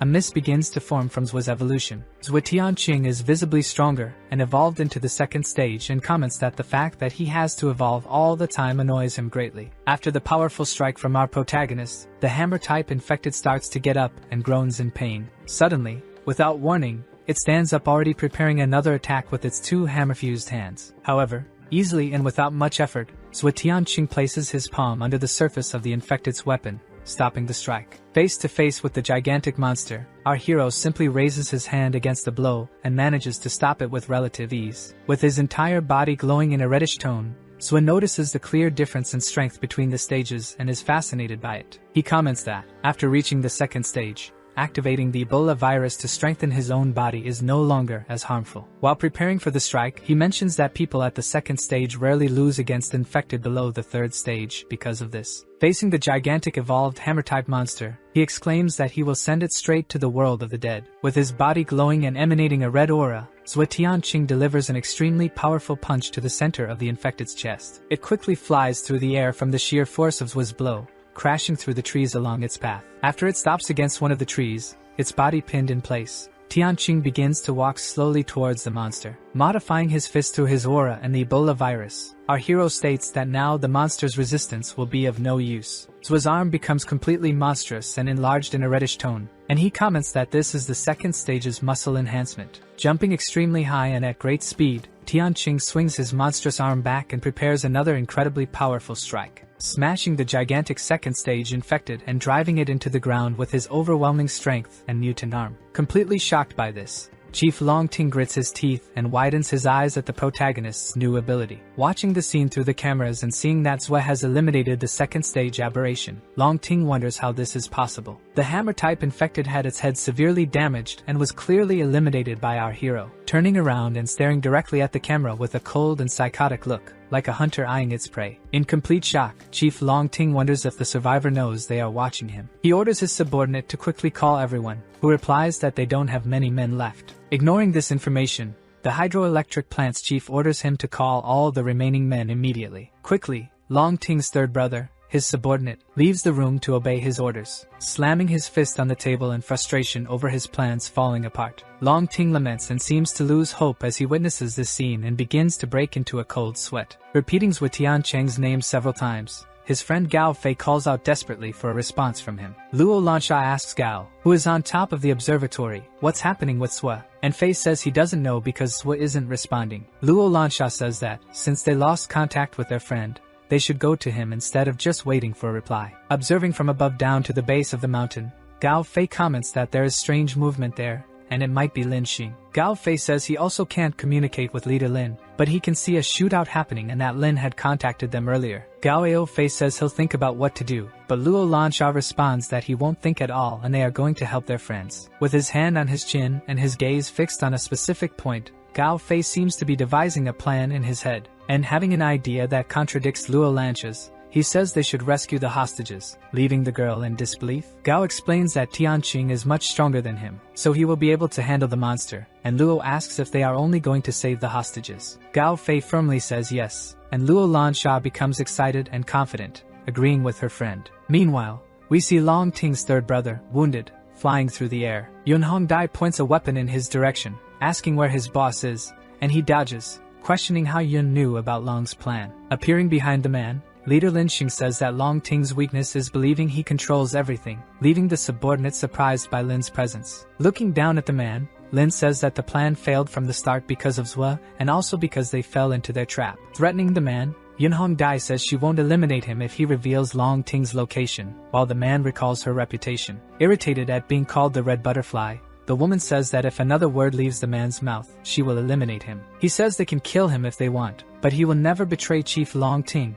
not even under threats, preventing Yunhong Dai from killing the man right then and there. Lin Xing says they can carry out this execution publicly in front of the others. Irritated and frustrated, but agreeing with her leader, she allows the third brother to live a little longer for now. Completely desperate, Long Ting orders his henchmen to go after the second brother, but the man says that he's already at the base of the mountain. The chief says he needs to return immediately, as only with the second brother's men do they have a chance against Sui Tianqing. Shocked by this information, Long Ting's henchman asks about their defense, saying that the bodies should hold him off for a while. The chief states that if this defense fails, he will release more of those monsters. A little scared by the information his chief just revealed, the henchman asks if that will really work. Shouting at his subordinate in complete desperation and out of control, Long Ting yells that obviously his plan will work. Afraid of his boss, the henchman just agrees and says that the plan will definitely work. Demanding from his employee, Long Ting asks why he is still standing there, and quickly, the henchman says he's leaving right away. Tired, trying to calm himself a bit, the chief of the hydroelectric plant sits down on the chair to rest. He begins thinking to himself that,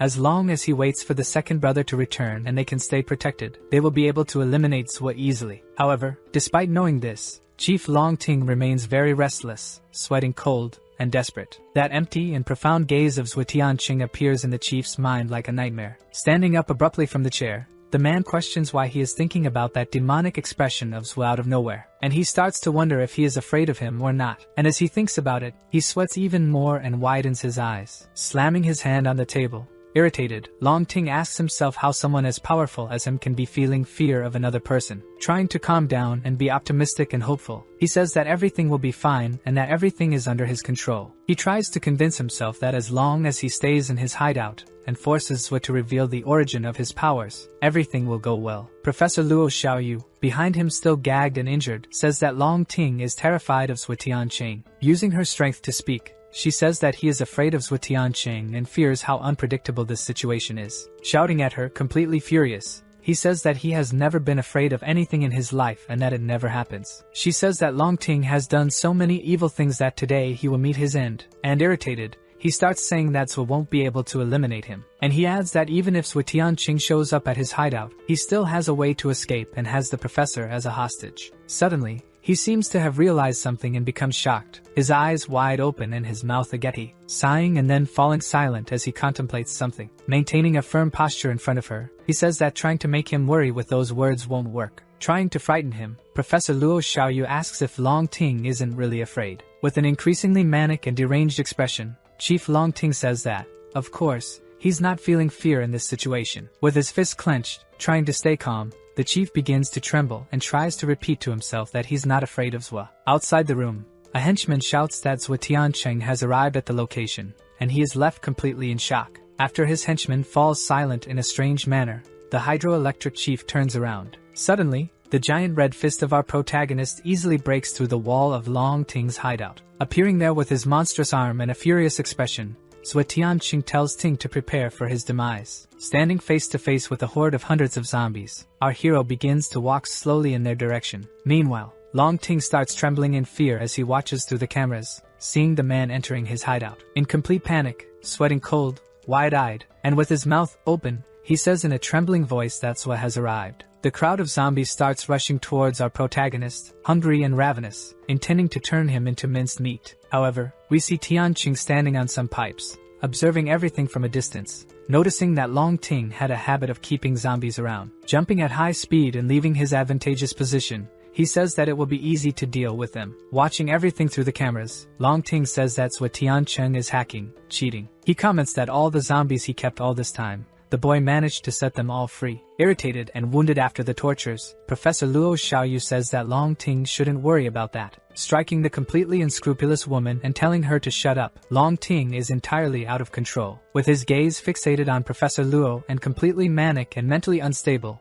he says that if he dies, he will take her with him. Wounded and distressed, Professor Luo Xiaoyu watches the scene, harboring resentment, yet knowing that this situation will end soon. Her hands remain tied with a tightly secured rope behind the chair, preventing her from escaping. Meanwhile, we see Sui Tianqing battling hordes of zombies, using his mutant arm to easily defeat them. Observing 3 different and apparently evolved zombies, Zwa comments that Chief Long Ting still had some tricks up his sleeve, sweating profusely. With a crazed look, Long Ting asks what the secret behind Zwa's strength is, promising to let him live if he gets an answer. With a cold and severe tone, speaking to the hydroelectric plant's chief, he asks if Long Ting is an idiot or just pretending to be one. Staring at him through the camera, he asks if Chief Long Ting has already lost his logic and sanity, while Long mutters to himself. Charging up an attack with his aberrant arm, he says that the one who should be desperate is Long Ting himself. He swiftly strikes the 3 zombies with his evolved arm, sending them flying, while appearing to put little effort into the blow. Zwa Tianqing knows that, with his punch at maximum power, second stage infected won't stand a chance against him. Looking at his red fist with a proud and satisfied expression, Zwa says that he has finally regained the strength he once had. After defeating the 3 evolved infected, which were Long Ting's trump cards, our hero says that the local chief is next. Completely desperate, sweating coldly and trembling, Chief Long Ting knows that it is now too late for him, repeating over and over that there is no more hope for him, while his soldiers report that Zwa has invaded the site and their bullets are ineffective. But suddenly, he seems to come to some unexpected and almost divine conclusion, making his eyes widen and sigh in relief. Seeing this scene, Professor Luo cannot contain her genuine reaction of astonishment at Long Ting's response. From the back of the room, she sees Long Ting planning something malicious to use against Zwa Tianqing in this situation. Standing up from the table and placing his hand under it, determined, Long Ting reaches a conclusion. He says that, even if he is to die, he will take Professor Luo Xiaoyu with him, and she glares at him with genuine and pure hatred. Grabbing a piece of the red, shining, and radiant meteorite, which contains the Ebola virus and invaded the Earth's atmosphere a few months ago. Holding the meteorite piece with a cloth, Long Ting starts bringing it closer to her mouth, and she refuses to eat it, not knowing what it is. Forcing the professor to eat it, he says she doesn't need to want it, and forces Luo Xiao to swallow the meteorite. In a megalomaniacal and almost hallucinated state, Long Ting begins to laugh maliciously and wickedly, like someone who has lost their soul. Forcing the woman to eat the meteorite, he covers her mouth to prevent her from spitting it out and not absorbing it. At that moment, an enormous light and a tremendous explosion happen in the room, and both Professor Luo and Long Ting are sent flying. Bursting into the room in a complete frenzy, shouting Professor Luo Xiaoyu's name, our protagonist fears the worst. Rushing quickly towards her, who is still seated in the chair, motionless and very quiet. In shock, our hero cannot contain his genuine reaction of surprise, widening his eyes at the scene before him. Professor Luo Xiaoyu begins to emit a radiant and malevolent red glow, while her eyes also shine and she screams. Completely consumed by hatred towards Long Ting, our protagonist cannot believe that he made her eat a piece of meteorite. Laughing maniacally on the ground, Ting says that those men turned into monsters just by lightly touching the stone and eagerly awaits what she will become. Still wearing a vile and disgusting grin on his face, Long Ting says he's a little excited to see what kind of monster Luo Xiaoyu will turn into. Overcome with rage, Zwa Tianqing says that Chief Long Ting deserves a cruel and fatal end. Raising and clenching his monstrous red fist, he says he will make sure to send Long Ting to another world. The chief warns Zwa Tianqing to be careful and look behind him, and at that moment, Luo Xiao begins to transform into a monster. Turning his head quickly in the direction Long Ting warned, his eyes fill with despair and anguish. Seeing Professor Luo Xiaoyu completely transformed into a terrifying creature, with a black armor and a sinister red aura. Quickly, our protagonist is thrown and sent flying after being hit by an attack, and debris falls due to the force of the impact. Gritting his teeth from the pain and impact, Zwa Tianqing also seems distressed and frightened by Luo Xiao's transformation. His feet cannot fully touch the ground and hover above the surface for a moment. However, he quickly forces himself downward and manages to land, planting his feet on the ground to soften the impact. Emitting smoke as his feet touch the ground at high speed, trying to land after being thrown far away. Our protagonist steadies himself firmly on the ground, standing face to face with the monstrosity that Luo Xiaoyu has become. Wounded and exhausted, Tianqing gazes at the entire scene with a hollow and stern expression, something he didn't anticipate. Black armor is a rare mutation where the person retains their consciousness and gains black scales, but Zwa never imagined the professor would end up like this. Zwa plans a way to extract the meteorite from Professor Luo Xiaoyu's chest, otherwise she will continue to rampage like this. A slow and heavy step is taken by someone wearing dress shoes. We see Long Ting wounded and tired, leaning against the wall for support as he walks, and he sighs in pain and exhaustion, while Tianqing watches him approach, cold and fearless. Without showing any sign of fear, he remarks that Long Ting is quite resilient. Suddenly, without warning, swiftly and nimbly, Professor Luo Xiaoyu, in the black armor, leaps from her position and momentarily disappears, appearing directly above our protagonist, illuminated only by the starry sky and the moonlight above her. The professor, now in monstrous form, tries to strike our hero with a powerful spinning kick, but he manages to dodge her. Looking at her, irritated and fed up, still wounded from the previous battle with the hammer's shape. Watching the fight from a distance, he notices Chief Long Ting fleeing into the forest, trying to blend in among the trees. Apologizing to Professor Luo, our survivor shapes his hand like a blade with his fingers straight, and prepares for a strike. Quickly, he thrusts his hand through the middle of the black scales on Professor Luo's torso, and she widens her eyes and opens her mouth in shock from the impact. The impact is so powerful that a deathly silence fills the area as Tianqing tries to rip the meteorite piece out of her body. With his hand on the other side of the black armor's torso, he manages to grip the meteorite piece with the fingers of his monstrous hand. Quickly and with surgical precision, he pulls his hand out of her, with the meteorite piece finally removed from Professor Luo's Xiaoyu. The black armor's body goes limp, and her hand drops backward, as if she just fainted and lost all her strength. With Professor Luo in his arms, Tianqing holds her and comments that without the meteorite piece, she has finally stopped and calmed down. Looking at his friend, the professor, with a sorrowful gaze, Tianqing manages to prevent a worse situation safely and securely. Our protagonist ponders that a normal person would have died from having their chest pierced, but the black armor will regenerate. After Tianqing says he wants to settle things with Long Ting, we see the chief of the hydroelectric plant running through the forest at high speed. Impatient and injured, the local leader says that those people are all monsters, and he's infuriated by this fact. Walking and stumbling in pain, Long Ting says he needs to meet up with number 2 and Scar, only then will they have a chance. However, he is caught off guard by Gao Fei, who tells Long Ting that he no longer has any chance of getting out of this alive. In shock, the criminal and psychotic chief of the hydroelectric plant widens his eyes, surprised by the appearance of the young group in the forest. Face to face with Gao Fei and Luo Lan Sha, both armed and prepared to turn him into mincemeat, Ting remains still. To finish him off for good, the criminal hears behind him the voice of leader Lin Xing, who is accompanied by all his men. Yunhong Dai points to the old man and Scar, who are captured and tied up, and asks Long Ting if he knows them. Leader Lin Xing orders his men to tie Long Ting up, saying they will execute him publicly, and Yunhong Dai obeys his command. With a dark and sinister expression on his face, Ting lowers his head silently, but suddenly, he bursts into laughter without anyone saying a word to him. Laughing uncontrollably and maniacally, Long Ting shouts that Lin Xing is celebrating too early and being overly confident. However, he is caught off guard at that moment by the arrival of another unexpected person, making him turn around in shock. Seeing Tianqing appear carrying the black armor in his arms, Long Ting says that now everyone has finally arrived. Gao Fei and Luo Lansha ask if Tianqing is okay and what happened to Professor Luo Xiaoyu, and he says he'll explain later. Our protagonist warns Lin Xing to be careful of Long Ting's dirty tricks, and the leader says they should deal with this without relying on normal logic. As Chief Long Ting begins removing his clothes, Leader Lin points his gun at him and orders everyone to back off and stay away from him. When he removes his shirt, he reveals a sort of clock with wires connected directly to his body, and says they won't have time to retreat. Showing the time ticking on the clock's hands, Ting says that if he dies, he will take everyone with him to the other world. Widening his eyes, Tianqing is completely shocked by Long Ting's unpredictable move. He shouts at that moment, realizing it's a timer for a bomb,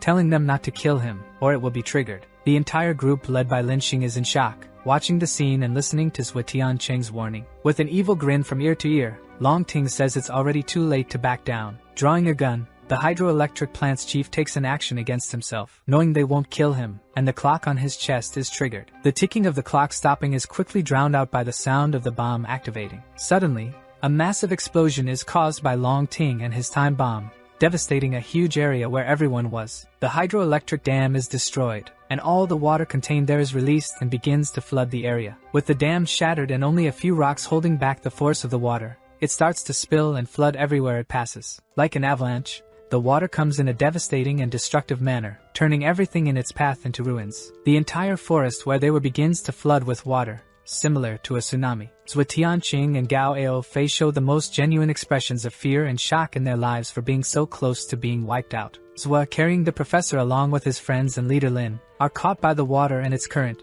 being pushed far away. The entire forest starts to be destroyed, with trees devastated, leaving only their trunks rooted in the ground as the water ravages everything. Various men from Lin Xing's group are caught by the waves and the current, being swept away and fighting for their lives. Gao Fei, calling for help from his friends Tianqing, flails his arms and shouts that he doesn't know how to swim. Swimming towards his friend, our protagonist tells him to hang on, that he's coming to help him swim and get out of this situation. Luo Lansha, holding onto a tree trunk with her arms, calls Gao Fei to grab onto the trunk as well. Struggling to swim and breathe, Gao Fei tries with great difficulty to get closer to the girl and the tree trunk to save himself. Suddenly, a massive boulder begins to fall behind Zhou Tianqing, and his friends warn him to look behind and avoid the rock. Startled, our protagonist notices the enormous debris from the dam falling towards him and freezes in shock. Gao Fei and Luo Lansha shout his name as the boulder falls on top of him, and he disappears. With his eyes closed and underwater, our protagonist appears to have lost consciousness from the impact of the rock. Sinking deeper and deeper into the water and already many meters below the surface, we see Zhou Tianqing unconscious. However, the black and red-scaled hand of the black armor firmly grasps Tianqing's hand. Professor Luo Xiaoyu,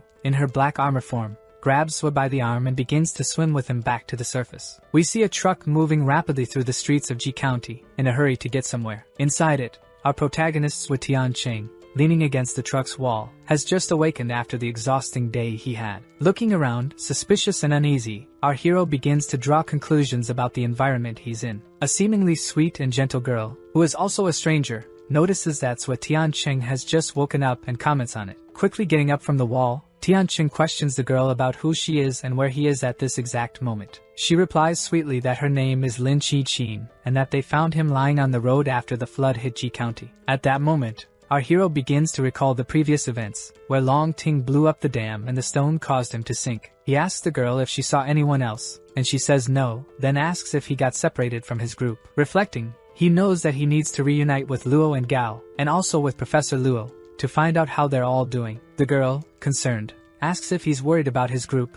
After all, the whole situation was very serious. A member of the girl's group says that he should give up searching for his friends, as they must have drowned in the flood. Reprimanding the man, Li Wei says that Zhou has already had enough bad luck and that he will find his friends. Smoking a cigarette, with a hopeless look and a melancholic tone, Li Wei says that everyone in this world is unlucky. Placing a hand on Zhou Tianqing's shoulder, he says that our hero is still too young. Showing him a simple weapon, he says that if he wants to survive, he'll need a gun and bullets, not sympathy. Remaining silent throughout the entire journey, Zhou Tianqing just quietly watches Li Wei and his friend. The girl tells him to keep quiet, thinking that Zhou is still upset, and Li says that young people need to think big in order to survive. After she says this in a completely insensitive manner, the driving begins to falter, and they feel the truck stopping abruptly. Out of nowhere, Li Wei falls to the ground due to the sudden brake that the driver applied, while the girl and Zhou manage to stay on their feet. Irritated, the man asks if the driver even knows how to drive, and the girl says it's time to camp and eat. Sitting in front of the truck, with a campfire lit in the middle of them, we see a group of 4 people besides Zhou. In a large pot, a big portion of food is being prepared, consisting of pasta with some sources of protein. The scarred man, Li Wei, looks irritated and restless at the entire scene before him. Meanwhile, with a gentle yet surprised gaze, the girl who rescued Zhou looks at him as well, and the other 2 members of the group cast the same silent and surprised look at the stranger in their group. We see Zhou Tianqing voraciously and endlessly eating the bowls of pasta made by the strangers who rescued him. Li Wei asks, irritated and curious, his friend how many bowls of food Tianqing has eaten, and she replies that it was 5 bowls. Completely furious at this, the man closes his eyes and tries to breathe, but veins appear on his forehead from so much anger. Pointing his finger in the protagonist's face, Li Wei asks if he's not full yet. After all, he's eaten more than all 4 of them combined. Trying to defend the outsider, the girl says that he was unconscious, which explains his bizarre hunger, but Li tries to argue with her. Standing up in front of his friend, Li Wei tells her to get up so they can talk privately,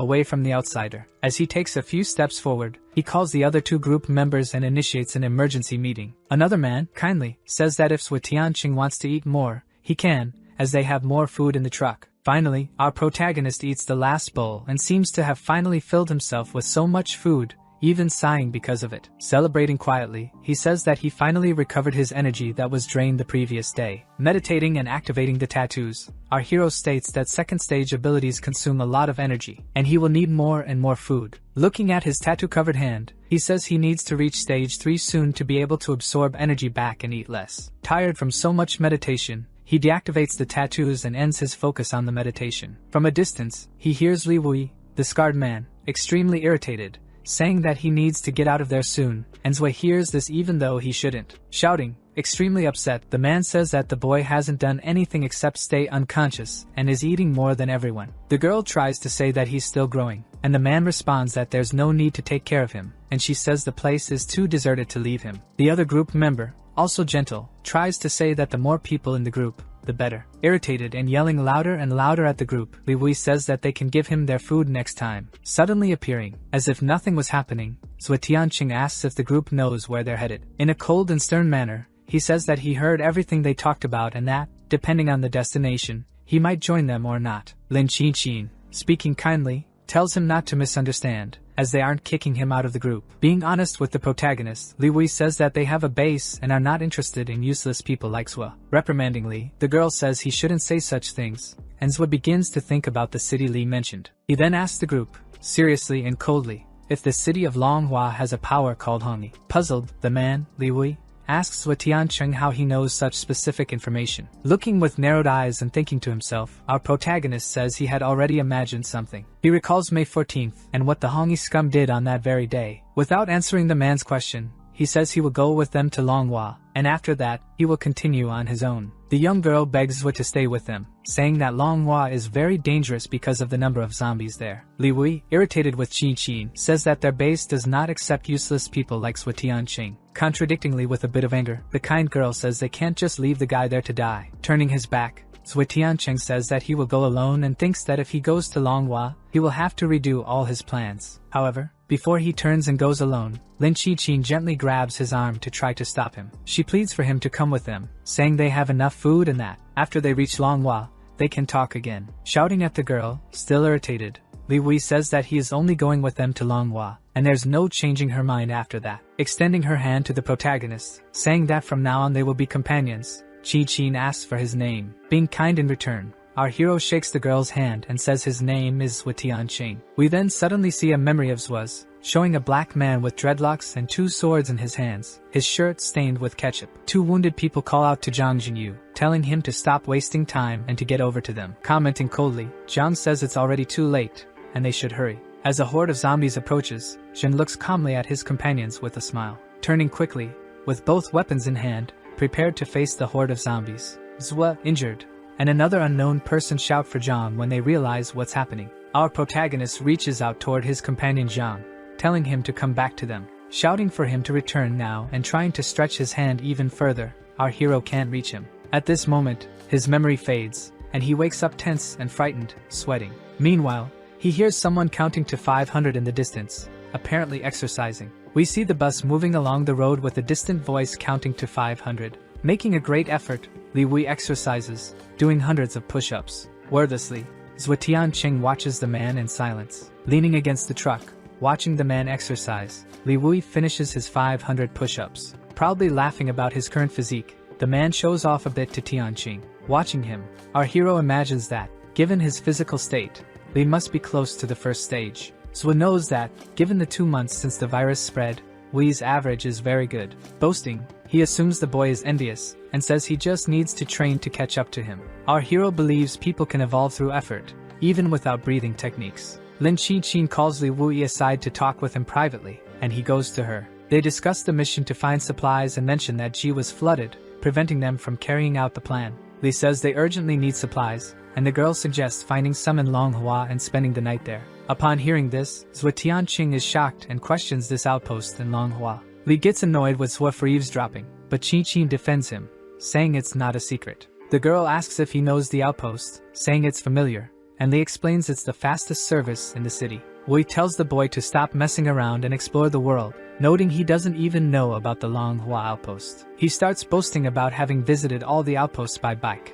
and Qin tells Zhou not to mind him. Thinking to himself, Tianqing considers that the Longhua outpost will be good for him. He remembers that, in his past life, he found a Claude infected there and notes that these are nearly 3rd stage, but he can handle it. He also thinks that if he manages to eliminate the Claude infected, he might obtain an item he desires. Lin Qinqin gives Zhou Tianqing a bun. Surprised by her kindness, Zhou is pleased with the bun. She tells him to eat the bun, and in the evening, they'll prepare something more elaborate for him. While eating, Zhou asks Qin if she has weapons, and she asks what kind of weapons he means. Asking if they have weapons, considering they have a base, he also thinks he might struggle against the Claude zombie. Lin tells him not to worry about it, and as long as no horde appears, they'll have enough weapons. Handing a weapon to Zhou Tianqing, she tells him to use it for defense. Observing the weapon she gave him, Zhou comments that it's a very good one. Upon arriving at the outpost, the group notices various barricades set up to block entry. Lin Qin comments that someone got there before them, as there are barricades blocking their way. Zhou guesses that, since people are around, there probably aren't any clawed infected there yet. Armed with a shotgun, Li Wei says he doesn't care and orders them to invade with him. He tells Qin and Zhou to enter the outpost with him, while the other two watch the van outside. The three begin walking toward the Manhua outpost, armed and prepared for anything. Ahead of Zhou, we see Qin and Wei armed, all silent and focused. After some time in silence, Li Wei warns them to be careful, as the atmosphere feels strange. The girl tells Zhou Tianqing to be cautious as well with the outpost ahead of them. Stopping, Zhou orders them to wait, as he's noticed something. Irritated with him, the man curses Zhou, insisting they keep moving forward. Using his detection mode, he senses several people and their positions within the outpost. He concludes that they are surrounded by people at the Manhua outpost. Suddenly, a sniper rifle begins to aim at someone in the group. Noticing the movement of the sniper rifle, Zhou is shocked and sounds an alarm. He pushes Li Wei aside, shouting to alert their two companions of the shots.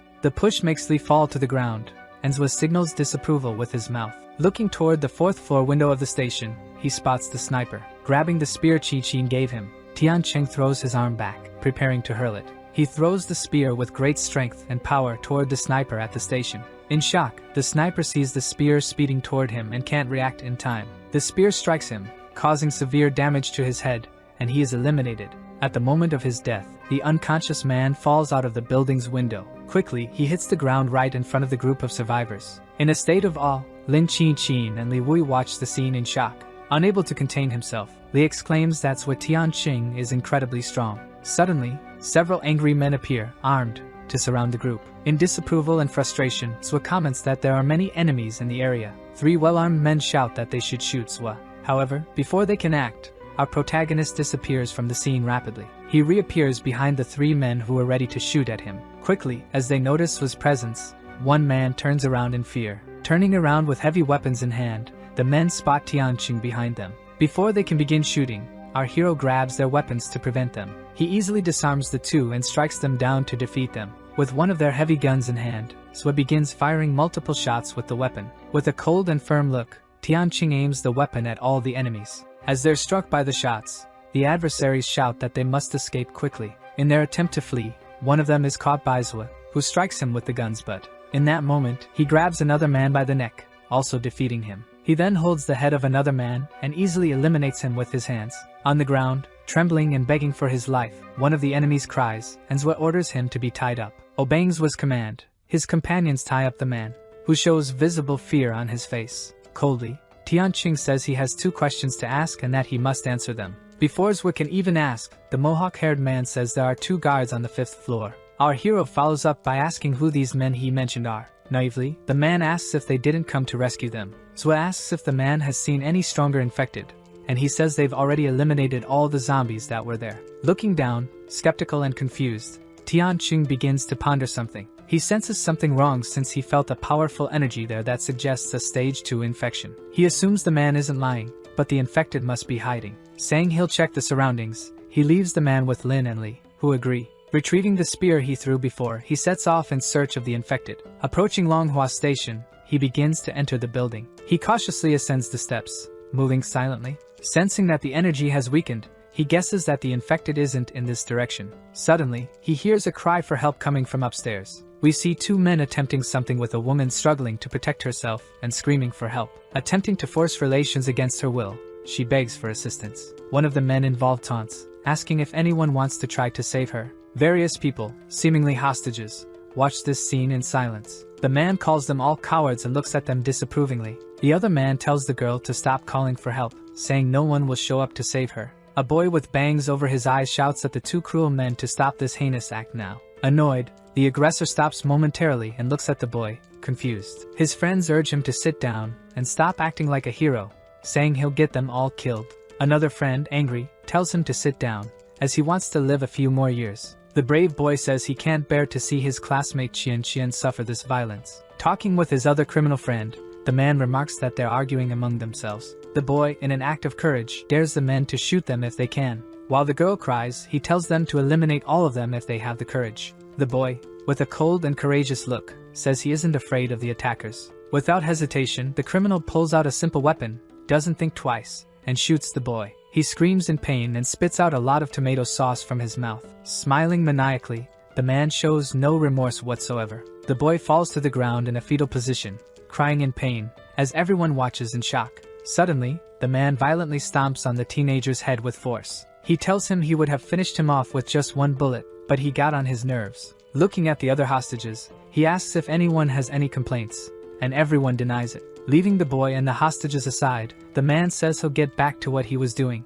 Holding the girl in his arms, he orders his friend to keep an eye on things while he finishes his task without interruption. His friend agrees to the order, saying that when he's done, he should call him to join in too. Smiling, the criminal carries the girl while she continues screaming desperately. Appearing out of nowhere, Zhuo Tianqing catches the criminal's attention. Pointing his spear toward the man, he firmly orders him to release the girl now. Looking at Zhuo with a hint of disdain and disgust, he asks who he is. The girl, with tearful eyes, calls out to our protagonist by name as if she knows him. Crying, the girl asks what Zhuo Tianqing is doing there at this moment. The other young hostages also shout Tianqing's name as if they recognize him. The criminal says that holding an iron rod doesn't make him a hero to save the princess. Pointing to the boy suffering in pain, he says he also tried to play the hero. The man realizes something is wrong. After all, the boss and others were on guard, and Zhuo shouldn't have been able to enter. Annoyed, Zhuo Tianqing says he'll say it one last time to release the girl. The other criminal guesses that he must have snuck into the post and fired shots to distract them.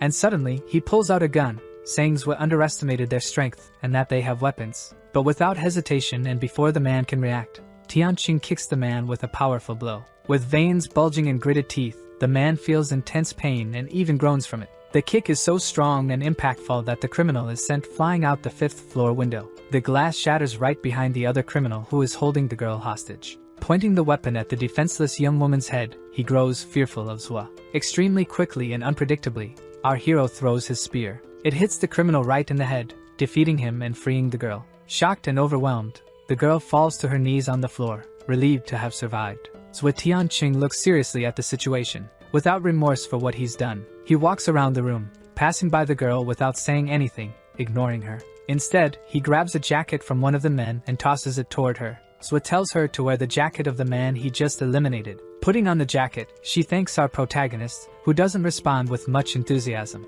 The girl places a garment over the boy who was shot and is groaning in pain. Tianqing tells him not to move if he doesn't want to have his leg amputated. Making a tourniquet, he asks why the students are there since they should have been on the school bus. The girl replies that someone turned along the way, and after an accident, they had to stop at this post. Thinking to himself, Zhuo imagines that Qian was supposed to have died in the accident. Finishing the bandage, he asks if anyone else survived besides those in the room. She says Don Koru is alive but that they were separated, and Zhuo thinks things have changed after being reincarnated. Suddenly, a boy becomes excited to see Zhuo Tianqing and calls his name eagerly. With nostalgia, the boy says it's been a long time since they last saw each other and asks if Zhuo remembers him. Our protagonist recalls him and knows his name is Zhao Lin. Laughing in excitement at seeing his old friend, Zhao says it's a coincidence they met. Meanwhile, Zhuo, recalling his past life, realizes that Zhao Lin hasn't yet passed away. Observing his former classmate, the boy says our hero looks much stronger.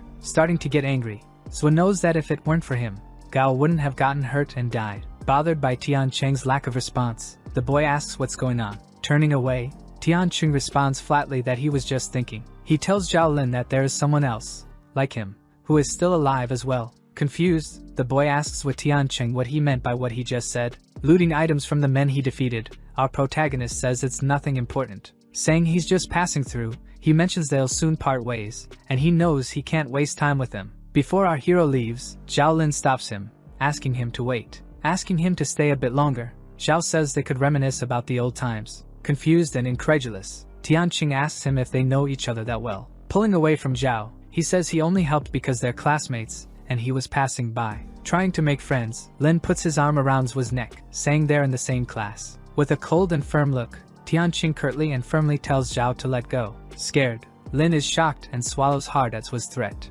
And so, our protagonist pushes Zhao Lin's arm away from him. Zhao tries to make a deal with Zhuo, thinking he's strong, and in his mind, he insults him as an orphan who treats him poorly. Our survivor asks what kind of deal Zhao has to offer. Zhao says that if Tianqing escorts him to Longhua, he'll ask his father to pay Zhua 50,000. Lighting his cigarette and looking at him disdainfully, Zhua questions the 50,000 offer. Zhao offers 500,000 and internally thinks that, in his family's territory, he'll be able to toy with him however he wants. Exhaling smoke, Zhua Tianqing calls Zhao Lin an idiot as he sighs in disappointment. Confused, the boy feels insulted by our hero's response. Very angry with our protagonist, he says Zhua shouldn't refuse that much money. He begins to insult him, calling him just an orphan trying to act superior. Angry at his arrogance, Zhua Tianqing pushes Zhao Lin away, making him fall to the ground. With his immense strength, even a careless punch was enough to injure Lin badly. Lying on the ground in immense pain, he spits blood from his mouth. Looking down at him with disdain and anger,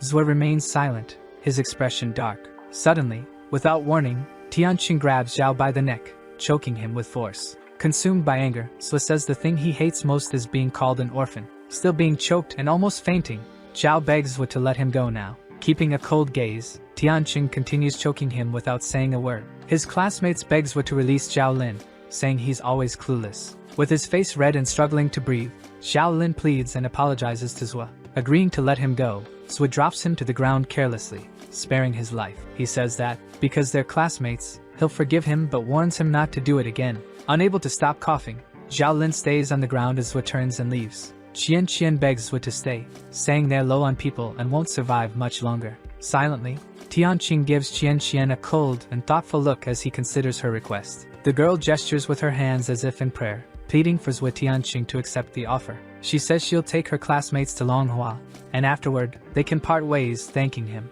Meanwhile, the jerk from their class continues coughing, struggling to breathe properly. We see the bonfire that Wei and the others are tending, adding more wood. At that moment, Tianqing arrives in front of the bus with around 6 youths. Qin and the other group members are surprised and happy to see Zhua Tianqing. He says he rescued these youths from 2 bandits, and that he knows the teenagers. Qin asks who they are and tells her friends to prepare more food. Unsure, Zhua asks if it would be a problem for her group to take care of them until Longhua, and she says it's fine. Li Wei remarks that his vision is poor and didn't realize Zhua Tianqing was an expert. Our hero replies that it's okay. He doesn't mind such small things. Thanking him, Wei thinks Zhua is direct with his words but a good person. He says he'll be friendly with Tianqing from now on and suggests they drink together. Wei asks Zhua about his relationship with these kids, and he says Li can decide whether to stay with them or not. And now, changing his mind, he asks if Zhua will go to the base with them since his boss likes experts. Refusing, Tianqing says he has many things to do, and Li says he might reconsider when they arrive in Longhua.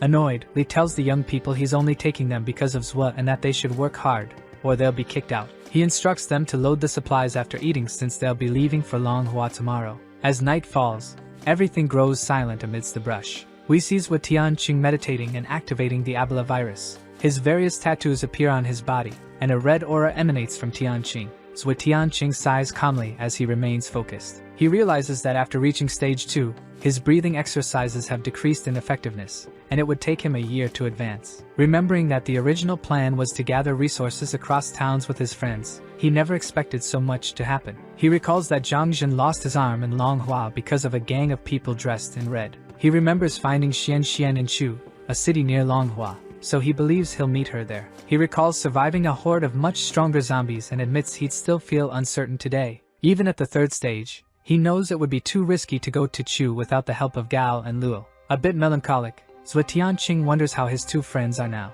With his hand on his neck, our protagonist senses something strange in the environment. Turning quickly, he feels a very sinister presence behind him. Looking around, he notices something unusual lingering nearby. Focusing on his peripheral vision and the surroundings, Zhua tries to detect something. Realizing he won't succeed, he closes his eyes and activates detection mode for better clarity. With his 6th sense, he sees his classmates talking in the distance. He notices them loading the supplies into the truck, as Li ordered, until he finally spots an undead figure enveloped in a very strange energy, with thick smoke coming from its mouth and bright purple eyes. Quickly, Zhua Tianqing starts running toward the infected, realizing there are 2. Running inside the building, our hero senses things are about to get serious. The young people outside carry supplies into the van, complaining about the work.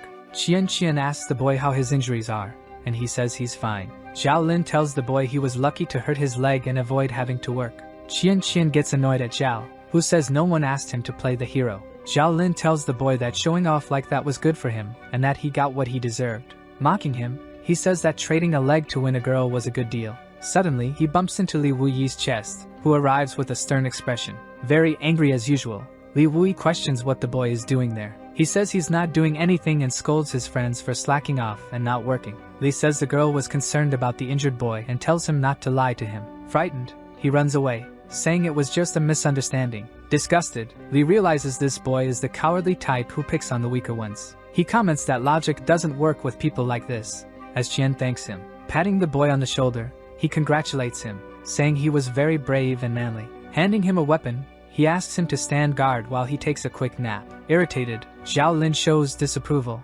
watching the scene with disdain and contempt. Plotting revenge, Zhao says he'll get back at all of them when they reach Longhua. Suddenly, he closes his eyes as a strong wind hits his face. He feels bothered by the wind but tries to open one eye slowly. Looking off into the distance, he notices someone approaching and wonders who it could be. But then he sees a huge green foot with sharp claws emerging from the shadows. The moment he sees this, he feels petrifying fear. His eyes widen, and he begins to sweat coldly. He sees a green creature with spikes, an armored shell, and a monstrous, terrifying expression. Shouting for it to stay away, the boy looks terrified by the sinister presence of the monster. The dark-eyed creature releases thick smoke from its mouth and prepares to lunge and attack the boy. The evolved and never-before-seen undead creature leaps, lifting its foot off the ground, lunging toward him. Scared and unable to think of a better plan, he throws the supplies at the creature. Quickly, the monster easily tears the supply bag in half. Using this distraction, the boy begins to run as fast as he can to save his life. When his schoolmates see Zhao Lin running like this, they are startled.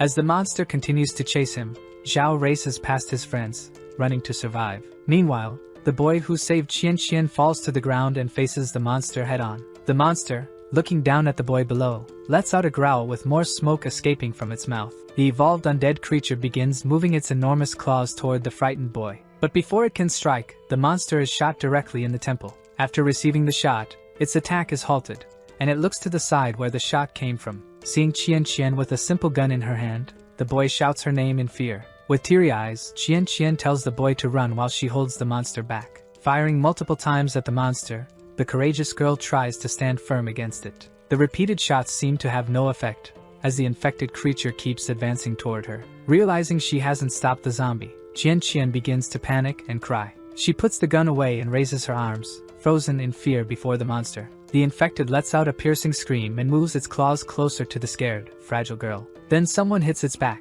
causing the creature to stop its attack and turn to see what happened. The brave boy, holding a metal rod, says he can't run away, leaving a woman behind. But after this heroic act, the boy takes a blow from the creature's claws to his chest, spitting blood. After feeling the sharp pain and strong impact, he falls to the ground, terrified. The monster glares at the boy, breathing heavily through its mouth. Ignoring the boy, it continues moving toward Qian to attack the defenseless girl. The boy, lying on the ground, begins to stand up, ready for another heroic attempt to save Qian. Placing his hand on the ground to push himself up, even with an injured leg. Running with difficulty due to his wounded, bandaged leg. Filled with rage and courage, the boy grabs the creature's arm. Stopping it, he holds the undead creature with incredible bravery. He shouts for Qian to run while he keeps holding it back.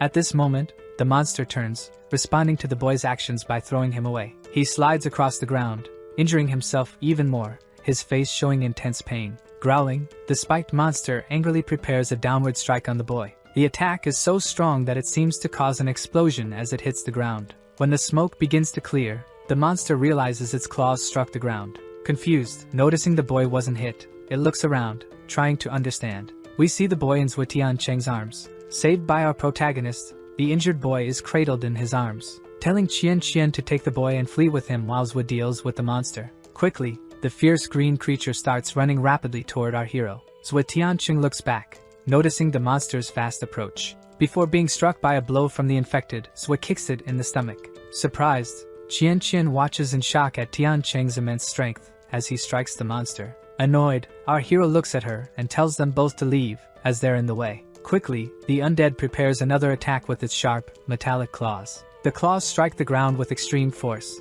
but Tiancheng dodges just in time. Zhao knows that the claw type is the strongest of the third stage and notices, from its dark eyes, that it has a piece of meteorite. Noting that the young ones have already fled, Zhao knows he can now go full power. Running quickly, he charges toward the monster with his iron spear in hand. colliding his metal spear with the infected's enormous, sharp claws at stage 3. While they remain locked in this clash of weapons, Zwa surprises it with a powerful, sudden punch. Catching the creature off guard, he lands a massive punch straight to its face, disorienting it. With its face crushed by the punch, the monster looks at Zwa with dark, furious eyes. It quickly retaliates with an attack from its claws, but Tianqing manages to parry with his spear. The impact of the blows sends our hero flying backward, yet unharmed. Noticing that his iron bar was completely crushed in the collision with the claw-type zombie, Zwa drops the bar, knowing he needs a better weapon to face the claw-type. Realizing he won't find any weapon, he decides to use his monstrous arm. Turning his arm red, he feels it's a good time to test his muscular reinforcement strength. The two start running full speed at each other like maniacs. The stage 3 infected claw-type rushes forward, eager to eliminate Zwa. Tianqing charges to strike the claw with his muscle-enhanced arm. When his punch collides with the monster, it blocks with its hand, leading to a power struggle. Strategically, Zwa Tianqing grabs the claw-type's arm with his normal arm. Gripping the creature's green arm tightly with both hands, Zwa prepares a risky move. Before he's hit by another attack from the monster, he climbs onto it and pulls its arm back. Holding onto its spikes and using his monstrous arm, he forces the claw's arm backward. Immobilized, the claw stares at the protagonist with bright, fierce eyes. It then uses its other free arm to strike at our hero and force him to let go. While Zwa pulls its arm back, the monster rips off its own arm with its claws. Seeing his strategy succeed, Zwa Tianqing coldly stares at the armless monster. Looking at the creature with its damaged arm, Zwa sarcastically asks if it's messing with him. Appearing behind the monster, he knows that against just one claw type, he shouldn't be worried. Slamming his monstrous red hand onto the stone ground, Tianqing devises a strategy. Pushing off with his feet, he jumps so high that he's meters above the claw type, which watches from below. With a cold and sinister expression, Zwa Tianqing dives towards it, preparing a massive punch. Striking the monster squarely on the head, he drives it down to collide with the ground. Seeing the monster defeated and sprawled on the broken ground, Zwa lets out exhausted grunts. Releasing his muscular reinforcement technique, he remarks that the fight was quite tiring. He says he can now sustain his muscle reinforcement for 5 minutes. He comments that the greatest reward of the fight was a piece of the meteorite found inside the infected. He notes that getting a 3rd stage piece and finding it in a 2nd stage claw type is excellent. Even if it's just a 3rd stage piece, it's a great reward, and many people would fight over it. Qian shouts, calling her comrades to follow her towards where the infected was. Zwa Tianqing asks what's going on, and Li Wui asks if he's okay. Looking at the infected on the ground, Li asks if he defeated it alone, and Zwa says yes. Li Wui and Lin Qin exchange shocked glances at the magnitude of Tianqing's power. Qin instructs the guys to take their comrades back, and that once in Longhua, they'll take them to the base. Feeling hesitant, Li says he'd like to ask Zwa a question and that it's okay if he doesn't want to answer. He asks if Tianqing really defeated the monster alone, and he confirms it. Li Wui asks if Zwa Tianqing has any specific tattoo on his body. Feigning ignorance, the protagonist asks about tattoos to Li. He asks if Wui is talking about patterns. The man confirms, asking if Zwa Tianqing has patterns on his body.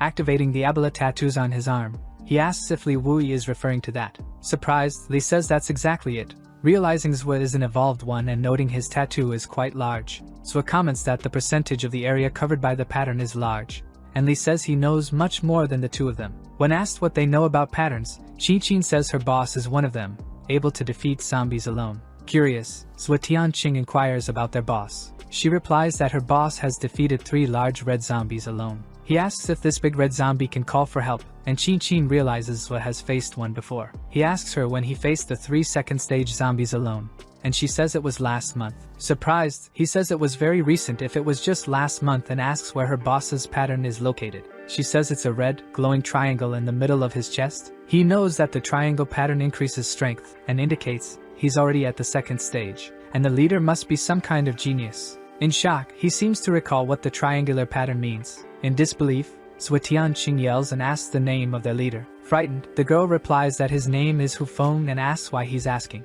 Astonished, our protagonist yells and repeats the name Hufeng, remembering him. He recalls that Hufeng reached stage 5, was able to take down endless zombie hordes, and was nicknamed the Emperor of Fists. She asks if he knows their leader, and he denies it but says it would be worth meeting such an expert. Excited, Lin Qin asks if Zwa will go with them to the base, and he says he'll think about it. Li says it's always a tough fight with him, and now it'll be evenly matched, to which Zwa responds that it's worth meeting Hufeng. He doubts the claim of 10 to 1, imagining that Hufeng might have gone easy on them. Suddenly, Lin Qichin's radio begins to experience interference. On the radio, someone shouts that they're having trouble because people are invading the base. She asks what kind of people they are, and they respond that they seem to be from the Zhao family. In shock, Lin Qichin questions the fact that they're from the Zhao family. Observing from above, they see armed people ordering everyone to leave the area. Li asks who these soldiers are, and Qichin says they're pawns of the Zhao family. She comments that in peaceful areas, large families have taken control,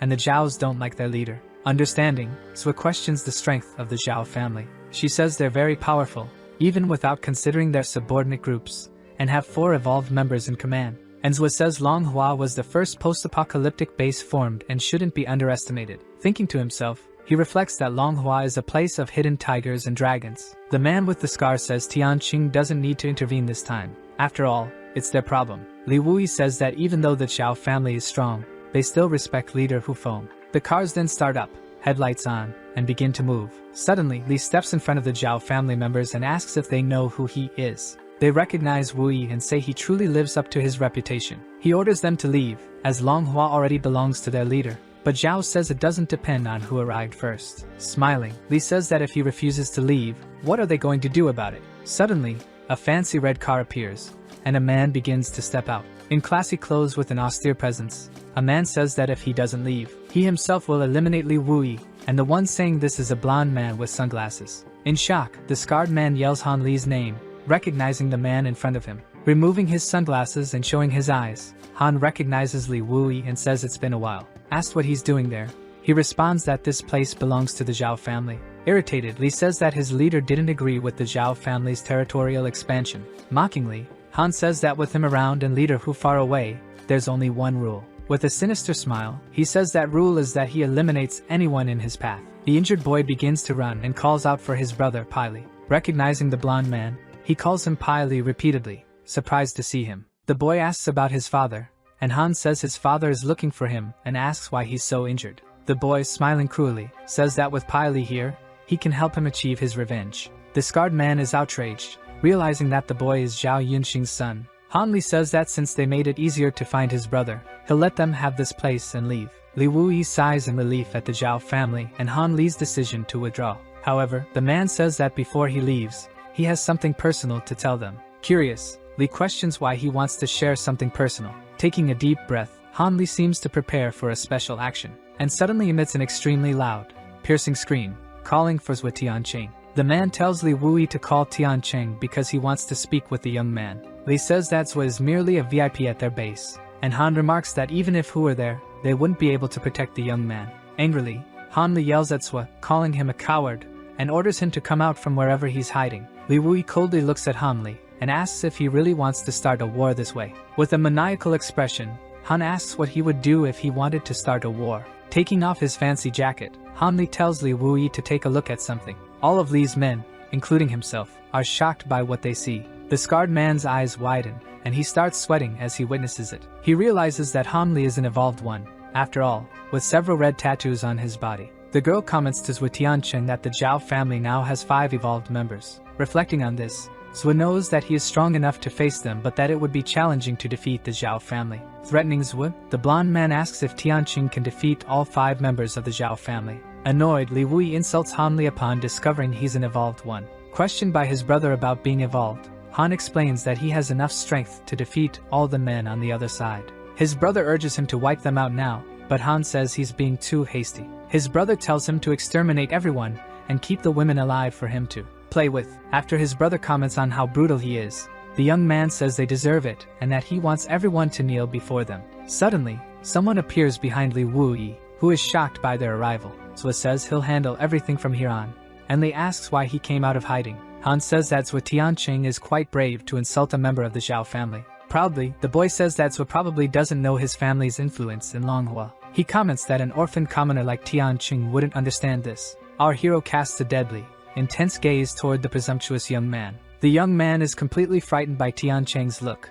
even clenching his teeth in fear. Terrified, he says that with his brother by his side, Zui has no strength against him. Irritated, Li insults him, saying that the youngest Zhao is so ungrateful that he forgot Zui saved his life earlier. And the little Zhao replies that nobody told him to humiliate and beat him, and Li threatens them. The brother says that, despite a favor being worth another, so insulting the Zhao family makes him deserve elimination. He adds that since they did a good deed, the Zhao family won't forget it. Suggesting something biased and malicious, the brother proposes taking an arm. He says that if they take one of his arms and he apologizes, they'll forget what happened. And as compensation, they'll take all their girls, who get irritated upon hearing this. Furious, Li Wui says that Han is crossing the line, and Zwe calms him down, saying he can handle it. Laughing at Zwe, Zhao's brother asks how he's going to handle it alone. The younger brother tells Pai Li to be careful, and Pai Li asks if he doubts his strength and tells him to watch. Warming up, he orders no one to intervene, saying he'll play with Zwe Tianqing alone.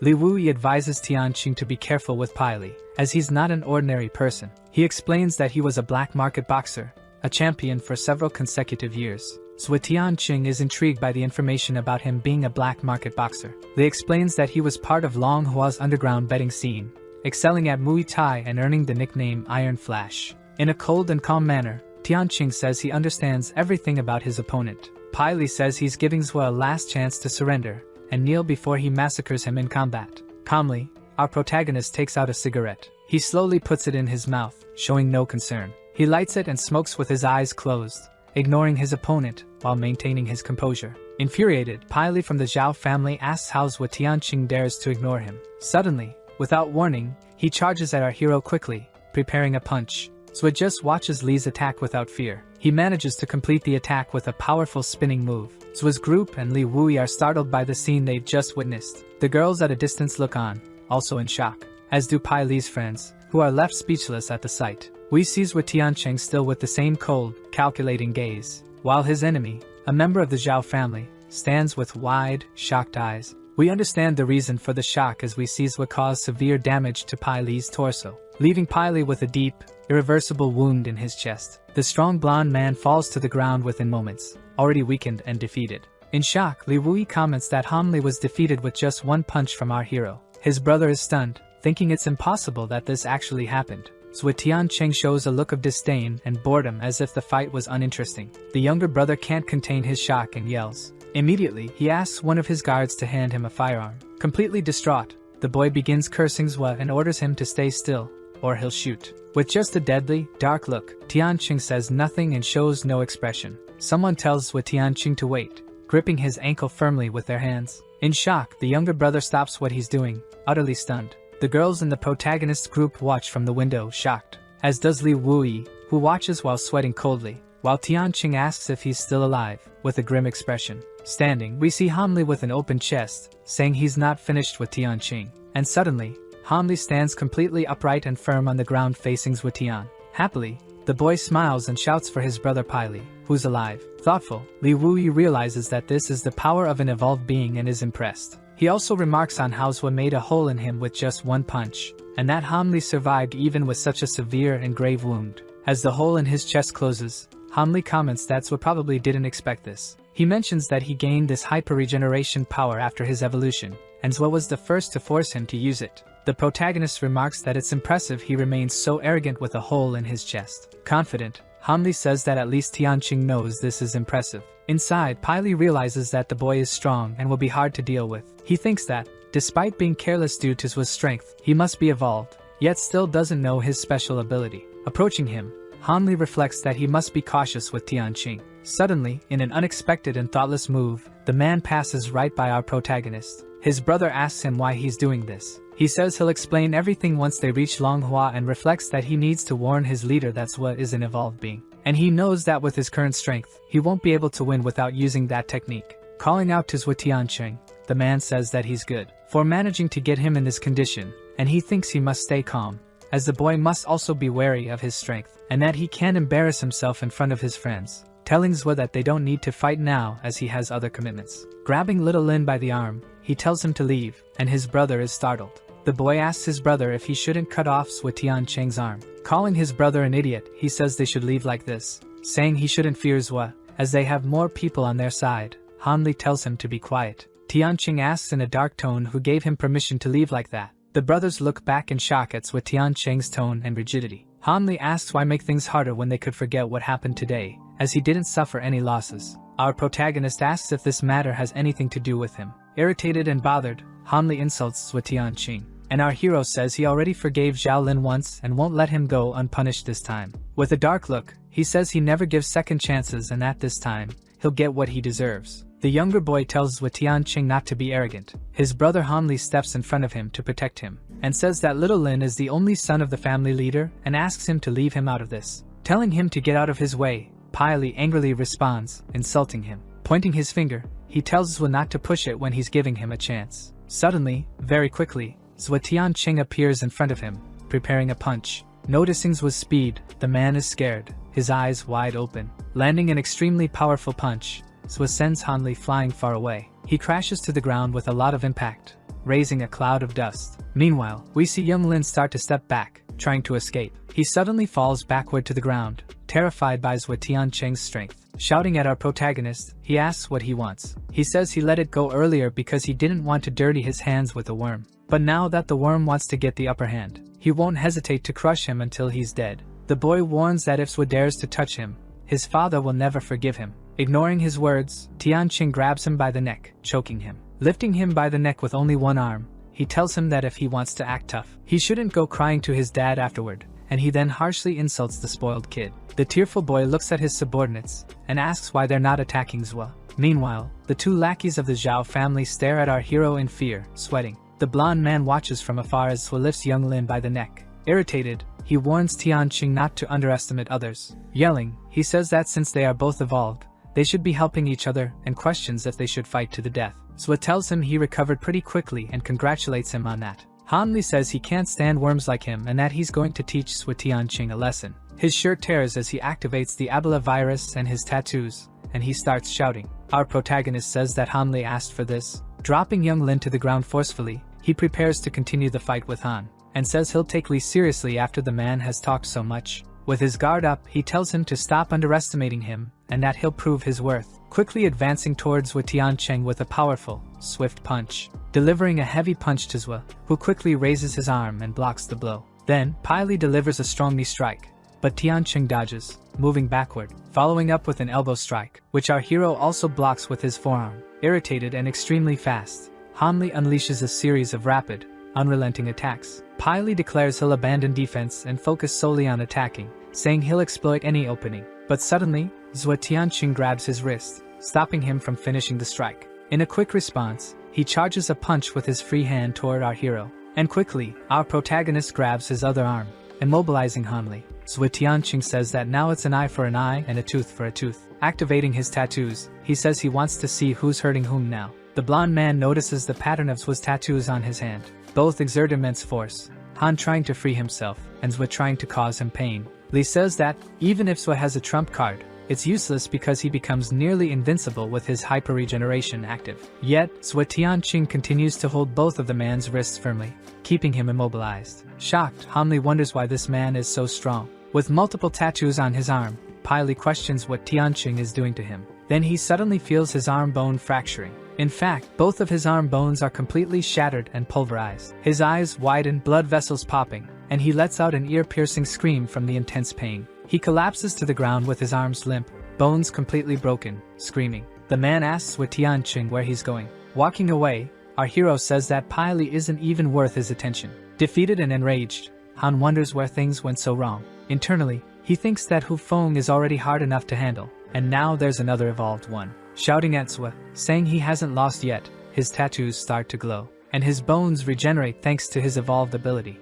Our hero notices that he's fully stimulating his patterns. The man says it's his strongest ability, which he saved for Hu Feng, and that he'll use it to defeat Zhua. Tianqing reflects that he must have used a lot of energy to heal at this moment. Also, he's fully stimulating his pattern without using breathing exercises. Shouting that Tianqing knows nothing, the man says these tattoos hold great power. He begins laughing uncontrollably as a red aura emanates from his body. Zhua analyzes the situation coldly and says that it's happening just as he expected. Noticing veins appearing, he knows he's experiencing recall. Zhua questions why he couldn't control the Ebola virus and how it made him crave more power. Pai Li's blood-red eyes widen upon hearing this. Quickly, he collapses to the ground due to the backlash effect, weakened and exhausted.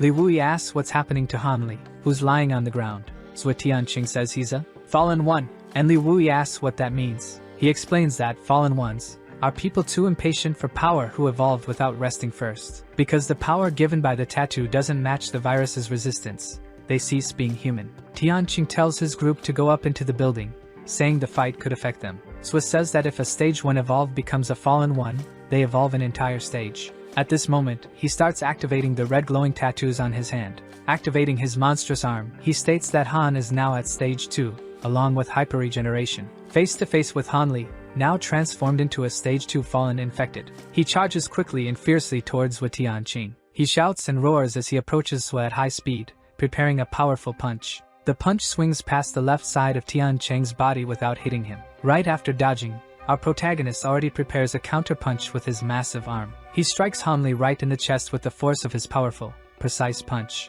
After being hit, the infected is sent flying, raising a cloud of dust as he crashes down. The entire group of Tianqing watches from the building window in shock. They ask the girl if leader Hu Feng has the same strength in his punches, and she says he may not. She says this punch might have been Tianqing's full power. Tired, Sui says he just defeated a claw type and didn't have time to recover. He says his full strength punch used up 30% of his energy, leaving him with 20%, and that the fallen one is tougher than the claw type. With one of his limbs destroyed, Hanli glares at our hero angrily, huffing. However, the wound on his arm quickly begins to regenerate at a good speed. Nevertheless, Sui notices that the regeneration speed has slowed, and his punch had an effect on him. And if he attacks now, he should have a high chance of defeating transformed Hanli. The creature lets out a strange, high-pitched growl while staring at our hero. Sui Tianqing is shocked, trying to understand what's happening. Hanli keeps growling and begins to turn away. Still regenerating, the monster starts running in the opposite direction from Tianqing,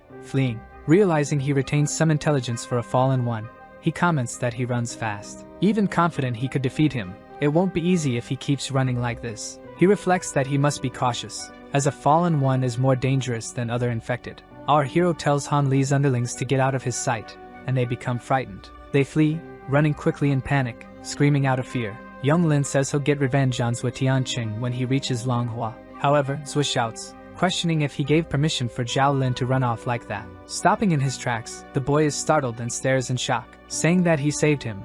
Lin stabbed him in the back and acted selfishly when the claw type appeared. In the past, Sui recalls that he caused his classmates to be eliminated and says he must pay for that. Begging for his life, Zhao Lin says if Sui spares him, he'll give him whatever he wants. Choking the boy, he calls him an idiot and says if he leaves him alive, he'll only cause trouble. Li Wuyi tells our protagonist not to be hasty and to listen to him first. He asks Sui to reconsider his action because the Zhao family's influence in Manhua could lead to war. Saying Li is wrong, Sui states that if he doesn't eliminate him, he'll cause problems later. As he's choked, Zhao Lin says he won't seek revenge and will give Sui anything he wants. With anger in his voice, Tianqing says he never gives second chances to anyone. Then, with his monstrous red arm, he applies more force and eliminates Zhao Lin. Suddenly, young Lin falls lifeless in front of Li Wuyi, who's in total shock. Wide-eyed, the man can't believe what just happened. Walking toward Li, our protagonist tells him to heed his advice. Passing by him, he says that unresolved matters bring chaos into people's lives. Hearing Sui Tianqing repeat the phrase, he grows even more afraid. Night begins to fall outside the building. While meditating, Tianqing reflects on the strange events of the day. He remembers detecting 2 high-level zombies but only found one clawed type and wonders where the other is. He realizes the fallen one is outside his detection range and senses no other infected nearby. But now he's recovered and prepared to face any infected. While meditating and evolving, he knows the most important thing now is to increase his power. Aware that his tattoo now covers his entire arm, he knows it's time to acquire another one. Knowing the tattoo grows with his level, he needs another one to withstand the virus's strength. Gaining a new tattoo separates the strong from the weak in stage 2, being an essential step toward advancing to stage 3. However, the sooner one gains a tattoo, the stronger one becomes, bringing many advantages when reaching stage 3. In his past, he only gained a tattoo at the peak of stage 2, but now he's building a foundation at the start of the stage. Suddenly, Sui Tianqing claps his hands together, palm to palm. With the experience of his past life, he now understands how to acquire a new tattoo.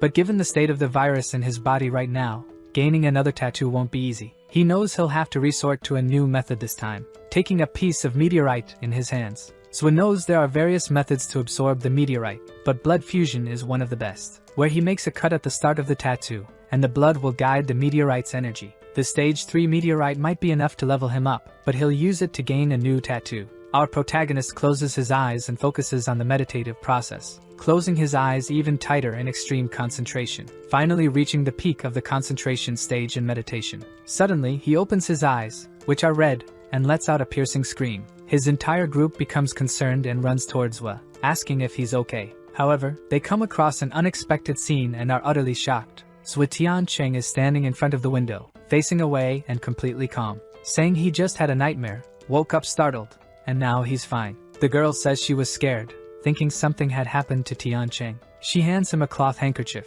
telling him to use it to wipe off the sweat, and he thanks her. She tells Zhuo to go back to sleep and rest, and he says he will do that. They then close the door firmly, leaving Zhuo Tiancheng alone in his room. Finally alone, smoking his cigarette, he sighs in relief. Zhuo says that the process of gaining a tattoo is intense, and he couldn't help but scream, but he acquired the tattoo. A new tattoo is like a new core for controlling the virus's strength, allowing for more flexible use. Focusing, he says he will test the strength of his new tattoo. Activating both tattoos, he now has 2 red, monstrous arms. Now with 2 strengthened arms, he recalls that he only achieved this in stage 3 in his past life. And even though the energy cost has doubled, the strength has more than doubled too. Even though he's at the start of stage 2, the benefits of having a new tattoo are even better. Then he makes his new tattoo on his hand, with an infinity symbol, fade away. Suddenly, someone outside the building throws something in his direction. The unknown object makes contact and shatters Tiancheng's room window. Startled, he realizes what's happening. He quickly uses his sharp reflexes to catch the thrown object. Holding a mysterious bag in his hand,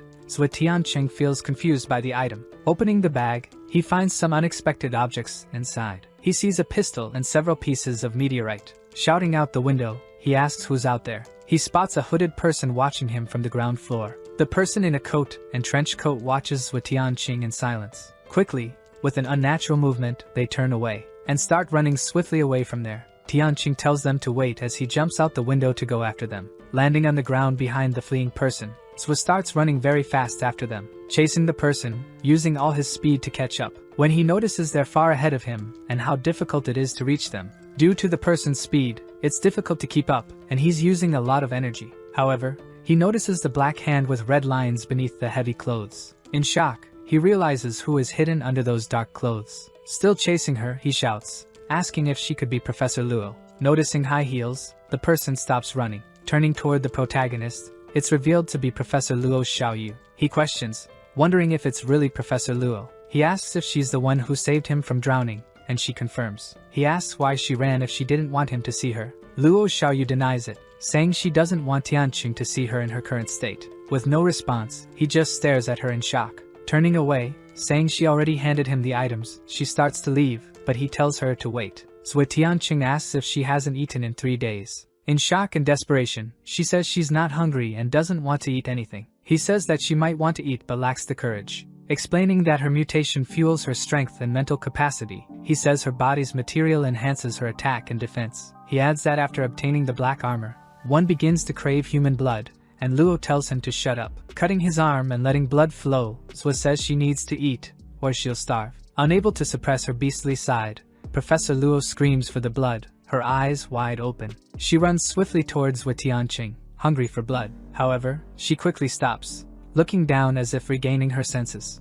Looking sadly and regretfully at her friend, she says she can't do this, saying that if she wants to control it, she'll have to accept it. She replies that she doesn't want to drink blood. Showing his blood, he asks if she can truly suppress her urges in the coming days, commenting that one day she'll lose control and end up attacking someone, and there'll be no turning back, but she screams and denies it. And suddenly, abruptly, she bites Zhuo Tiancheng's arm, sucking his blood. He watches her with an unwavering, expressionless face, showing no reaction. Meanwhile, Professor Luo Xiaoyu's eyes are filled with veins and wide open, but after feeding on Zhuo Tiancheng's blood, her eyes calm and settle. The day breaks, and someone shouts indignantly about someone else leaving. Li tells his friend not to jump to conclusions, and she says she can't help it after Zhuo's comment about leaving the group. He says they misunderstood, that he only needs to leave for a few days and doesn't want to hold them back, so they'll separate. Li Wui says he would never abandon a friend, and if the Zhao family messes with Zhuo, he'll step in immediately. Thanking Li for his sentiment,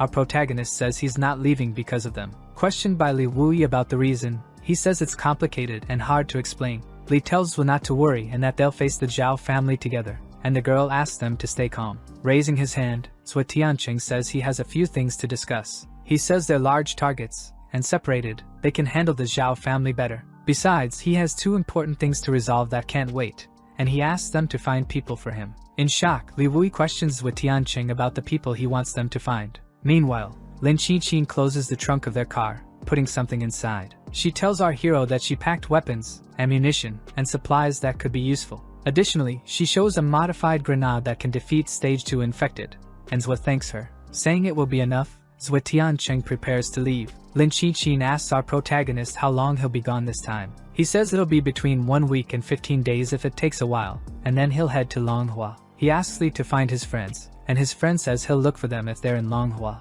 Zhou asks Li to take care of Zhang Ting, who's in Longhua, and asks him not to bother him. Quickly saying goodbye to the group, they wish him a safe journey. We then see our protagonist driving along the mountain road. In the car, Professor Luo Xiaoyu asks if the issue with her body is resolved. Saying he doesn't know, Tianqing adds that it's certainly been eased somewhat. He says he's heading to the Manhua forest, which has many wild animals, and Luo questions him about it. He replies that although human blood is more tempting, animal blood can serve as a substitute. Luo asks if he'll live solely on animal blood, and Zhou tells her to pretend it's wine. Suddenly, in a large tower in the middle of nowhere, we see a man looking through binoculars, spotting someone heading toward the mountains. A man with a cigar says it's just in time since they need to steal supplies. When asked about the tactic to use, the man says they have no other option. After one of their friends' death and a broken arm, he says it's all because of one man. A red-haired man tells them to stop dwelling on the past and asks where the car is. The thug in the yellow jacket says they went into the forest. The red-haired man is shocked by the information and questions the fact that they entered the forest. While Professor Luo meditates using the breathing technique,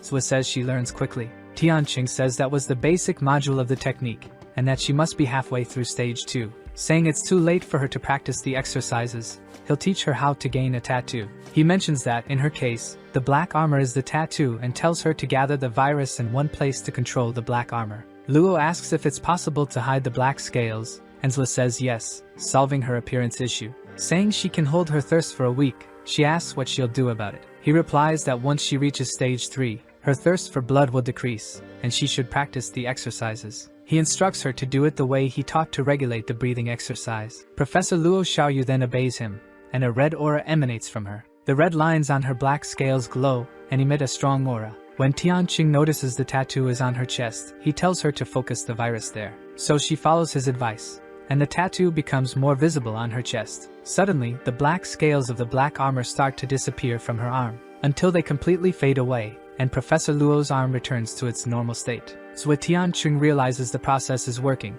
and she's controlling the virus. Noticing her effort, Zhou says the process is painful, and if needed, she can stop midway. Seeing Luo Zhao's struggle, he tells her to stop before she loses control, but she keeps her eyes closed, concentrating on controlling the virus, letting out a loud and piercing scream of effort and pain combined. Spitting ketchup, we see that the professor made a tremendous effort, and she coughs. Zhou says he warned her about this and that she shouldn't rush, as she could hurt herself this way. Luo responds, saying if she finishes soon, he can take care of his matters sooner. He reaffirms that she doesn't have to complete the process today and can take it slow. Commenting that he'll get her food, Zhou asks if she can set up the tent. The professor then sets up the tent very well, where they'll sleep. Suddenly, without warning, our protagonist says he's back, and tosses an unconscious white tiger to the ground as if it were nothing. Professor Luo Xiaoyu is shocked and screams at the sight of the huge tiger. Saying the black armor needs a lot of energy, he says he'll prepare plenty of ketchup, making a glass of tomato sauce for her and asking her to drink it. Excited, she says it'll be her first time drinking tiger ketchup. Zhou says this tiger sauce should be enough, and tomorrow he'll go to the bear's den. She asks if she'll have to eat this every day, and he says that the black armor requires a lot of energy. So yes, it'll be necessary. She then says she can't eat tiger meat, and he offers to cut it into small pieces. 3 days pass, and those henchmen who suffered at Zhu's hands before reappear. In the forest, one of them says to be careful of wild animals, and his friends question him, saying there are animals around. One of them suggests giving up after these 3 days of searching. One of them focuses and begins concentrating on scents in the air. The leader smells fresh ketchup, and one of them asks if it's a tiger or bear feeding. The head thug says it would be good. After all, they could eliminate the wild and primitive animal. The sky clears, and a beautiful day dawns in the Manhua forest. A recent animal bone carcass is spotted by the criminals in the forest. Asked by the leader what type of animal it is, the henchman says it's larger than a human. He mentions it looks like the head of a tiger. and the leader comments that a human took the edible parts. The man imagines that the people they're searching for must be strong, and his henchman notices footprints. In shock, the leader turns and questions the fact that they've found footprints in the forest. Luo Xiao continues practicing breathing techniques to reduce the tattoos. She mentions that she's managing to control them well and is close to achieving full control. She stands up from her mat on the ground, retrieving a personal item from the vehicle. After putting it on, she says that now, her black scales are completely unnoticeable. The leader of the bandits spots Professor Luo and gets excited.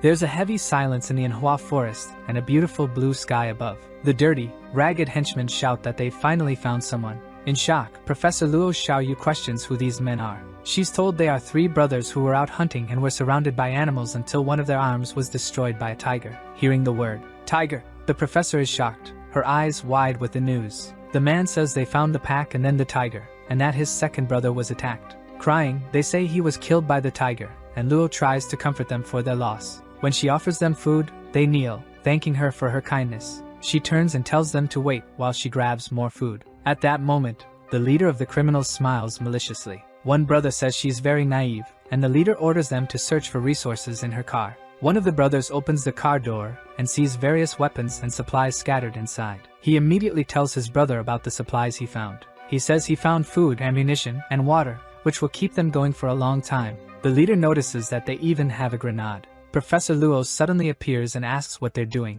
The man turns to her, startled, his teeth clenched in tension. The bandit hides the grenade behind his body as Luo Xiaoyu watches curiously. In tears, the man shouts that his brother loved this type of car and couldn't stand to see it. Suddenly, teacher Luo Xiaoyu grabs a bucket full of water and places it on the ground. As she fiddles with the car, she asks for their help to build a campfire nearby. Showing off her shapely figure, teacher Luo seems to be plotting something. The 3 criminals watch this scene, excited, with a malicious grin. At the same time, she prepares a very appetizing meal over the fire. The 3 criminal friends glance at each other, hinting that they may have the same idea. One of them says it's been 3 months since he's seen a woman up close, and that this one is very attractive. Another brother urges the leader to attack her now, but the boss tells them to wait. Looking at the girl from behind, the leader begins to smile and comments on the nice view. Teacher Luo Xiaoyu gently says that the food is ready and that they can help themselves. Happy and pretending to be polite, the trio of criminals thanks her for the meal. However, they quickly change their expressions to a malicious grin with ulterior motives. The 3 bandits devour the food,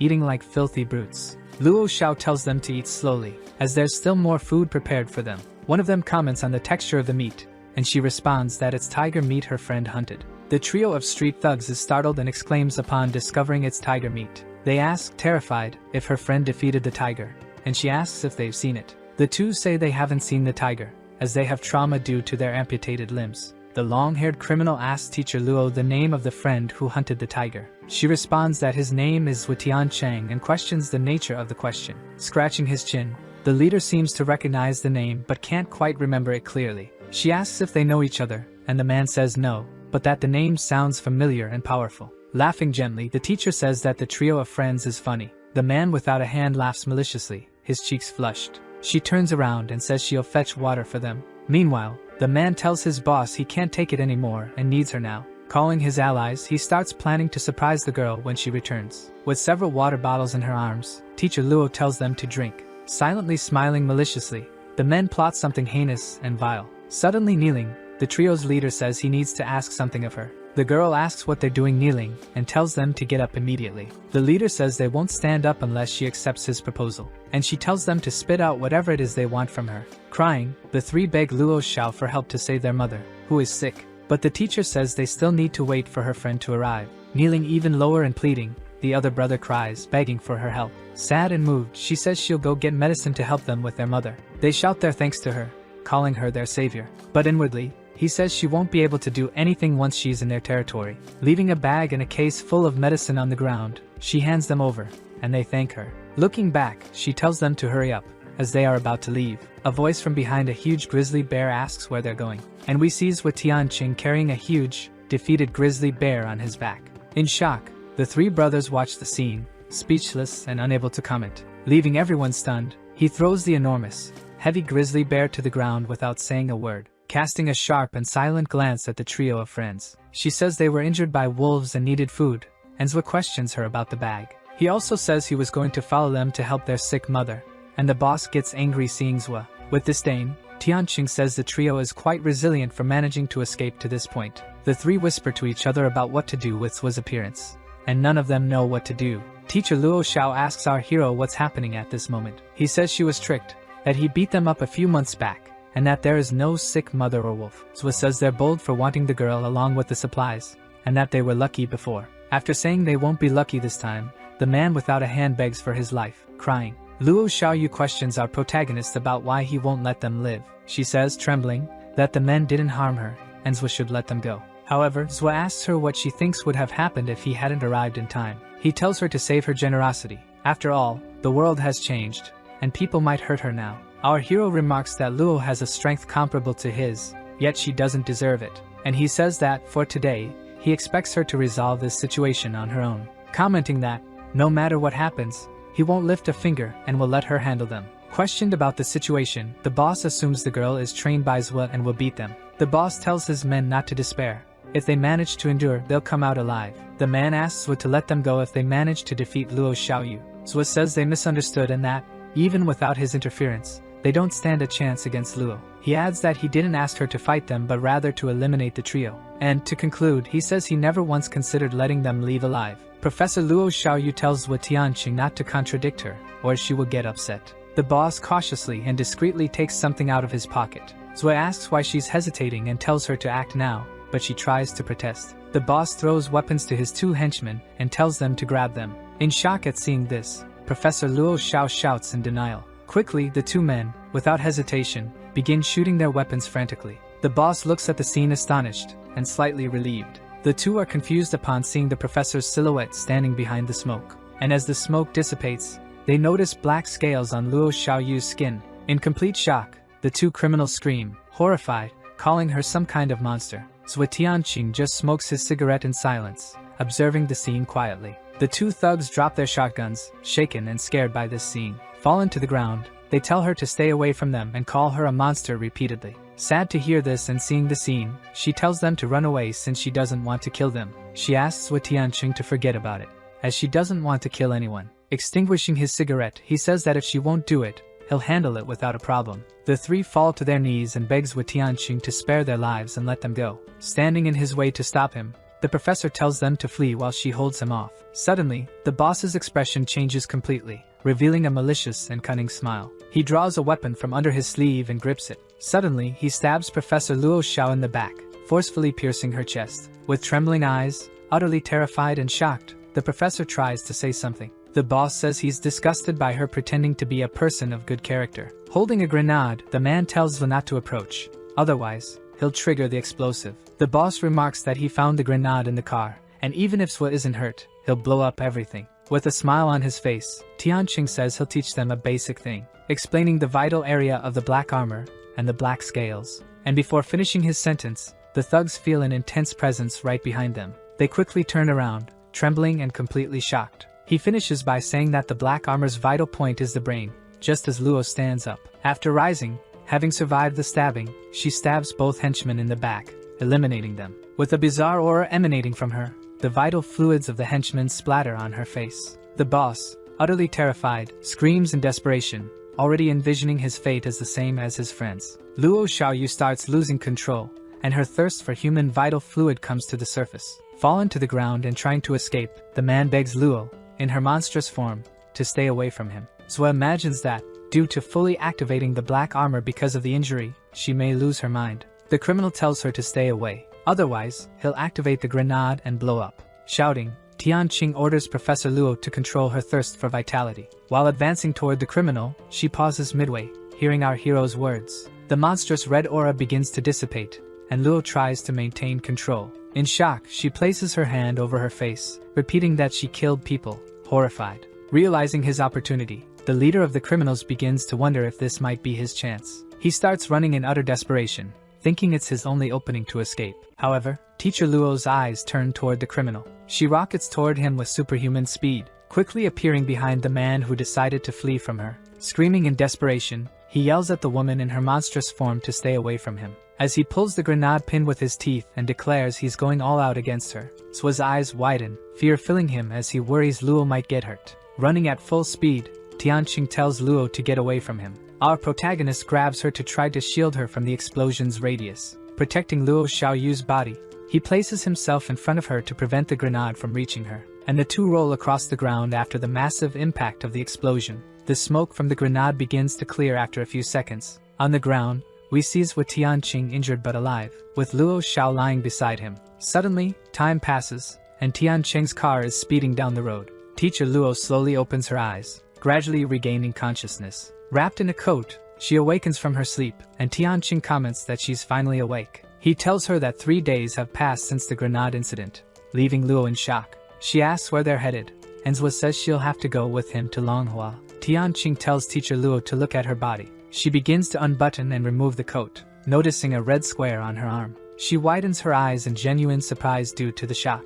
Explaining in question about what this mark on her arm is, Luo is deeply shocked. He explains that she now has 5 red scales, and her black armor is spreading. He adds that most people only have 1 mark, and his own mark starts on his hands. It's hard to acquire more. Teacher Luo Xiaoyu asks if she now has 5 starting points. Zhou nods affirmatively but says she won't be able to control them all, and will need to stay with him for a while. Understanding her concern, he says that even though the walls are flooded, it's the safest place. He says that if she doesn't control her black armor, she won't see her sister again, and adds that only he can stop her if she loses control. To cheer her up, he tells her that at least she's learned to control the black armor and won't draw attention. He tells her to get used to it, as they're arriving in Longhua, which isn't a safe place. Sensing the protagonist's urgency, Luo asks if he's going to see Xian there. He denies it, saying they're going for a different reason, and she questions him about it. Our hero says he'll settle a debt with someone and then carry out his revenge. Stopping the car, he asks her to get out,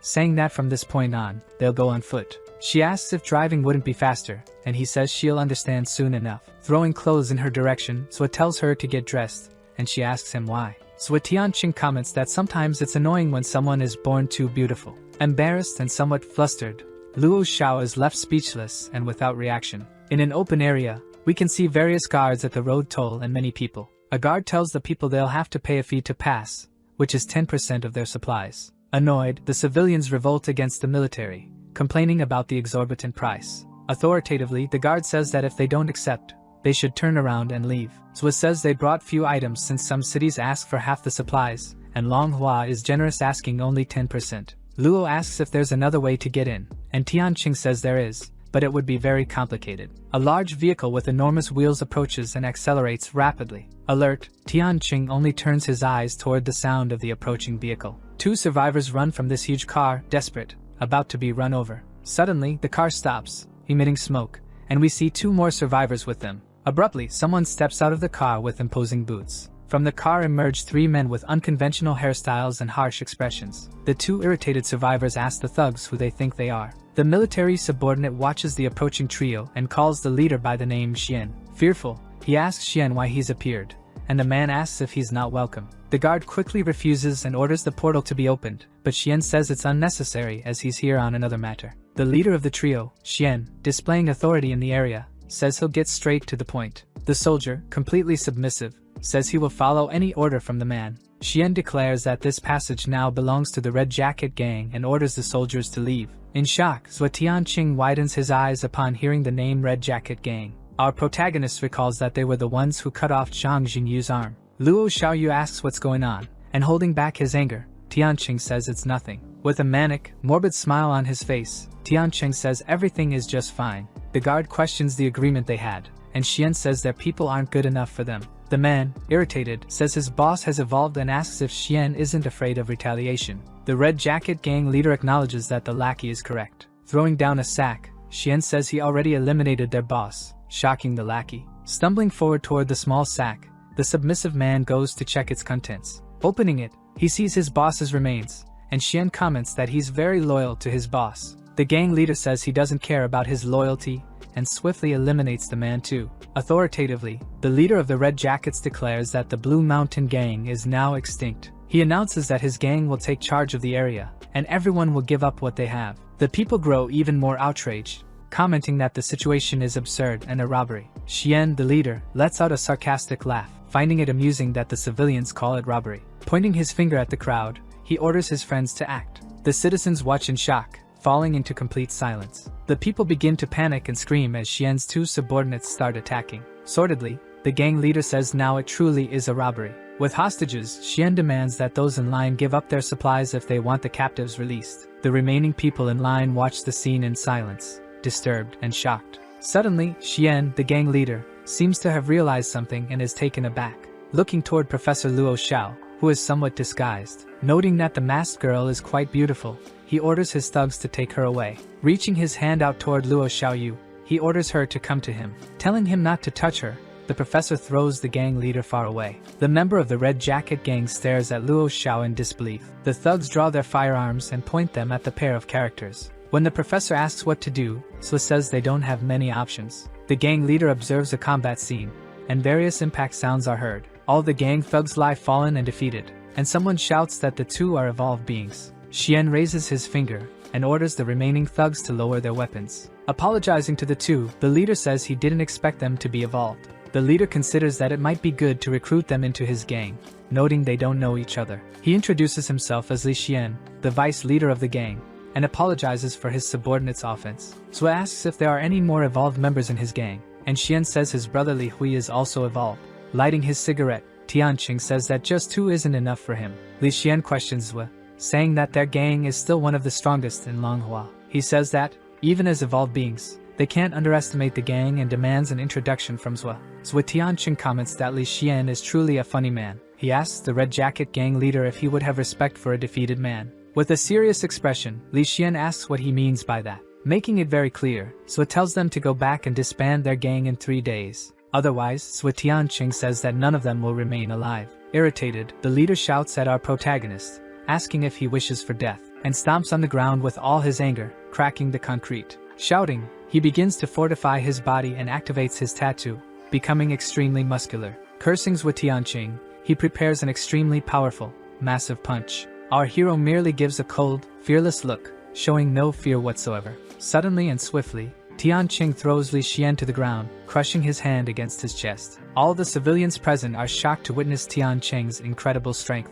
The members of the Red Jacket gang are also stunned, frozen as they watch what Swa has done. Completely shocked, they wonder how this young man could do such a thing. Tianqing tells the gang members to step back and orders the civilians to leave. The gang henchmen kneel before Swa Tianqing, begging for mercy. Our hero says that if the gang isn't disbanded in 3 days, he'll take them down one by one. One of the members recognizes Swa as the one who defeated a son of the Zhao family. The gang henchman says everyone has heard of him. After all, he's wanted and has a bounty on his head. Swa Tianqing is shocked by the news that there's a bounty on him. Outside a massive building with red lettering, we see the Zhao family's base. A henchman says the family is looking for them, and their attitude changed after the split. A man says that with Xian gone, he's the only evolved one left, so the Zhaos don't care about them. He wonders what to do after Swa defeated Li with a single punch, hoping the Zhaos will help them. A man arrives asking if this is Li Hui's Red Jacket gang. He says he heard rumors that Li Xian was defeated and questions if it's true. Hui threatens Guang too,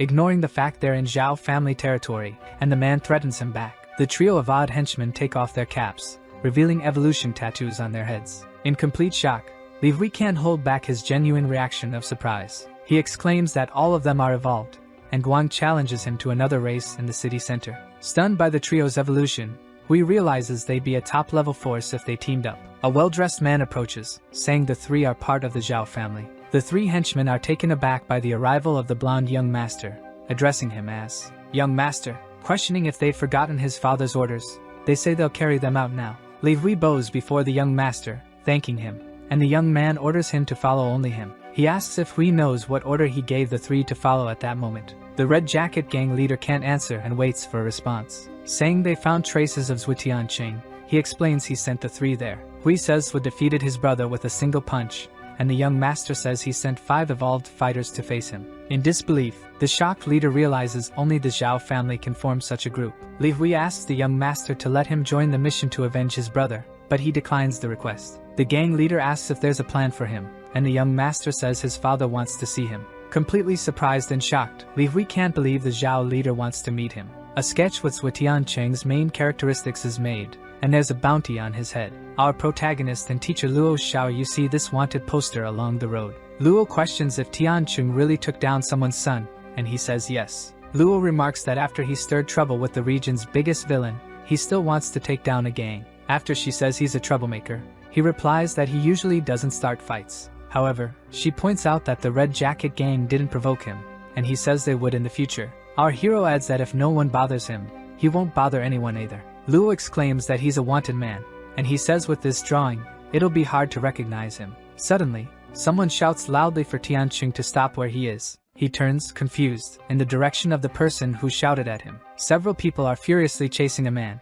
mistaking him for Zhou Tianqing. The young man being chased insists he didn't take down the second young master, and many furious people chase after him, saying he's the wanted man on the poster. Teacher Luo Xiaoyu asks what's happening, and Zhou says to follow them. In an open area and outdoors, we see several tall buildings along a street. Many people surround an enormous, shirtless man. The man is, in fact, Li Wuyi shirtless, revealing a tattoo on his arm. All the men around him rush at him quickly, but he doesn't even move. With his eyes closed, he seems to sense and predict every move the men are about to make. Quickly and suddenly, the sounds of impacts and blows can be heard. The men appear fallen on the ground, and the muscular man standing says they need more training. However, his attention is diverted by something approaching him, and he turns toward it. A girl jumps in with a flying kick at Li, who swiftly ducks and dodges the strike. She lands firmly on the ground after her unsuccessful attack attempt. Li Wuyi says it was a good attempt, and that she almost hit him. The girl, confident, disagrees and says she doesn't think her attempt was that good.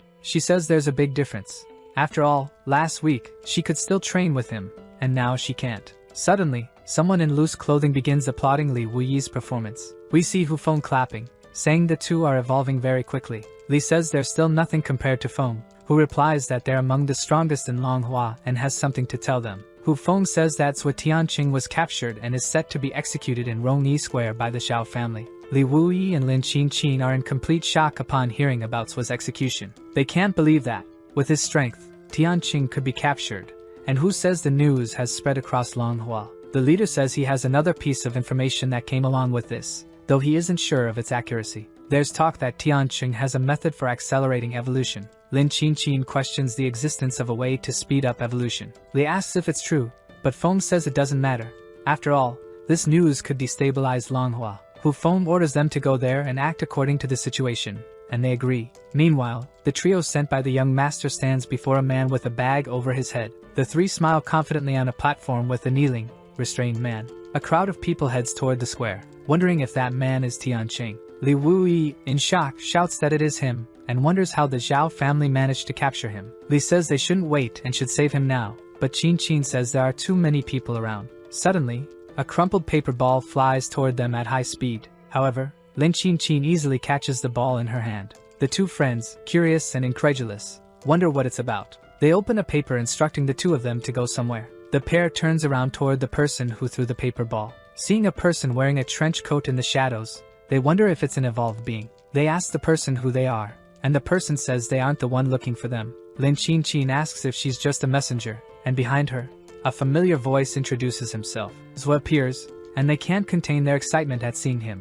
and he notices that both have evolved and congratulates them. Before Li can mention Zhuo's capture, Zhou says they captured the wrong person. Li asks Zhou to follow him back to their base, and Qin says the family won't dare invade their base. Tianqing says he came to Longhua for another reason and called Brother Yi to find out something. Zhou says he discovered that about 20 people are waiting to ambush him. In complete shock, Lin Qingqin and Li Wuyi can't believe the information. Wuyi thinks the news might have spread, leading to a possible ambush. And Li explains that just now, someone spread that Zhou knows a way to evolve faster. Zhou Tianqing and Luo Xiaoyu comment that these rumors are unusual. The Longhua friends ask what that means. Luo meant that this rumor was specifically aimed at Zhou Tianqing. She says Luo is right. After all, the fake was captured, and the rumor spread. Something is being planned. Zhou reflects that what they're saying is true. The issue is that it spread as a rumor. Luo asks Zhou if he wants to stay to uncover things, and he says they should leave. The three friends all ask simultaneously where he intends to go. He says that someone set up an ambush to bring him to the square and capture him,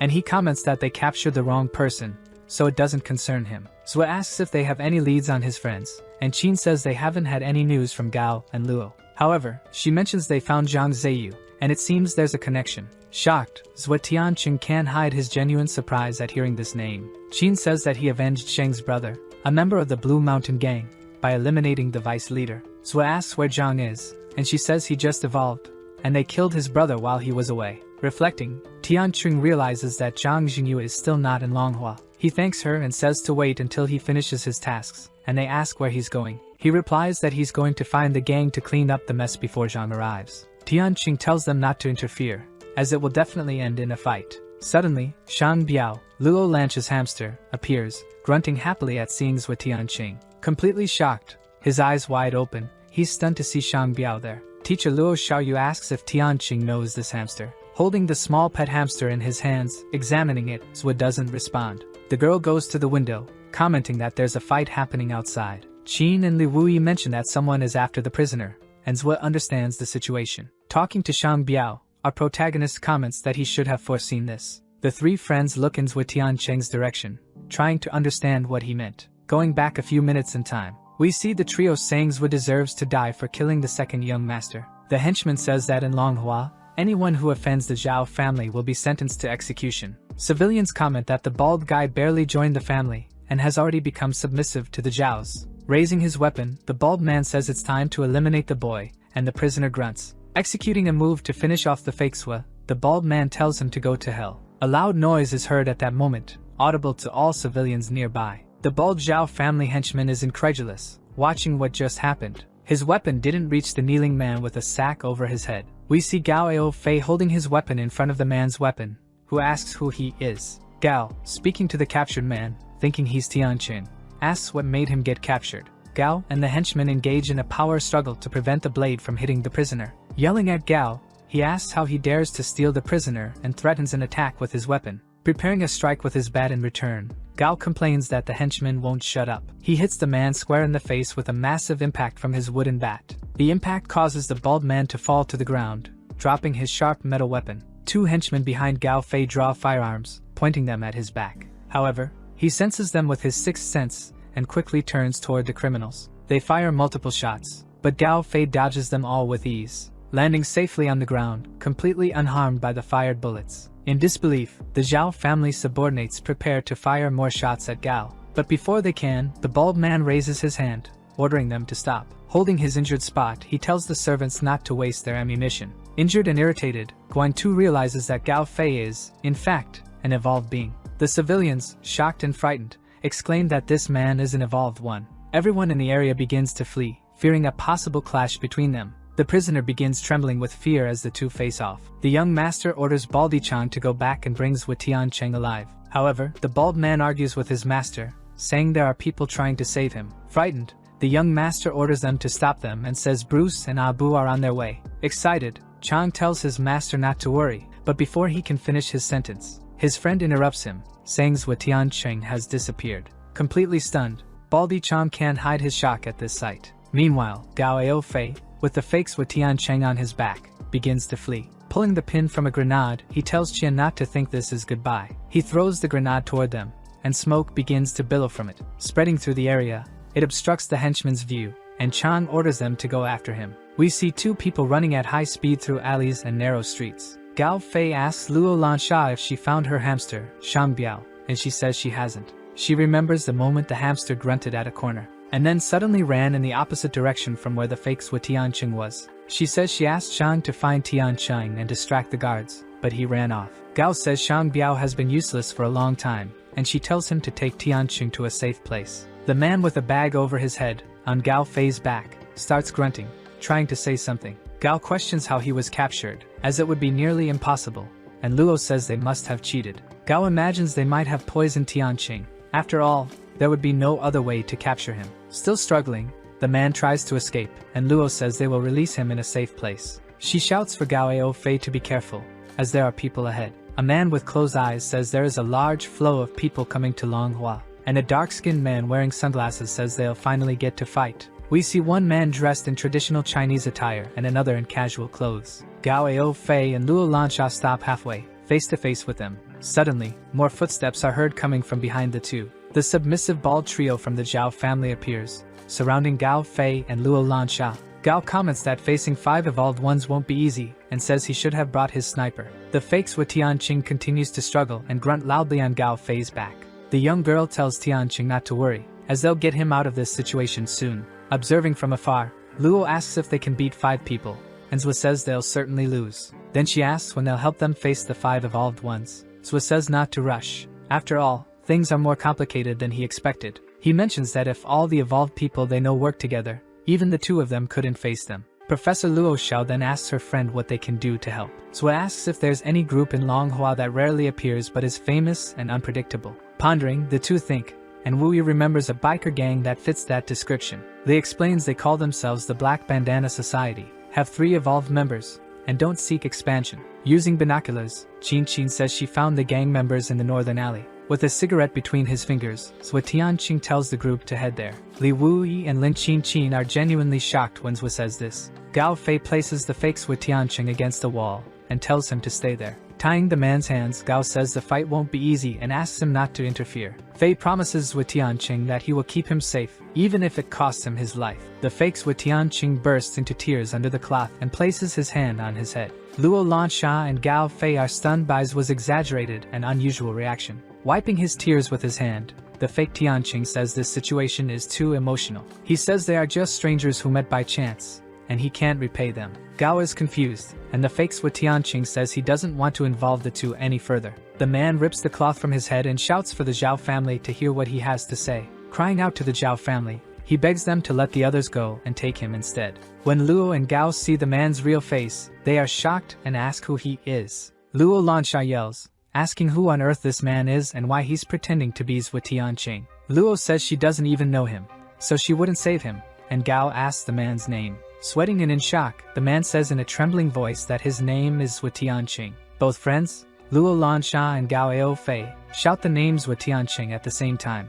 Suddenly, that dark-skinned evolved man appears and says he knows something. Starting to rhyme, he pronounces Tianqing's name better than the man pretending to be him. They hand the man over to the henchman, saying they got the wrong guy and he can take him. Running away, the two friends say they'll see them later, leaving the fake man behind. The Chinese henchman realizes the man is an imposter, and that they captured the wrong person. Luo Lansha, drawing her sword, asks the men if they still want to fight. He denies it and asks them to come to the Xiao family base to talk, but Gao refuses. The man insists, saying his friend is a foreigner, and if they don't go, he'll get angry. Gao Fei looks at all the henchmen with a mischievous smile on his face, while Luo disappears. The bald men look around, confused and uneasy, noticing the girl has suddenly vanished. She quickly reappears behind the two bald men with her daggers in hand and takes them down. The only remaining bald man, in a frenzy, calls his two evolved friends. The long-haired Chinese man calls out to Baldi Chang, warning him of something. Suddenly and unexpectedly, Gao Fei appears,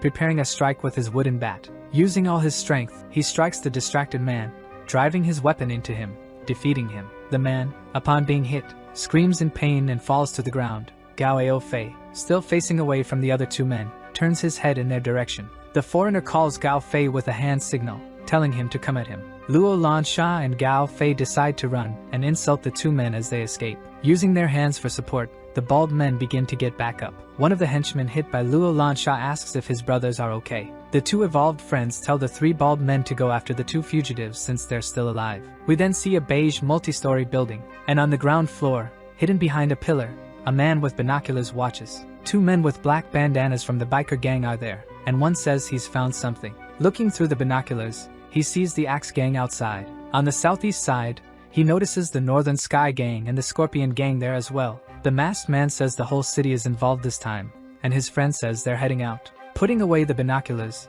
he says they need to follow them and not let the others get ahead. Zhu Tianqing appears and asks the two men if they're from the Black Band Society. Quickly and suddenly, they prepare attacks in surprise, asking who he is. Without any effort, our protagonist blocks both a punch and kick from the two bikers. The two look at Tianqing, shocked by his incredible and abnormal strength. He maintains a serious, unyielding expression as he holds their attacks. The biker gang henchman's eyes widen as he witnesses Zhu's strength. The gang member tries to move his hand, but it's completely immobilized by Zhu. The henchman realizes the boy's strength surpasses that of his boss, and he can't even free himself. The biker yells that it's not over yet, and prepares to strike Tianqing again. Zhu throws them backward, commenting that they're at the first stage and have only average strength. The two fall on their backs, feeling the impact of Zhu Tianqing's throw. Our hero sighs, bored, realizing that the first level of strength in Manhua is so weak. The gang member says he's very strong, that they can't beat him, and calls him an expert. He adds that since Zhu knows they're from the Black Band Society, he should at least show a bit of respect.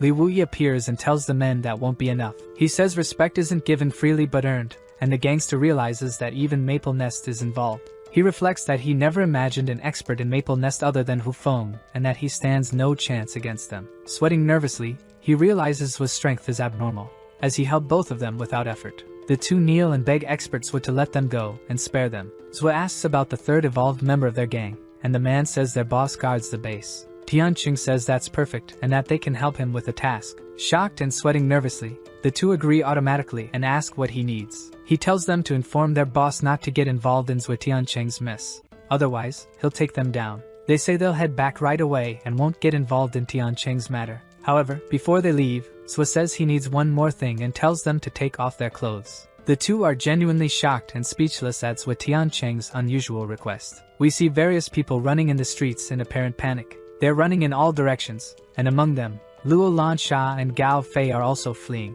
Baldy asks Zhu if he requested help from the Axe Gang, and he denies it, saying they have unresolved issues. His bald brother says that people from the Nantian Society are also here, and he wonders what's happening. Luo Lansha shouts, asking why so many people are here, and Gao, shouting back, says he doesn't know. Shouting, Gao tells Luo to run since she's faster, and she says they'll get out of this together. Holding her wrist firmly, Gao Fei says they don't have time for that, and he throws the girl forward with all his strength to help her escape. Luo Lansha soars extremely high, and upon reaching the top of the building, she wonders what on earth happened. She lands safely on the rooftop, and smoke rises from Gao Fei's movement. Looking down toward her friend, she shouts Gao Fei's name, worried about him. He smiles in a carefree way, with his eyes closed, as if he has everything under control. As various people rush at him angrily, he raises his arms and says he surrenders. We see a huge building in the distance, where Gao Fei was apparently taken. Gao is tied up, and Baldy says he was acting all tough before,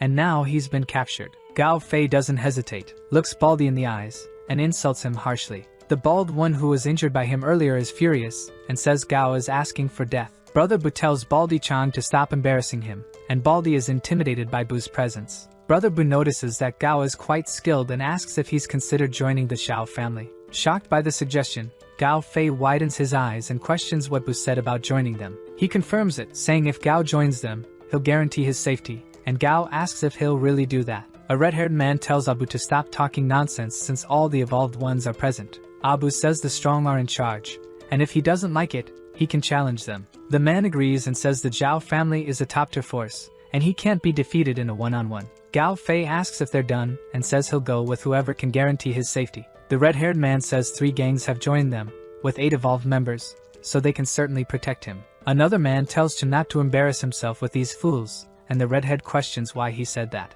All the members from different gangs begin bargaining and arguing over Gao Fei's presence. He just looks at them, bored, saying they're a bunch of idiots. Bu nods, agreeing they're just fools and that Gao shouldn't take them seriously. And annoyed, Gao asks what they want. Abu telepathically says he trusts Gao Fei and guarantees his safety if he goes with him. Abu confirms, saying his ability is telepathy and if Gao joins him, he won't harm him. Gao says he's quite self-interested and that if there are rewards, he'd even kneel for Abu. After all, people in his class used to call him useless. And Bu says he has a good personality. He agrees, saying it's good, but he always picks a good leader to follow as well. And in Gao Fei's view, this man isn't a good choice for a leader. Smoking his cigarette, Abu asks him who told him he was a self-interested person. He says that Gao Fei is actually quite stubborn, and starts blowing smoke in his face to annoy him. Suddenly, we get a view of the alleys and back streets of Manhua City. We see Luo Lanch's yellow shoes. She runs at high speed to escape from the various gangs chasing her.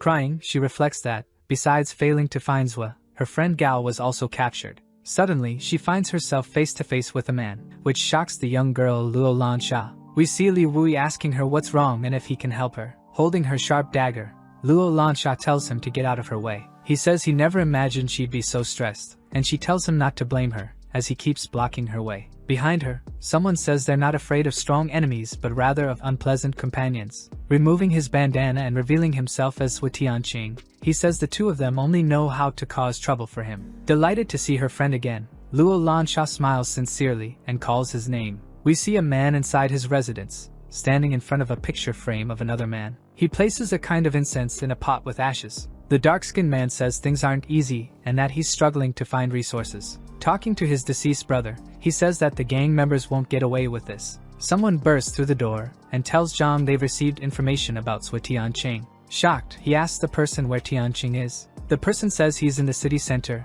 and was captured by the Zhao family. who intends to eliminate him. Zhang orders the person to stay put while he goes after Zhua, and she says she can't allow it, given it's the Zhao family. Zhang Jinyu replies firmly that he understands this. Grabbing his weapon, he says that since his brother is gone, he needs to help his benefactor. Putting on his clothes, he tells her that if he doesn't return, the man will become the new leader of the Blue Mountain Gang. Many people on the street are fighting while Gao Fei is tied up in the middle of them. An old man in fancy clothes tells them not to waste time and to resolve this quickly. The redhead then says there's nothing to discuss and that they should let their fists do the talking. Calling Chen a fool, the old man says he's not bloodthirsty like the Axe Gang members. Chen, annoyed, yells and challenges the old man Gan Lin Liang to call him a fool again. Abu, exhaling smoke, tells them to cut the chatter. He says that Gao Fei risked his life for Zhua, meaning he's connected to him and holds valuable information. He proposes a fight among everyone present to win Gao Fei, who will give clues about Zhua. Chen, the redhead, asks if Abu is talking about individual fights. He says Chen is correct, and if everyone agrees, he'll represent the Zhao family and start the fight. Li Wui says they shouldn't forget Maple Nest in such a fun task as this. Standing by the bikers, Li remarks that the Zhao family must be living quite comfortably. Abu asks if they're here without Chief Hu Feng. Li Wui then says he remembers Hu Feng's existence and calls him a traitor. He asks not to be called a traitor, as the Zhao family simply offered him more benefits than Maple Nest. Gao Fei, watching the conversation, wonders how many gangs exist in Manhua. His eyes widen when he notices a familiar face next to Li Wui. He realizes that, disguised with a black bandana, Zhua Tiancheng is there. Seeing Gao Fei's surprised look, Zhua gestures for him to stay quiet with his finger. Abu says that Li Wui is late and that there's nothing left for him. Smiling, Li says he disagrees with that statement. He reveals the girl, Luolan Sha, whose sighs in irritation and discomfort. Shocked, Abu comments that Li Wui managed to capture the missing girl. Li Wui says that, in fact, she was captured by members of the Black Band Society.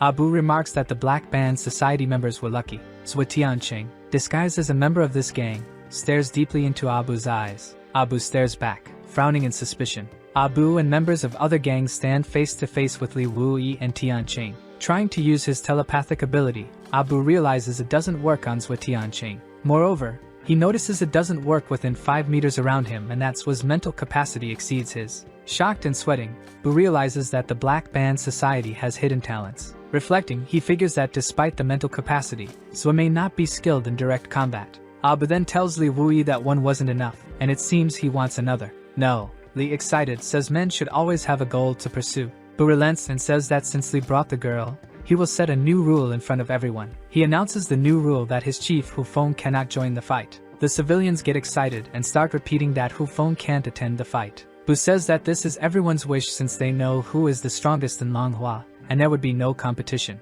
Baldi Qian says Abu's plan was excellent because, without Hu Feng, their chances of winning increase. Li Wu says he can't shake bad habits, as that's his wish and not everyone's. Without words or a response, Abu just gives Li Wui a villainous smile. Even so, Li agrees and says that his boss won't fight, only those present will. Abu asks if anyone objects to this idea. Chen speaks to his subordinate, saying that even though Bruce is strong, they can win without Feng. Chen raises his hand and exclaims that the Axe Gang agrees with the proposal. Members of the Nantian Society also agree, as well as those from the Longxin Society. Abu then says they should begin the fight and asks who wants to go first. Li Wui, warming up and stretching his arm, says he wants to be the first to fight. However, someone places a hand on his shoulder, contesting his choice and denying it. Zhua Tiancheng, disguised as a member of the Black Bandanas, says to let him go. Abu is uncomfortable seeing the man taking the initiative, especially since he feared him before. Li Wui tells Zhua that these are direct fights, and he shouldn't go first,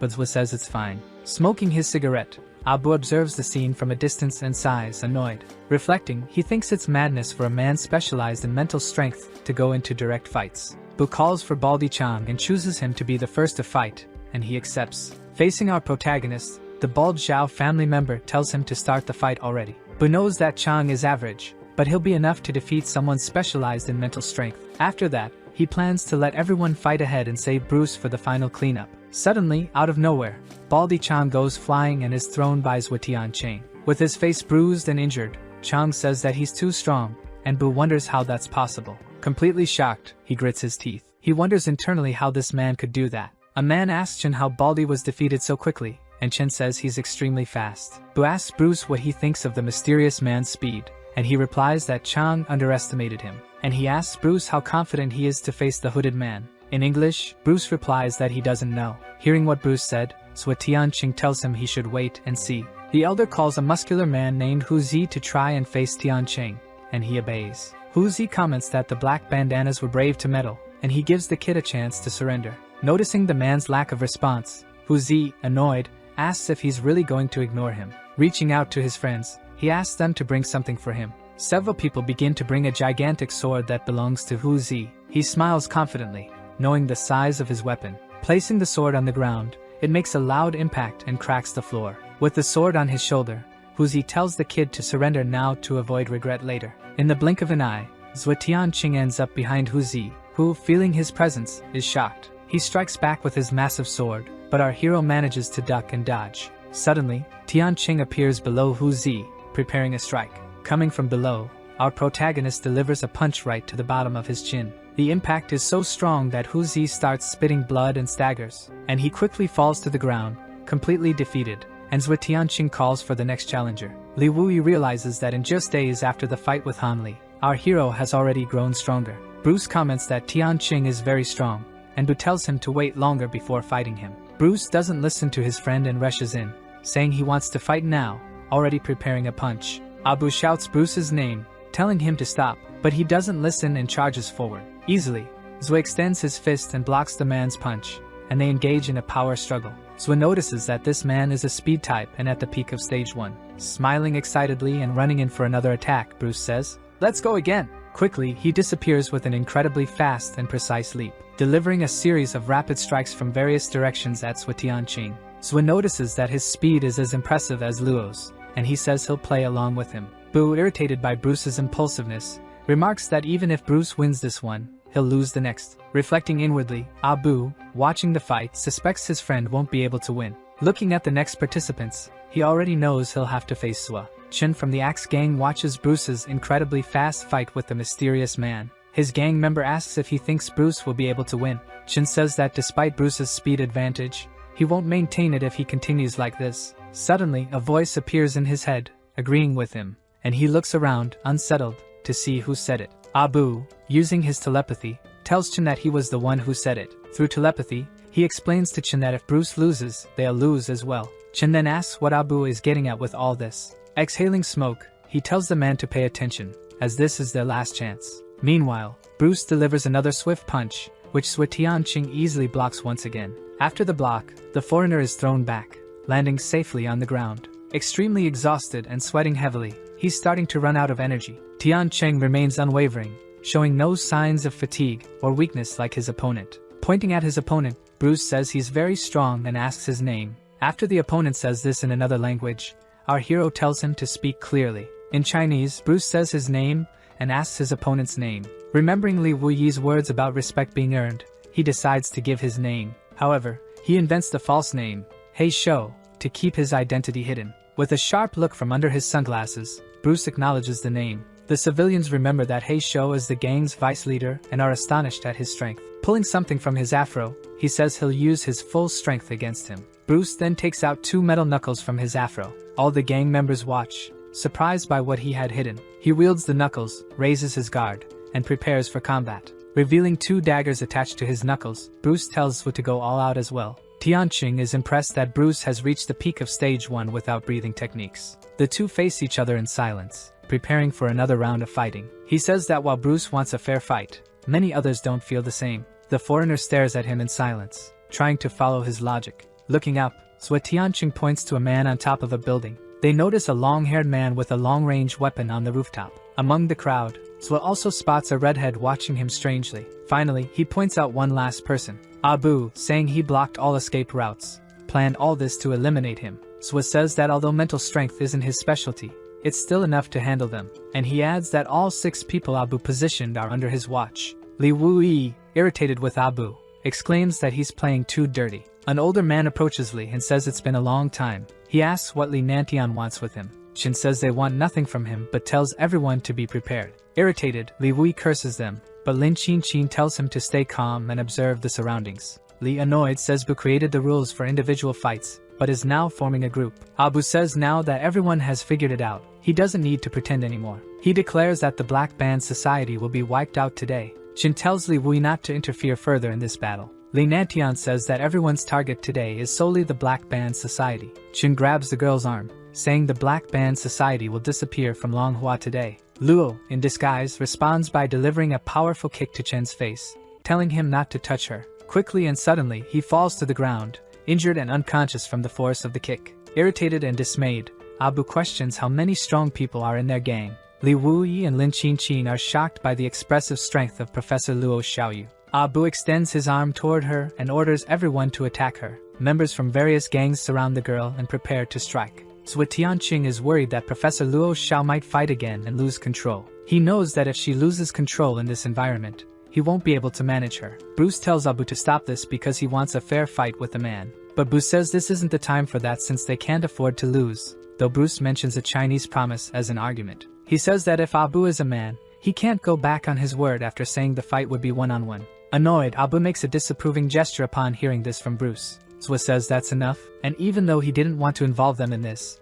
they chose to eliminate him. Tianqing tells everyone to come at him together. Bruce is shocked, as he didn't expect this decision from the mysterious man. Li Wuyi and Lin Qin are also left speechless by Tianqing's risky decision. Luo Lansha and Gao Fei can't contain their shock either and shout in surprise. Abu questions what the mysterious man means by this. He points to Bruce and says that he and the 6 people he called can all come at him together. Bu asks if the supposed Heisho is sure of his choice. Enzwa says they're welcome to attack as a group. Bu predicts that the other gangs will try to take the prisoners, but he agrees with the plan anyway. Bruce remains hesitant, saying again that he doesn't want this plan. Abu asks what's wrong with Bruce, saying even the man himself has agreed to the plan. But Bruce insists on fighting one-on-one with him, and Bu tells him not to ruin the whole plan. Annoyed, Bu calls the man a coward and says he doesn't control Bruce. Shocked by what the foreigner just said, Abu questions him. After speaking in Bu's language, Bruce asks if he didn't understand and calls him a coward again. Gao Fei and Luo Lansha begin to laugh, saying a foreigner just called him a coward. Sensing a dense aura of anger around Abu, one of the bald men asks him to calm down. He wanted Bruce to hold the man while the others attacked, but now he'll have to change the plans. Abu pulls a wooden stick from his hair. He tells Bruce that he'll ignore his insults but that Bruce can't interfere, and Bruce agrees. Abu tells the fake Heisho that the fight will be 1 against 6 and asks if he's okay with that, and Zhou agrees. Smiling maliciously and confidently, Bu says they can start the fight then. Zhou Tianqing quickly looks back, sensing other people approaching. The 6 people Abu had hidden appear and begin to advance toward our hero. Seeing the way they surround him, our protagonist finds it interesting. He notices that 3 power-type evolved ones are surrounding him, while 2 speed types block his escape, and he wants to break their formation. Quickly, after considering this, he prepares a massive punch and charges at the enemies. Targeting a large power-type evolved one, Zhou Tianqing, preparing his punch, aims to deal with him first. A loud impact echoes through the center of Longhua. Qin and the members of the Axe gang stare in shock, mouths agape at the scene in front of them. Without allowing the blonde to be hit, 2 of his muscular friends catch Zhu's punch. A menacing redhead comes running from behind Tianqing to grab him from behind. The 6 men attack simultaneously, but our protagonist manages to dodge them all. The long-haired one observing from a distance tries to throw a surprise punch, but Zhou dodges. The man attempts a low kick at our hero, who predicts the move and ducks to counterattack. Thus, he intertwines his fingers to block the opponent's kick. The impact of the kick and block is so strong that both are thrown backward. A very strong bald man begins to run toward Tianqing with fury in his eyes. Surprised for not anticipating the move, Tianqing's eyes widen in fear. Caught in a powerful hold, he's immobilized. Then the extremely strong, giant bald man throws our hero far away. Landing safely, Zhou realizes that their teamwork is excellent. If the 3 power types focus on attacking him in a circle, it will be a very tough fight. Suddenly, Zhou Tianqing closes his eyes and begins to plan something. The bald man and his strong friend wonder what the man is doing. Calling them to come at him,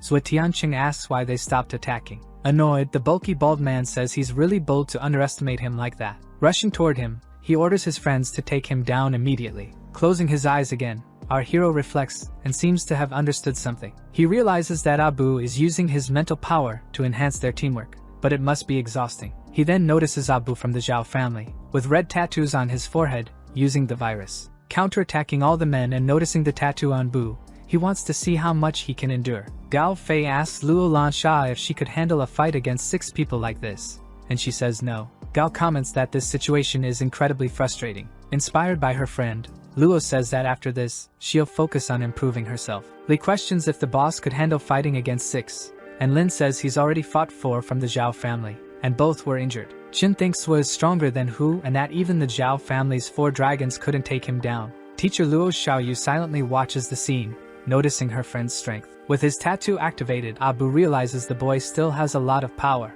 and it seems that the boy, after all, is dodging and blocking everything while his men get injured in the counterattacks. Telepathically speaking to his 6 subordinates, Abu orders them to attack all at once. The 6 injured men are surprised by this command and exchange glances without saying a word. Abu tells them not to hesitate, as they'll lose the fight if they continue like this. The 6 subordinates activate their tattoos and emit piercing screams of hatred. Excited by his opponent's ability activation, Tianqing activates his monstrous arm. Without noticing, Li Wui almost reveals Tianqing's technique with a shout, but Qin silences him. In shock, the enemies notice his arm has changed and are frightened by it. The muscular bald man wonders what kind of technique this is. Abu urges them, saying they don't have much time and orders them to attack now, exclaiming that he won't be able to escape this, and that they can't believe they won't defeat him. Zhou Tianqing, confident, pulls his arm back and prepares a punch with maximum strength. He shouts at his enemies as he swings his arm with all his force and speed toward them. The 3 strength-type evolved fighters are astonished by the power and speed of the blow. The punch forms a sort of tornado that hits all of them at once with immense force. The 6 men are thrown back by the impact of Zhou Tianqing's punch. A lot of reddish smoke emanates from his arm, filling the surroundings. In shock, Gao Fei wonders what the hell that was, and Luo thought the punch was awesome. Relieved, teacher Luo Xiaoyu, who was previously worried, is happy about Sua's victory. Li Wui can't contain his shout of joy, and Lin Qin celebrates along with him. They thank Zhou Tianqing for going easy on them and admit their defeat. Tears roll down Abu's face as he wonders how he withstood 6 attacks at once. Realizing the man's bizarre strength, he plans to call Uncle Li and the young master to handle him. Noticing Bu trying to leave, Tianqing asks if he thinks he can just walk away like that. And he asks if Abu really thinks he doesn't know about the plan he's scheming. He tells the fake Heisho that he's not involved and asks if he really wants to break the rules. Irritated, our protagonist asks if he of all people wants to talk about breaking rules. Shouting that it's too late, our hero attacks the enemy with his monstrous arm. The remaining gang members watch in shock, saying nothing. As Tianqing throws Abu far away with his fortified arm, he says in a cold, serious, and threatening tone that he's going to finish him off. Stopping in front of his comrade, Bruce says in English that he can't do that. Telling the man to speak in English, Zhou Tianqing lands a massive, powerful punch. Bruce takes the punch to the face but stands firmly on his feet, with his face covered in ketchup. He glares angrily at the mysterious man before him, who keeps a steadfast and courageous gaze toward his opponent. Shouting at him, he says that not even Hu Feng would dare eliminate such an important member of the Zhao family. Suddenly, the henchmen hear a mysterious laugh and wonder who is laughing like that. Hu Feng appears and calls them losers, saying he doesn't know how they still dare call themselves dragons. Qin and Li Wui give genuine smiles upon seeing their boss there. The henchmen shout at the sight of Hu Feng, commenting that he's stronger than Heisho. Zhou Tianqing wonders if he's the Fist Emperor, the famous boss Hu Feng. Hu Feng approaches the disguised Zhou and asks him to do a favor by sparing Abu's life. Li Wui questions why his boss is intervening for a traitor, and Hu Feng says it's an isolated case. He explains that though Abu is a traitor and there's no reason to intervene, he still owes him a debt. After all, without Abu, there would be no Maple Nest, and while he'll spare his life today, tomorrow they'll be strangers. Everyone present is shocked by Hu Feng's generosity. However, Zhou Tianqing remains firm and denies boss Hu Feng's request. Hu Feng stands in silence with a blank, abysmal expression on his face. Zhou says that whatever dealings Hu Feng has with him aren't his concern and that Abu must be eliminated now. People begin to comment that Heisho hasn't done Hu Feng any favors and imagine the two will fight. People start shouting, encouraging a fight between the two very strong evolved ones. Some people are hesitant at first, but soon enough, the excitement spreads, and everyone shouts and clamors for a fight between the two. With everyone chanting for a fight, Li Wui is confused, and the two remain silent. Listening to the crowd's chants, Hu Feng stays resolute and serious. Zhou Tianqing, unaffected by the crowd's shouts. The setting was already perfect for improvement when Uncle Li appeared. Things were not bad at all. 4 of the Zhao family's dragons were there, with 3 of them present. Uncle Li, with his wisdom, stated that it was all an exaggeration and just children's play. An observer might think this family was simple. However, Heisho didn't care about any of that. He quickly moved toward Abu. Still, Uncle Li, although skilled with words, also possessed some interesting techniques. Observing his opponent, it was clear that he had remarkable skills. He was an individual at stage 1, with a high-level mental type and a speed type at the peak of stage 1. And now, there was Uncle Lee, who, when struck, felt like punching cotton. It had to be a technique. He knew that unless he gave it his all, he might not be able to handle them. Uncle Lee was smart enough to apologize for what Abu had done earlier. The boys watching thought the day was quite lively, like a gathering of experts. Heisho was not interested in apologies. They were not enough. Otherwise, what would be the point of his anger? He was asked what he really wanted since apologies would not suffice. The man replied that he didn't need apologies, just for that idiot to be taken out of his sight. Abu shouted, demanding that they not cross the line. However, his arrogance didn't last long as Uncle Lee landed a punch on his face, and told him to quiet down since he had already heard the boy say he didn't want him there. Abu, with his hand on his face, tried to argue something, but he was quickly removed from the scene when Uncle Lee threw him aside. Speaking to the young man in front of him, he asked if his name was Heisho. He also wanted to know if he was part of the Black Bandana Society. Moving to his words, he told him that if they met again, perhaps they could have a fight. However, Heisho simply listened to the words without replying. After that, he looked at the children and asked if they really wanted to fight. They were excited but knew the spectacle would soon end. Chief, who declared that he wouldn't interfere and that everyone would witness it. He said that his colleague from the Black Bandana Society had defeated all the participants. According to the rules, all the prisoners would be theirs. If anyone opposed, they should speak. Everyone knew that, as the chief had said, no one had objections. With everyone agreeing and no objections, things went smoothly.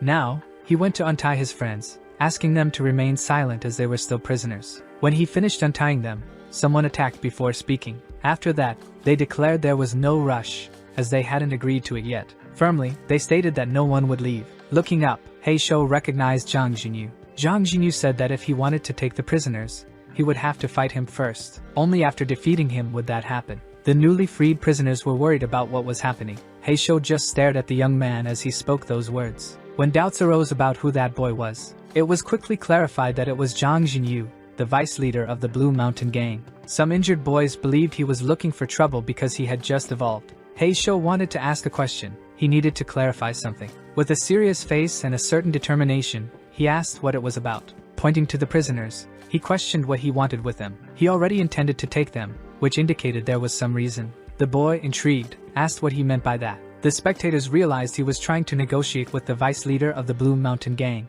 However, Zhang Jinyu said he had no particular reason, but Zhou Tianqing had helped him. Noticing he was being watched differently, he asked why they were staring at him. Heisho simply thought he was just as he remembered. It was then he told him to leave since he shouldn't even be there. He commented that he wasn't strong enough to protect them. Even so, the boy believed it was better than leaving the prisoners with him. However, since they couldn't reach an agreement, they would have to fight. Zhang Jinyu was there to fight, and that's what he would do. Soon, he threw the nunchaku, which was his specialized weapon. Just by looking, the former friend thought it wouldn't increase his strength, as most weapons were fragile. However, blunt weapons like those were much more effective. He was pleased with Zhang Jinyu's choice. He thought he might need one of those later. He needed to finish the fight quickly, so he blocked the attack and moved closer, looking into his eyes. For the curious eyes observing the fight, the attitude of the two was more than interesting. Heisho asked him to stop fighting and listen to what he had to say. However, his former friend believed they were rivals and shouldn't waste time listening. It was then that he decided to punch him in the face.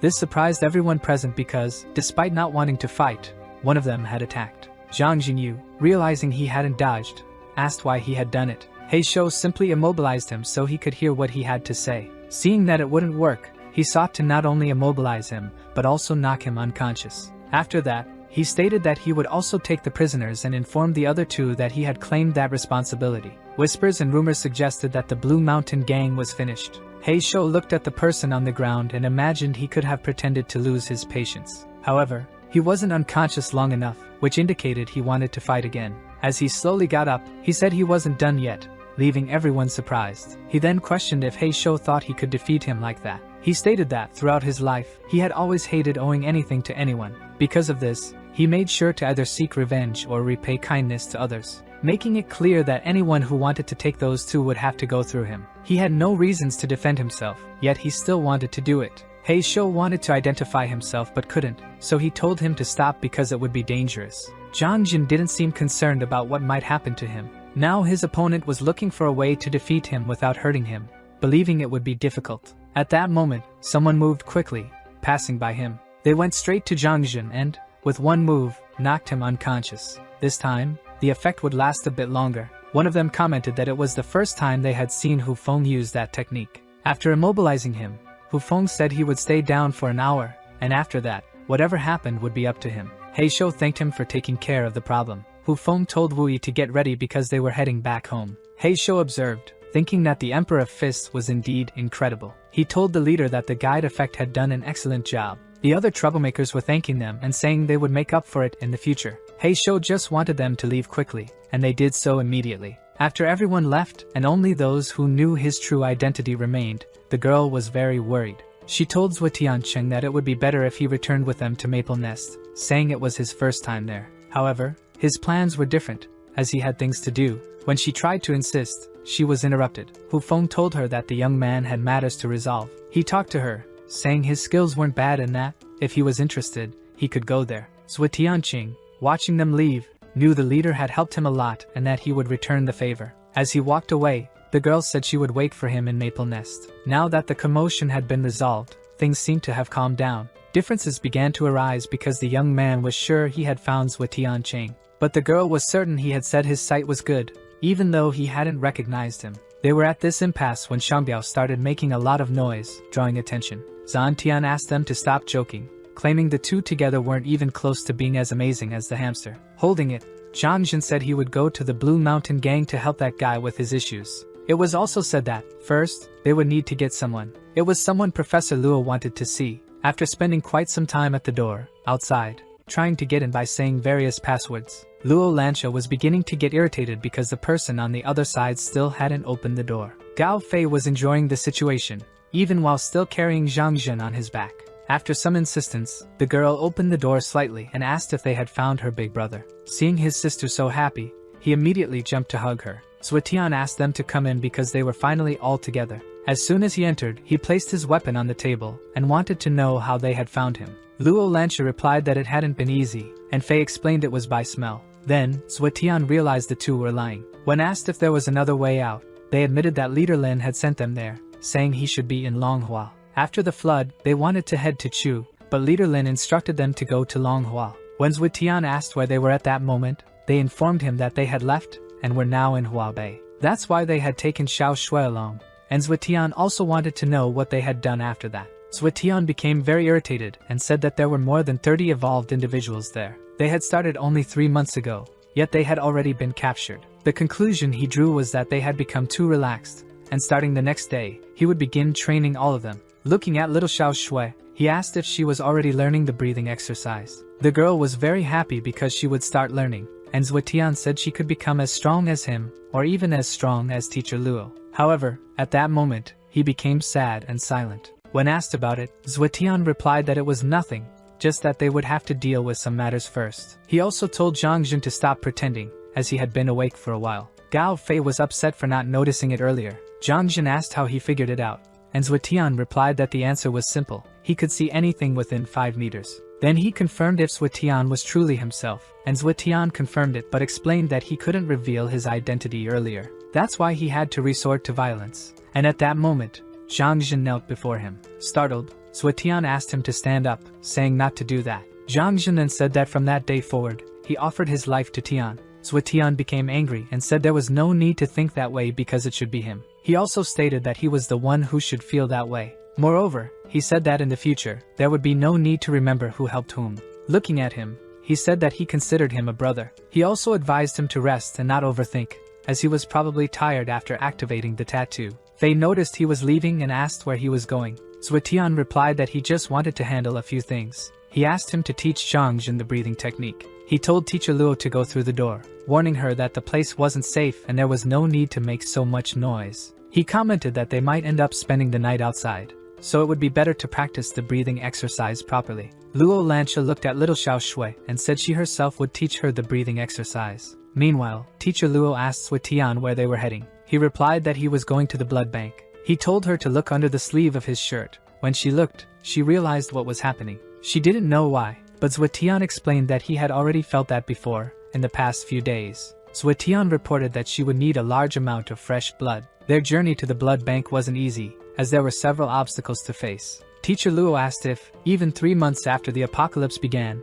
the blood bank would still be available. Suetian replied that if nothing serious had happened, the blood bank would still be operational. After all, it was the largest supplier in the region, with an advanced temperature regulation system. Even without prolonged intensity, even after a year, the amount of blood plasma wouldn't decrease. She questioned whether it was safe to use blood plasma. He confirmed that it was and that frozen red blood cells could also be used. However, there were many infected individuals in the area, and he detected the presence of a high-level threat. He advised her to be cautious and stay close to him. They noticed the presence of other people zigzagging among the infected in a car. Many of those chasing the vehicle were drawn by the noisy engine sound. They realized those people were just distracting the infected. They were probably heading to the blood bank as well. Observing the agility of the people in the car, Suetian concluded it wasn't their first time in such a situation. It was then she shouted that more people were approaching. His strategy was to let them enter first and then go in too, ensuring the area was clear. He was attentive to what was happening while she asked him what it was. Suetian explained that the man with the sword was probably a Stage 1 evolved individual.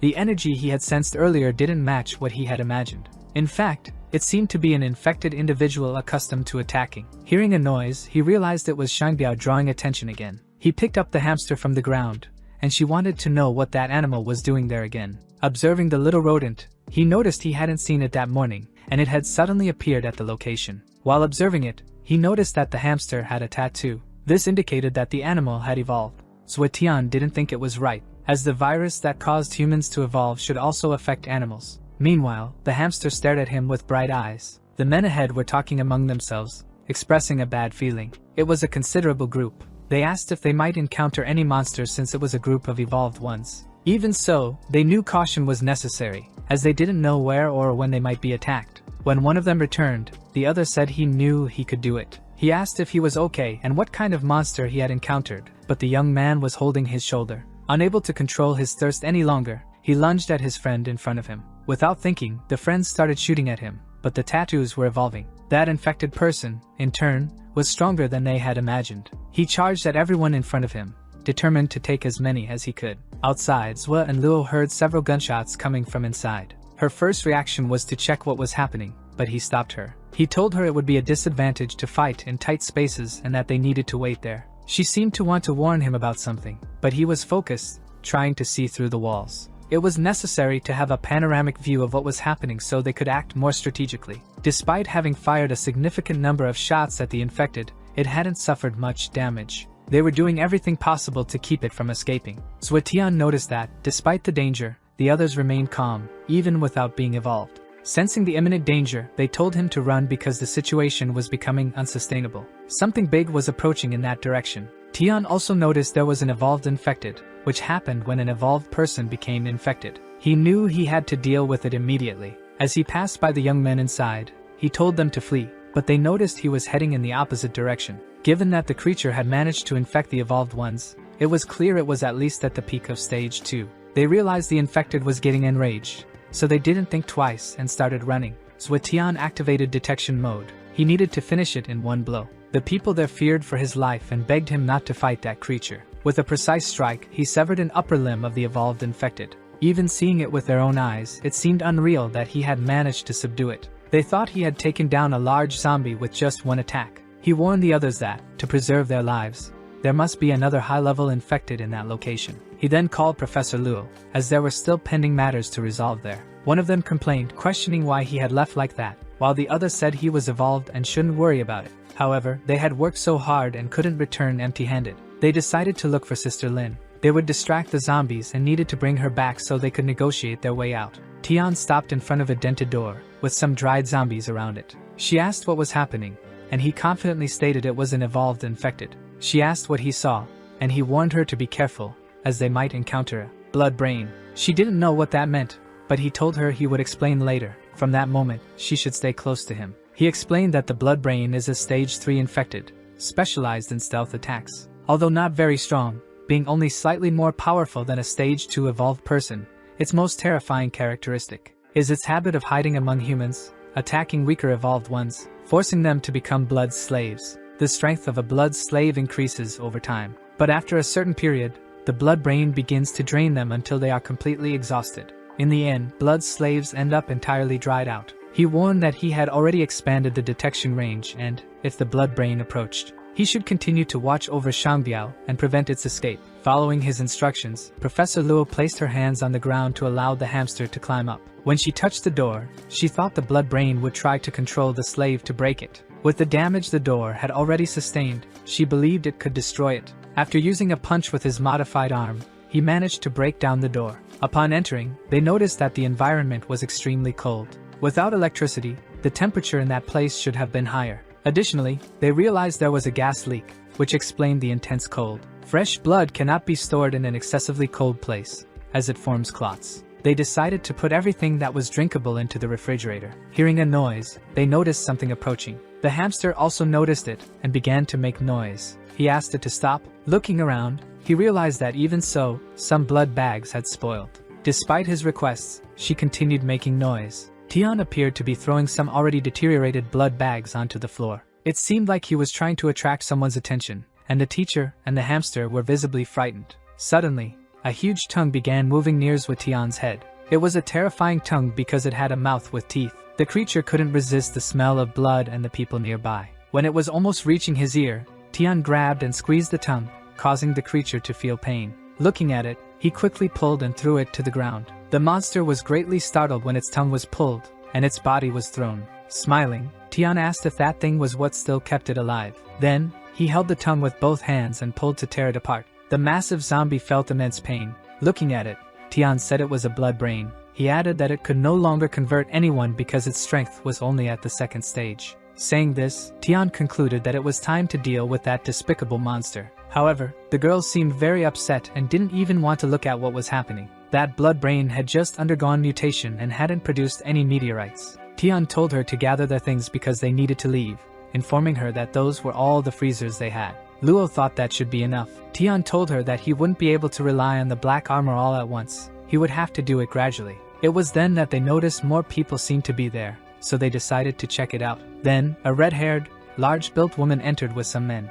Tian merely observed them in front of him. He warned her that the man ahead was the one previously mentioned. He noticed that Teacher Luo quickly transformed upon seeing the red-haired woman in front of her. He was pleased to see this. She had activated the black armor, which meant she would be ready if their enemies attacked unexpectedly. Then, he grabbed one of the freezers, and as he started to move, they prepared to shoot. Seeing Luo grow increasingly enraged, Tian told her to stay calm, as he was there. Promptly, the red-haired woman introduced herself as Lin Ling, from the Pacific region. She ordered her men to lower their weapons and asked if they were against the Evolved. She said that, judging by appearances, they must be from outside the Pacific region since that place was a gathering point for people. Similar to a city center, he replied that he understood. He thought it made sense. Manhua was a large city, and having other safe zones wasn't surprising. She said that, first, she was grateful he had saved her companions, and second, according to the rules, since he had eliminated the monster, he had the right to the supplies. However, that day, she really needed blood and asked if he could spare some.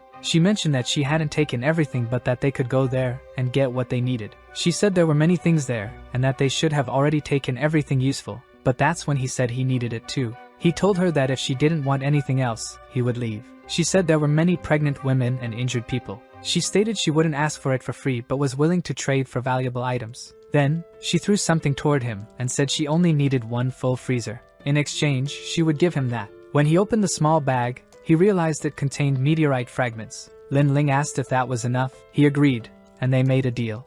Tian took a freezer and said he would leave it with them. The young red-haired woman thanked him but didn't touch it, and her allies disagreed. They questioned her order, saying the price they paid had been too high and that they outnumbered them. They argued that since they hadn't gone that far, they could pursue them and not let her have everything. Lin Ling quickly silenced the one questioning her orders, as if striking him in the face. He reminded them that they were a small group and couldn't go around causing trouble. He explained that he was perceptive and that this person made him feel an overwhelming presence. Moreover, the woman beside him was also extremely strong. What they didn't know was where so many strong people had come from. On their way, Professor Luo wanted to know why they had so many meteorite fragments. That's when he explained that before the blood fusion method, they could only swallow the fragments. The converted energy would be greatly reduced, but it helped the user to increase recovery. Therefore, it was used as an emergency remedy. She understood that's why they traded the fragment. It was then that he mentioned he had confirmed 5 fragments in the bag, 2 from stage 1 and 2, and 1 from stage 3. What mattered was the black armor on her body, and all the freezer's contents should suffice. He stated that he had 5 starting points for the black armor, and that using all at once would be very difficult. However, it would be necessary to separate them into distinct stages until everything was completed. He told her that in the first stage, the starting points in the arms would need to coagulate. In the second stage, the points in the legs would need to coagulate, as it would be more intense. At least 15 more meteorite fragments would be needed for the third stage. He was already back at his hideout when he told her that the more one paid, the more one received. She asked about the point in the chest, wondering if it would be more difficult. He said it would need to be fused. He explained it would be intense because it required breaking the origin point and replacing it with the fragment. Only then would her strength increase to stage 4, making her stronger. She had never thought about becoming stronger from the start. She just wanted to be a normal person, and to live peacefully with Xiao Shui. He told her to start coagulating while he waited outside. He thought about what the hamster might be doing, and when he looked, he saw it near the meteorites. When he saw it eating, he tried to shake it to make it stop because it was still at the first stage. He wanted it to spit everything out as quickly as possible, but the hamster kept eating. That scene left Suetian terrified. When he tried to pull the bag away to stop it from eating more, the hamster got angry. Then, he thought he might let it eat a bit more and gave it the second stage fragment. However, the little one started writhing on the ground.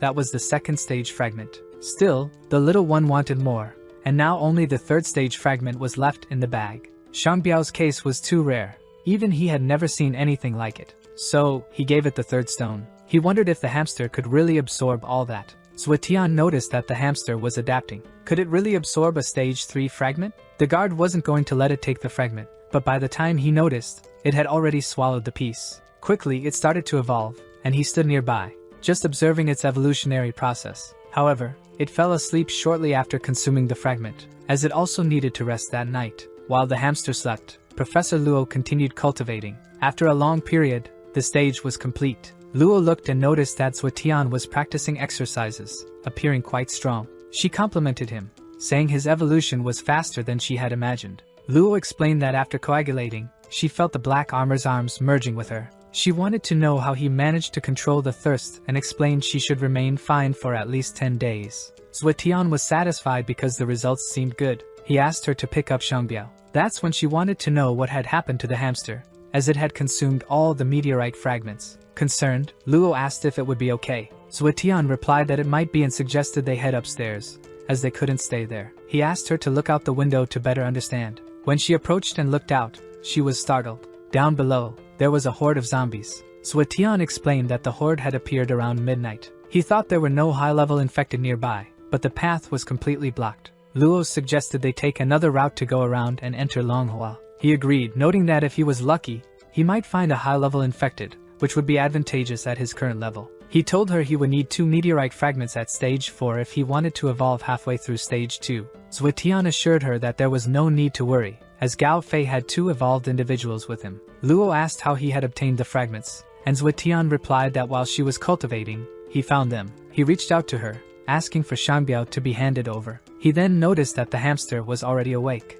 They observed that the hamster had grown much stronger, and that its speed had doubled. It seemed that the meteorite fragments had not been consumed in vain. Now, they would need to cross, as the hamster had darted ahead. Suetian threw a rope to the other side, connecting 2 buildings, and began to cross, balancing as he walked. Meanwhile, Luo crawled along the rope, lying down. Those hungry beasts were everywhere, and from the top of a building, their friends watched. Gao Fei asked if there was no other way. Zhang Jin responded that he knew another path, but it would require running. Xiao Shui was worried about Suetian and Luo. Fei reassured her, saying Tian Cheng was much stronger than them. The little girl remained silent, watching as Lancia commented that the area below was packed with zombies. Gao Fei remarked that perhaps they could have chosen to go around. Zhang Jin stated that returning was possible but problematic, as nearly every group in the area was their enemy. Lancia and Fei disliked the suggestion, claiming they weren't afraid and could defeat everyone in a second. Both became excited, declaring they would eliminate anyone in their way. Meanwhile, the 2 of them were running, as Shangbiao had gone out of Suetian's detection range. They knew the floor below was filled with infected and needed to be cautious. Luo asked if he could detect Shangbiao yet, but unfortunately it was still too far away. Stopping, Tian asked her to stay quiet. In a low tone, Luo asked what was happening, and Tian replied that the place exuded a strong smell of blood. He explained that Shangbiao was on that floor, and that she should stay close to him. Seeing several zombie corpses on the ground, Tian reflected on how terrifying Shangbiao's evolution truly was. He noted that those creatures had reached the final development stage of an infected, stage 1. He explained that for an infected to become developed, there was only one way, to be transformed by a stage 3 infected. Almost all infected that reached mid-stage 3 went through this conversion. In fact, this process was instinctive for them, happening periodically. Luo wanted to know if this meant that, as time passed, more infected would transform. Tian replied that this would happen approximately every 5 years and remembered that this was the timeline in his previous life. Thus, it was better to be cautious, as even he wouldn't be able to handle so many. They were still searching for Shangbiao when they saw the little creature annihilating several of them. Luo was horrified, as the scene was overwhelming for her. Tian was also surprised at how much Shangbiao had evolved. He told Luo to be careful, as he was still analyzing the consequences of this evolution. However, the little creature only displayed irritation toward the infected while showing gentleness and affection toward them. Jumping up for affection, Tian felt relieved to realize he was still the same. Luo wanted to know if that little one had done all of that, and Tian explained that he needed to eat the brains of the developed to evolve. But now, he was already satisfied. Tian thought the meteorite fragments had been a good choice. Tian remarked that where there were developed infected, there was likely a stage 3 infected. Thus, there was a chance of finding more stage 4 meteorite fragments, but it wasn't about those evolved ones. Tian asked Shangbiao if he wanted to eat more. The enthusiastic response was clear. He decided they would stay there for the day, taking advantage of the feast. The zombie community was growing each day. Couples among them could be easily detected. A group, traveling in cars and heavily armed, encountered the horde of zombies. They were looking for supplies but had to defend themselves since they were outnumbered. If that were the only issue, the infected would easily win, given their sheer numbers. When they thought the situation was under control, a new wave emerged, even larger in number. Realizing they were facing more developed enemies, they became scared enough to want to leave immediately. They got into the car and left most of the supplies behind, as their lives were at stake. One of them wanted to return to get the supplies but was warned that their lives were more valuable. Inside the car, the vehicle wouldn't start, leaving them vulnerable to attacks. Against a horde of developed infected, they wouldn't be able to escape easily. Within seconds, the car was overtaken by the large number of developed infected, injuring the group members. When he arrived at the scene, there was the super-evolved hamster, observing with its fierce eyes. The favorite food for that evolution was the brains of evolved beings, and there were plenty of them around. Because it was small, it could quickly launch its attacks without even being noticed. Shangbiao continued striking all the evolved ones near him. Sui Tianqing, observing the chaos, said he understood the situation. However, his partner wanted to know what was happening. He explained that Shangbiao had an ability that made others underestimate him due to his size. However, it didn't matter if they were evolved or developed. Detecting him was extremely difficult. Even if the developed ones noticed him, they would rarely attack him first. Additionally, the small creature was too fast, essentially becoming the nightmare of the developed ones. Still, this was the third order, and they had yet to encounter any stage 3 zombies. When he asked the little hamster if it was still hungry, the noise it made indicated it was. Luo found it hard to stay there since it was already getting dark. However, high-level infected became more active at night, so they needed to stay alert. Upon detecting something, the little one darted ahead of them. They began chasing after Shangbiao to see what it would discover this time. But it stopped, seeming to give some signal. In previous instances, it would just run ahead. This time was different. It stopped and waited for them to approach. From above, they could then see what was happening below.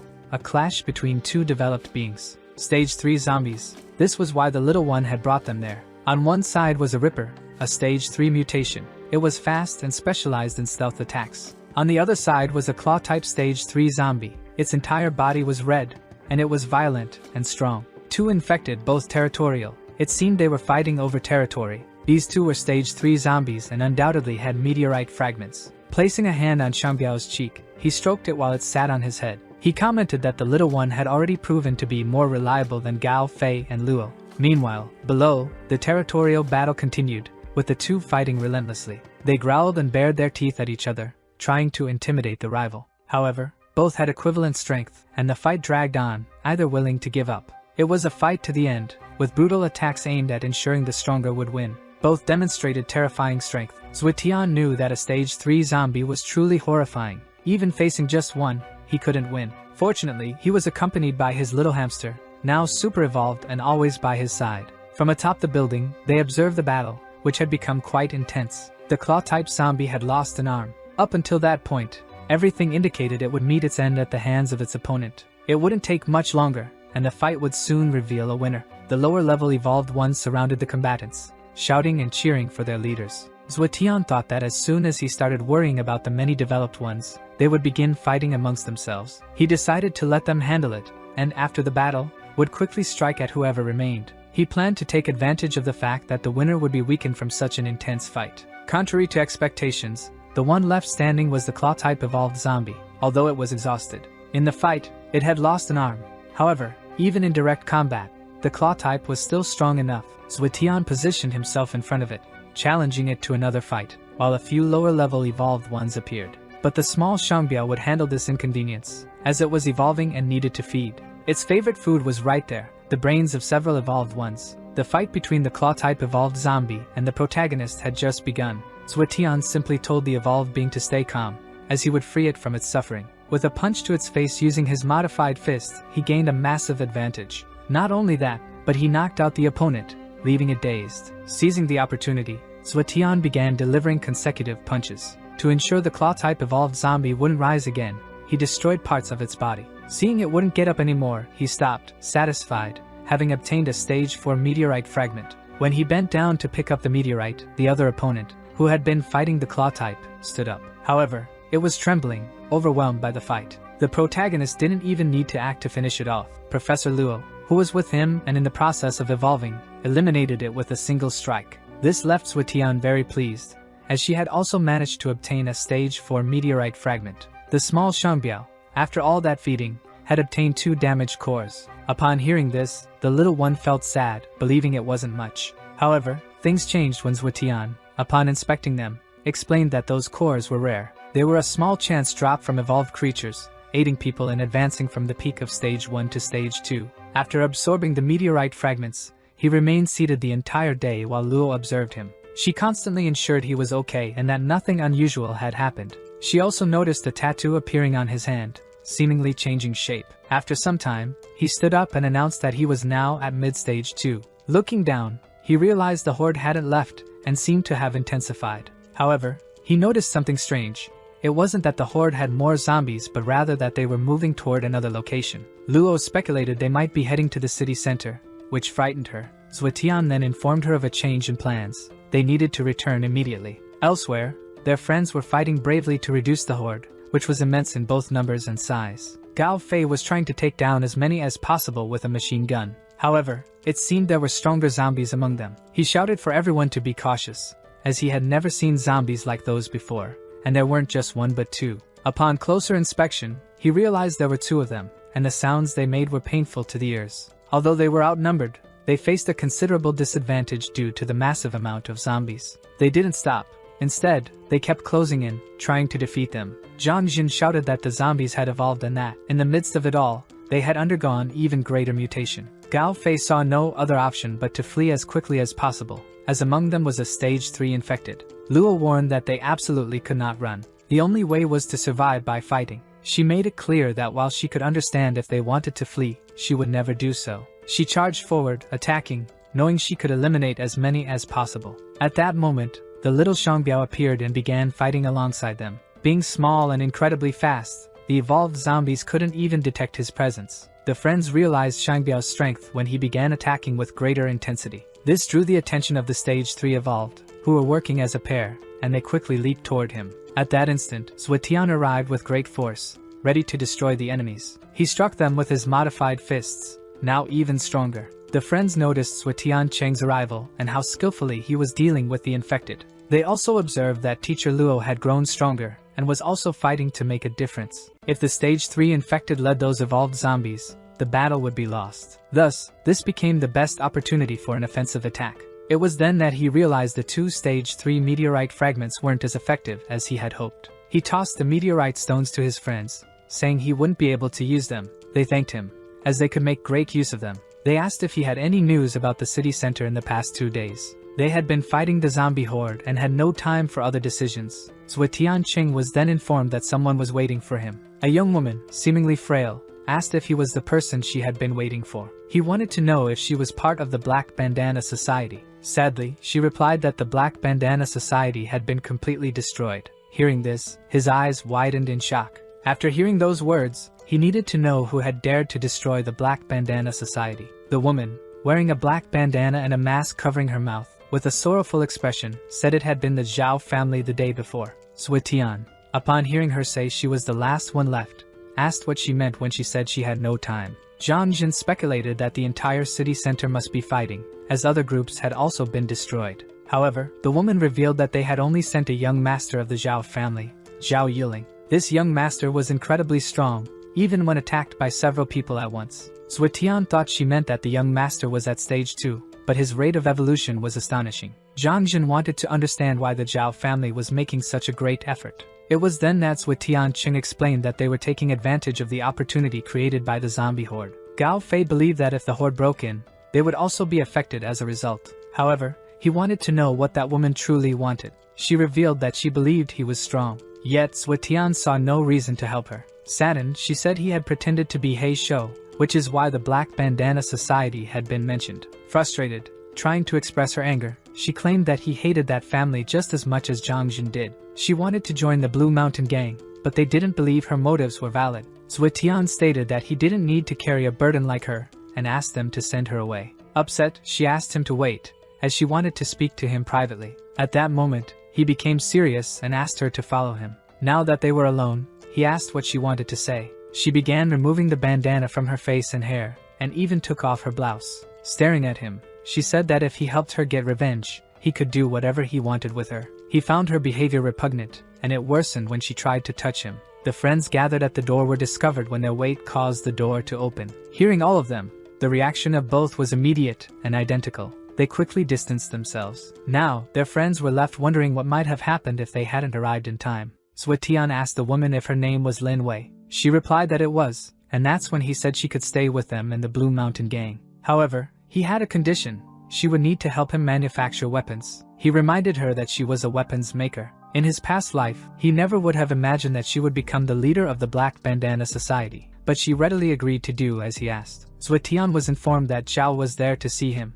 Looking at the woman, he told her to stay there, as he was just going to check something. The man waiting already felt at home, resting his feet on the table, eager to speak with their leader. Luo demanded that he say why he was there. He responded that children shouldn't meddle in such matters. Gao Fei had to intervene, holding her back to stop her from attacking the intruder. When Suetian arrived and saw the commotion, he told the man to state his business quickly, as he was the one in charge. Upon hearing those words, the man stood up and asked who he was. Pointing a finger in his face, Suetian told him to summon Zhang Jin immediately. That's when the man asked if the intruder was Li Hui. He was surprised to learn they knew his name. With a threatening tone, Li Hui said that if Suetian wanted to live, he should get out of his way while he still had time. He claimed he had no time for insignificant people. When Zhang Jin appeared, Li Hui asked how he dared to show up there. Turning to him, the intruder expressed satisfaction that Zhang Jin was present, as the young master had summoned everyone for a meeting. The meeting would discuss the zombie horde, and he warned that Zhang Jin should attend if he didn't want the Black Bandana Society to be destroyed. He advised against resisting and told him to go to the meeting.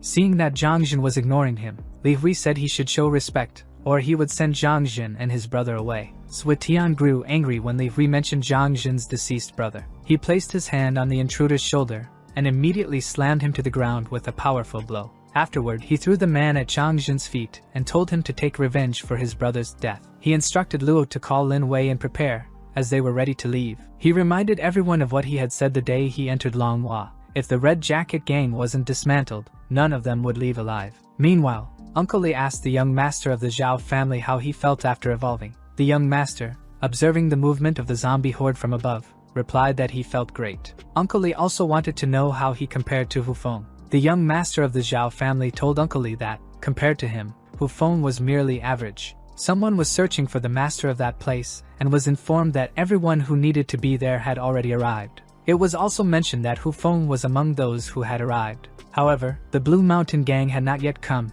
and Li Hui, who had been sent to fetch them, had not returned either. The young master said it didn't matter whether they came or not. He would focus on meeting Hu Feng for the time being. The person in question was waiting to be received while enjoying a cup of tea. The young man who had gone with him noticed that the place was crowded with people but had no idea what they wanted. The worst part was that there was a horde of zombies outside, while everyone there seemed to be doing nothing. Hu Feng asked Wu Yi to calm down and assured him he would understand everything later. When the young man tried to argue, the woman beside him told him to simply obey their leader. After calming him down, she asked the leader if he thought Suetian would also show up. Their leader, Hu Feng thought it was unlikely. However, Wu Yi believed it was a serious matter and worth investigating. Hu Feng felt that if Suetian came there, it would be like putting his hand into a lion's mouth. The girl was disappointed because she had hoped to at least catch a glimpse of Suetian. The leader of that family, Zhao Yuling, quickly arrived at the scene. Hu Feng told the young master that he had improved significantly and deserved congratulations. Zhao Yuling thanked him for coming, saying that if he hadn't, half the people wouldn't have shown up. The young master then asked if the family had mistreated anyone, including leader Hu Feng. He remarked that it was a shame because almost all the groups were present, except for the Blue Mountain Gang. Hu Feng confirmed this and speculated that their absence might be an act of disrespect. Zhao Yuling stated that if leader Hu felt offended, so did he. He instructed some henchmen to destroy them without further ado. At that very moment, Suetian arrived and asked who was responsible for destroying the Blue Mountain Gang. Whoever it was could start now because he was ready to fight anyone. Everyone around noticed the tense atmosphere. The Blue Mountain Gang seemed more defiant than ever. Hu Feng, smiling, asked why the atmosphere was so tense and demanded that Suetian show some respect. He insisted that Suetian apologize to the young master, Zhao Yuling. Suetian was not inclined to apologize to anyone and then threw something he had been carrying on his back. It was Li Hui, who had gone to the Blue Mountain Gang specifically to retrieve him. After throwing him to the ground, Suetian asked if he should apologize for that as well. He was warned that the man was part of the Zhao family and couldn't simply be tossed on the ground and stepped on. At that point, Suetian kicked the man, breaking him apart, and handed him over to the Zhao family's young master. He said Zhao Yuling could keep him if he wanted. With a satisfied expression, Zhao Yuling asked what the meaning of this was. Suetian said he wouldn't waste time and demanded he bring all members of the Red Jacket Gang. When he turned around, he saw a large man stating that Suetian didn't know who he was dealing with. The large man was told to show that unfortunate man how things were done. Suetian activated his modified arm and punched the person standing next to him. Uncle Li, seeing the force used, realized that the person in question was He Shou. Rumors began spreading, claiming he was the man who had fought against 17 people. Even Zhao Yuling, who had been very confident earlier, began to feel a little uneasy. Hu Feng didn't seem to care, thinking it was just Suetian pretending to be someone else. Murmurs and conversations filled the area. Uncle Li, stepping closer, warned that he thought they had dealt with He Shou,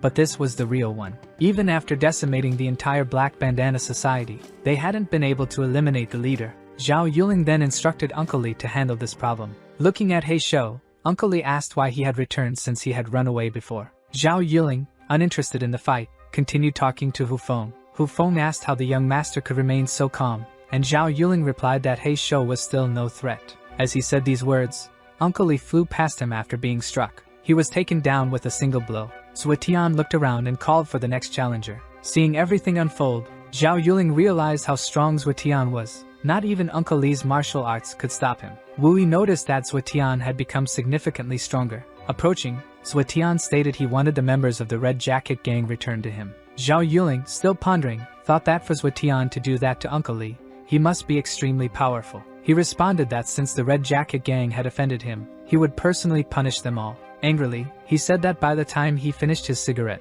the Red Jacket Gang should already be there. Zhao Yuling, noticing that one of his subordinates was faltering, ordered him to stand firm. He then instructed his subordinate to go fetch the Red Jacket Gang. Zhao, glancing out of the corner of his eye, thought he would deal with the situation later. Wu Yi believed that, at this rate, Zhao Yuling would be discredited. Hu Feng thought Tian was too skilled to push the Zhao family like that. Shortly after, his subordinates departed to bring in the Red Jacket Gang. Their leader ordered them to hand over the members to anyone who wanted them. Everyone believed that family already had too many problems, and it was time for them to pay a little. They thought it would be the end of that family's reputation and wanted to see how they would recover their respect. They introduced themselves as members of the Red Jacket Gang. He asked if they wanted to confirm. Zhang Jun said it wasn't necessary, as even if they were incinerated, they would still recognize them. Zhao Yuling said it was good that he was satisfied and that it was his responsibility to keep them in line that day. Suetian wasn't satisfied and asked why the rush to hand over the members of the Red Jacket Gang. He believed that Zhao just wanted his pets to do what he himself couldn't, assuming the victims would help punish their own attackers. Zhao Yuling warned He Shou not to bite off more than he could chew. Unfazed, He Shou placed his hands on the table and said there was nothing he liked doing more. Suetian continued by saying he wanted to see Zhao apologize publicly to the Red Jacket Gang members. After making the demand, he asked the young master if he thought that might hurt him. Suetian explained that he followed the same rule as before and, before the tobacco finished burning, wanted a satisfactory answer. He said the countdown would begin immediately. one of the young master's henchmen asked if he should eliminate him. However, he remained calm, as the target this time was Hu Feng, and he couldn't allow the plan to fail. With impressive speed, Suetian untied the 3 Red Jacket gang members. Then, wiping his hands with a handkerchief, he stated that boss Hu Feng had also accepted members of that gang. Hu Feng explained that most of the people he had accepted were about to evolve, and losing them would be a significant loss. Zhang Jin suggested leaving Hu Feng's part aside and moving on. However, that wasn't how things would go.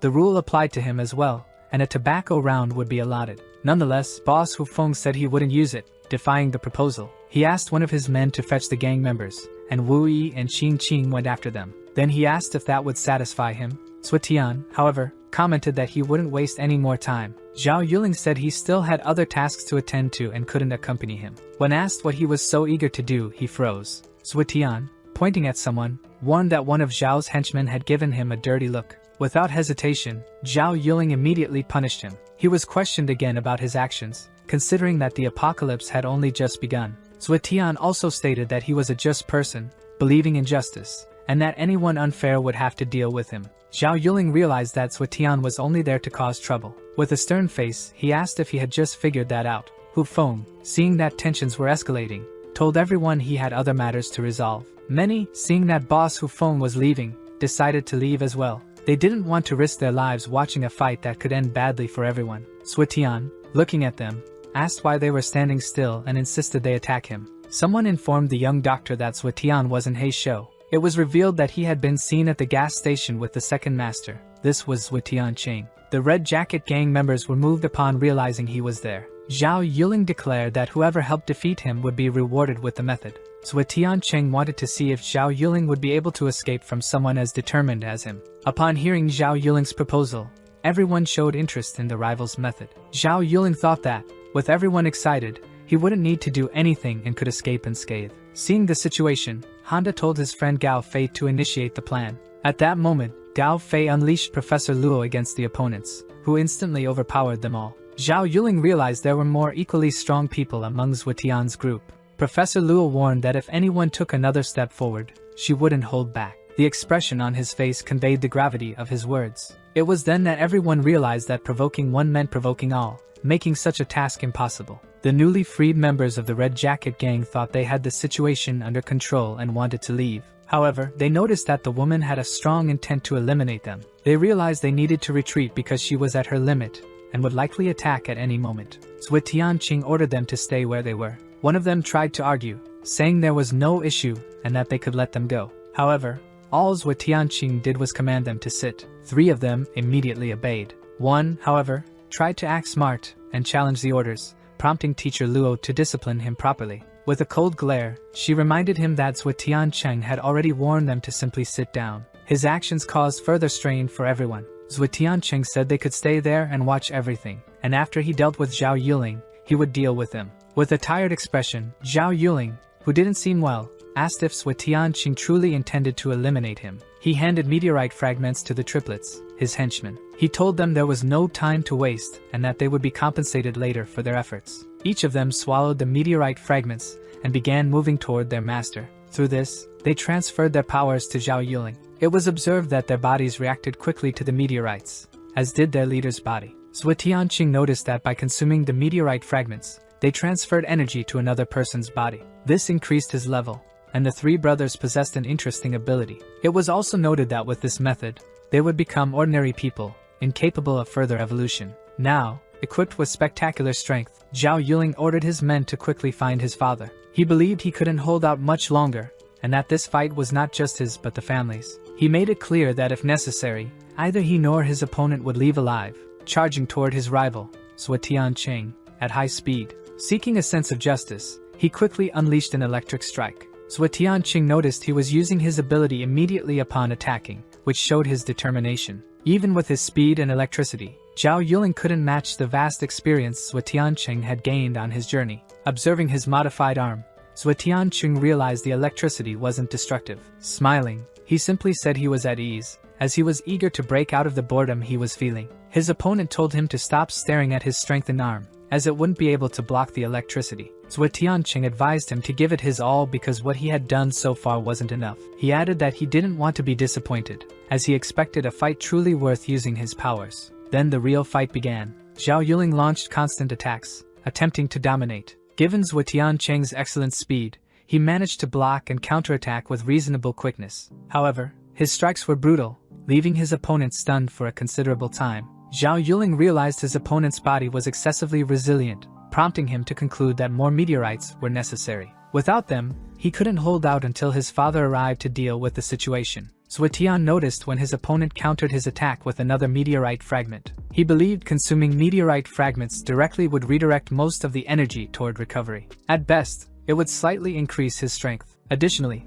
consuming so many meteorites wasn't suitable for someone at stage 2. This would become evident as each action unfolded. While one fought for revenge over what had happened to his brother, the other battled to prevent the world from ending. In this scenario, Zhuo Tian had no time to waste. His goal was to eliminate his opponent and move forward. However, his opponent was determined to prolong the battle at all costs until his father, the family leader, arrived to resolve the situation. The ferocity of the fight resumed. Zhao Yuling did his best to endure. He repeatedly attacked his opponent, hoping one of his strikes would have the desired effect. The allies who decided to obey and didn't attack Zhuo Tian felt relieved, as they would have been defeated. As they reflected on the possibility of being the next target, a van pulled up and a woman stepped out. She spoke with the others, saying everything was under control because Teacher Luo had succeeded. Gao Fei urged everyone to hurry as time was running out. Li Hui was issuing orders to Sha Chen, Li Nantian, and 3 others. Sha Chen was instructed to go with the Axe Gang to create a diversion. Li Nantian was tasked with gathering his men to plant bombs. The other 3 were to follow,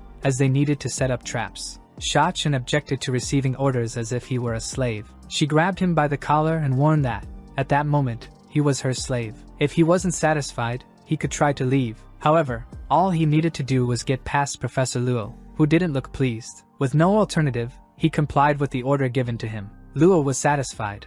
Everything was going according to plan, thanks to her. Now, the responsibility rested with Zhuo Tianqing. The fight continued. His opponent's attacks were no longer as powerful as before, making it easier for Zhuo Tian. Zhao Yuling questioned why he wasn't attacking or countering anymore. After those words, he launched another attack using his electrical abilities. Zhao Yuling believed he could hold out longer until his father arrived. However, through the communicator in his ear, Gao Fei urged him to hurry as something had happened. That's when Zhuo Tianqing asked if reinforcements had arrived. Zhao Yuling responded that it was better to finish the fight. He requested to stay closely updated on the situation. Hearing this, his opponent became enraged, unable to believe he was being underestimated. In a fury, he unleashed another electrical blast, intending to finish Zhuo Tian once and for all. However, the attack was intercepted by Zhuo Tian, who held his opponent's arm and explained something. He told him that he hadn't realized his body was collapsing and that he would soon turn into a zombie. Zhuo Tian explained that if he had attacked with full force from the start, he might have had a chance. But since he was already beginning to transform,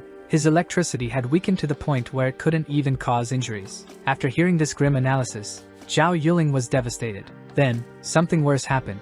One of his subordinates, one of the triplets, arrived and informed the young master. Before the subordinate could speak, Zhao Yuling asked if he had found his father, but the subordinate informed him. The leader had taken some men and left, no longer being at that location. Zhao Yuling couldn't believe he had been abandoned, especially when everyone knew how strong his opponent was. When the messenger reached the leader and reported that if they didn't hurry, the young master wouldn't survive alone. The leader merely questioned whether the opponent was truly that strong. She replied that the young master's power rivaled that of leader Hufeng. The Zhao family's leader quickly ordered those nearby to gather the remaining specialists. One of his henchmen asked if he didn't want to include his own son in the mission. At that moment, the father replied that if his son couldn't avenge his brother, he didn't deserve to be recognized as his son. They were ready to leave quickly, seizing the opportunity.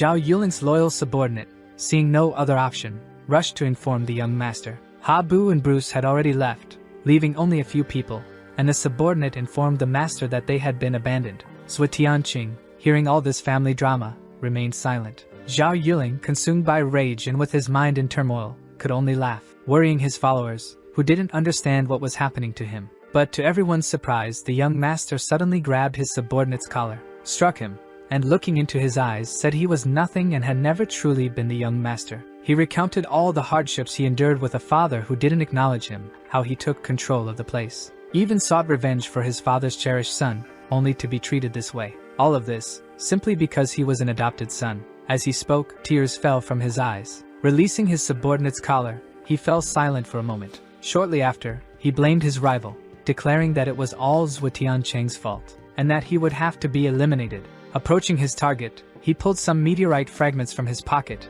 and consumed them. Zhuo Tianqing knew his opponent's actions were reckless and would have immediate consequences. It didn't take long for the horrific reactions to begin affecting the adversary's body, causing him immense pain. However, all he could think about was avenging himself against Zhuo Tianqing, who was now his opponent. Electricity coursed through his body, and unable to withstand the intense transformation, he fell to his knees. The pain was agonizing. Zhuo Tianqing simply observed his opponent's suffering, who was paying the price for ingesting so many fragments. The sight of the man screaming in agony, with electricity coursing through his body, seemed exaggerated to Zhuo Tianqing, as it was the result of overusing meteorite fragments. After writhing for a long time, the adversary finally stopped. Then, he tried to replicate his opponent's move again, this time attempting to attack him from behind. This reaction was anticipated by Zhuo Tianqing, who dodged with great dexterity. Zhao Yuling had a strange appearance, and his condition worsened with each passing moment. However, his strength seemed to have reached a new level. Using his power, Zhao Yuling hurled a massive cement block at Zhuo Tianqing. Not satisfied, he delivered a headbutt to Zhuo Tian's stomach and, like a bull, sent him flying. Zhuo Tianqing now needed to focus more on the fight, as his opponent was starting to lose control. Quickly, Zhao Yuling began transforming into another being, but the battle raged on. Zhuo Tianqing had much to lose, so he needed to end the fight as soon as possible. However, his rival no longer cared about his own life and had already turned into a fallen. The fallen, treacherous enemies struck Zhuo Tianqing with a punch, destroying a wall and sending him flying. Zhuo Tianqing braced for his enemy's return, knowing he would come back much stronger than before. Now, it seemed he would have to give it his all in the fight if he didn't want to lose. He was called through his communicator and informed that his team was facing severe problems in the east. Zhuo Tianqing asked what was happening and was told that in 1 or 2 minutes, they would be attacked. The team said they couldn't hold out and didn't know what else to do. Zhuo Tianqing urged them to resist. Frightened, Gao Fei didn't know how they could hold out, as a horde of zombies was approaching, posing a major threat. Gao Fei insisted that Tianqing stop fighting and confront the zombie horde. However, Zhuo Tianqing warned that if he didn't resolve this battle, it would become an even bigger problem than the horde. He called Lin Wei, who responded that the defenses were ready and could be activated at any moment. She informed everyone that the order would arrive soon and that it would be twice as large as the previous one. She advised that if they wanted to survive, they should join forces and fight, adding that if there were no complaints, they should simply follow her command. With a firearm raised, she signaled the start of the fight against the order and attacked. She considered it fortunate to have Zhuo Tianqing on their side. However, 3 hours earlier, he had warned that something from a month ago would resurface. Zhuo Tianqing mentioned that he had just sensed something and that there wasn't time for explanations. They couldn't escape this time. He called Zhang Jinyu to follow him, while teacher Luo and Luo Lansha would hide among the crowd. Gao Fei would act as a sniper, with the plan being explained during the journey, relying on his experience in fighting zombie hordes. Lin Wei was tasked with delivering resources to the meeting later, a mission she accepted without hesitation. Returning to the present battle, Lin Wei observed his combat against the opponent using electricity. The fight continued, as it was no longer just 2 people fighting. Zhao Yuling had turned into a fallen. Zhuo Tianqing landed consecutive punches on him in an attempt to stop him. Even focusing all his power on a single punch, it only momentarily halted his adversary. It wasn't easy, as the opponent was highly resistant, and the electricity didn't help. Although everything pointed to Zhuo Tianqing's victory, he knew he had significant experience in dealing with such situations. As the fallen attacked, Zhuo Tianqing counterattacked almost immediately. When the fallen tried to flee, realizing he was outmatched in strength and abilities, Zhuo called for reinforcements. Gao Fei and teacher Luo, already on alert, were ordered to block the path. They were instructed not to let the fallen escape, as capturing him later would be much harder. Out of nowhere, teacher Luo appeared in front of the fallen to prevent his escape. She was surprised to realize that the fallen was intelligent, as he simply evaded her and moved toward the zombies. He thought he could lose himself among the crowd and escape the rest of the fight. Now, it was Gao Fei's turn to act. Adjusting his firearm's aim, he prepared to stop the fallen.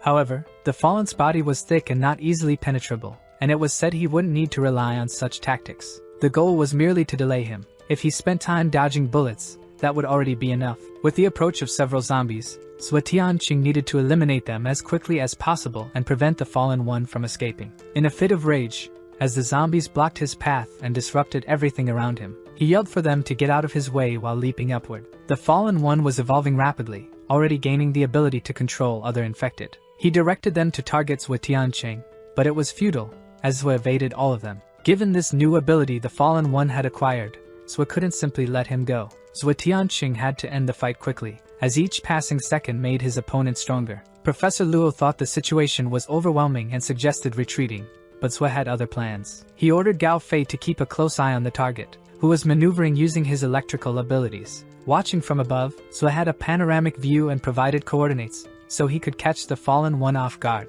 The opportunity came, and Zhou managed to stun his opponent. The enemy was struck with a punch, followed by a flurry of consecutive blows. However, the Fallen One, now a beast, controlled the surrounding infected, commanding them to attack as well. Zhou instructed his friend Gao Fei not to lose sight of him, and to keep monitoring him constantly. Using energy to communicate with the other infected, the Fallen One's resistance dropped significantly. This allowed Gao Fei's firearm rounds to pierce him, which boosted Gao's morale. Still, the Fallen One, despite his resilience, was now on the ground with some electrical injuries. To level the playing field, Zhou Tianqing asked Professor Luo to control the hordes. While he dealt with the mutant before him, he needed her to hold off the infected surrounding them. As expected of the black armor, even the infected feared its power. She assured Zhou she could hold them off for a minute and urged him to be quick, as she would hold them as long as possible. Zhou Tianqing was satisfied, knowing her assistance would keep the zombie horde under control. Having recently acquired his new tattoos, he hadn't yet tested their powers. This would be an opportunity to do so. His enemy, now transformed into a Fallen One with electrical powers, had become even more dangerous. Tian was informed that bullets were no longer effective against him, indicating the activation of a new ability. In the midst of his rapid evolution after consuming multiple meteorite fragments, the Fallen One was quickly transforming. However, with his new tattoos, Zhou Tianqing could harness them and discover his true strength. He had no fear of his opponent, regardless of his strength or newly acquired abilities. Seeing Zhu's amplified powers, his friend Gao Fei was impressed. With a single punch, Zhou sent the Fallen One flying a considerable distance, surprising everyone, including himself. That single superpowered strike was enough to leave the enemy collapsed on the ground. Since the Fallen One had only recently mutated, it would take time before forming a meteorite fragment. Zhou asked Professor Luo to keep using the black armor, as they needed to leave immediately. Luo Lancia, noticing they had won, wanted to pursue Zhou Tian, but Lin Wei thought it was too soon. When Luo Lancia disobeyed, Lin Wei told her to stop being reckless.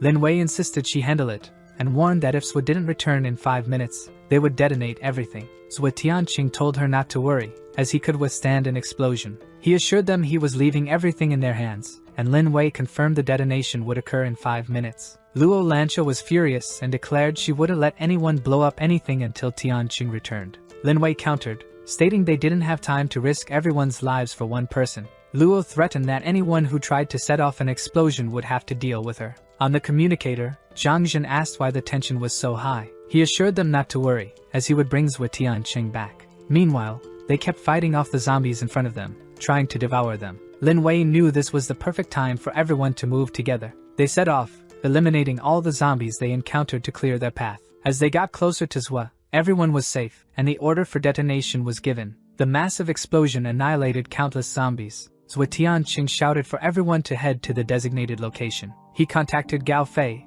instructing him to go to the designated location as well. However, he had only changed position, as the infected in that building had not yet regrouped. Still, he felt something different. A bad sensation overtook his entire being. While still on the communicator, Zhou Tianqing warned his friend to be careful. Gao Fei encountered a wanderer, not just an ordinary zombie, but a massive and powerful being. It would be difficult for him to handle such a creature on his own, as its strength was surreal. He remembered his friend's advice that their weak point was at the temples. Armed with his weapon and plenty of ammunition, he attempted this strategy, shooting at the temples. After retaliating with his firearm, he left the wanderer unconscious on the ground. Now, he needed to jump from one side to the other but noticed that the zombies had already regrouped. Gao Fei, looking down at all those zombies, was terrified. He tried to communicate with Zhou Tian, asking if he could still hear him, saying he couldn't escape. All he received in response were static sounds, and that's when he realized the communication had been cut off. He thought that, because they were already far away, he had lost the signal and contact with them. He wasn't too upset, thinking that at least they had managed to retreat. He took a tobacco box from his jacket pocket. Since he had never tried it before, he He thought it would be interesting to give it a shot. As he placed the tobacco in his mouth, he heard a voice shouting for him to jump immediately. Startled but happy, he looked down and saw Zhuo Tianqing jumping across the heads of the zombies. Zhuo shouted for him to jump quickly as there wasn't much time. After using the zombies as stepping stones, he needed to act fast. Trusting his friend, Gao Fei jumped from a very high building. His friend, below, leaped upward with an exceptional jump. Their intention was to save each other. As Gao Fei descended, Zhuo Tianqing caught him midair. Now in his friend's arms, Gao Fei asked how he managed to jump on the zombies' heads. Zhuo Tian explained that it was a microstate, one that Gao Fei could also achieve with gradual evolution. He assured him that once he reached stage 2, he would be able to jump freely, as his mental strength would surpass Zhuo Tian's. He asked his friend to hold on tighter because the next leap would require more force.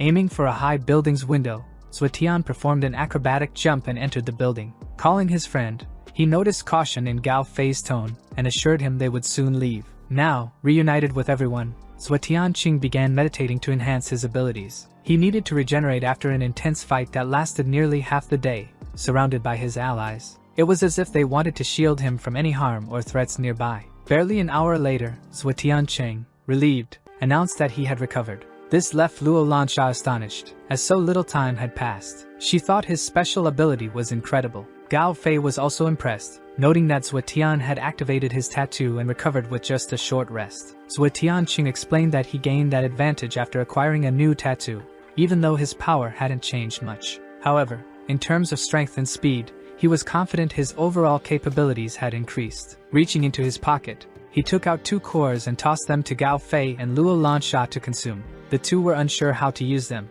Zhuo Tian explained that they just needed to ingest them like meteorites. As Gao Fei placed one in his mouth, he tasted something awful, finding it incredibly unpleasant. Zhuo Tian told them to take it easy and train right there. He then called Zhang Jinyu to provide updates. He wanted to know the current situation, while a minor scuffle was occurring nearby. It stopped as they arrived. Walking through the corridor, with all the former brawlers now calm, Zhuo Tian and Zhang Jinyu reunited with the others. They thought the entire place was packed, estimating that half the city center's population was there. The solution lay in a large warehouse they found, which the Zhao family had abandoned when they fled. However, the place was chaotic, and maintaining order would be challenging. Without a firm stance, it wouldn't be possible. Zhang Jinyu asked what they were doing on the rooftop. Zhuo Tian explained that he had gone there to observe the horde. He found it strange that since his return, the horde hadn't moved from that spot. More and more zombies arrived to join the others, but their behavior seemed odd. Zhuo Tianqing realized that this wasn't a normal horde. They appeared to be dormant. Generally, there were 3 reasons for a horde to form. The first was the nature of the zombies themselves. This type of formation was quite random and typically occurred only in large cities with a high concentration of zombies. The second reason was related to human movement, as human activity generally agitated the infected. The last reason was the leadership of a high-level infected, especially upon reaching stage 3. At this stage, the infected could release others and, in some cases, even control the direction of a horde. Zhang Jin questioned which of these reasons might be the cause of that horde's formation. Zhuo pointed to one side and asked him to observe. He explained that the zombies at the front seemed to be in a dormant state, while those at the back wandered as if searching for something. Zhang Jin wanted to know if the presence of the horde was related to a high-level infected.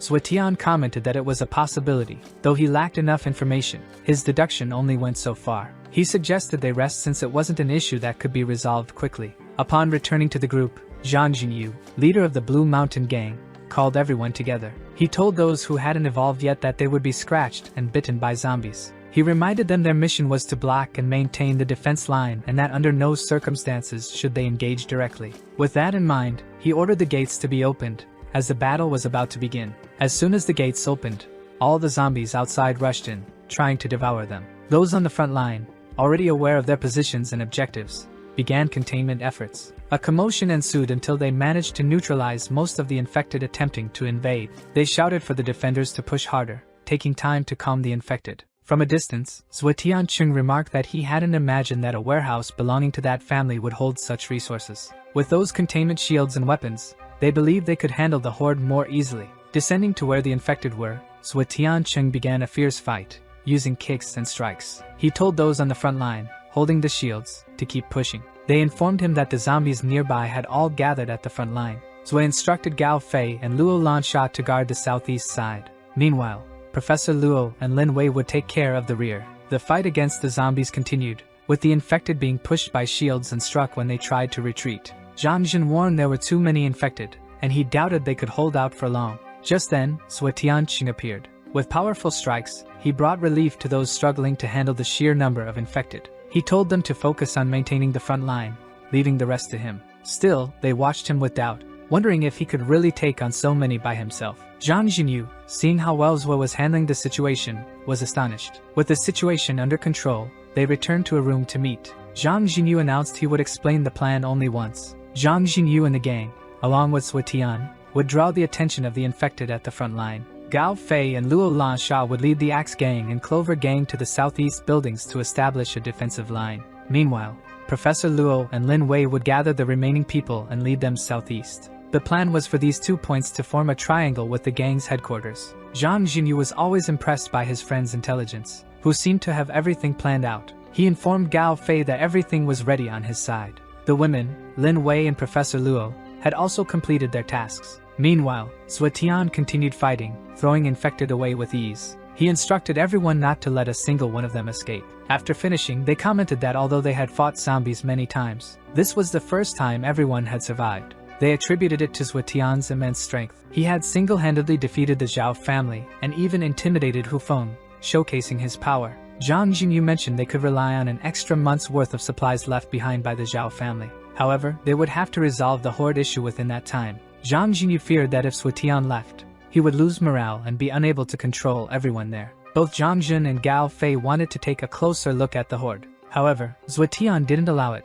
believing they weren't strong enough. They would need to be beyond stage 2. Then Luo Lansha also expressed her desire to try. Zhuo Tian barely noticed her, as she moved so quickly. He asked if she had evolved, and she replied that she had, now also being at stage 2. Gao Fei joked, telling her not to feel superior since they were both at the same level. Zhuo Tian asked Gao Fei if he had also evolved, as he hadn't noticed. Gao Fei was irritated and explained that, being in the mental category, he didn't need to prove himself to anyone. Zhuo Tianqing asked where his evolution tattoo was, but Gao Fei hesitated to answer, likely because it was in an intimate area. Zhuo Tianqing remarked that as they advanced further into stage 2, they would gain special abilities. Zhuo Tianqing looked at Luo Lansha and asked if she wanted to go, but she replied that wasn't the case. She was holding a suitcase and pointing to its contents, which left Zhuo Tian confused about what she meant. Then, from inside the suitcase, Xiang Biao emerged, and she explained that he had found something. It was a drone. Gao Fei was impressed, as they could now scout the area without risking themselves. However, he noted that the drone didn't have a camera, so they couldn't see anything. Luo Lansha then asked the little Xiang Biao to demonstrate his capabilities, and he quickly crawled up Gao Fei's pant leg. Gao Fei began feeling ticklish as the little one climbed, the discomfort growing until he had to sit down. He questioned what Xiang Biao was doing and demanded that he come out, as it was making him uncomfortable. This irritated Zhuo Tian, who told them to stop fooling around. At that moment, Luo Lansha made a comment about the color of Gao Fei's underwear, which left him very embarrassed and shocked at such an unusual ability. Zhuo Tianqing and Zhuo Tian exchanged looks, trying to make sense of what was happening. As they talked, Xiang Biao continued climbing, getting closer to Gao Fei's underwear. Luo Lansha told him not to move, as she didn't want to see more than she should. After this embarrassing situation, she lost her patience and punched Gao Fei in the face. Gao Fei questioned why his tattoo had grown in such a strange and inappropriate place, but said he hadn't asked her to look. He paused and asked how she even knew where the tattoo was, and she, annoyed, ordered Xiang Biao to come out. Holding Xiang Biao in his hands, Gao Fei asked if it was him who had shared the vision with Luo Lansha. Zhuo Tianqing asked Luo Lansha if she could share Xiang Biao's vision. She explained that she had only discovered this ability that day because the little one had been dormant since their return. Zhuo Tianqing was pleased, as it seemed the cores had not gone to waste. Gao Fei commented that they could now use the drone, utilizing the little one to view images and transmit them to Luo. With the improvised drone, they managed to observe what was happening around them. Luo Lansha gave instructions to little Xiang Biao, who now had to remain silent as they ascended as high as possible. Zhuo Tian wanted to understand what the zombies were doing, but something seemed off. Although the zombies appeared to be wandering aimlessly, it seemed they were all heading toward a specific place, which was unusual. Zhuo Tian began to sense that things were unfolding as he had suspected. At a certain point, the little one was deeply startled and transmitted this feeling of fear to Luo Lansha. Noticing her reaction, Gao Fei wanted to know what was happening, curious to understand what had occurred. Zhuo Tianqing also noticed her apprehension and asked what was going on. She replied that she was fine, but something was wrong ahead. They needed to get closer to get a better view. She asked Gao Fei to steer left. He began turning the vehicle left and climbing higher as she said they were getting close. It could be just ahead. Then she saw a terrifying sight. An evolved zombie that left her deeply shaken. It was so enormous that the other zombies couldn't even reach its feet. Its height was colossal. For a few moments, she was in a trance and needed to be brought back to reality. Suetian asked what she was seeing. She described the sight, an incredibly tall zombie, as high as a 4-story building. This news took several by surprise. Gao Fei found it hard to believe in the existence of a zombie of such proportions. Suetian Chung remarked that a mutation of that scale, reaching 4 stories, could indicate a stage 5. He asked if she had noticed anything else, to which she replied yes, saying a group of ordinary zombies was trying to attack it. Gao Fei was intrigued and wanted to understand why zombies would attack other zombies. He said they would discuss it later and asked for the drone to be brought back so Luo could rest. On the communicator, he mentioned that he needed to meet with Zhang Jinyu, Lin Wei, and teacher Luo. Now reunited, he wanted to know if any strange events had occurred recently, especially if something unusual had happened in the city center. Zhang Jinyu recalled a meteor shower and mentioned that he believed one of the meteorites had fallen in the center of Manhua. He explained that ever since the fall, everything had started, confirming what Suetian had suspected. Suetian Qing asked if he knew the area well, to which Zhang Jinyu responded negatively, saying the place was too vast. He also mentioned that the Zhao family had sent people to investigate, but none of them had returned. Suetian Qing suspected that the meteorite fragments had caused the entire situation. This time, he knew he would have to go to the city center personally. There were hundreds of infected zombies everywhere. The city center was entirely overrun by them. As the place with the highest population, it naturally had the most zombies. Suetian wanted to know if anyone had discovered anything yet, as the area seemed clear. They would need to continue forward until they found the source and throw a rope to the other side. They had to cross and take a look to see if they could find the giant zombie. It was crucial to locate the leader, as a zombie evolves into a leader under specific circumstances. These leaders vary in size and shape. Some can even control hordes. That massive one also had the scent of a leader, but its evolution resulted in increased strength. That's why the others were trying to attack it. It was likely a gift from another leader. However, the zombies barely scratched it. It had meteorite fragments and, as a high-level infected, was absorbing them. Luo Lansha wanted to know if they were there just to find the leader this time. Suetian replied affirmatively, explaining that the drone's coverage was limited, so they had to investigate personally. Gao Fei noticed something unusual and asked Suetian to approach the wet spot cautiously. Upon inspecting, he found it odd that this was happening.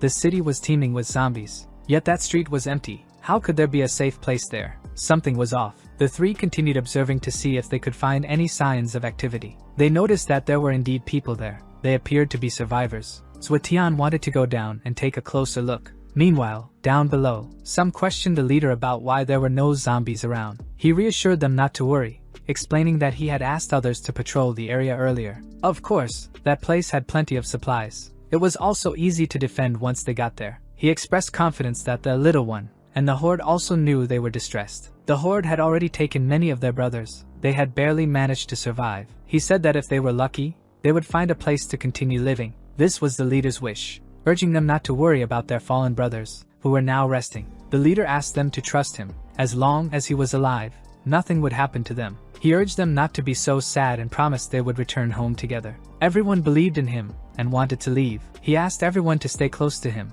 but suddenly, someone threw a can in their direction. The leader immediately drew a machete or something similar to defend himself, but it turned out to be two curious young men. When they realized they were human, they angrily asked who they were. Gao Fei and Luo Lansha responded that they were survivors like them. The leader, appearing experienced, told his companions and the newcomers to hide, knowing there might be more people around. He then approached and clarified that they shouldn't misunderstand. They were merely passing through. After overhearing their conversation by chance, he mentioned that he was also interested in the same place they were. Suetian suggested they all go together. 2 minutes before everything started, Suetian and his friends had been listening to their discussion. Gao Fei speculated that those people might also be strong. From what he could tell, they were survivors. Suetian remarked that it was impossible to be strong unless there were at least 10 people at stage 2. Luo Lansha found it amazing that the street was so clean, suggesting someone was operating in the shadows. They decided to follow the group, thinking they might gain some clues, and thus, everyone went together. Suetian Qing instructed them not to reveal their strength when they arrived at the destination. Now, along with the group, Suetian Qing said he was interested in the place they had mentioned. The leader noticed there were 3 of them and was surprised there were still survivors. He wanted to know where they had come from. Gao Fei explained they were from the city center. The group thought they must be strong to have escaped the city center and wanted to know who these 3 were. Lei was the leader there, and one of his companions found it suspicious that they seemed to be hiding something. The leader concluded there was no way to know where they had truly come from. They thought resources were limited and that letting 3 more people join them might complicate things. However, the leader told them to be quiet, stating that everyone should stay united in times of crisis. Extending his hand, Lei welcomed them into his group, and Zhuo Tianqing thanked him. Still, Lei's group was disappointed with their leader's decision to let 3 more join. Even though they didn't like it, since Lei had already allowed it, they couldn't do anything about it. At one point, Lei asked them to stop, sensing something strange nearby.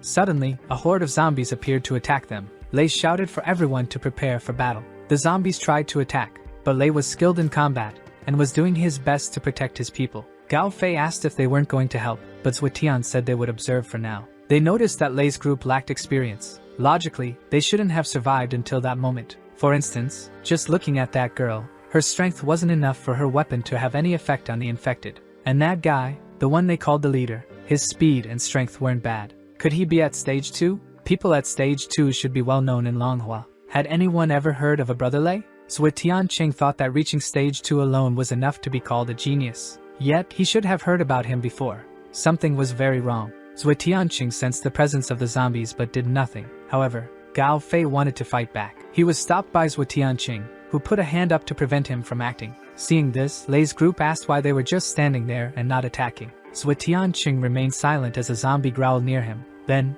Lei arrived and punched it. The force of Lei's punch sent air rippling far away, while Zhuo Tian simply stepped aside to let him attack. Afterward, Lei, known as Brother Lei, asked if they were okay. That act left Gao Fei and Luo Lansha puzzled by Zhuo Tianqing's attitude. They told Lei that it had been dangerous, and that they were lucky to have him as a hero. Lei said they were all survivors, so of course, he would help everyone, glancing at Zhuo Tian and calling him brother. He asked if Zhuo Tian was okay, to which Zhuo Tian replied that, thanks to him, he was. Everyone now focused on the 3 newcomers. They remarked that without Lei's strength and courage, they wouldn't have survived there. They noticed that 2 of the boys were sucking up to Lei to gain his favor. They also thought the other guy was trembling, and thus said nothing. Some questioned what Lei was thinking by bringing along such dead weight, but they considered Lei a genius. Therefore, they wouldn't dare challenge his orders, though none of them intended to help the 3 newcomers in any way. Luo Lansha, sucking up to Lei, asked Zhuo Tianqing what they should do. He replied that they would simply keep following them. Then Lei instructed them to move forward. They mentioned to Brother Lei that this was where a bunker had been destroyed in a war, and had since been passed down generations. They said there was a warehouse inside, full of supplies, and that the defenses were still well maintained. Lei then called everyone to enter. Some hesitated, but since Lei had said it was safe, one of them shouted that Brother Lei had worked so hard to bring them there, and the least they could do was trust him. He added that if they wanted, they could stay outside. Zhuo Tian thought it was a good idea and asked Lei what he thought. Having 2 people keeping watch outside could help them handle anything that came their way. Lei agreed, saying that if they wanted to stay outside, they could, and that if they saw anyone unfamiliar, they should just alert the group. Thus, the 2 who were afraid stayed behind, and the rest entered. By that point, Zhuo Tianqing already knew what was happening and had a plan to deal with it. Some of Lei's subordinates commented on how dark the place was despite everyone being there. Lei asked them to remain calm, explaining that the generator couldn't sustain power for long. Gao Fei felt something was off and quietly mentioned it to Zhuo Tian, who had also noticed. Lei explained that 2 weeks ago, he had been just a survivor who had recently evolved. He said 2 of his brothers had also evolved, and they built a small camp nearby. He added that everything changed when they discovered this bunker, where they found many other companions. He said that even though many of his comrades had been sacrificed, he thought it was worth it. He admitted it might be difficult for them to understand, but once they saw it, they all would. Gao Fei wanted to know what kind of madness he was talking about, while Zhuo Tian asked if they had noticed the smell. Gao Fei and Luo Lansha were stunned as Zhuo explained that it was the smell of blood, something he had sensed since they entered. In that place, the smell was getting stronger, and it was at that moment that Chief Lei announced they had arrived. He flipped a switch, and an extremely bright light nearly blinded them. Zhuo Tianqing, still able to see a little, noticed something strange, something covered in tentacles. It was a creature with numerous red markings. Chief Lei informed everyone he was about to introduce them to it. Standing before the creature, which resembled a giant octopus full of tentacles, he declared it was God. Lei was convinced this was God, his God, and that he had brought fresh sacrifices to it. He ensured this god wouldn't reject his humble offering, bowing in reverence to the creature. He revealed what had happened to his former comrades. All of them had been sacrificed. The current members were disillusioned, realizing he had lied about their former comrades. He insisted that they should all feel honored, as not everyone could become like God. At that moment, the creature was nearly awakening from its rest. The ritual was close to completion. In a strange, wet, grotesque voice, Lei told his companions they must offer their bodies. They asked if he was crazy, thinking no one would agree to something like that. Desperate, they tried to flee. Meanwhile, 2 people from outside rushed in, panicked. They informed Chief Lei that they were in trouble. A horde of zombies was approaching. They warned there wasn't much time left, as the zombies were nearly upon them. At that point, Chief Lei stabbed one of the zombies, offering it as a sacrifice to his god. He claimed that this being was about to become God's offering, and should feel proud. After that, he threw the body toward the tentacled creature, which caught it midair like a dog snatching a treat. The still alive man screamed to be freed, but the tentacled creature simply opened its mouth. Moments later, they all heard the sound of his body being crushed by the creature's bites. Chief Lei, clearly out of his mind, declared that God had said everyone would be sacrifices that day. Zhuo Tianqing, with his usual cigarette in his mouth, said he finally understood what Lei's plan was. He pointed out that Lei had restructured the entire street to block zombies. He noted Lei had even gone as far as gathering a horde to make things more convenient, acknowledging his effort. But Zhuo added, it was a pity because he had figured out his plan from the very beginning. Zhuo Tianqing looked at Lei and asked what his problem was, pointing out that, in front of God, Lei was merely an insect. He stated that all of them would be sacrificed, ensuring their disappearance. Zhuo Tianqing flicked his cigarette but toward the head of the ranting Lei. The blow knocked Lei to the ground. Zhuo then told him to face reality. There was no God in this world, and if there were, it would undoubtedly be him. At these words, everyone stared at him. Seeing the body on the ground, the creature launched an attack to snatch it. Anticipating this, Zhuo Tian dodged. The creature ended up grabbing only the body on the floor. After enveloping it with its tentacles, it raised the body as if it were a trophy. It energized the body, causing the person to open their eyes and begin growling. After imbuing him, Chief Lei grew to an enormous size. Zhuo Tianqing ordered Gao Fei to lead everyone out and block the zombies. He believed that with Gao Fei and Luo Lansha, everyone would be safe. He noticed that Chief Lei had undergone a zombification process, which had significantly increased his strength. Furthermore, he seemed to be in the middle of stage 2 at that moment. Finally, Chief Lei charged at him with full force. With a brutal attack, Zhuo tore off the giant zombie's arm, but it was futile. As the wound regenerated, it also strengthened Lei's muscles, making him even more powerful. Zhuo Tianqing knew that if this continued, Chief Lei would keep growing stronger. Meanwhile, some members of Lei's group were being attacked by zombies. It was too late. They shouldn't have trusted that imposter. They were in serious trouble. However, Luo Lansha was there, doing her best to help as many people as possible. At that moment, they realized that the girl who once seemed weak was, in fact, incredibly strong. Gao Fei asked if they were there to feed the zombies or fight them. Saying this, he threw one of the zombies far away, preventing it from devouring a group member. He thought to himself, why did he always have to handle this sort of thing? Luo Lansha asked if he would rather fight the giant monster. He replied that he preferred the zombies, as the monster inside was nothing compared to the horde outside. He thought it better to do something more virtuous and purge the evil with his firearm. At that point, the group realized the two were strong and had been hiding their true power. Gao Fei instructed everyone to stay close to him, promising to defend them somehow. Meanwhile, the battle with the giant tentacled monster was becoming increasingly intense. Zhuo Tianqing was enjoying the challenge, as it had been a long time since he fought someone as strong as that monster. However, the tentacled monster was proving to be even stronger. It seemed that as long as its main body was intact, he couldn't get rid of it. Letting the monster grow even stronger would be too dangerous. Zhuo Tianqing drew his sword from his back and threw it at the tentacled monster. The monster, realizing it wasn't hit, smirked, but Zhuo Tian told it to look behind. When the monster turned, it noticed that the large entity had been struck, and Zhuo Tian remarked that the target had always been that thing. Zhuo Tian then maneuvered past the massive monster to strike his primary target. He began slashing at the strange orb-like structure and told it to feel the force of his attack. Meanwhile, the monster inhabiting Chief Lei's body was terrified, not wanting him to turn against its god. In a short time, the tentacles drained the energy from what was once Chief Lei, leaving him completely weakened. All that remained was a skull with dry bones, but the monster still existed, with its ego intact. On the communicator, someone reported that the operation was proceeding as planned and asked if Zhuo Tian was finished. He responded for them to continue without retreating, as it seemed the creature had awakened. The giant tentacle began striking, and a flurry of blows followed between the tentacle and Zhuotian. The tentacled entity was more powerful than he had anticipated. Luckily, Zhuotian had evolved recently. He now had greater strength, speed, and resilience. He would need all of it. He decided to use a dynamic spinning move, tearing apart several tentacles. He even managed to throw the giant-eyed creature far away. However, the creature's regeneration was incredibly fast. It had already evolved too much. Yet, for it to control such a massive horde, it had to be stronger than it currently seemed.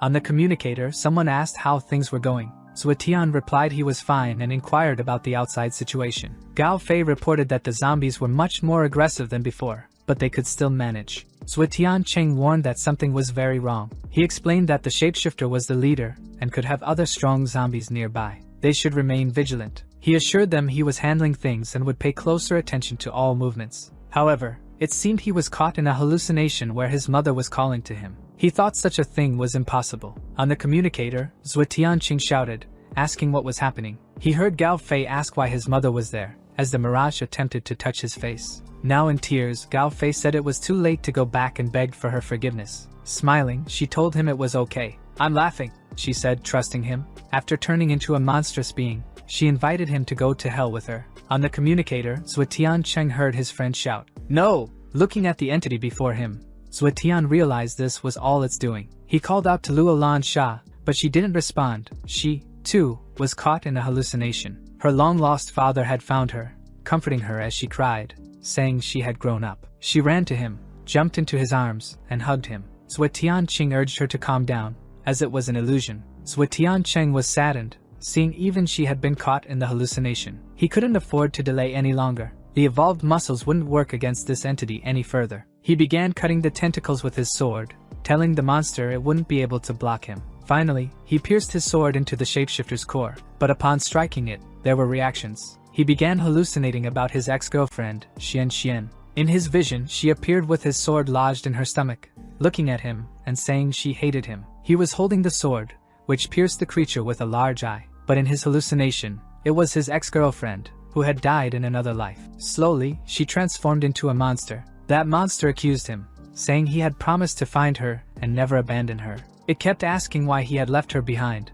while producing a weapon from behind its back. Calling him a liar, it tried to hold his attention as much as possible. When it attempted to attack him, he suddenly woke up. The monster was incredulous, asking how he managed to resist. He told the monster that he was a universal type, and even though mental strength wasn't his strongest trait, it was more than enough to resist such a trick. The monster collapsed and transformed into a piece of tentacle. Looking at it, he grew furious, realizing the thing had tried to deceive him by impersonating Xian. For that, it would meet its end at his hands. Zhuotian Cheng was blinded by rage at the shapeshifter's audacity to use such a hallucination against him. Using his deceased girlfriend was a terrible idea. Without hesitation, he threw his sword, slicing the creature in two. After doing so, not only did the zombies collapse, but his friends also fell unconscious. A large meteorite fragment fell to the ground. After defeating the shapeshifter, he realized that the zombie had absorbed a fragment, forming another one. It must have been stronger. It was a standard fragment, the kind with much weaker evolutionary energy.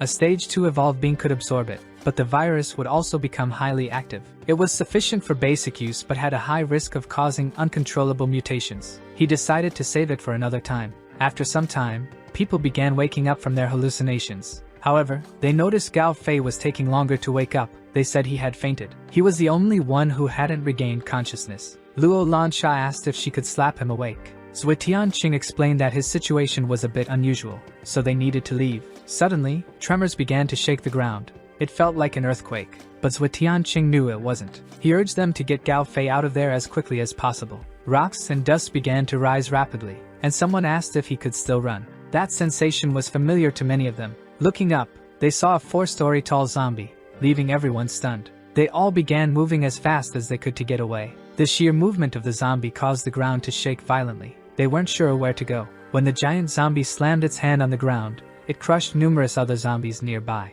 It was in a foul mood, wanting to destroy everything that moved around it. They feared that if it remained out of control, it would ruin the bunker. Someone quipped that if they had the energy to talk, they should use it to run. Zhuotian Cheng told everyone to flee as quickly as possible, while he held the monster off for as long as he could. Luo Lansha carried Gao Fei on her back and dashed away while Zhuo urged them to hurry. The gigantic monster lifted its feet, causing massive tremors with each step. Fighting and surviving against such a colossal creature would be no easy feat for anyone. However, its massive size didn't give it an advantage over Zhuo Tianqing's agility and skill. He leaped onto its hand to get closer to its head and pierce its eyes. Once close to its eye, he drove his sword into it, causing the giant creature immense pain. Through his communicator, Zhuo Tian heard his friends confirm they had escaped. He responded that he understood. He continued stabbing the massive creature while his friends watched from a distance. Luo Lansha, watching the scene, thought only of how much she wanted him to survive. Zhuo Tianqing was exhausted, having fought for so long, but it seemed the giant monster still had energy to spare. The difference in strength between him and the monster was immense. If things continued, he would be in trouble. He pulled out a grenade, removed the pin, and threw it into the giant zombie's mouth. Hoping the explosion would cause enough damage to let him escape, he ran as fast as he could, creating some distance. When the giant zombie stumbled and fell, he shouted for everyone to stop talking and run. He warned them that the massive creature wouldn't die from just one grenade. The attack seemed to have only made the zombie angrier than before. After much fighting, they were informed that the northern side was clear. Zhang Jin, on the other side, acknowledged and confirmed. They were informed that the horde had dispersed, and there weren't many zombies nearby. Teacher Luo was worried because the horde had been contained, yet Zhuo Tianqing had still not returned. Zhang Jinyu also found it odd, as the horde began retreating the day before yesterday, and it was already the second day. If Zhuo Tianqing had succeeded, he should have returned by now. However, he suddenly appeared, Gao Fei unconscious on his back,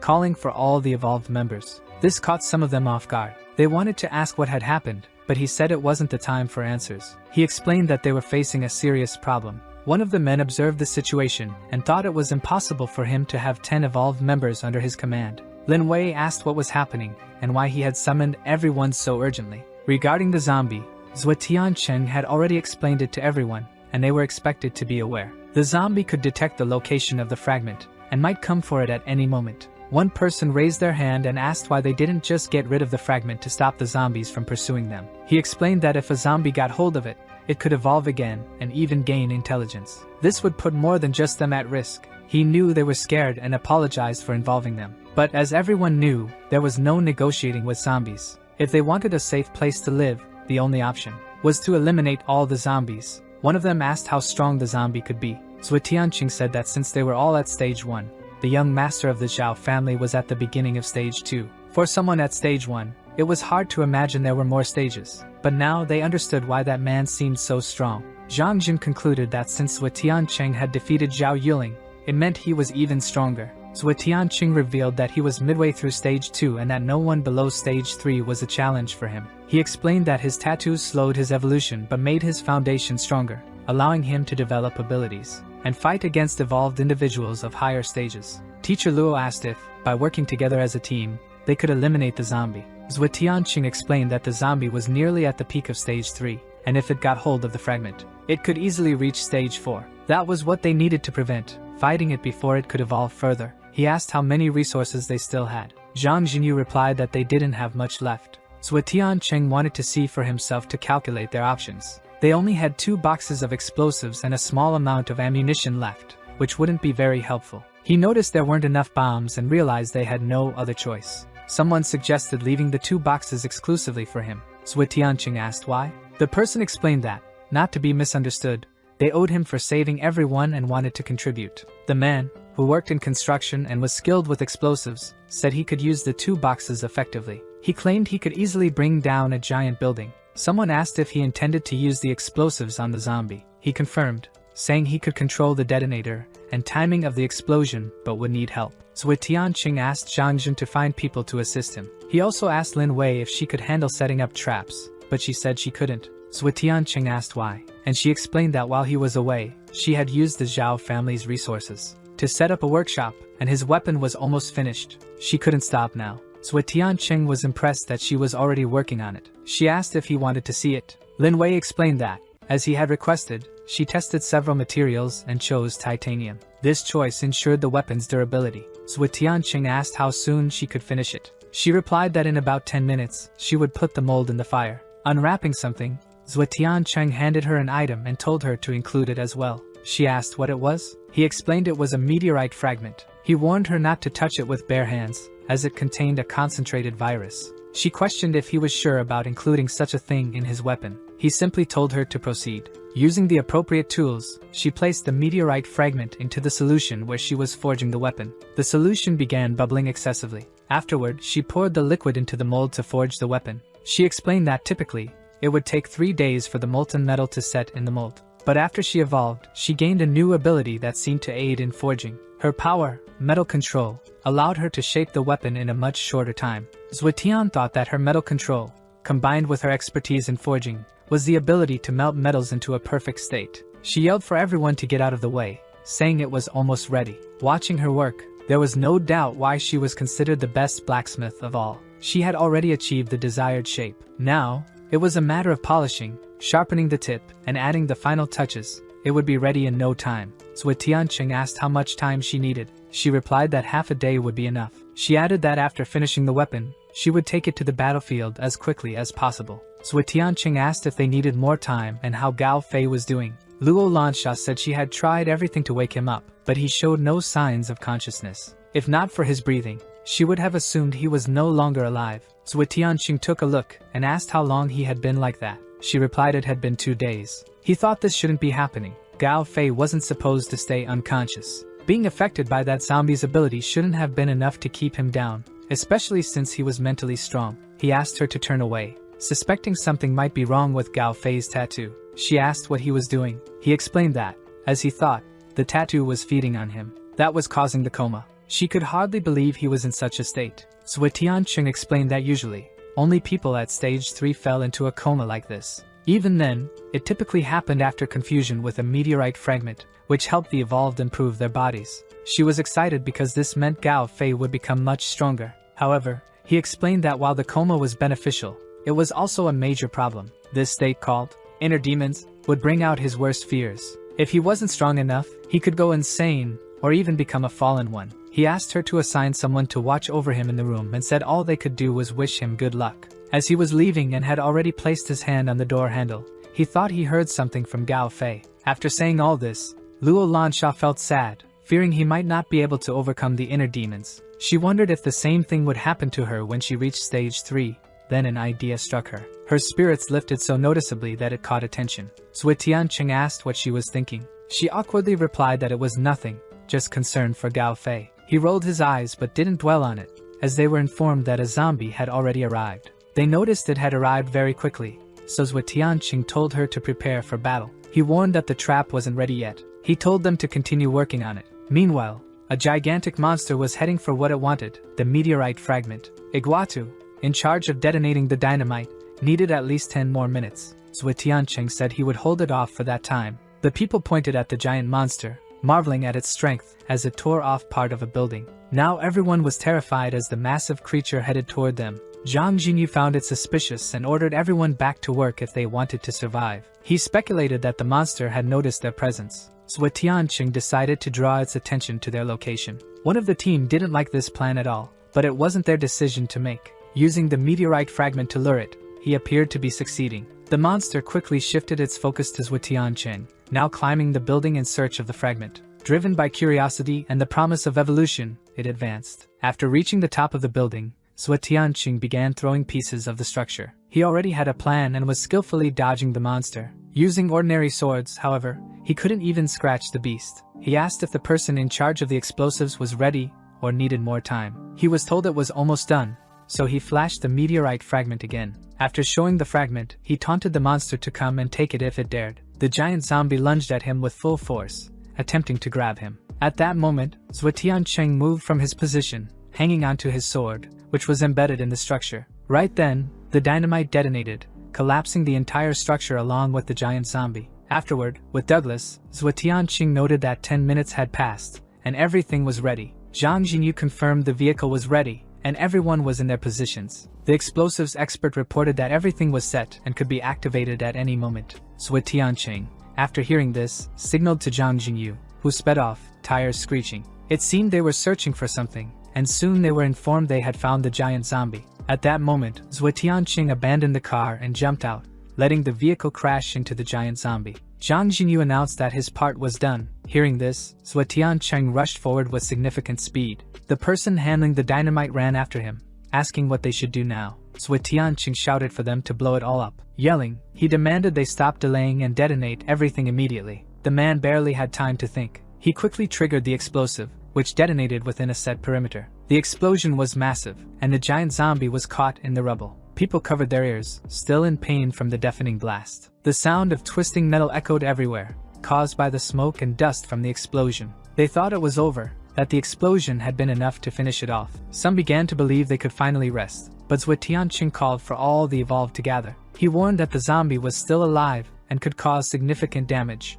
Zhuo Tianqing asked if they could still run, as he needed someone to summon Lin Wei and have her work faster. He instructed them to divide into 2 groups. Group 1 would attack the right arm, and Group 2, the left. He directed Teacher Luo and 2 others to focus on the arms, leaving the head for himself. If everyone understood, they could attack immediately. The assault had to be coordinated and swift before the zombie regained enough energy to strike back. Zhuo Tianqing charged toward the zombie's head with the intent to finish it off. Teacher Luo used the black armor to cause as much damage as possible. The zombie had already recovered and was back on its feet, ready to fight everyone. With extreme speed, Zhuo Tianqing launched himself toward the zombie's head. His goal was to end it quickly. The person sent to find Lin Wei informed her that Qing was battling the Titan zombie. They relayed his message to work faster, as he urgently needed the weapon. Smiling, she asked if he had sent the man to fetch her prized creation. Everyone was giving their all to stop the Titan zombie. Ordinary swords were ineffective against it, breaking with the first strike. "I'll take longer to eliminate it,"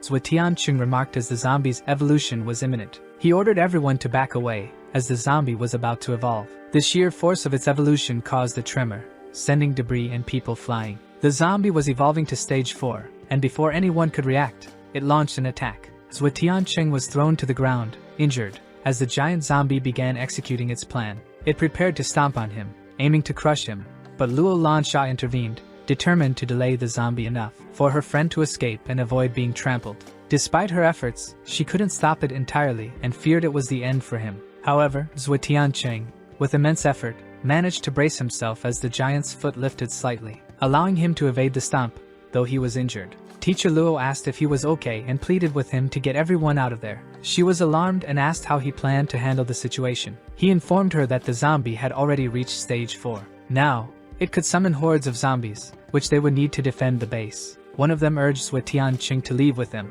He admitted he was deeply wounded, without a weapon or energy. All he had left was the meteorite fragment he was using to lure the zombie. At that moment, the weapon he had been waiting for was thrown to him. His expression brightened, impressed by Lin Wei's work and her skill. With his new sword crafted specifically for him, he managed to slice off the zombie's hand. However, the severed fingers quickly regenerated. Determined not to let the situation escalate, Zhuo Tianqing decided to sever the entire hand. As the giant zombie lost its hand, it roared in pain, its cry echoing far and wide. The roar attracted a massive number of zombies drawn to its anguish. Even those far away could hear the Titan zombie's call to its horde. Realizing the situation, they noticed something stirring ahead, possibly the awakening horde. Teacher Luo urged everyone not to panic and to block as many zombies as possible to buy time. The 2 Luos instructed the others to follow them and block as many zombies as they could. Facing the giant zombie, Zhuo Tianqing declared that it was now between the 2 of them to settle the matter. He hurled his sword at the other arm and, in a circular motion, launched himself to attack. He brought the sword down on the Titan zombie's head, determined to end everything in that moment. Not only did he strike once, but he repeated the blows multiple times to ensure a decisive result. Even so, he was struck by the enormous zombie as he tried to descend. Thrown to the ground, he realized the creature's weakness wasn't its brain. This much he confirmed. The monster was only regenerating even more. After a furious battle, Zhuo Tianqing lay on the ground, thinking this might be his end. As he was dazed from the collision, after the giant had slapped him and sent him flying to the ground, he began to see something. It was his beloved from the past, Xian, telling him that to protect her, he needed to climb those stairs. She extended her hand to him, reminding him of a promise he had made. He only needed to follow her. They would survive together until the end. Taking her hand, he promised they would always stay together. She asked him to never forget that. When he woke up, the only thing he could do was consume the meteorite. After eating it, he felt a strange reaction coursing through his body. As his transformation began, he let out a powerful roar that could be heard from far away. This drove the zombies mad. They didn't know whom to obey. His allies realized it was his voice. Zhuo Tianqing was still fighting. If he hadn't given up, they couldn't either, so they continued distracting the zombies. Now, he was completely transformed. His hair turned silver, and his eyes had changed. The massive zombie growled, trying to keep him at bay. Zhuo Tianqing gripped his sword and severed the titan zombie's arm. This energized him, and he launched himself again to finish his target. Even as the zombie tried to flee, he pursued it relentlessly. After bringing it to the ground and exposing its ribs, he saw the meteorite fragment. With a devilish gaze, he drove himself through the zombie's body, tearing it apart from one side to the other. Its entire being was scattered, and after that, exhausted and slowly returning to his original form, Zhuo Tianqing collapsed. But in his hand, he held the meteorite that had given the zombie life. Zhang Jinyu quickly arrived with a van. He rushed to Zhuo Tianqing's side and confirmed he was still breathing.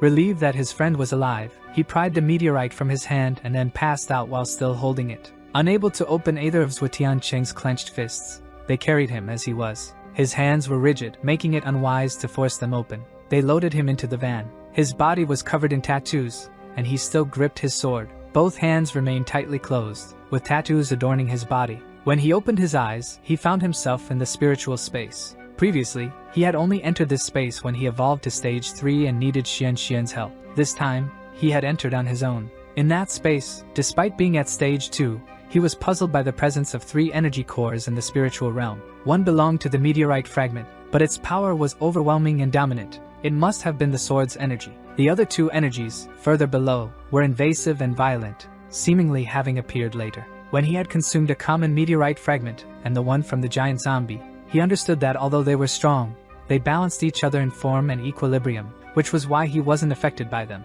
However, he realized this was his greatest opportunity. As long as the balance wasn't disrupted, he could absorb the energy. It was a lengthy process requiring patience. 2 weeks passed. Meanwhile, his group was gathering fuel at a station to stockpile supplies. That's when another organization arrived, demanding to take their supplies. They claimed Hu Feng no longer controlled the area and asked where their leader was. The group responded that they didn't need Hu Feng's authority to handle this. They could take care of it themselves. They stated that the area belonged to Zhuo Tianqing and that the supplies were his. The other group warned them to respect their leader, but the demand was ignored. Frustrated, they returned to report the incident to their leader, explaining that Zhuo Tianqing was no longer respected. They also mentioned they hadn't seen Zhuo Tianqing for nearly 2 weeks and had heard he was injured. Upon hearing this, their leader quickly sought information about Zhuo Tianqing's condition. When told he was fine, they expressed gratitude for the concern. The leader said it was good to know Zhuo Tianqing was well, as he had become a hero after defeating the giant zombies.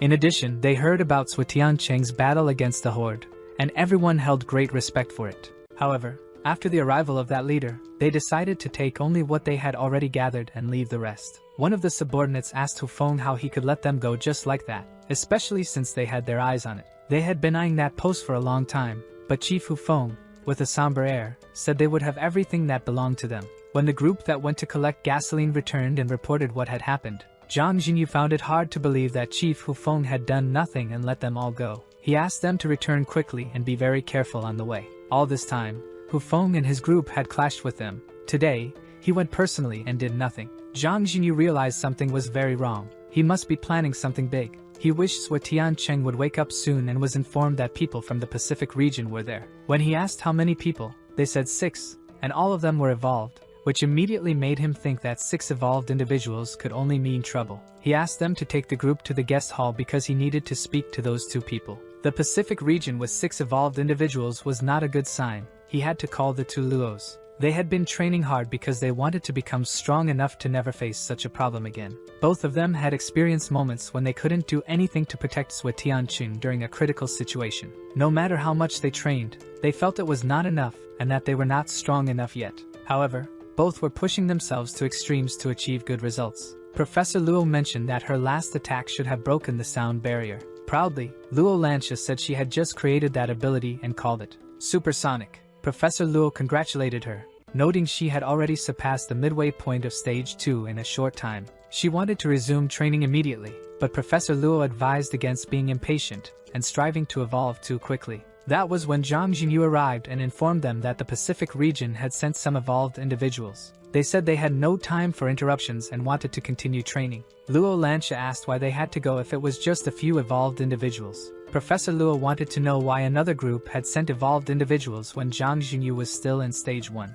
That's why she thought she should go to help him, so the 2 decided to assist him. The group had already gathered and was discussing a few things. All of them were trying to figure out where their leader, Zhuo Tianqing, was. Zhang Jinyu said they could talk to him instead of the leader. Even so, he thought there couldn't be anything so critical that those two couldn't handle. Zhang Jinyu asked her if the matter was so important that it couldn't be discussed with him. The person speaking noticed the two were in stage 2 evolution, but the red-haired woman recognized Professor Luo. When they were in the blood bank, she asked if the person with her was the one they had been waiting for. Probably, she replied affirmatively, then said she would get straight to the point. She explained they were there because they wanted to join forces and work with Suetian Chen. Zhang Jinyu couldn't believe that 6 evolved individuals wanted to work with them. She continued, saying they should know that the Pacific region no longer existed. During the Horde attack half a month ago, every part of Manhwa was attacked, including the Pacific region. She explained they had Suetian Qing to restore order, but the region was in complete disarray. And after the Horde attacked,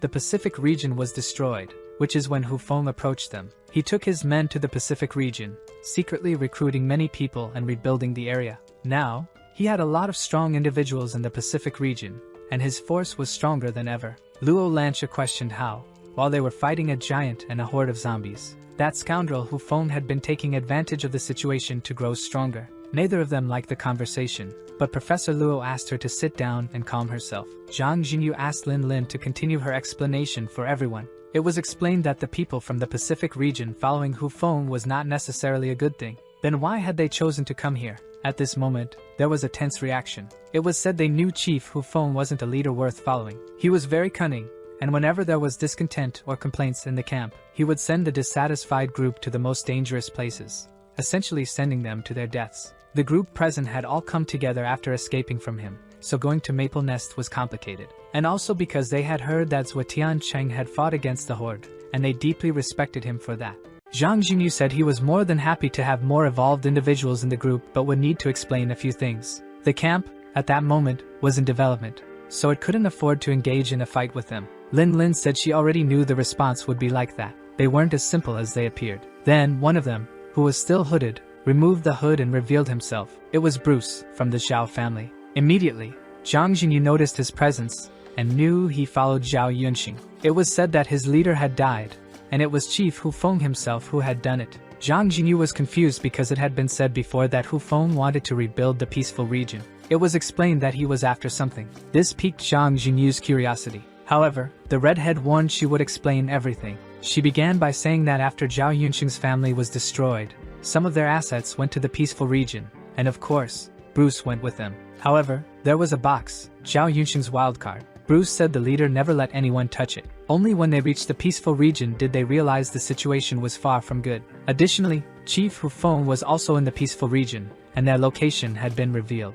Because there was a traitor among them. It was Habu, who used to be part of Hu Feng's family. Zhang Jinyu asked why this happened, considering everyone originally knew where he came from. It was explained that when he betrayed Hu Feng, he presented the head of the younger brother as proof of loyalty. Because of that proof of loyalty, Zhao Yunxing had no trouble trusting him. Everyone was stunned to see that Hu Feng had killed his younger brother to stage a plan. At that moment, Bruce was the sole survivor, being pursued, but they had saved him. From the beginning, Hu Feng's plan was to gain control over the entire region. 2 families had fallen. Now, only the Blue Mountain Gang remained to be eliminated for Hu Feng to achieve his goal. He would sacrifice anything, just as he did with the life of his younger brother. Zhang Jinyu ordered them to find Lin Wei and gather all the evolved individuals there. Meanwhile, in the spiritual realm, Suetian Qing dealt with those energies. After all that time of absorption, the 3 energies were weaker than before. It seemed the balance had been broken, and the core was preparing to attack him. Now, his attack was less effective. If it were earlier times, things would have been tough for him. However, he realized he was being carried. Someone was asking to go slowly and not drop her. It was time to listen to what was being said beside them. The conversation was about attempting a war against Hu Feng. They said they shouldn't be deceived by Hu Feng's innocent appearance. He was a threat. From what he could hear, Zhang Jinyu was going to wage war against Hu Feng. That person used to be extremely strong in a past life. Their strength couldn't be underestimated. And the last time he heard, he was at the peak of stage 2. At his speed, he might already have evolved to stage 3. All he could do was absorb everything quickly and leave as soon as possible. Professor Lu said that Hu Feng's side was busier those days, occupying almost the entire territory. Zhang Jinyu ordered them to retreat with the defenses they had. It would now be difficult for Hu Feng to attack.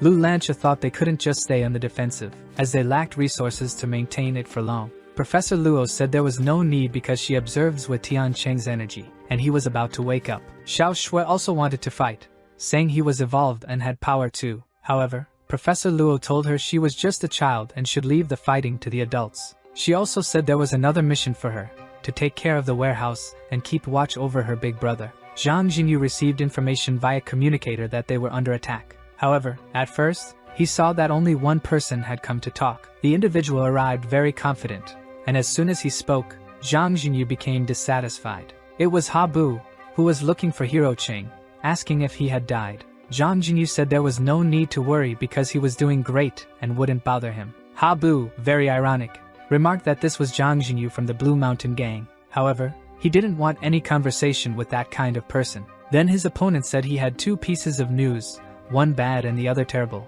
and asked which he preferred. Angrily, the leader of the place demanded he leave or else he would have to use force. At that moment, he ordered everyone to leave, and 70 evolved individuals appeared. Everyone was in complete shock. Luo Lancia was sweating, as 70 evolved fighters were an overwhelming number. The red-haired woman shouted that they should have noticed, during the horde attack, there were some mutant zombies. Many people evolved after fighting them, using the crystals that zombies left behind. Habu mocked them, asking if they were acting tough because so far, they were only talking. He kept asking where Zhou Tiancheng was, saying he had unfinished business with him. He continued to taunt, saying he didn't care if Zhou Tiancheng showed up or not. All he can do is die, he sneered. Upon hearing this, Luo Lancia tore out all his hair. With a quick and precise strike, she left him with a strange cut and nearly bald. She told him that whether Zhou Tiancheng appeared or not was none of his business. He tried to attack her in retaliation, but she glared at him and said that if he wanted to take her on, it wouldn't be with such a weak skill. He'd better train until his next life. On the communicator, Chief Hufeng wanted to know how things were progressing. He had already checked and found no signs of strong fighters nearby. It seems Wu wouldn't appear. Then he was told to start moving, which made him very happy as he was eager to fight. He shouted for them to bring that thing to him, and suddenly a noise was heard, like a tractor, but far more powerful. They quickly realized it was a tank. No one knew how Hufeng had managed to acquire something of that magnitude. Teacher Luo volunteered to deal with the tank and left Zhang Jinyu with the others. Activating the black armor, she quickly assessed the situation. They noticed a bespectacled woman approaching. Bruce and Lin Wei were asked to assist Teacher Luo, but she insisted they keep the evolved fighters occupied. As for the tank, she would handle it herself, although it was too heavy for her to manage alone. Lin Wei realized the tank's weight was too much for Teacher Luo to stop on her own. That's when a voice stopped her momentarily. It was Little Xiao. Everyone saw how strong she was and requested that other evolved fighters help with the tank. It was ordered that 10 stay behind to handle it while the rest could attack. They then began surrounding Luo Lancia. The circular formation had been designed specifically for Zhou Tiancheng. Habu began using a mental connection to link the 10 evolved fighters under his command. This was his new ability, which had significantly enhanced his mental strength. They noticed a gap on the left side, and a group moved to exploit it. Then another group was ordered to the right to form a defensive line. Zhang Jinyu knew things couldn't continue like this. At this pace, they would all be overwhelmed. Teacher Luo had to deal with the tank and couldn't leave. Luo Lancia was surrounded and needed cover, but the other evolved fighters were already engaged in battle. There was no one available to help, so they had to defeat their opponents quickly. Meanwhile, in Gao Fei's realm of consciousness, he thought he heard someone calling him from afar. Finally, he realized it was his friend Zhou Tiancheng. Zhou Tiancheng asked where he was but didn't have much time to explain, as a major battle was happening outside. He needed Gao Fei's help urgently. Zhou Tiancheng explained that his mental strength was limited, so he couldn't stay long and needed Gao Fei to wake up quickly to help fight Hufeng. As his presence faded, he mentioned that he had reached stage 2 and gained new abilities. Gao Fei begged him to wait, but he awoke quickly, knowing he had work to do. Periodically, Chief Hufeng asked for updates on the battle. Reports came in saying the tank was being attacked by several strong evolved fighters, slowing their progress. Those fighting Luo Lancia also needed more time, as she was incredibly strong. Hufeng declared they had 5 minutes before he would personally intervene. Habu ordered everyone to activate their tattoos and end the battle quickly. Indeed, the 10 evolved fighters under his command activated their tattoos and secured their formation. Luo Lancia recalled that Zhou Tiancheng had exploited an opportunity when they activated their tattoos in the past. One of them shouted that the little girl wouldn't last long after being defeated by Zhou. He claimed he had improved and wouldn't repeat his earlier mistakes. Today, they would conquer all of Longhua. Suddenly, flames erupted from all directions, drawing the attention of many. Habu was turned to dust. Someone had completely erased him. Luo Lancia could hardly believe it was Gao Fei, who told her not to be so surprised and to keep fighting. Smiling from afar, he said it was indeed him, in the flesh, and with a much sharper aim. Professor Luo and the others were pleased to see that he had awakened. He told everyone to fight with all their might because he would provide cover for them. Reloading his weapon, he said he was ready for the job and couldn't wait to get started. Zhang Jinyu said he would leave him in charge, as he needed to start warming up. The news that Habu had been eliminated quickly reached the chief, who asked again for their position. They reported that there was a sniper firing, and his ammunition felt like cannon blasts. They said it was terrifying. They explained that his bullets curved and were explosive. Not only Habu but the entire vanguard had been wiped out. He ordered them to find the sniper's position, but they reported they couldn't, as they had no way to counter him. They described how those curved bullets were incinerating their forces and that they couldn't dodge them. As soon as that guy arrived, everything shifted in favor of the enemies. They asked the chief what they should do now. However, on the communicator, all he could hear were gunshots and a few words he couldn't make out. Suddenly, a voice called out, asking if he could guess who it was. Hu Feng said it could only be the very strong sniper everyone had been talking about. Boasting, the sniper said he had eliminated dozens of Hu Feng's men. He asked if Chief Hu Feng still wanted to play, because if he did, he could send more men. He had plenty of ammunition. He was confident he could take down everyone the chief dared to send. At that moment, he awakened the dark side of Chief Hu Feng, who ordered his men to prepare, because they were going to hunt down that sniper who had just spoken to him. Our video ends here. If you enjoyed it, please like and subscribe to the channel. Until next time, bye bye.